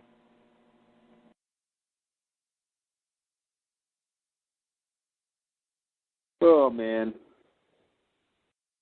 Yeah. All right, well, I don't have much more, but, I don't have anything concrete. Yeah, not much concrete. Oh, wow. So, Locke tells Ben to go kill Jacob. Oops. Oh, yeah, right. That's the scene we're on. Yeah, so that's a major plot point. We'll get more on that later, of course.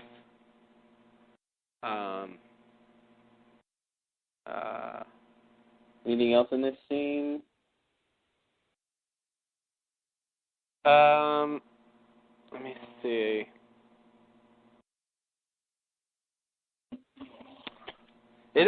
What about this thing about how Ben didn't tell Richard and Ben keeps it a secret because of the thing? Like, I don't know. Any thoughts on that?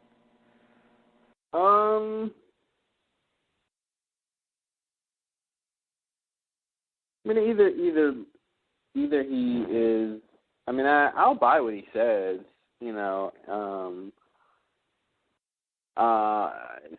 I'll take him at his word that he just thought Locke wanted to keep it a secret, and and maybe I think Ben is just going along with whatever Locke wants to do because Alex told him to. Yeah. And I think maybe he doesn't even necessarily. He might not even think Jacob can be killed or something, or yeah. I don't know. I don't know how skeptical he is at Locke's plan at this point. Mhm. But yeah. At the very least, I'll take him at his word. Okay. I think he's at the point where like some of the stuff he's saying he is just telling the truth. Yeah. He does tell the truth sometimes. And he seems to be in a position where he isn't able to, manipulate. He doesn't really have anything to bargain with. He doesn't have any leverage, so he's really stuck just going along with it. He's, been told he's going to be destroyed if he doesn't go along, so I agree. All right. But since this is Lockhole,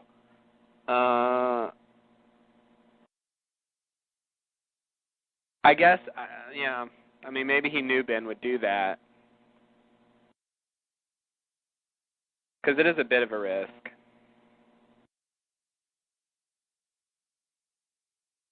Because Ben and Richard were talking, and yeah.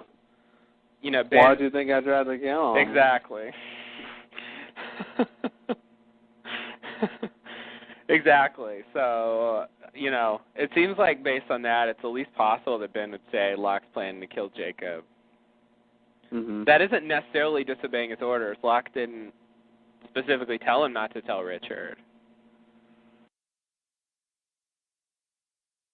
yeah, that's a loophole. So, seemingly he could have. But yeah, all right, anyway, you ready for the next scene? Yep. Okay. In the next scene, it's a flashback. Saeed and Nadia are walking down the streets. Saeed wants to find the perfect place for their honeymoon, and Nadia wants to find her sunglasses. They start to cross the street when Jacob interrupts to ask for directions. Nadia stays in the middle of the street looking for her sunglasses, and she finds them, only to be hit by an SUV. The SUV drives away. Saeed goes over to Nadia, and Nadia asks Saeed to take her home. And then we hear some sirens in the background, and Saeed is upset. To say the least. To say the least. Yeah. He's a little miffed. Yeah. Yeah. All right, so here we are, back with this thing. Hasn't made sense since last season, and I still don't understand it. What doesn't make sense? What's going on here? Who's doing what and why? Oh, because, and why not? Oh, okay. I see.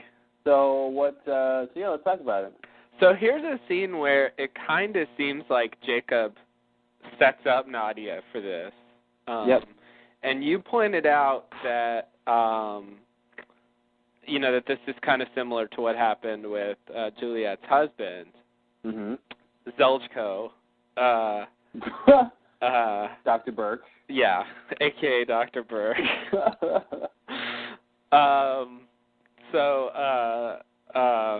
That does seem notable, perhaps, since that was sort of on behalf of the others, that she got recruited. Well, it was a reason for her. It was a thing blocking her from going to the island. Right. And so it got taken out of the picture.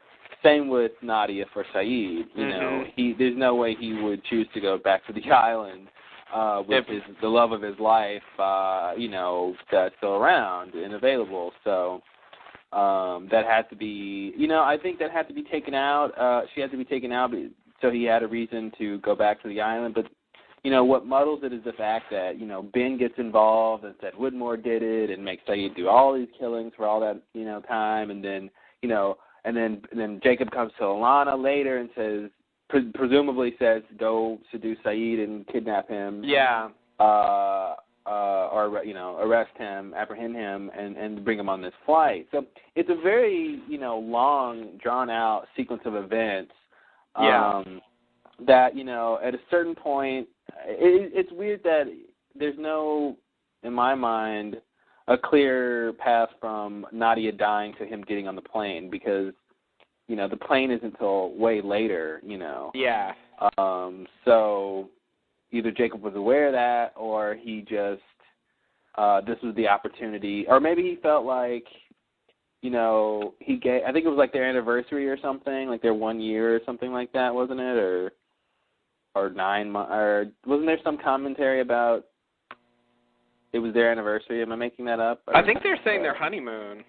Oh, their honeymoon? Is that what it is? Okay. Yeah. Did they just get back from it, or they're going Yeah, on like, it? I think they were only together for 9 months or something. I think it was 9 months, yeah. So, Yeah, I mean, maybe Jacob, he knows that Saeed has to come back, so he decides to give him a little bit of time with Nadia, but not too much, something like that. I don't know. Yeah. He could have given him some more. Yeah, but you can always give him more, but to the point that maybe Jacob doesn't want to, give him 10 years, and he's got that much more to be upset about. I mean, if you can measure loss. Right. I don't know, or rank it or something. But yeah. The thing that's weird is that Saeed, the only reason Saeed really ends up on the plane is that he's kind of forced on it, you know. It seems like that's something that could have happened at any time.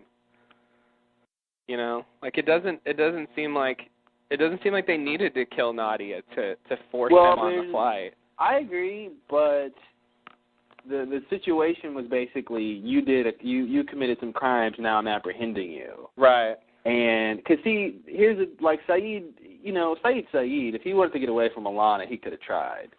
You know, he could have snapped her neck with his feet. Right. And he didn't, and so I feel like that's part of it too, is that it wasn't just somebody who's gonna, you know, just kidnap him and take him away, but it was sort of legit in a way. At least in his mind, it was legit because he knew what he did. Right. So I think that's kind of part of it. If he hadn't done anything, then she wouldn't have had that pretense for taking him. Yeah. And he wouldn't have believed it. He wouldn't have believed. There would have been nothing to believe. I mean. Yeah. Yeah, that's true. That's true. But it's not sort of like some of the other characters where he decides to get on the plane for that reason, you know. Mm-hmm. Like he had no interest in getting on the plane himself. And in fact, he like requested not to get on there when he saw the other people. Yeah. You know. So it's a very roundabout thing. Instead of really like motivating him to get on the plane, it's sort of setting up this circumstance where he will get on the plane. In an elaborate way. The one thing that I liked about this, which you might be able to ruin, but it's working for me at the moment, is that like I never really understood what happened with Nadia, and now that I know that it was sort of a hit and run thing, it makes more sense when Ben comes up to him and shows him the photos of the guy in the SUV, at the particular intersection at a particular time. Like, it actually makes sense that would sort of lead you to believe he was the one who did it. You know, like it always bothered me before when I didn't know how she died. That look, there's a guy in a car at a place. He must have killed her. Oh yeah. You know. Yeah. It didn't occur to me that like it was a hit and run, and so if he sees the car and sees the place at the time, then it's reasonable to say he was the one who killed her instead of just some random photo. I mean, that doesn't rule out it being fake, but like it's at least possible to conclude that. So that's good. But there is a question of like who's driving the thing. Was it really that guy? Did Widmore really, order that guy to go kill Nadia for some reason? Here's the thing: the way this, I mean, it's it's a show, but the way the scene plays out, it seems to me that unless it seems to me it was an accident, more like than somebody was specifically doing it, because if Jacob wasn't there, then they would have basically gone further into the intersection, but they were walking together, so the car, if it was going to hit, you can't sort of just hit one person if two people are walking together and you're driving a car really fast. So that's the thing. So it would have been like, Saeed would have been injured also, and it just doesn't. It's weird to me that even like the Widmore guy, like if that is Widmore's guy and he's there to kill Nadia, that he's just there at the right time, at the right place, and maybe he's been following them or something like that. And but I don't know. It seems weird to me that he's following them and then he just guns it, and and gets lucky that it's only Nadia that's walking and not Saeed and Nadia because Jacob's there. You know what I mean? It's a little weird. It's a little weird. I feel like it was more of, Jacob's interference caused what happened to happen. That they would have walked further into the intersection and not gotten hit by that car and would have been fine if Jacob was there. Because Nadia like stops in the middle. I don't even know if she walks back a little bit too, but she kind of like stops in the middle and So that's the thing. I feel like if things would have just played out with Jacob not there, they wouldn't have gotten hit by the car. I see. They did make it a point of showing that they had a walk signal. I don't know how long went by, or if we're supposed to believe that. I mean, so it could be. If it's not, if it's not the Widmore guy, it could be. I mean, the person could just be driving recklessly and hit her, and then freaked out and left. That's certainly happened before. Yeah, that's possible. Or she just shouldn't have been in the middle of the street. The thing flipped, and it was sort of more her fault for standing in the middle of the street. Yeah. I don't really know exactly, but I do. If I remember right, when the guy gets hit by the bus, I think the bus driver stops. Part of the problem is, though, they can't have this guy stop because Saeed can't know who it is, or that other plot won't work. Yeah. So yeah, like I have no idea. I have no idea why Widmore would do this. I guess my best guess for that would be something like he planted the wreckage and they knew it was fake and he didn't want them to expose it. That's all I got. Yeah, that's his biggest concern. Here's the thing, man. I think what we're constantly learning is that Widmore is less and less a villain. I think it makes a lot more sense that he had nothing to do with this, that the guys that Ben had Saeed killing were probably not even Widmore's guys, or maybe they were, but I just feel like that wasn't the Widmore involvement in all of this. I feel like isn't the main idea, because I think the original idea was, Widmore's guys did it. Hey, Saeed, why don't you get your vengeance? But now we're learning Jacob's involved. So I don't think we're supposed to, think it's both things. I think they're trying to tell us this is what happened. I do think they were Widmore's guys because I think Ben would want to kill Widmore's guys. I agree. I think he would want to kill Widmore's guys, but but I don't see why he necessarily needs to kill Widmore's guys. I could see him sort of wanting to do it, but I don't see why he would. There's no pressing urgency to kill them. Yeah, I agree. Unless he's just like, I'm off the island. I have, I'm retired. I have nothing to do with my time. Yeah. But that's the thing. I feel like this guy. I feel like this is a reveal. The way I want to take this scene is that they're telling us this is what happened. It's not related to Widmore. It was Jacob's thing. Yeah, but the problem is, how would they have shown that it was Widmore? What would you have them do to, indicate that it was Widmore? I mean, they don't have to come back to it if it was Widmore. I mean, there's no point in coming back to it if there's no new information. I see. Yeah, it seems like the new information is sort of, specifically how it happened, and Jacob was there.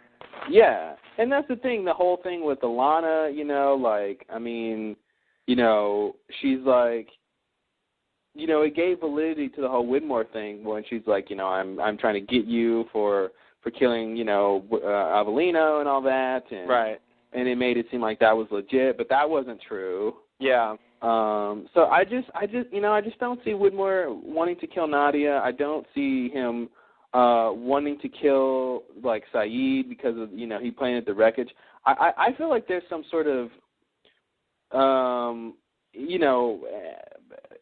non-evil reason non-sinister reason he planted the wreckage. I think it was more about diverting attention from the island. I even think in the end there might be some sort of he was trying to do a good thing, to sort of cover up the whole plane crash thing because to somehow protect the survivors. Yeah, I don't think there's enough evidence to keep thinking Widmore is just this really bad guy and.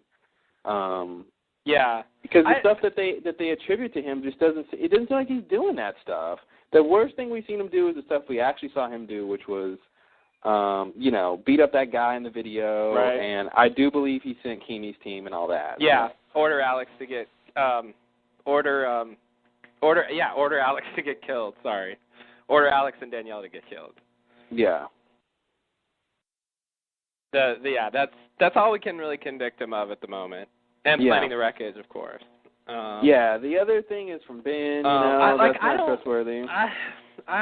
I really resist him being a good guy, but I do feel like he's ambiguous. Yeah, that's the thing. I don't think he's going to be good, but I think he's going to be non-bad. Yeah, like he's got good qualities, at least some. Yeah. I don't see him being sort of a hero, but yeah, I think you're kind of on the right track. I mean, on the other hand, I don't know what role he's going to play in the larger story. So that will sort of determine how he comes out in the end. Mm-hmm. If he comes to the island and what he decides to do. I want to say that Widmore's involved in this. Like, I'm really stuck on that, but my reasons for it are really flimsy. And that's all I got. I mean, he just wanted to keep the cover up, but it's not a good way to keep the cover up because he doesn't kill the right person, really. Yeah, and he makes it was a whole ordeal. I mean, it made more news about Saeed because the whole TV footage of him going to, like, bury her and all that. Yeah, unless we're supposed to believe that Jacob actually saved Saeed and he was supposed to kill both of them and it was just like a mistake or something. Yeah, why not? You can look at it like that, I guess. I still don't think Widmore would want to kill those two, but you can definitely look at that scene as if Saeed was being spared. Yeah, because it is weird that Jacob would have Nadia killed. That it's a little bit out of step with how I feel like they want to present him. So this is one of those scenes where, like, your idea of this actually being loophole, like, I can kind of buy. Mm-hmm. Because this seems like something Loophole would be involved with. Here's the thing: why didn't Jacob just say like excuse me and not say sir or something? Yeah. Excuse me, ma'am and sir, and get both of their attention. Yeah. Yeah, that's true. And it does seem like he knows sometimes what's going to happen. Mm-hmm. Like certainly with Locke, it seemed like he knew what was going to happen. So, so if he knew, it seems like, well, on the other hand, it seems like he doesn't really do anything. He just sort of, but he's happy knowing. But then again, he does intervene, sort of, with Saeed. Oh, God, I don't know. Oh, yeah. I want this to be Widmore for reasons I can't explain, but I think you have a better case that it's not. So, yeah, it's... I have to concede that at this point. All right. Concession accepted. And the idea that, this is part of Jacob's plan to bring Saeed to the island, I think that's a little weird, but probably right. Maybe. Well, I think Jacob does want Saeed to come back to the island. Yeah. So, and like I said again, I think Saeed wouldn't go back willingly. I think everyone had a thing when they had to come back to the island to get over. I think Jack had to get over himself.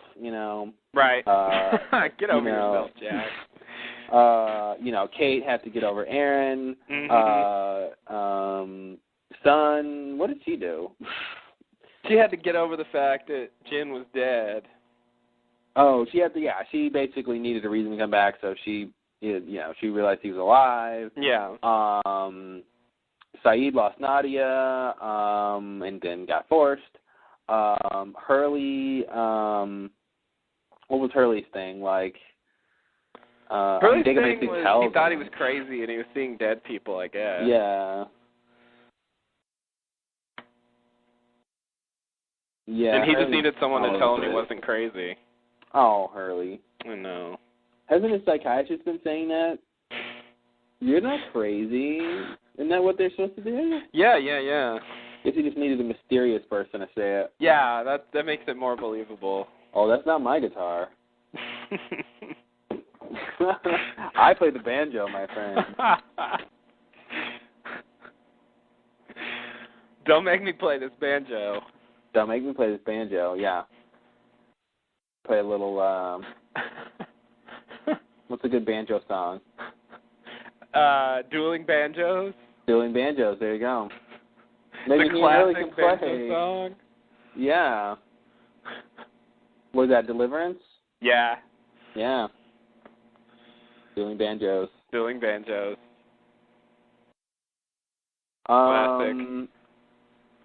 Yeah, but you know what? You know what I want to do over the break, which will probably help me with my script? I kind of want to write out my general what's attributed to who and things like that, and what I think of Widmore and his involvement in all this, and what was him and what wasn't, and just kind of get it all out there to figure out what the big picture looks like.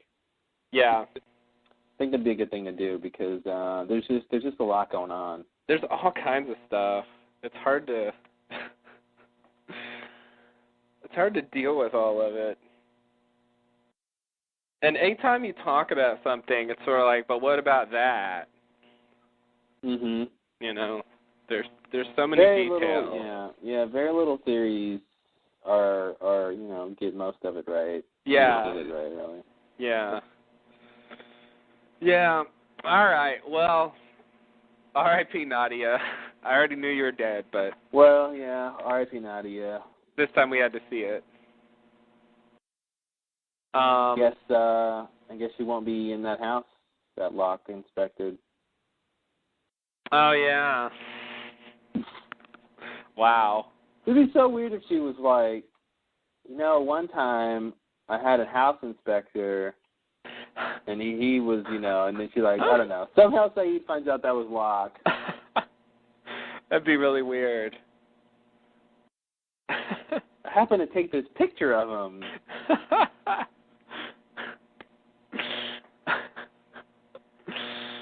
Yeah. There's quite a few of those. They figured out a few of them, but there's a lot. There's a lot of little ones. They didn't really get. Yeah, one time I was in Australia, and this guy walked by, and he said, "I'm walking here," and he had a southern accent, and he seemed like he might be a con man.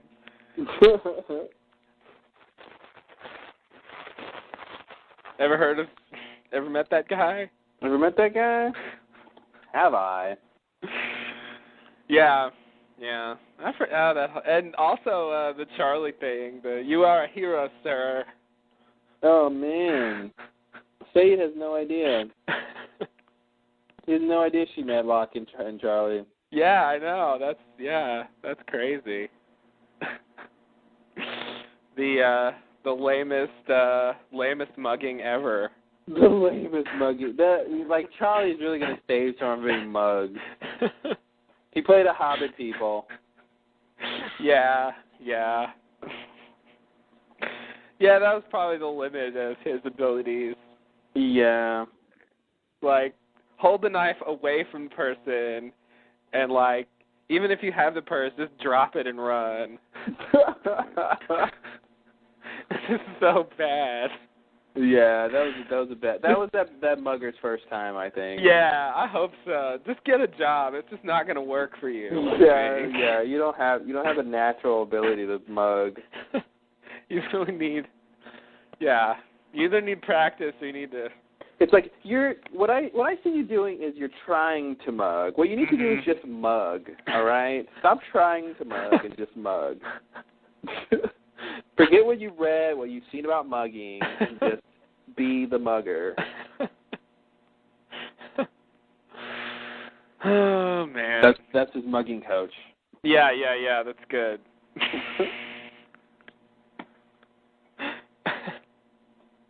They could make an inspirational, like, sports movie about mugging. Yeah. Where he's always on the sidelines because he always messes it up and he never gets the money. And then at the end, the, like, lead mugger gets injured and he has to go in. And he's like, "Are you ready?"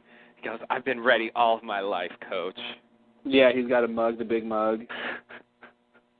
Yeah, it's the big mug at the end of the year for the championship. The championship mug off? Yeah.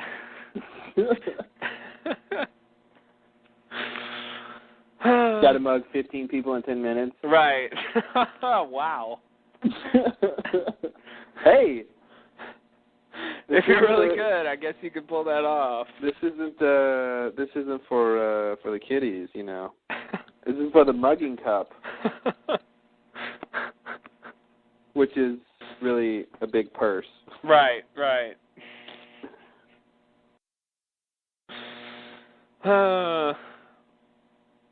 Purses. So next scene?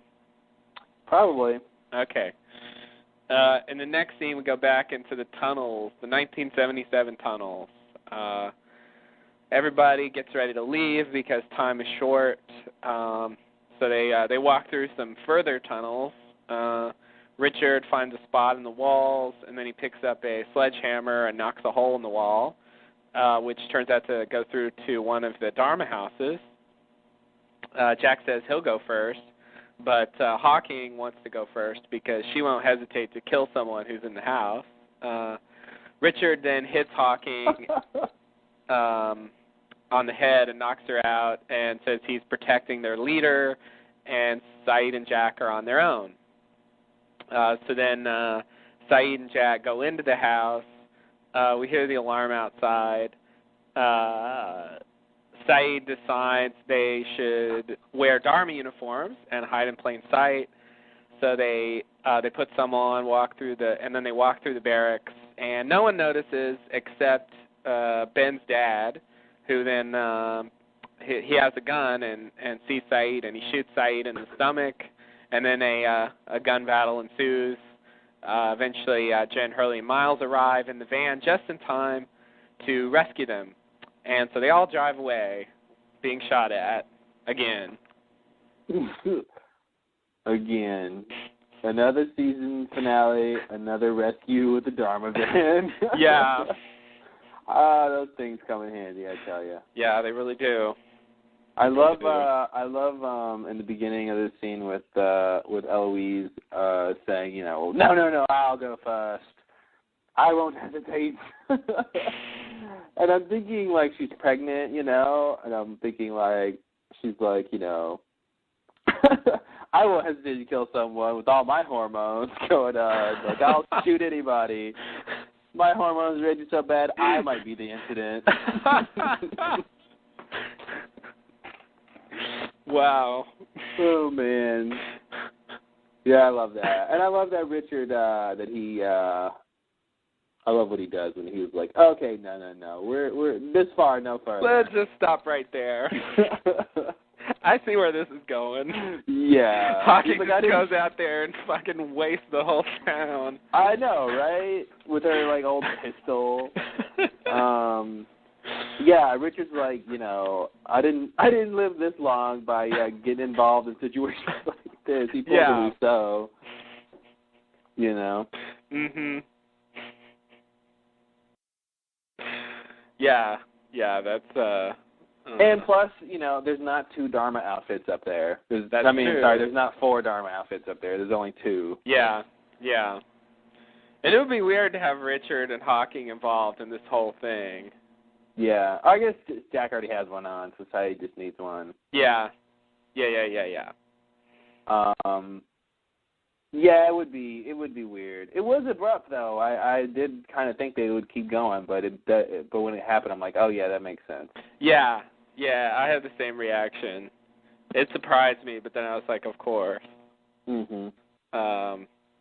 Yeah, that's We do learn here that Hawking is actually the leader. Hawking is the leader, yes. We were sort of wondering about that as far as Widmore goes. So I guess what I'm going to say is that at a certain point, maybe even right now, as you suggested earlier, you know, Hawking leaves and Widmore becomes the leader at that point. Yeah, that's what I'm thinking. Yeah, so we kind of got that figured out at least. I don't know. Richard's generally a stander by, or what's the word? Onlooker, passive observer. Anyway. What are you trying to say? It was just interesting to see him actually do something. Oh, I see. Be proactive. Yeah, be proactive. Yeah. Yeah. Actually hit her on the head and I'm out of here. You know, the way people get hit on the head and they're just instantly knocked out is awesome. I wish that happened like that in real life. It's really handy, yeah. Yeah. Yeah. I need you to be unconscious now. Boink! Boink! Yeah, no, it's perfect. It's perfect. I think at a certain point someone realized how handy that was. Yeah. You know, because if they just go ow, like it doesn't really work. In Star Trek, you know, they have the Vulcan, the nerve bench, so that was always good because it was like another, you know, physiological thing. But it's like you don't have to hit them over the head; you can just sneak up behind them and do it or whatever. Right. Same effect. It's great. Yeah. Yeah. And without the bruising. Mhm. Yeah, that's the problem. You have to do some head trauma to make this method work. Yeah. She is pregnant. He just knocked out a pregnant lady. That didn't really register with me, but yeah. I don't know how I feel about that. She'll be all right. The baby's not in the head. The baby's not in the head? How does it think then?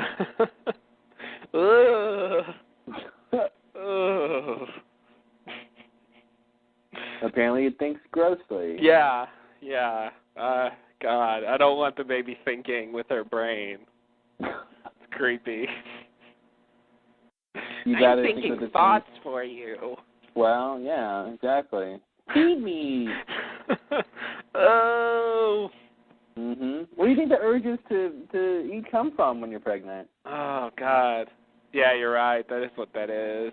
Did you learn nothing in biology? Feed me. God, that little thing growing. So grotesque. The miracle of life. The miracle of life. Yes. Oh man. It really shouldn't. I feel like I should love it, but I guess the point is I'm supposed to not really know how it works. I don't know if that's the point, but yeah, something. Like I feel like I shouldn't find it repulsive, but yeah. There's a lot about things that are normal and natural that are very repulsive. Yeah. I think things are just repulsive, especially things that don't really happen that often, or you have to really deal with a lot. Pregnancies are very, basically sparse, for people. Yeah. Individuals, So yeah, it's the kind of thing, I'm sure if you're a mother with a baby, you might not think it was as gross, but I mean, I'm sure it was body changes and all other crap that it's weird and, Yeah. Yeah. No, I'm sure if, like, you're having your own kid, then you probably don't really feel repulsed by it. But that's, I mean, there's other things going on there that sort of, maybe that's part of it, If you actually have the kids, you're not repulsed, and that's sort of what counts. Yeah, that's definitely a plus. It doesn't matter if other people are repulsed by your kids. No. Because they will be. Because they will be. Exactly. Your kids suck. Little Dan. He's just going to die. Wow, bad. We didn't even see Ben anymore. He's done. Wow, little Ben. No, we didn't you're see right. him anymore since he got taken to the others. He got taken to the others at the end. Wow. Yeah. I thought we would. Wow, huh? Yeah, I did too. I thought they would do something with that. I mean, I guess what they did with that is right here, where they show Ben's dad. Don't you think he should have said, like, "Where's my son?" Instead of just shooting the guy who might know where his son is, who's last seen with his son. Don't you think he might be like, "Hey, where's my kid?" Mhm. Because I love him in junk. Right. And junk.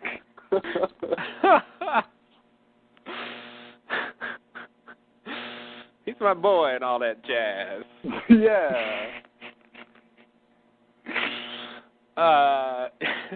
Yeah, well, he said you shot my son. Like, I guess he doesn't think Saeed would know where he was because he shot him and ran, and the rest of them took him. And I guess he would Maybe if he saw Kate, he would say that. Yeah, but he doesn't know Kate had anything to do with it, right? I think he does, or at least he suspects. Well, he suspected, but Jack told him, assuaged him. Yeah, that's true. That's true. But the rest of them sort of found out, so I don't know. I don't know if they talked to the janitor. I guess. Slash the boy's father. Right. Well, there's that, yeah. They might have, I think once Phil found out and all that stuff, they might have told them. Yeah. They should have, one of those things.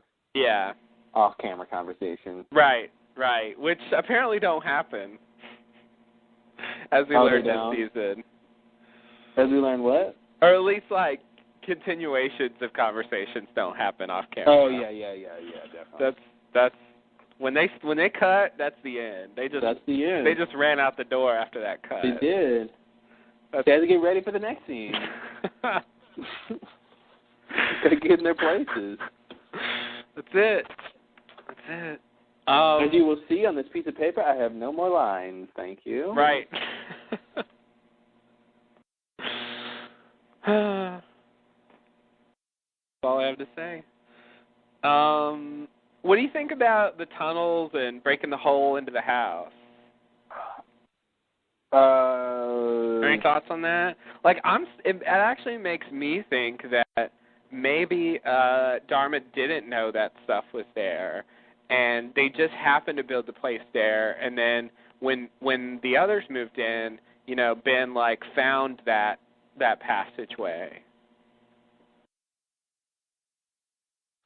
I think Ben might know about the tunnels, and he might know that. I feel like he should know that the barracks were always over the tunnels. That's what I meant, though. That's what I meant. Oh, wait, what? That's what I was trying to say. What I'm saying is that Dharma didn't know that the tunnels I don't were think there. Dharma knew. Yeah, I don't really think Dharma knew. When Ben moved in, he knew the tunnels were under there, or he found out at some point. I don't think the kid Ben knew, but at some point Ben finds out, and so he finds a house where there's an access point, and maybe he actually put in that little thing that goes to the smoky drain and all that. Yeah. Not Dharma. That always bothered me. Yeah, I never thought Dharma did that. Really? I always did. It didn't make sense. Till now. Unless I'm forgetting what I thought, but it didn't make sense that they would. But you shouldn't have. They would. Yeah, it didn't make sense that they would know about that. Or I don't know. Yeah, I don't think they should have known about that. They didn't really know much, apparently. Yeah, exactly. I don't think they had a clue. So yeah, now it sort of worked. I still wonder why that secret room was there, but whatever. Well, I thought you just said he built that. I was just saying he built the access point to the tunnels. I think that thing is part of the tunnels. I think for all intents and purposes, that it's got hieroglyphs on it. It's got an entrance point. I think it's just part of the tunnels. And he just built that fake wall, secret passageway, over it. I see. But then Dharma should have known about it because they built the house.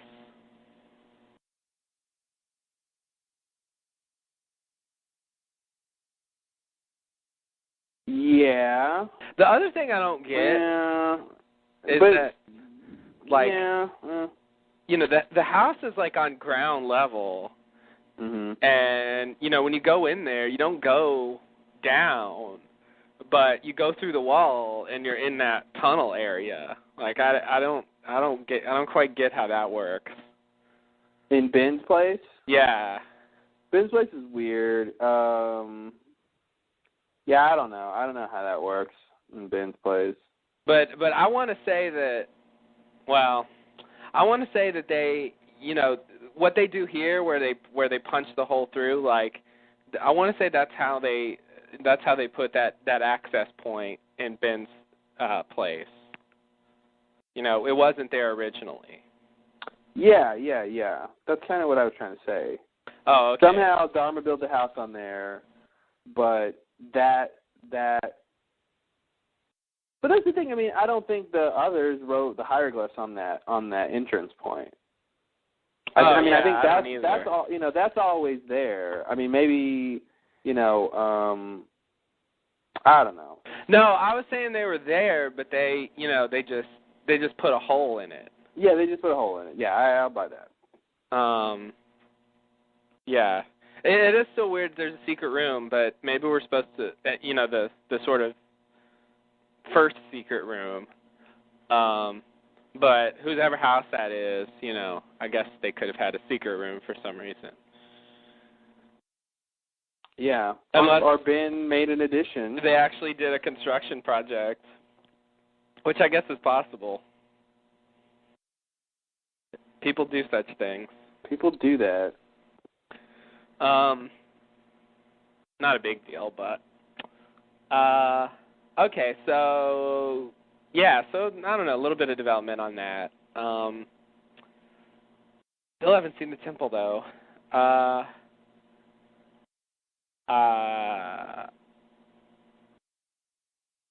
Okay, so Saeed gets shot.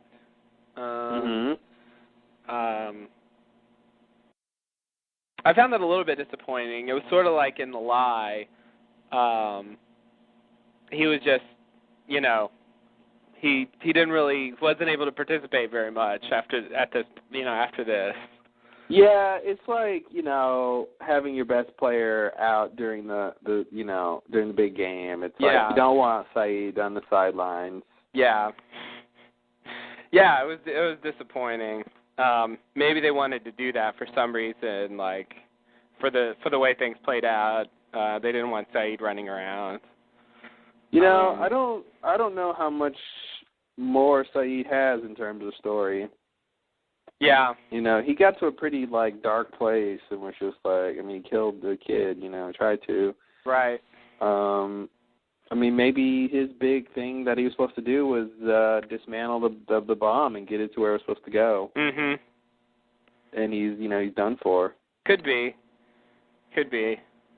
I think we'll at least see him next season.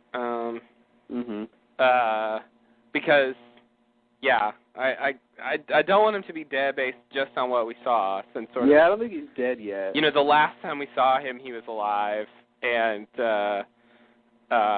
he's a main character from the beginning. I want to say they would give him a little more than that for his death. But I think you could be right in that he might die pretty soon after season 6 starts. Yeah. From this gunshot wound. I think that's possible. Because, you're right. We've sort of learned, not quite, I'm still thoroughly confused, but maybe, according to them, we've sort of learned everything about his story, and, there's nowhere for him to go. Yeah. At this point. Yeah, Saeed's big thing is sort of about being a killer or whatever now, and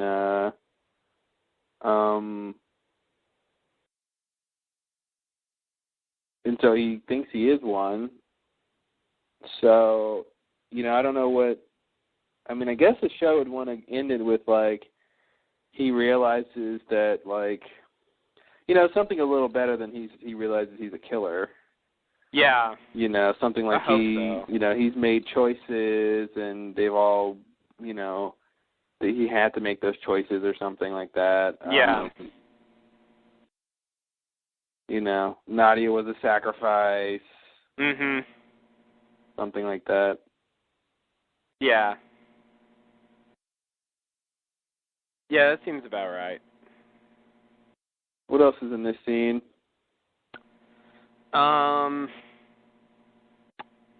I guess, according to the uniforms, this is Horace's house. Yeah, this is Horace's house.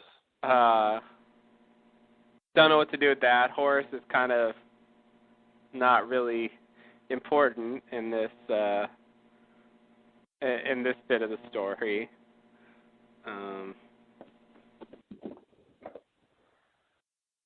having been taken out of power by Radzinski. Yeah, and didn't we sort of think that maybe we thought at some point that it was Horace's house that Ben had gone into or taken over residence? Oh, yeah. We might have said that. But maybe not, since I don't think that's the same house. Possibly I mean, not. could it be the same? I guess it could be the same house. It could be. Yeah.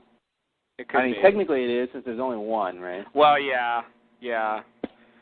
There's only one this season, but it's possible it's not it's not literally the same set they used for Ben's house back in like season 3. Oh man, I wonder what they do with the barracks when like they're not filming. Oh God, I don't know. Leave them there. Leave them there. I like it. I wonder. Yeah, we have seen them a lot. They got a lot of use out of them this season. Oh yeah, barracks season. I remember when it was a novelty. It was like, ooh, the barracks. Yeah, ooh, we're going to the barracks. Some crazy shit's going to happen there. Yeah, now it's like, oh, the barracks again? Yeah, it's so old hat. Yeah, Locke's dad appeared, and we heard about the magic box. It was just this crazy place. It was the secret home of the others. Mm-hmm. It's just really changed now. It's different. The barracks grew up and got all different. Yeah. It's not the same anymore. Yeah. You've changed, barracks. You've changed. You really changed. You really changed. Oh, Mr. Show. Yeah. I never want to pass up an opportunity to throw in a Mr. Show reference. Yeah, it's always good. Yeah, but I think we're pretty much done with the barracks after this season. Hope so. You know, Horace never did a lot of math work, I gotta tell you. For a mathematician, I never really see him, do a lot of math. You're so right. He didn't do a second of math on screen. Yeah. And he didn't even say anything about math. He never mentioned the first word math. If his uniform didn't say mathematician, we'd have no reason to think that's what he did. Yeah. He really just comes across as like a supervisor. He's just an administrator. He's a bureaucrat. Yeah. Like he just oversees things. He's middle management. Yeah, exactly. Yeah, like he wants you to come in on the weekend. Right. Yeah. Yeah, so I'm going to need you to come to the barracks on the weekend. Yeah.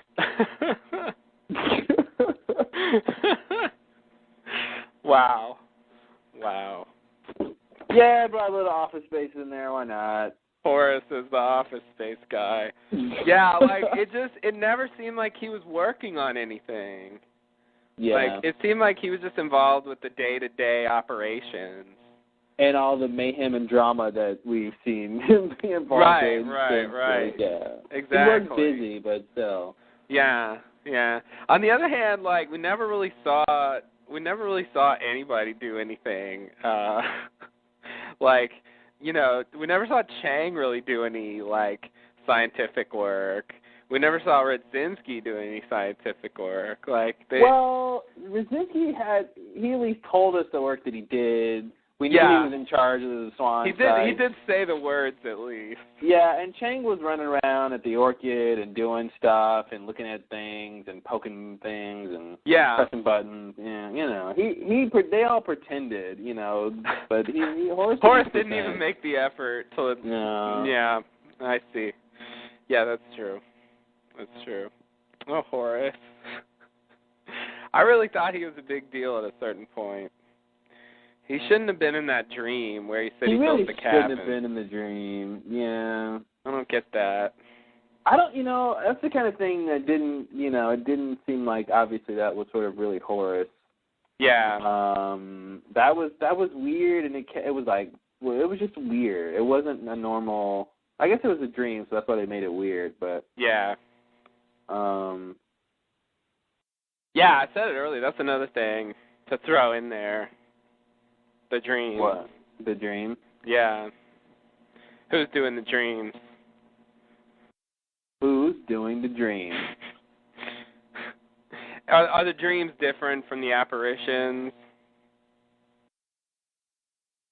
Yes. That would be a question that we have no way to answer at this time. I just did. Oh, you said yes? Oh, that was easy. Wow. I just said we had no way to answer. How did you just do that? I answered it. Wow. You said, are they different? I think they are different. But that's impossible. Wow. Nice work. I just made the impossible possible. Apparently so. That was my mission. Very nice. Okay, so let's see. I wonder. Let's take a look at the dream, shall we?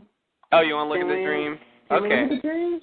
Let me have a look. Dreams and see what the dreams have been telling us. All the dreams? Let's start the newest first.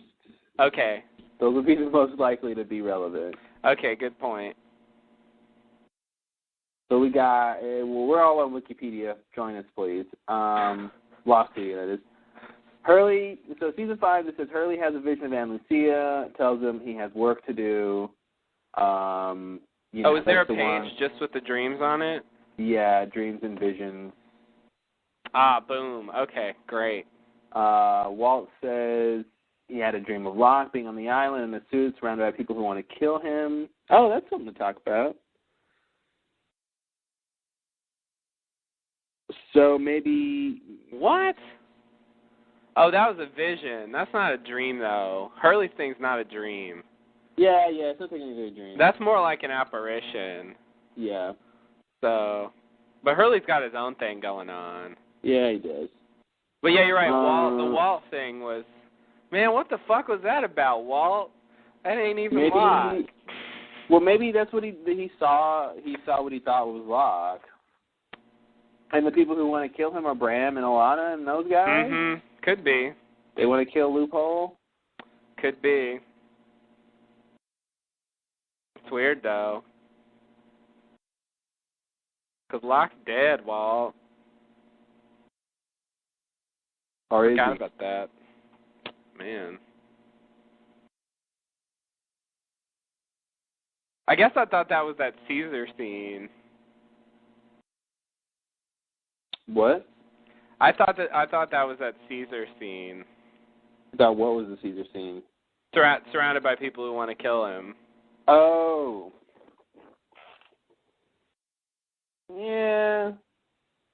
I guess you can interpret it that way.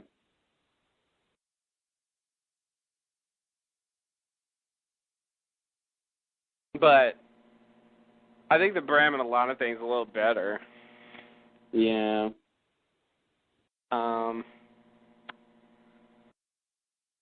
Yeah. Yeah, this has visions. Yeah, Kate had a dream with Claire telling her not to take Aaron back. Mhm. She did that. Check. Check. Good work. Kate listens. So yeah, the dream that he had with Horace, building the cabin, and now this says he said he was building a cabin for himself and his wife. It's interesting he didn't mention his kid. Oops. I wonder if they didn't know Ethan was gonna be his kid yet. Yeah, I think that's or possible. if he even had kids. Or if this was supposed to be a Horace before Ethan or something weird. Yeah, and there is an issue. Like, there's some character in season 3 who's with Horace in the car, and I think she's actually the teacher who teaches the class that Ben is in the flashback. Okay. Whose last name is given as Goodspeed. I think Olivia. She has the same last name as Horace, you know? And, like, everyone at the time assumed she was, the wife, yeah. But I guess now they're trying to say, like, she was his sister or something. But I feel like that's a retcon. I feel like they did this Ethan Amy plot this season. Totally. And so I think that's why he didn't mention the kid. Yeah. You know, they thought it'd be cool to have Ethan be someone's kid, and they made it Horace.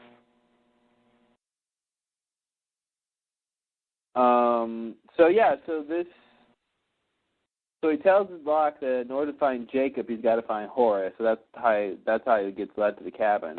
I see. But it's Horace telling him about that that he's looking for Jacob. Yeah, you're right. I forgot that he did say Jacob. Yeah. And Locke ends up meeting Christian. Yeah. And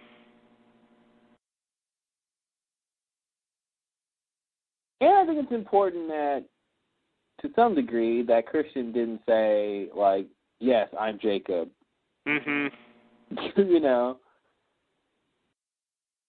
Right. Because Locke doesn't know what Jacob looks like. Yeah, that's true. Locke doesn't know, at that point, who Christian is.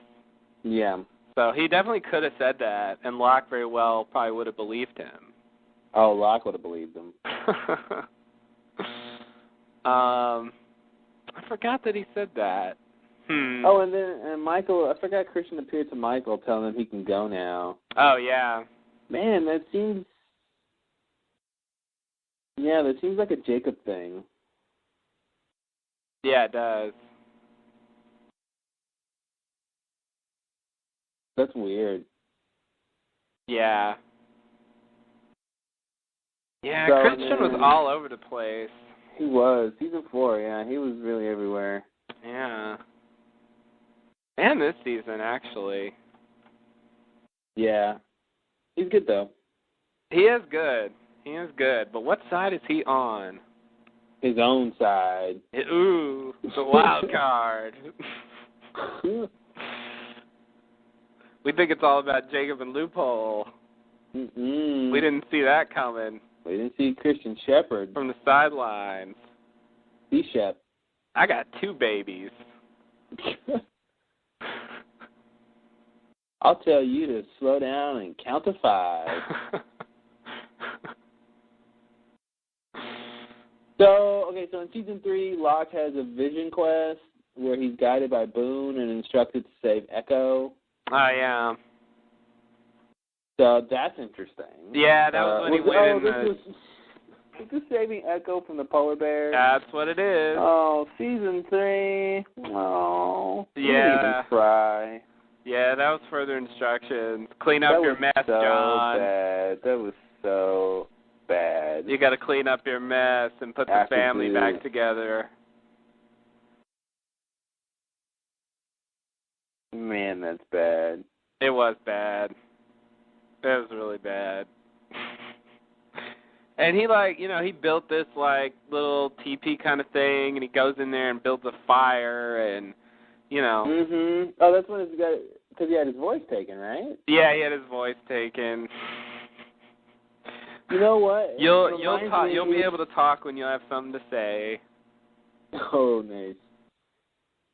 Remember in that episode, when we saw the toys or something in the cave, we saw the Dharma. That was that episode, yeah. Yeah, that's what I said.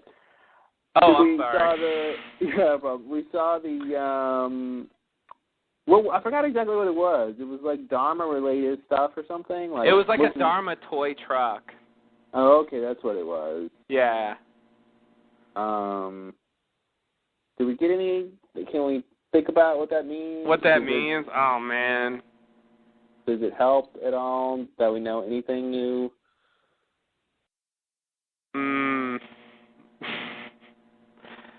Not really.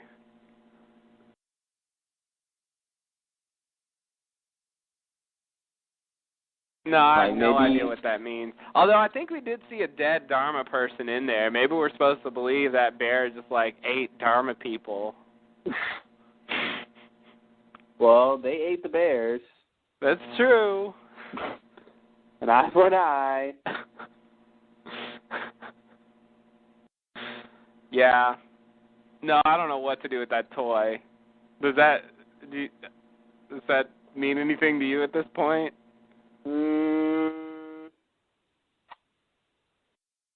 Can't say that it does. Yeah.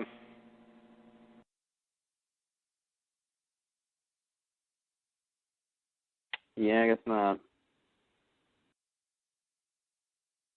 So yeah, there was a dead Dharma person in there. Yeah, if I remember right, I think we see like a skeleton or decomposing body or something like that in the cave. Oh, it says it had the Pearl logo on it, on its clothes. Oh, okay. Yeah. There it is. That's interesting. Pearl. A Pearl logo, yeah. Yeah. Yeah, and the polar bear, kidnapped that. God, that was fucking awful. I can't He dragged Echo back to its cave. Come on. How did we watch that? That dude's isn't he 6'5", 500 pounds? He's a big guy. I mean, I know polar bears are big, but still, it's just crazy. He dragged him back to the cave. Yeah. It's ridiculous. It's ridiculous. I don't know how that happened. And it was the beginning of the season. Yeah. It was just after the implosion and all that, and it's this is what you guys are starting with? Yeah. Yeah, I remember that being pretty tough to deal with. Yeah, the early part of the season. Oh, man. Oh, and then when Echo starts pressing the button. Mm-hmm. Is that season 2? Yeah, that was season 2. Yeah, I just he has to press the button weird. before the hatch implodes. Yeah, totally. Yeah, that was the conflict. It lasted weird. One episode. Yeah. Because they basically no, John, I will press it. It was really they go out to the Pearl and they both watch the video, and Locke decides, I'm not going to press the button. It's bullshit. And Echo decides, I am going to press the button because it's the only thing that matters. Mm-hmm. And so the fact that Echo has to push a button basically turns into the big conflict that they have to deal with. Because Locke wants to stop pushing it, so he doesn't want Echo to push it, and so then they have to lock him out with the lockdown, and then Echo goes and gets the dynamite with Charlie, and Wow, that's not even what this show's about. I know. That station's gone, guys. It doesn't even matter. Yeah, it's all over. And then the thing imploded, and Desmond could see the future, and Locke lost his voice, and Echo got kidnapped by a polar bear. And then what did the Easter Bunny do?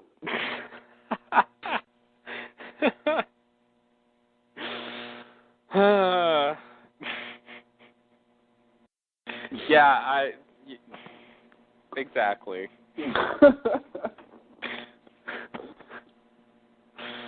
Yeah, I'm looking at the stills from this episode. And that thing about Locke being on the commune with the people who are growing the weed, and then the cop's there, and he's about to shoot the guy, but he doesn't because he's a farmer and not a hunter. Oh, man. Oh, geez.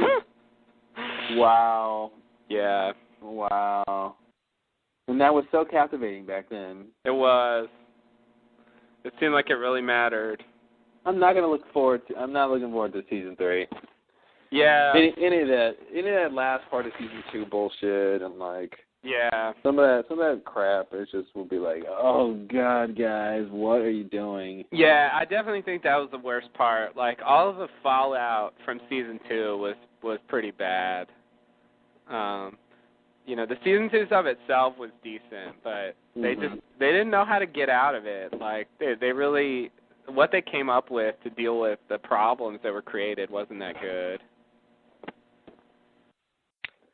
Yeah. And season 3 never really got going until they finally got over that. What did you say? Season 3 never really got going until they got over that. Yeah. where, like, Jack was back, nobody was kidnapped anymore, Echo was dead, Desmond and Locke were back to normal, more or less. Like, that was when the season started to, like, get back on track. Mm-hmm. But it was, like, halfway through the season before that happened. Yeah, totally. But,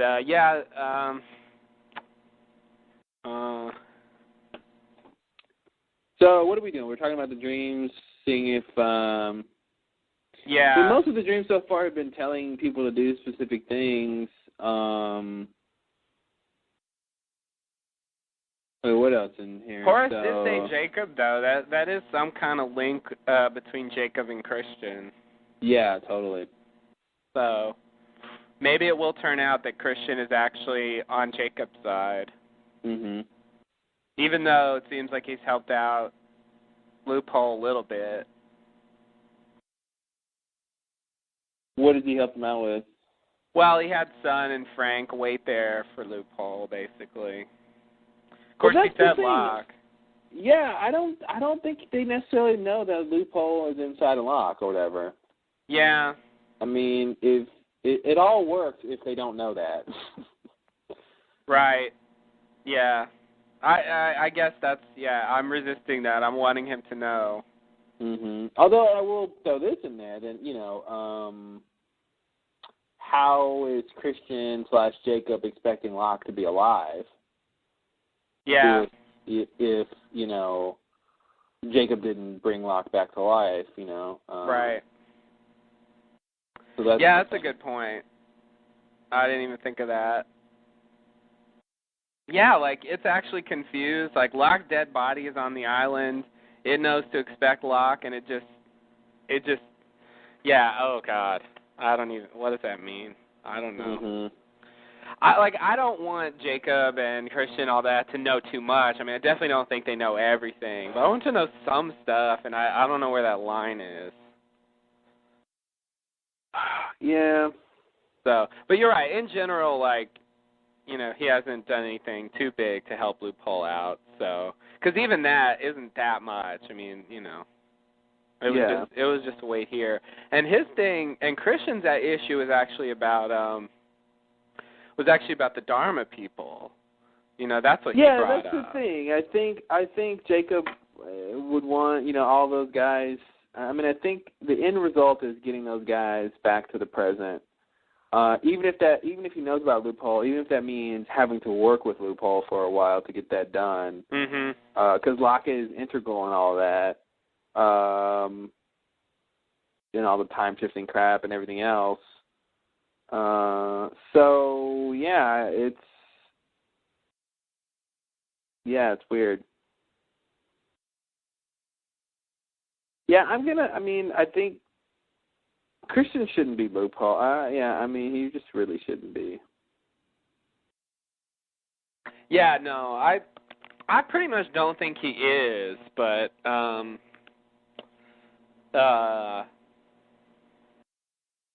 still a little bit uncertain what his motivations are. Yeah. He's supposed to help. He's supposed to help. All right. That'll work.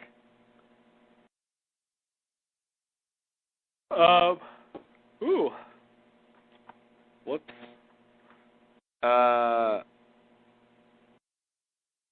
Okay, so let's see. Anything else about this scene we're technically on?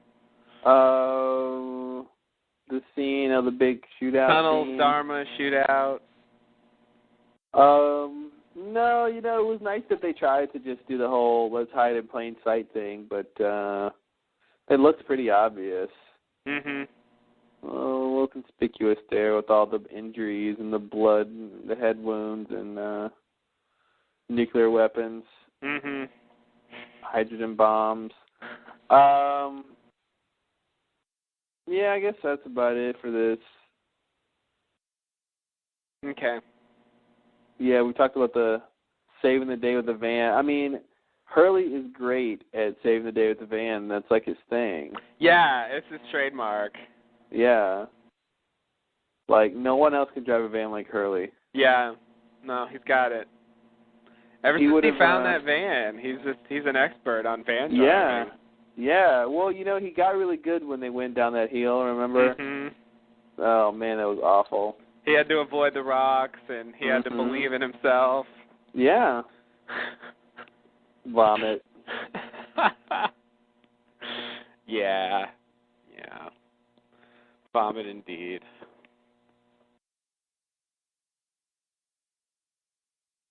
You ready for the next one?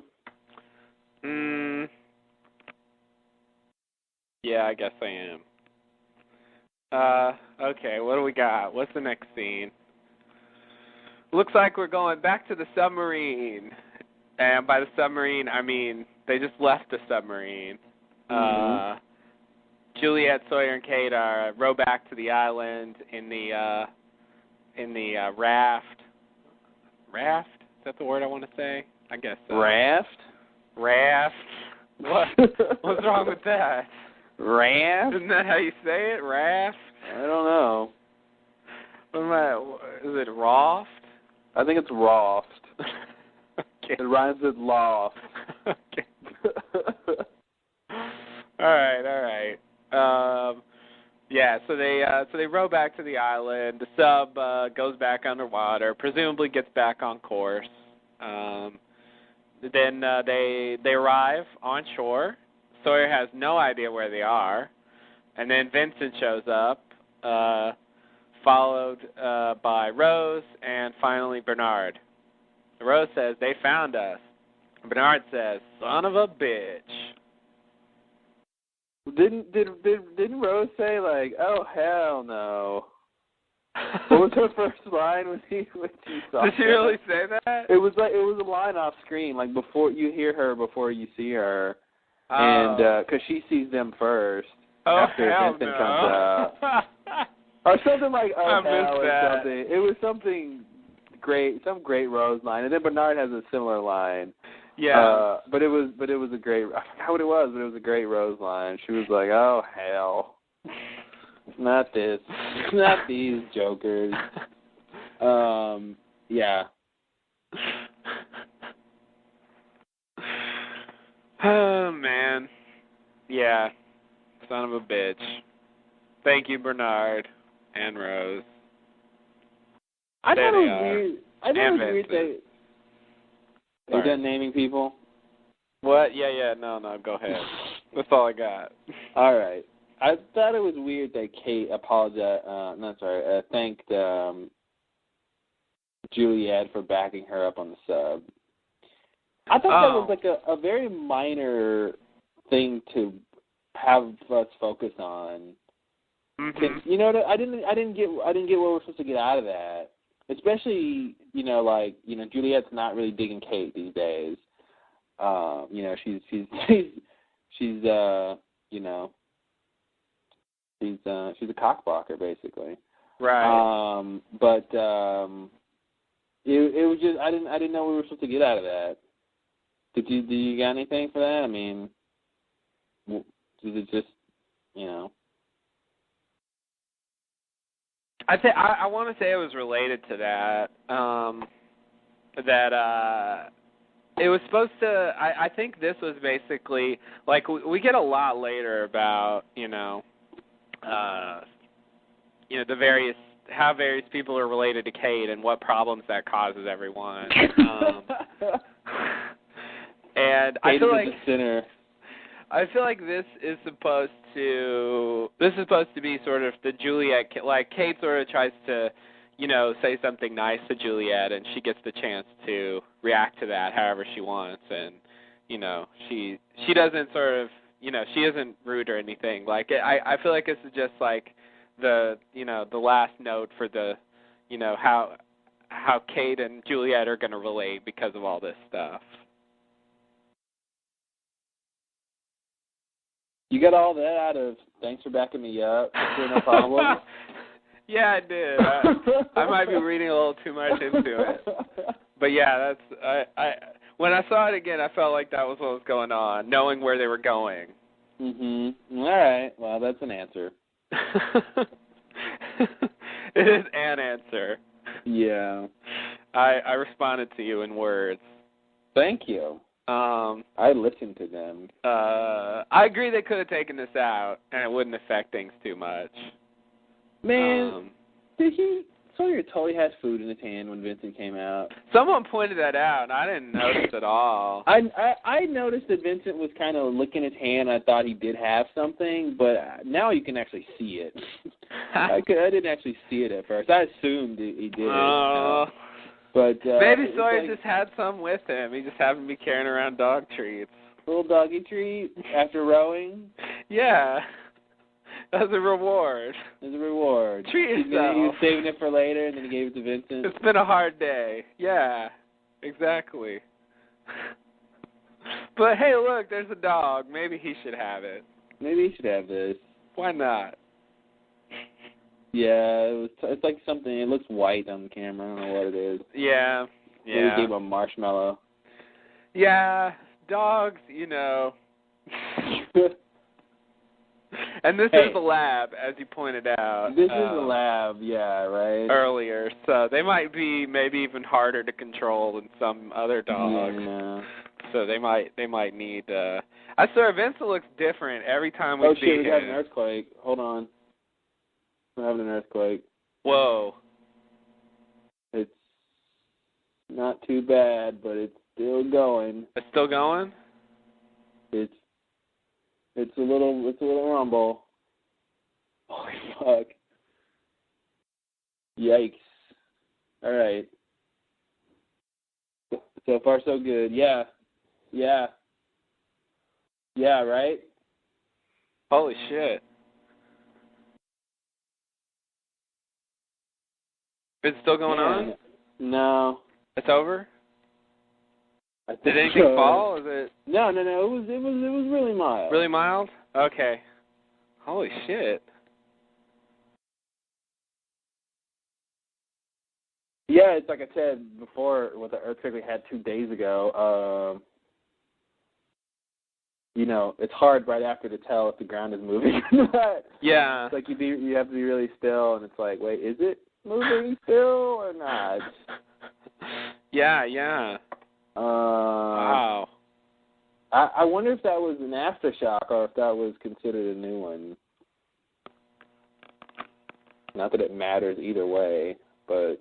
You could probably find out. Yeah. That's what I'm doing right now. Oh, that's good. Wow.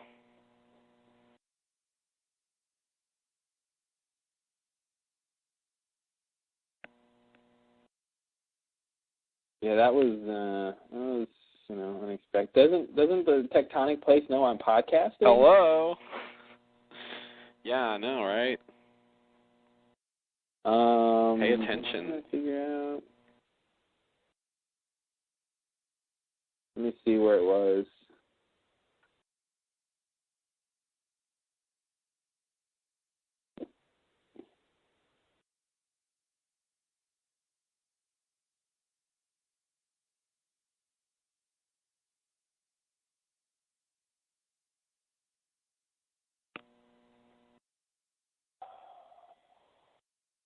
Is it?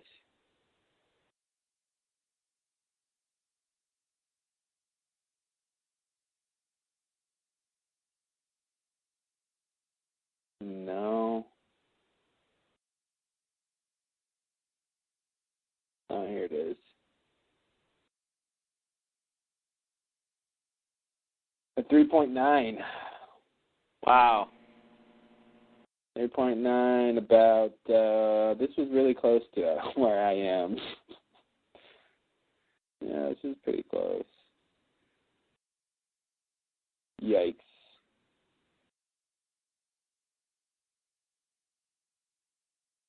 Oh, look, there's a waveform. Great. You don't want to look at the waveform? Yeah, that really helps me cope. All right, well. That is a first. A live Who knew we had our special guest on the podcast, folks? An earthquake. No one is going to see that coming. Yeah. Wow. Shit. Yeah, that's crazy. Yikes.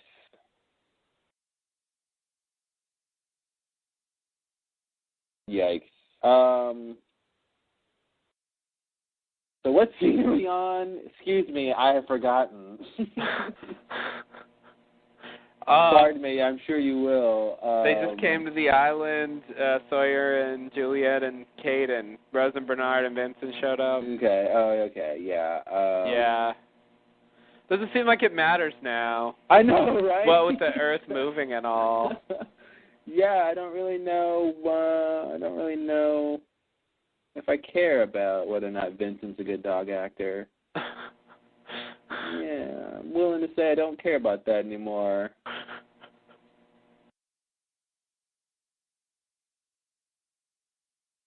Nadine, I guess, or I was just gonna say that I think they use a different dog like every time. Oh, because he never looks the same to me. Yeah, they definitely change it up. Every time. I mean, if they didn't say Vincent, I just wouldn't believe that was supposed to be the same dog. It's just some other dog they happen to find. They found some dog and just like. But yeah, that kind of reminds me of that scene with where they put the note on the bird. What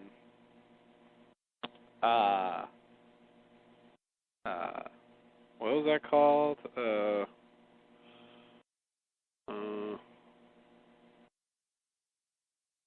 What was the name of that thing? Message. Something about Message in a bottle. Oh, Par Avion. Thank you. Yes, Par Avion. Yeah. When Charlie puts the note on there, like there's a screenshot that he was like palming the note. He didn't actually put it on the bird. You can see him. Yeah. You can see him like holding it still in his hand. At the time, there's a bit of a controversy that like, ooh, Charlie didn't put the note on the bird. What does that mean? He's up to something. But yeah, I think he just, he didn't actually do it. And that was it. But anyway, that's what that reminds me of. Working with animals, you got to do stuff. Yeah, you got to pretend. Just like how that bunny wasn't really in Ben's bag that whole time. Oh, totally. That bunny was not in the bag the whole time. Yeah, they would just use them for a shot. And most of the time it was just a bag. It looks like there was 2 earthquakes. There was one at 349, a 4.1, and then like right where I am at 351, a 2.5. So I guess that was maybe an aftershock of the other one or something related to the other one. Huh. Oh. But both within like 5 miles of me, so I don't know what happened there. Weird. But you didn't feel one of them? I felt enough for it to be something. I see. I don't know what I felt, but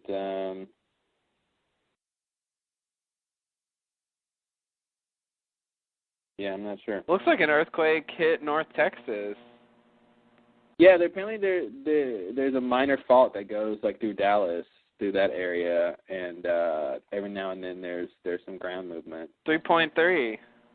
Yeah. Wow. Yeah, there's a lot of places where earthquakes can happen. It's just, there's more active faults in certain places than others. Yeah, I don't remember an earthquake ever while I was there. Probably just didn't feel it.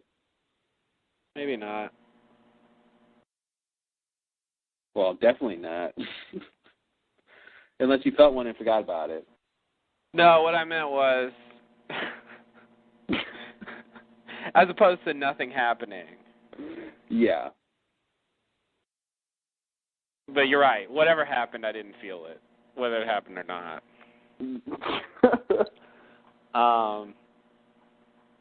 Wow. Okay, so you ready to move on to the next scene? Do it. All right. Next scene, over to the van. Jack deals with Saeed's wound as they continue to drive, yelling. They're going to the spawn site. Jack tells Jane he found a way to get Jin back to his wife. It was a short scene. All right. Yeah. Back to Rose and Bernard. Sawyer verifies that they've been living out here for 3 years. Rose reveals that they knew that the rest of them joined Dharma, but they didn't say anything because they were retired. Sawyer tells them that the island's about to blow up. Jack has a bomb. Rose says, who cares? She says it's always something with you people. Rose and Bernard are okay with death as long as they can be together. Meaningful looks are exchanged. Rose tells them where the barracks are. They walk away. Bernard asks Juliet if she wants some tea, and she says maybe another time. Like I said earlier, I really like this scene with Rose and Bernard. And maybe it's just they haven't been around in a long time, so it's they whatever, I don't know, but it's I thought it was pretty cool. I just like the idea of them saying enough is enough. We don't want to get involved just because we crashed it with you guys. Doesn't mean we're going to get involved in all of your antics. And I just like the idea of them going off on their own and doing their own thing and being happy and I thought that was cool to sort of find out that's what they did. They didn't just go somewhere and get lost or something and then just, what are we going to do? But they specifically left, and made their own lives. Mm-hmm. And the fact that they were hiding from Jin as he was trying to come out and find, and I guess that's sort of a revelation is that's what Jin was doing, not looking for Locke, specifically, or even at all, but looking for Rose and Bernard and I guess other people from the camp from, post flaming arrows. Yeah. So that was. I think pretty much looking for anybody they might, want to. Yeah. Know is out there and help out or whatever. But yeah, including definitely the people who were there after the attack. Mhm. So yeah, that's definitely a thing. The other revelation is that Rose and Bernard knew what was going on and sort of did their own thing. They weren't just bewildered and cowering in the jungle somewhere. Yeah, I'm a little confused on how they knew certain things, like that it was the 70s, but I guess the easy answer is they were hiding out and they saw Dharma activity. Mhm. And they heard somebody say hootenanny and they heard some Janis Joplin, and and they were like, "Hey, we know this decade." Yeah, I guess they lived through it. Yeah. Which must be weird for them, I think, for anybody who's sort of, living through a time period they were in, that's got to be weird to be thinking about. Sawyer kind of has that thing later, he says, but, think about what they were doing then, because they would know. Yeah. It's like, oh, I was at, Woodstock or whatever. Right. 70s, insert 70s cliche. Right. Woodstock was 68, but that's all right. Oh, it counts. Yeah, close enough. Didn't it last for 10 years? Yeah, pretty much. All right. It was really long. Just go home already. Mhm. But yeah. Sorry, go ahead. Oh, you got something to add? No. I was just gonna say, and like I said before, I like the little thing with Juliet and Bernard, coming off the whole thing with Kate and Sawyer and Bernard sort of sensing that, Juliet was a third wheel or maybe not really invested in the plan as Kate and Sawyer were, and sort of kind of tempting her to stay, you know. Mm-hmm. You know, because obviously, you know, they're saying Jack has a bomb. He's trying to kill everybody. You know, there's really no time for tea. Mm-hmm. So, you know, it was more. The question was bigger than what he was just saying, obviously. So I like that. I like that it was a little thing, and then she basically had an opportunity to sort of like get, you know, an exit, you know. But she, you know, decides to go with the guys and finish the plan. Yeah. So I don't know. I thought this scene was pretty cool, and it was nice to have a little respite from like the main plots that were going on, you know. So. Mhm. Well, yeah, that last bit is pretty good. I think I like that. Of course, Juliet does get pretty invested in the plan eventually. They're not really on that path yet. At this point, she's trying to stop them. But eventually, she's ready to detonate. Yeah, so that's a nice little bit. I don't know though. They just rubbed me the wrong way in the scene. I just didn't like how they came off. It was just that whole like Jack's gonna blow up. Who cares? Like I don't know. I just didn't like how they played it. It bothered me. I felt like I don't know. I felt like it was a little bit too harsh. And, I can see that, but I think I can definitely see that.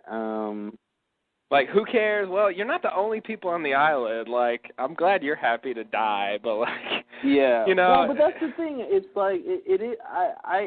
I like how they. I mean, yeah, maybe they played it a little harsh, but and I could definitely see that. But it didn't bother me because I felt like it was believable for the characters. You know, older characters who were never really involved in the main things. They were never the first ones to be like, let's go do this, let's go do that. Yeah. And had from the beginning, you know, not wanted to really be involved, and then to have their separation 3 years from this drama, you know, and then they come back and they say, yeah, Jack has a bomb. It's like Rose is like, of course he does. Like, you know, of course Jack's got a hydrogen bomb. Like, sure, you know, that makes sense. You know, I think the absurdity of it all, they're just over it. You know, yeah. They're just over that whole thing, and I think the who cares is really what does it matter? Because does that mean that Rose and Bernard now have to go off and risk their lives to go stop him? You know, because if it's like, I mean, she explains herself. If it's not this, it's something else. You know, so I agree with how you took it, but I think the fact it doesn't bother me because it's what the characters really should be saying at this point. You know, and it's believable in the fact that they had built their life out there, they built that cabin and everything, and you know, Bernard's line of like, we don't care if we die as long as we're together. It's, you know, that's okay, but it's like, well, if you die, you really won't be together, right? But you know, that's kind of weird. And Bernard, you know, he stayed behind. He was one of the people who, like, you know, stayed behind to blow up the tents and you know, deal with the others when they came. You know? Yeah. Well, he had to. He had to prove his whole. That was when he was trying to prove his man. What was he trying to do? Didn't it have something to do with that? Like, oh, you're just a dentist thing? Or am I making that up? Yeah, I guess that was the point. I don't know. I mean, Rose kept telling him he's not Rambo, he's a dentist or something like that. I wasn't sure if he had something to prove, but he did volunteer to do it, so maybe that was the point. Yeah. But he did get involved, you know, and he did, you know, do something to try to, you know. The one time though. And that wasn't like a plan of his, you know. It's not like he was charging off to go do it. Yeah, but they could have said, "Who cares?" Then, you know, and they didn't. Well, you're gonna say "Who cares?" after, you know, not towards the beginning of all the drama, but when you've had more of the drama, you know, like they weren't fed up yet. Then, you know. Yeah. You know, they just weren't fed up. Yeah. Yeah.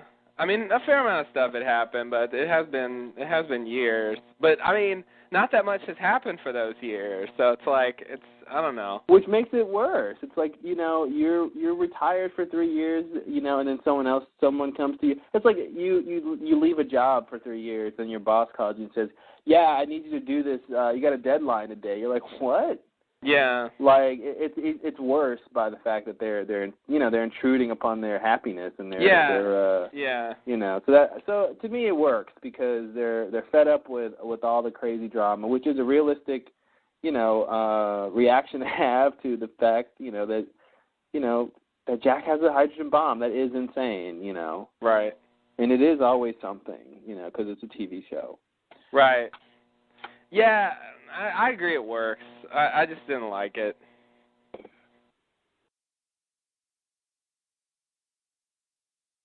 Duly noted. Yeah. Cool. Anything else in this scene? I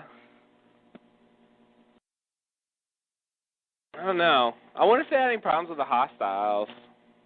Just living out there. You wonder what? If they had any problems with the hostiles. Oh. I would assume they probably tried to be somewhat away. But, maybe they probably found a pretty good spot in the 3 years, Yeah. Especially if they were moving and hiding from Jen and stuff. And right. Because I was thinking about that question in terms of Smokey. Like, with Jen, too, since he was everywhere, did he ever come across Smokey or hear little things? Or did he just know where not to go? Yeah. I guess we haven't really seen Smokey in this time period. Mm-mm. So, yeah, I don't know. I would certainly assume Smokey's there. So, yeah, that's it doesn't really matter, but I was curious.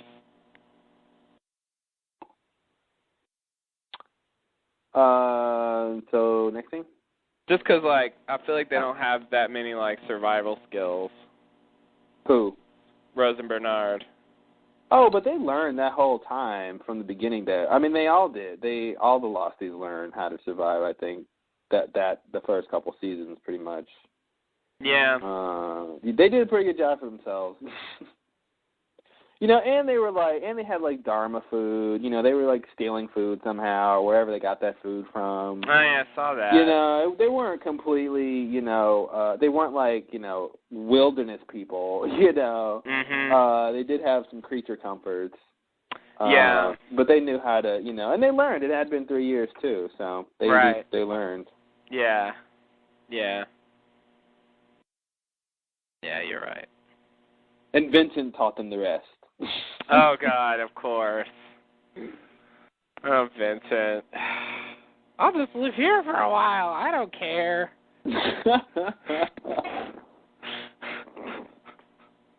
I'm a dog. What do you want from me?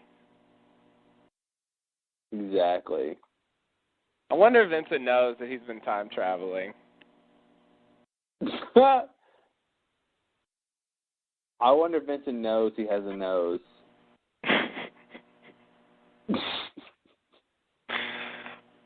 Probably not in those terms.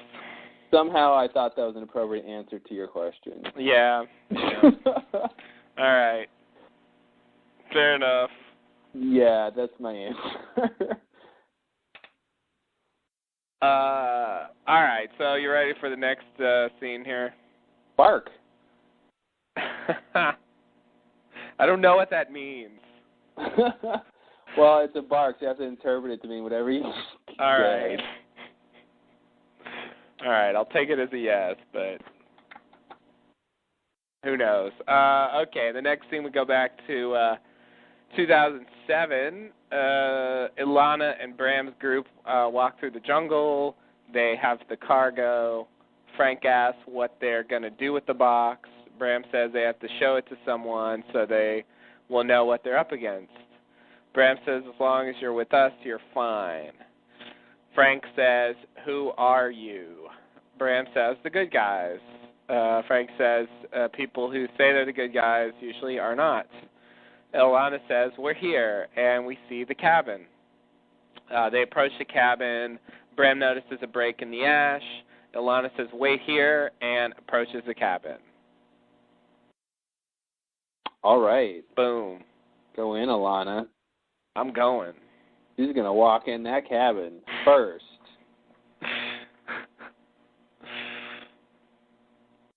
Yeah.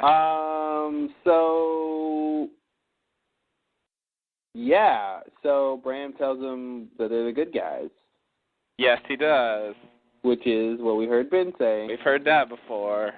Heard people say that. Yep. Good guys with guns. Good guys with the good guns. So, what do you think?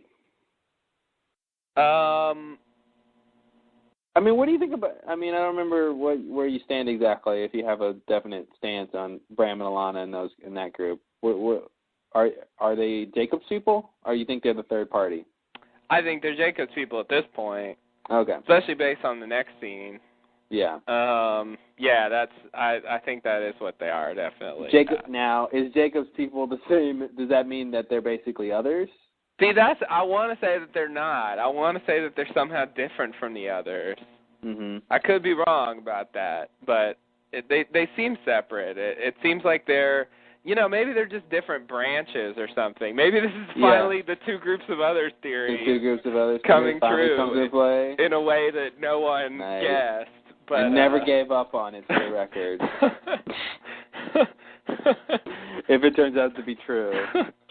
I could also see the with the idea that there's different people coming to the island at different times throughout history, and those who may be allowed to stay or whatever happens. I feel like he might have different sort of classes of of followers.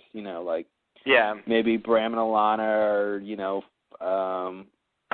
somehow from some other. They were on the island at a different time, or, I don't know. It's weird. It's like he can go tell Lana, like, hey, I need you to do this and all that, but he can't go to the others and say, hey, this guy isn't Locke and he shouldn't be the leader. Mm-hmm. Capture him. Don't listen to him. Whatever. See, that's the thing I don't get. Like, he can do stuff, but it seems like he could have done more. Yeah. But here's the thing, like, it has to be a choice thing again. I want to bring it back to this idea of choice. Oh, back to the choice, yeah. Choice and free will and determination and destiny and all that are all linked. So yeah. So I feel like it maybe has something to do with that, where he can only sort of ask people to do things, maybe, and they have to choose to do them. So maybe he can't just tell them that. I don't think he knows that Loophole is locked, but maybe he really just couldn't say that.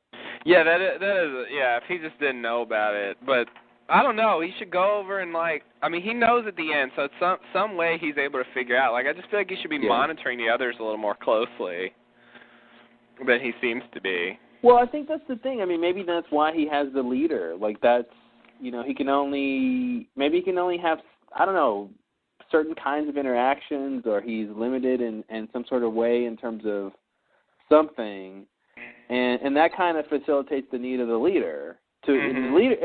The leader should be the one who's trusted to sort of monitor the others. Mm-hmm. Now, of course, that still leaves the question about Ben, and why is Ben in charge if he doesn't ever care or like Ben or whatever. I don't have any answers for that, but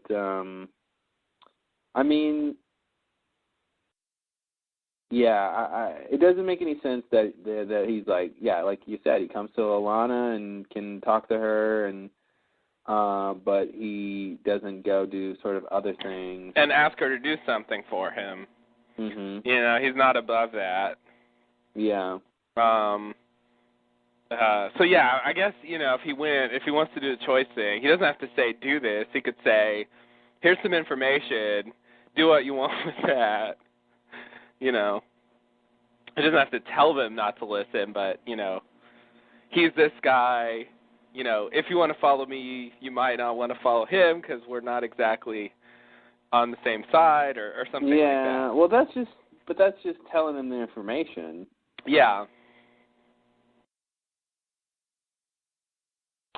Because I'm trying to think, like, what all of the instances we saw of Jacob in the flashbacks have in common. Like, the first one was Kate. He pays for her thing. You know, he stops her from stealing, basically. Well, she gets caught stealing. But he gets her out of trouble, basically. He gets her out of trouble and sort of says, you know, don't steal anymore. And then, what was the next one? Sawyer? Yeah, Sawyer. He gives him a pen, which is sort of giving him the choice to continue, but sort of facilitating the choice to continue. Yeah. And then we got Saeed? Or was there one before that? I think the next one is Saeed. Yeah, that's as far as we are so far. Okay. Only? I'm afraid so, yeah. So, and then Saeed, he talks to Saeed and asks directions. That one doesn't seem like the choice thing works. Yeah, in that case, he didn't really like teach Saeed a lesson or really like do anything to, like, Saeed has no reason to really think about that encounter too much. That's why he's loophole. It's proving my Jacob is sometimes loophole theory. JISL. Yes, it's great. Jizzle. You should not have said that word. I apologize to everyone for saying that. That was terrible. Oops. You've made it this far. You deserve better. I think I should stop coming up with crazy titles for theories, and you should stop making acronyms out of them, and you should never, ever read the acronyms. Yeah. Never sound them out. Yeah. So. Gotta remember that. All right. So, yeah. Note to self. That is definitely a difference than the other two instances. So, yeah, let's keep track of when we go through the flashbacks. Yeah, that one doesn't fit. And that's the one where somebody died. Yeah, that's true. That's true. Yeah, like, they could have done something with Saeed that would be more like the other ones. Because he definitely did stuff where Jacob could come up and tell him something, and it would sort of be more like those. They picked a different thing, and I don't know why. Part of me thinks they just wanted to show us Nadia's death, like, kind of, you know, give us a little more of that. Yeah. Just to fill that in, because it was really unclear to me what had happened there. Did he touch Saeed? I believe he did, but I'd have to go to the tape to actually verify that. Oh, I got it here. Let's see. I don't remember if he did. I assume he did because he did everybody. Yeah, that was a thing. Yeah. I guess I shut that up. Let's see. Shut that up. Shut that up. How far are we? Oh, there's Kate. There's Rose. Oh, I think he touched his shoulder or something. Oh. Yeah, here it comes.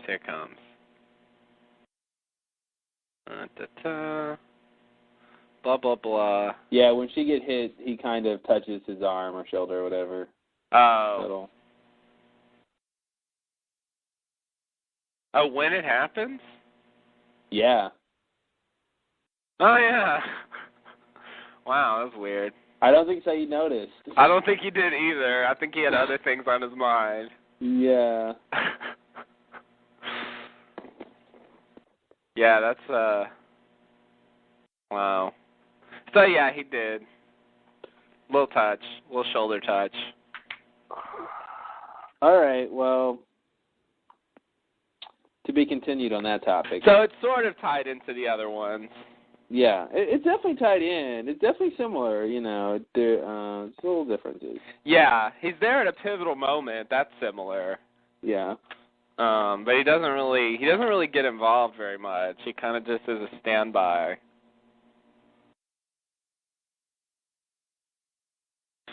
And it's of note, I think, that he came to Saeed after the crash, after the original crash.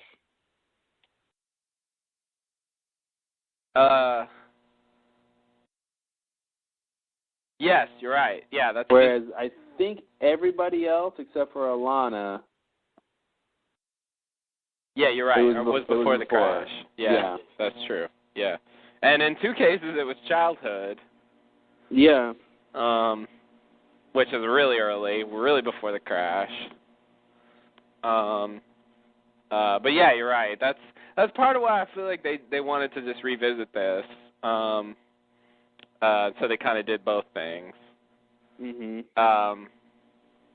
Oh, I just wanted to say. The conference is scheduled to be broken down This automatically guy. in 5 minutes. To extend the time by 60 minutes, press *8.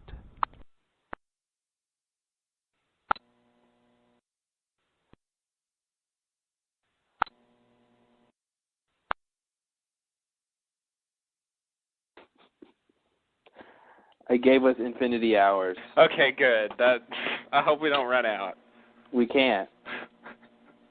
Yeah, you're right. Because if we run out, then we have one more. Just one? Yeah. How does that work? That's what infinity means. When you run out, you got one more. You only got one more. And if you use that one, then what? How many more do you have left? You just always have one more left? You just have one more, yeah.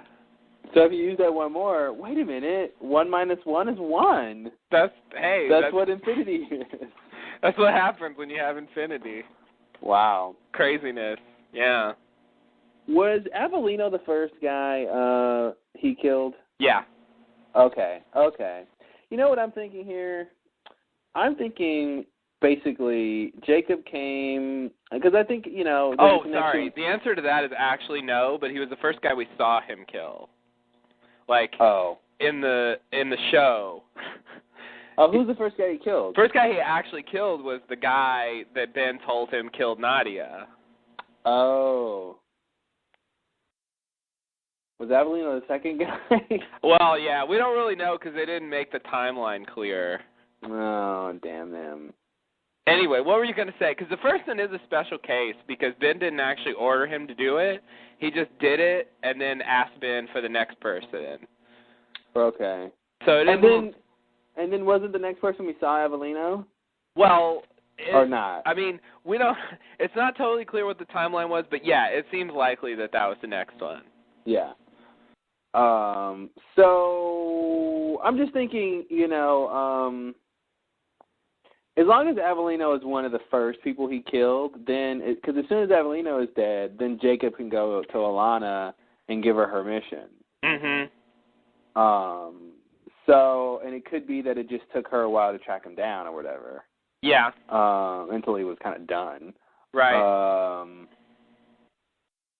Because that works better, I think, if you know, for Jacob's plan, if it wasn't like, you know, he's going to get Nadia killed, and then he's going to wait for Ben to get Saeed involved to kill Woodmore's guys, and he's going to get all those guys killed, and finally comes to Alana. And get her. You know, I feel like since both Alana and Saeed's encounter with Jacob is post or pre-3, you know, post 8:15, then I'm thinking maybe they were really close to around the same time. Since they're connected, since Saeed and Alana are connected anyway, in terms of getting on the plane. Oh, I see. Yes. Wait, what? Oh, hold on. Basically, I'm saying that Jacob didn't necessarily plan on Ben, spending a lot of Saeed's time killing Widmore's guys. Oh, okay. Yeah, I can buy that, sure. But what were you saying about the time? About the time? Yeah, what were you saying that was close together in time? Oh, when Jacob visited Saeed and when he visited Nadia. I'm sorry, Ilana. Oh, really? Oh, and it just took her a while to track him down. That was your point. Yeah. Okay. Sure. I mean, there also is the timing of, everyone, is getting on 316, so, the timing has to work out to where, she catches him to get in front of that plane. Oh, that's true. Yeah. Yeah, that makes me want it to be closer to when it actually happened. Mhm.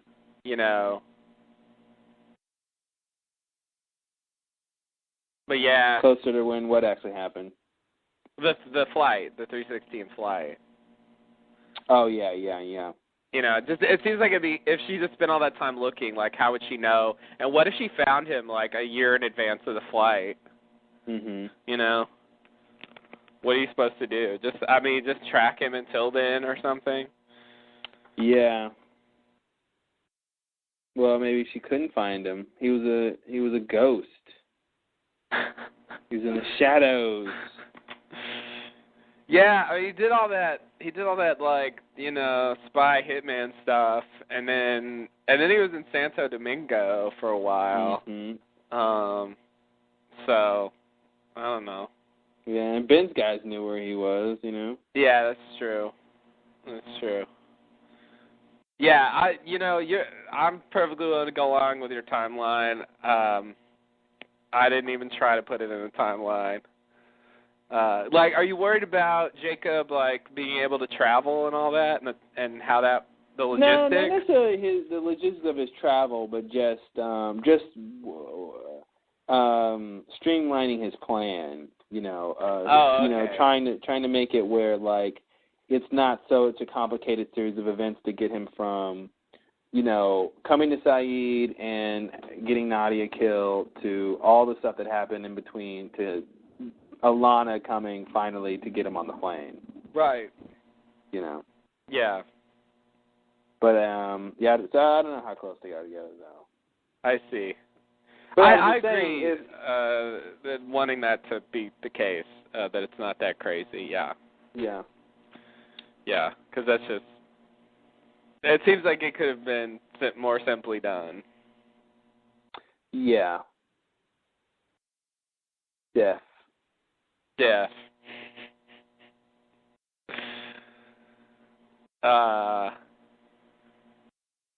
So yeah. Yeah, so what else is in the scene? Ilana first, Saeed second. Or vice versa. I don't even know. But close together. That was the point. Yeah. This actual scene... Oh, I'm just going to say it right now, since we're talking about Bram and Ilana. I'm just going to go ahead and put all my weight behind them. They've got my support. What do you mean? I'm on board. I don't know what you mean. I just mean, you like their characters? I think they're all right. What are you mean? I don't know what you're saying.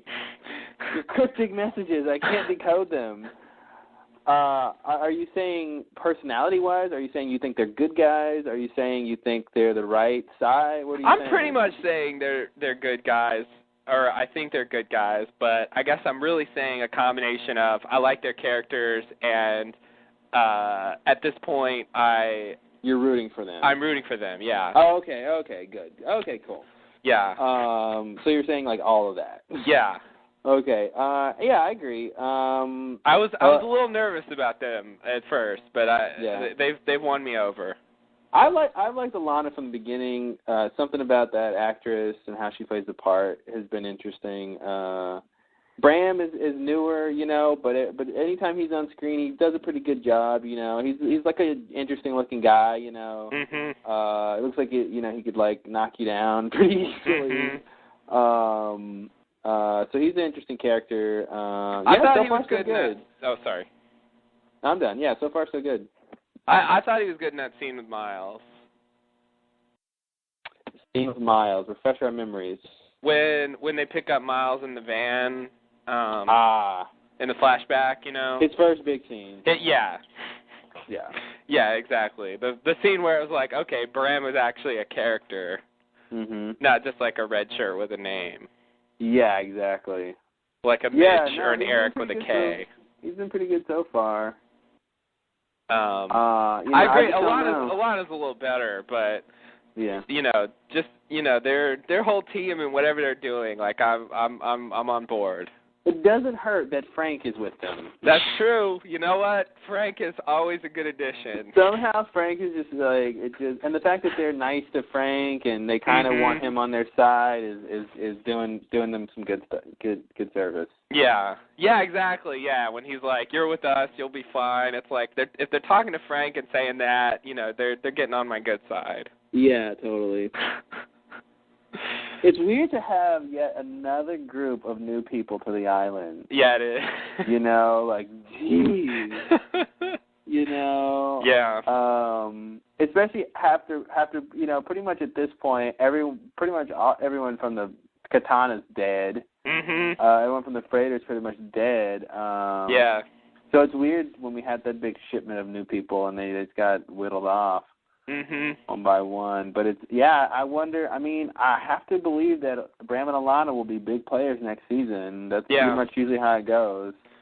Yeah. You pop on the island and then all of a sudden you're featured in next season. You're right. Yeah, no, I agree. That's the way things are. It is weird, like the A-15 people, most of them are dead actually now. Like all our main characters are from that, but if you count numbers, like they're just dead.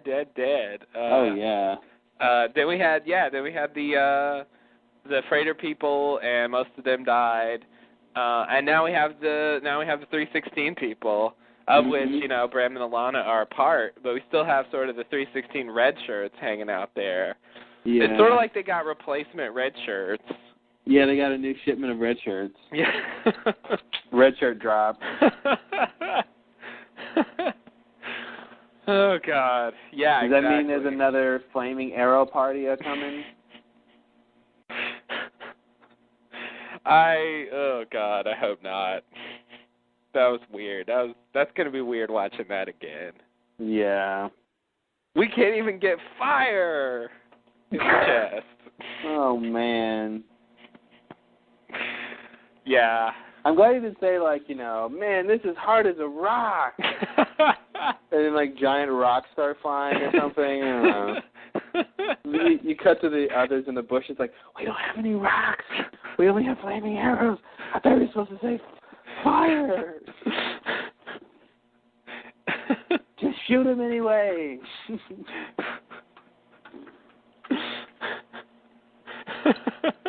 Whatever he said, they had to use. Yeah. They were just stuck. Yeah, it's good.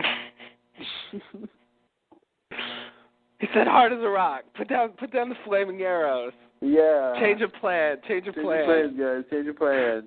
If we fire these now, there will be the level of irony will be 0. You can't have that.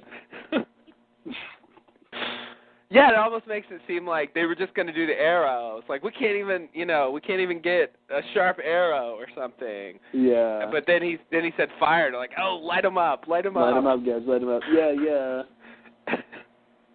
We gotta improvise. Or they have the arrows all pointed in, ready to go, and he's talking, and he's like, they're like, "Hey, go ahead and shoot, shut that guy up," and he's like, wait, he might say fire. Let's light him up, guys. He said it, go. I really hope that's how it went. They were just really concerned with their entrance. Yeah, they really want to make this count,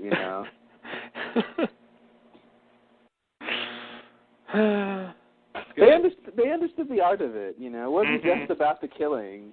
Yeah. It was about the statement of the killing.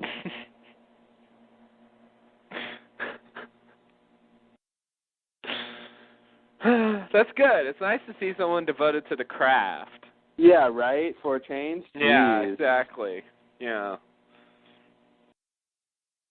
So, yes, Bram and Alana aces. Yeah. The Bram, Alana, Frank squad is something to watch for. Let's see. So when Bram says, so they'll know what they're up against, he's talking about Loophole, right? Yeah. Okay. Just making sure. Just making sure. I do want to note again that that Bram tried to get Miles not to get on the freighter for some reason. You really like that scene. You just won't stop talking about it. Well, I do like that scene. I guess I feel like it tells us something about their group.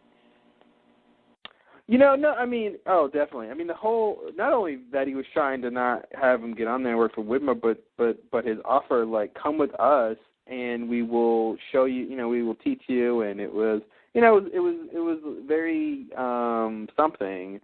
Yeah. And and it was like we will even tell you why you have your powers.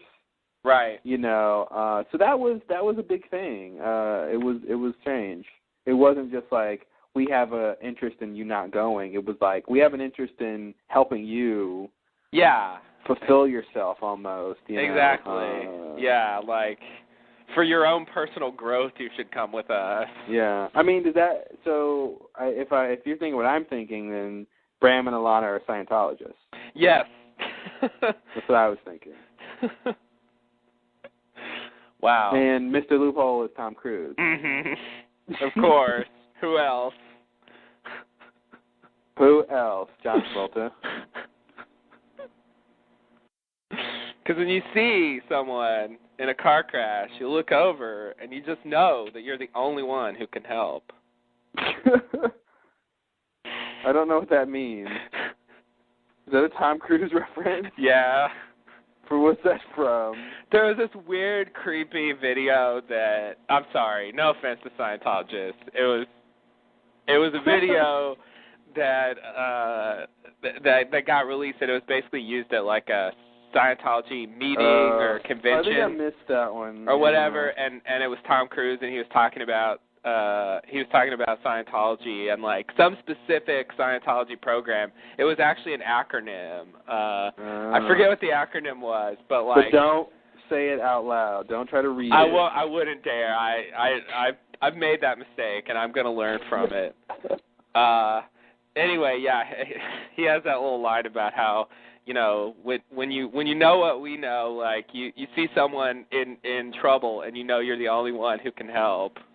It's a really weird line, but yeah. I saw. It's out there. I remember when something like that was out there, and I was just totally uninterested in just investing any time in that.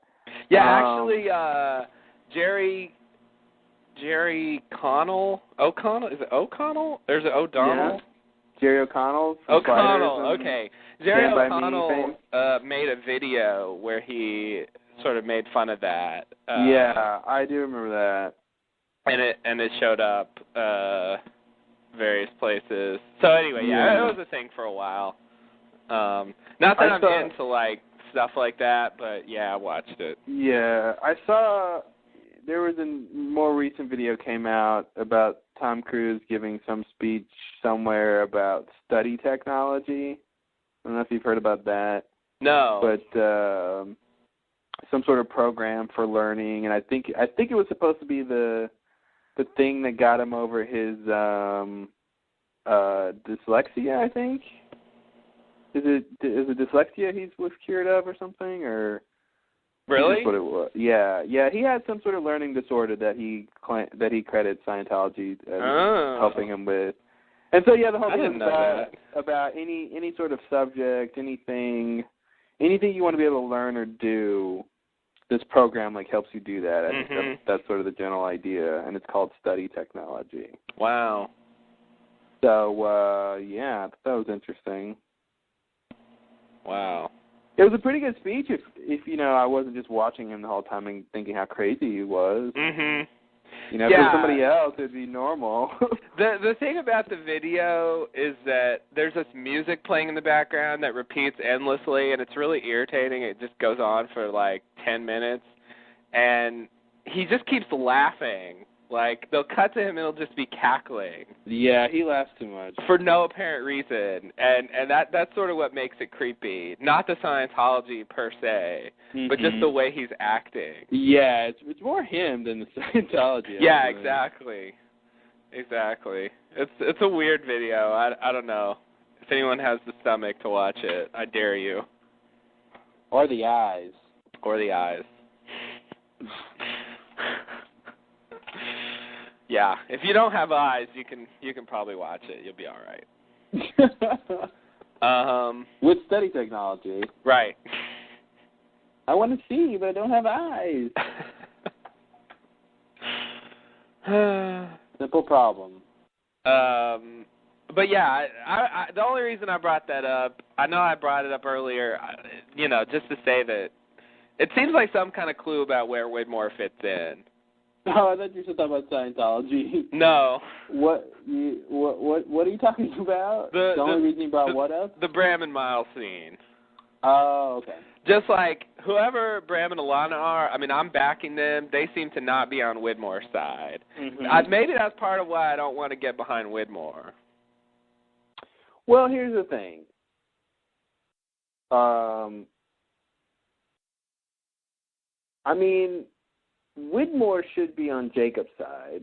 I think the only reason he probably isn't is because he was thrown off the island. Mm-hmm. But for all intents and purposes, I think he would want what's best for the others who followed Jacob, and Bram and Alana's group followed Jacob. Mm-hmm. So I feel like that means Widmore should sort of be in line, but I think maybe he's just his own separate. He has his own separate interests, and he's not really connected to what's going on with Jacob anymore. Yeah. But to me, the real question is why didn't they want him to go? Because I don't really see. First of all, if it's supposed to happen, then shouldn't they just let it happen? And all the time travel stuff Miles is involved in, and right. If he wasn't there, Chang's may not have been saved. If you can say that and all that crap. But so you got all that going for it. I just don't know what consequence of Miles going to the island they were dreading, or Yeah. Yeah. Or was it just more about giving Miles the opportunity to come with them? That's what I was going to say. It kind of seemed like they didn't want Miles to go for Miles' sake. Yeah. Somehow, more than their own. Yeah. But, yeah, you're right. If Miles didn't go, then stuff wouldn't happen, and Bram wasn't as convincing as he could have been, I think. Obviously they're playing it for the, he's playing close to the chest, but definitely. But if I feel like he probably could have said a couple things that would have made Miles reconsider. Mhm. But obviously Miles it was about money for him. But so when he said "I'm not paying you," that was, that was a red flag for Miles. But yeah. But I just feel like he didn't. Was that really his best pitch? And that's the thing. He could have sold it better. It's got to be a choice, right? So, right. There you go. Yeah, and I think they're also, at the time, they were still kind of playing with us about, who these people are and what their deal is. Yeah. So, they didn't want him to say too much. I can't wait to see the deleted scenes on this season. Oh, yeah. See what little extra things are there. I only know officially of one deleted scene, that thing with if you drop the rock in the creek and all that stuff. In the official podcast? Yeah. But delete. I don't even think I've watched the season 4 deleted scenes. I don't think I have either. I'm curious as to what's there now. Yeah, me too. I didn't watch any of the extra stuff. I just watched the episodes. I should check that out during the break.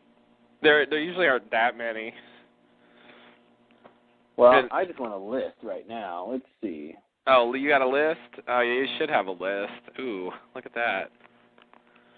The internet makes things easy. It does.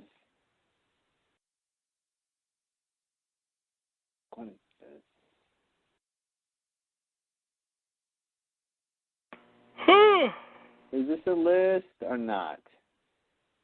Oh, yeah, look at that. Oh, Saeed, Kate, and Miles with security fans. Remember that one? Oh, yeah. Forgot about that. Let's see.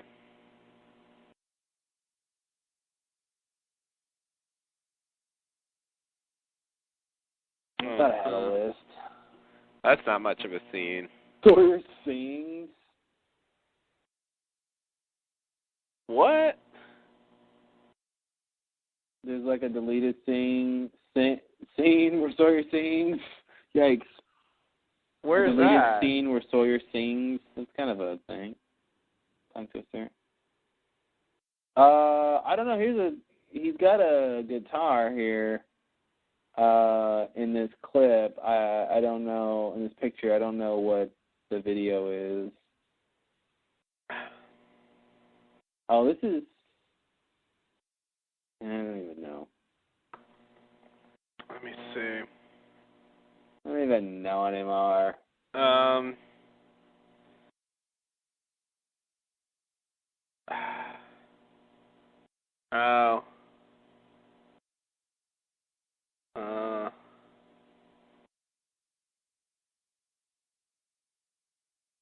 Okay, here's the list.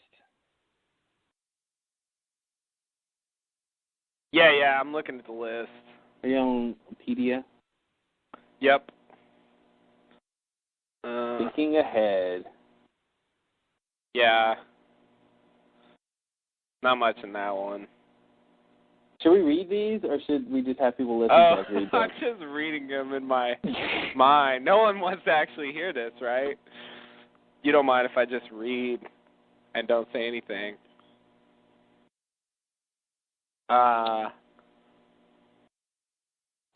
Should we? Shall we? Yeah, why not? So the first one is thinking ahead.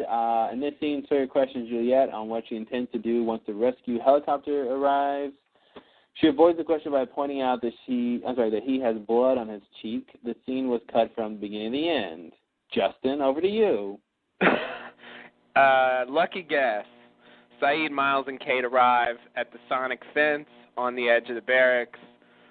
Miles seems to be sensing something. Kate mentions that it can be powered down manually if she could work out how. While Kate and Saeed examine the switch, Miles walks through unharmed, indicating that the fence is switched off. When Kate asks how he knew, Miles replies, lucky guess. The three move on. This scene was deleted from The Economist. Back to you, Claude. Thanks, Justin. The next one is I Know Chicken. Yes. No as in K-N-O-W. Right. Not the other one. No, I know chicken. I know chicken. You chicken. I know chicken. I know chicken. Sawyer is sorting through food in his fridge at the barracks. Wait, why is he at the barracks? Why is it the barracks? What is going on here? I'm trying to remember. Sawyer went with Locke to the barracks. Oh, okay. When the group split up. Oh, they're all living at the barracks now. Yeah. Forgot about that. Yikes. Hurley disagrees that a piece of chicken is not good to eat. They cut this? I guess they did. Just can't even get to the whole first sentence. Sawyer asks why Hurley has to live with him. He replies he doesn't want to live alone. Does that make sense to you? Yeah. Okay. As long as you follow what the pronouns are referring to. All right. he says he'll leave when Kate shows up, but Sawyer explains she won't show because of the earlier argument they had over Kate's pregnancy worries. Oh, I forgot about that. Ooh, yeah, Hurley, me too. Hurley tells Sawyer that she'll forgive him. Sawyer then asks if Hurley is wearing cologne, to which he replies, maybe. This scene was deleted from guess what episode this scene was deleted from? I think the folks at home could guess. What season 4 episode does this sound like it's from?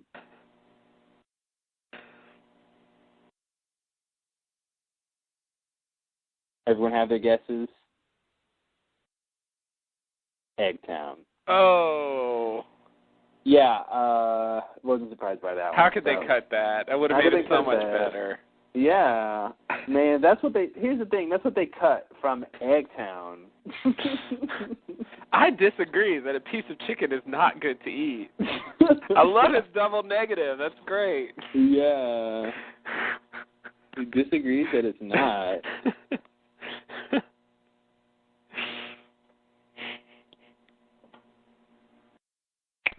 Justin, you want the next one? Oh, yeah. Unpopular decision.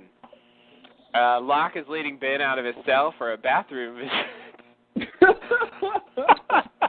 These all sound ridiculous. Wow.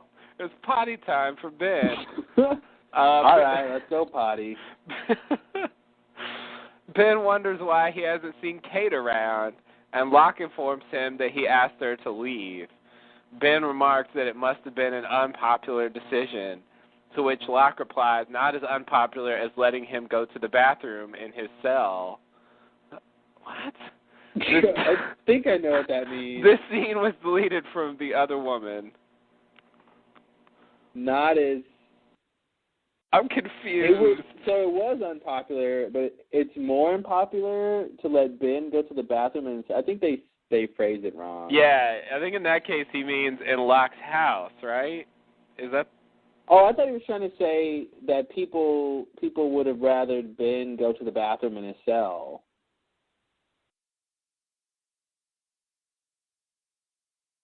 Yeah, I think you're right. Versus Kate leaving, something like that. Right. But like, I guess Locke is saying he made both tough choices, like... Yeah. Or something. Something like that. Yeah. That was him being the leader. The next one is Desert Stash. In this scene, Ben recovers some supplies that seem to have been hidden by one of his people from a point close to where he woke up in the desert. Ah. Ooh. That would have been nice to know. From the stash, he takes a passport and some foreign currency. This scene was deleted from The Shape of Things to Come. Wow. So that explains some stuff about how he was able to just, get going. Yeah, that connects that first scene where he wakes up and the next one where he's in the hotel. Mhm. Yeah. Wow. Nice. Claire's vision. Claire is resting in bed while Hurley nurses her. What? I'm sorry. Did I just read that? What? I guess they don't mean nurses in that sense. Nurses is in cares. Or they really should have deleted that. Yeah.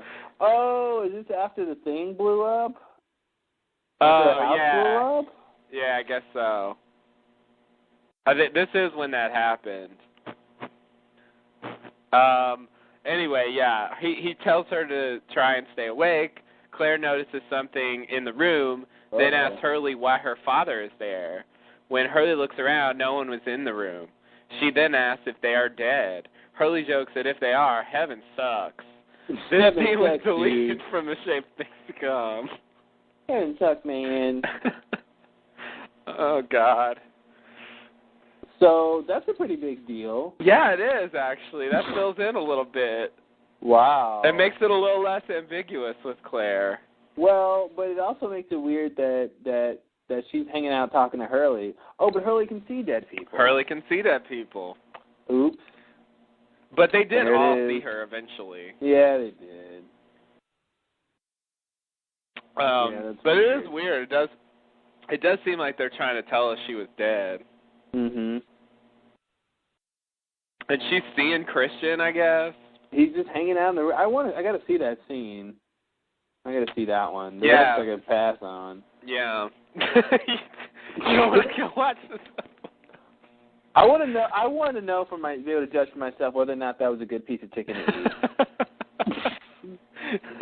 I don't trust Hurley's judgment on that. I want to know. The next one is, strangely enough, trust. Kate approaches Juliet with concern for Jack. Oh, wow, that's a new one. Uh-oh. That sounds familiar. Yeah, that actually ties into this episode. Juliet tries to put her worries to rest, but insists that something is wrong. What? Who wrote this? Who wrote this stuff? I guess they're trying to say Kate insists that something is wrong. But it's weird to say, no, don't worry, something's really wrong. She explains That's that weird. She explains that Jack knows what's wrong with him, but will only tell Juliet because she's a doctor and he trusts her. This seems deleted from something nice back home. Wow, that's weird. No, nothing to worry about. But look, I insist, something is wrong. Yeah, something's wrong. Don't worry. But just as long as you know that something's wrong. Yeah. You don't have to worry as long as it's clear. Yeah. Yeah, whoever they get to write these things is doing a... Anyway, church arrival. Brace yourself. Kate, Saeed, Hurley, and Nadia are outside of the church at Christian's funeral. Nadia says that Aaron looks just like Kate, which gives Hurley an uncomfortable expression. Oh, Nadia. Kate asks about Sun, but Saeed doesn't think they will hear anything from her. This scene was deleted from There's No Place Like Home Part 1.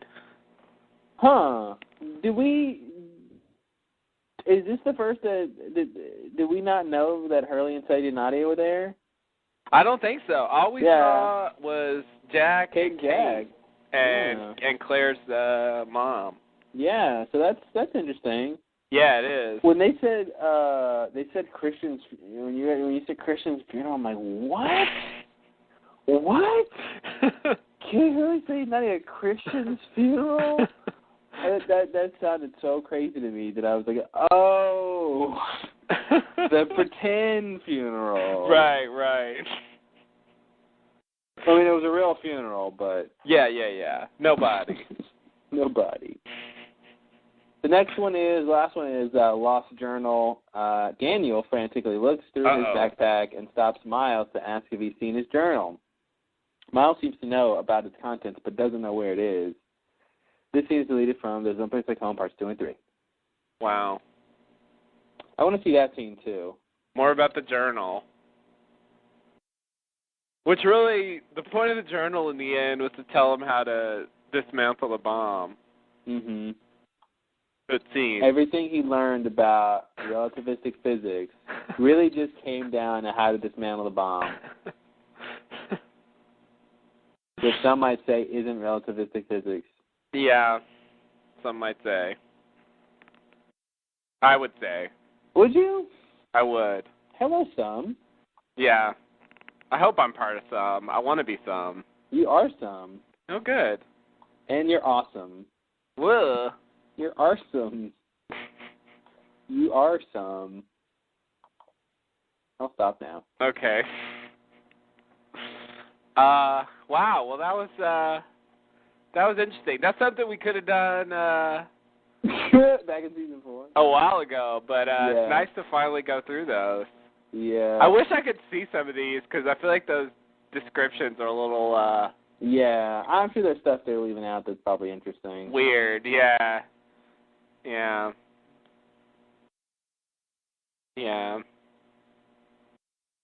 Yeah, Kate must insist that something's wrong, right? I mean... Right?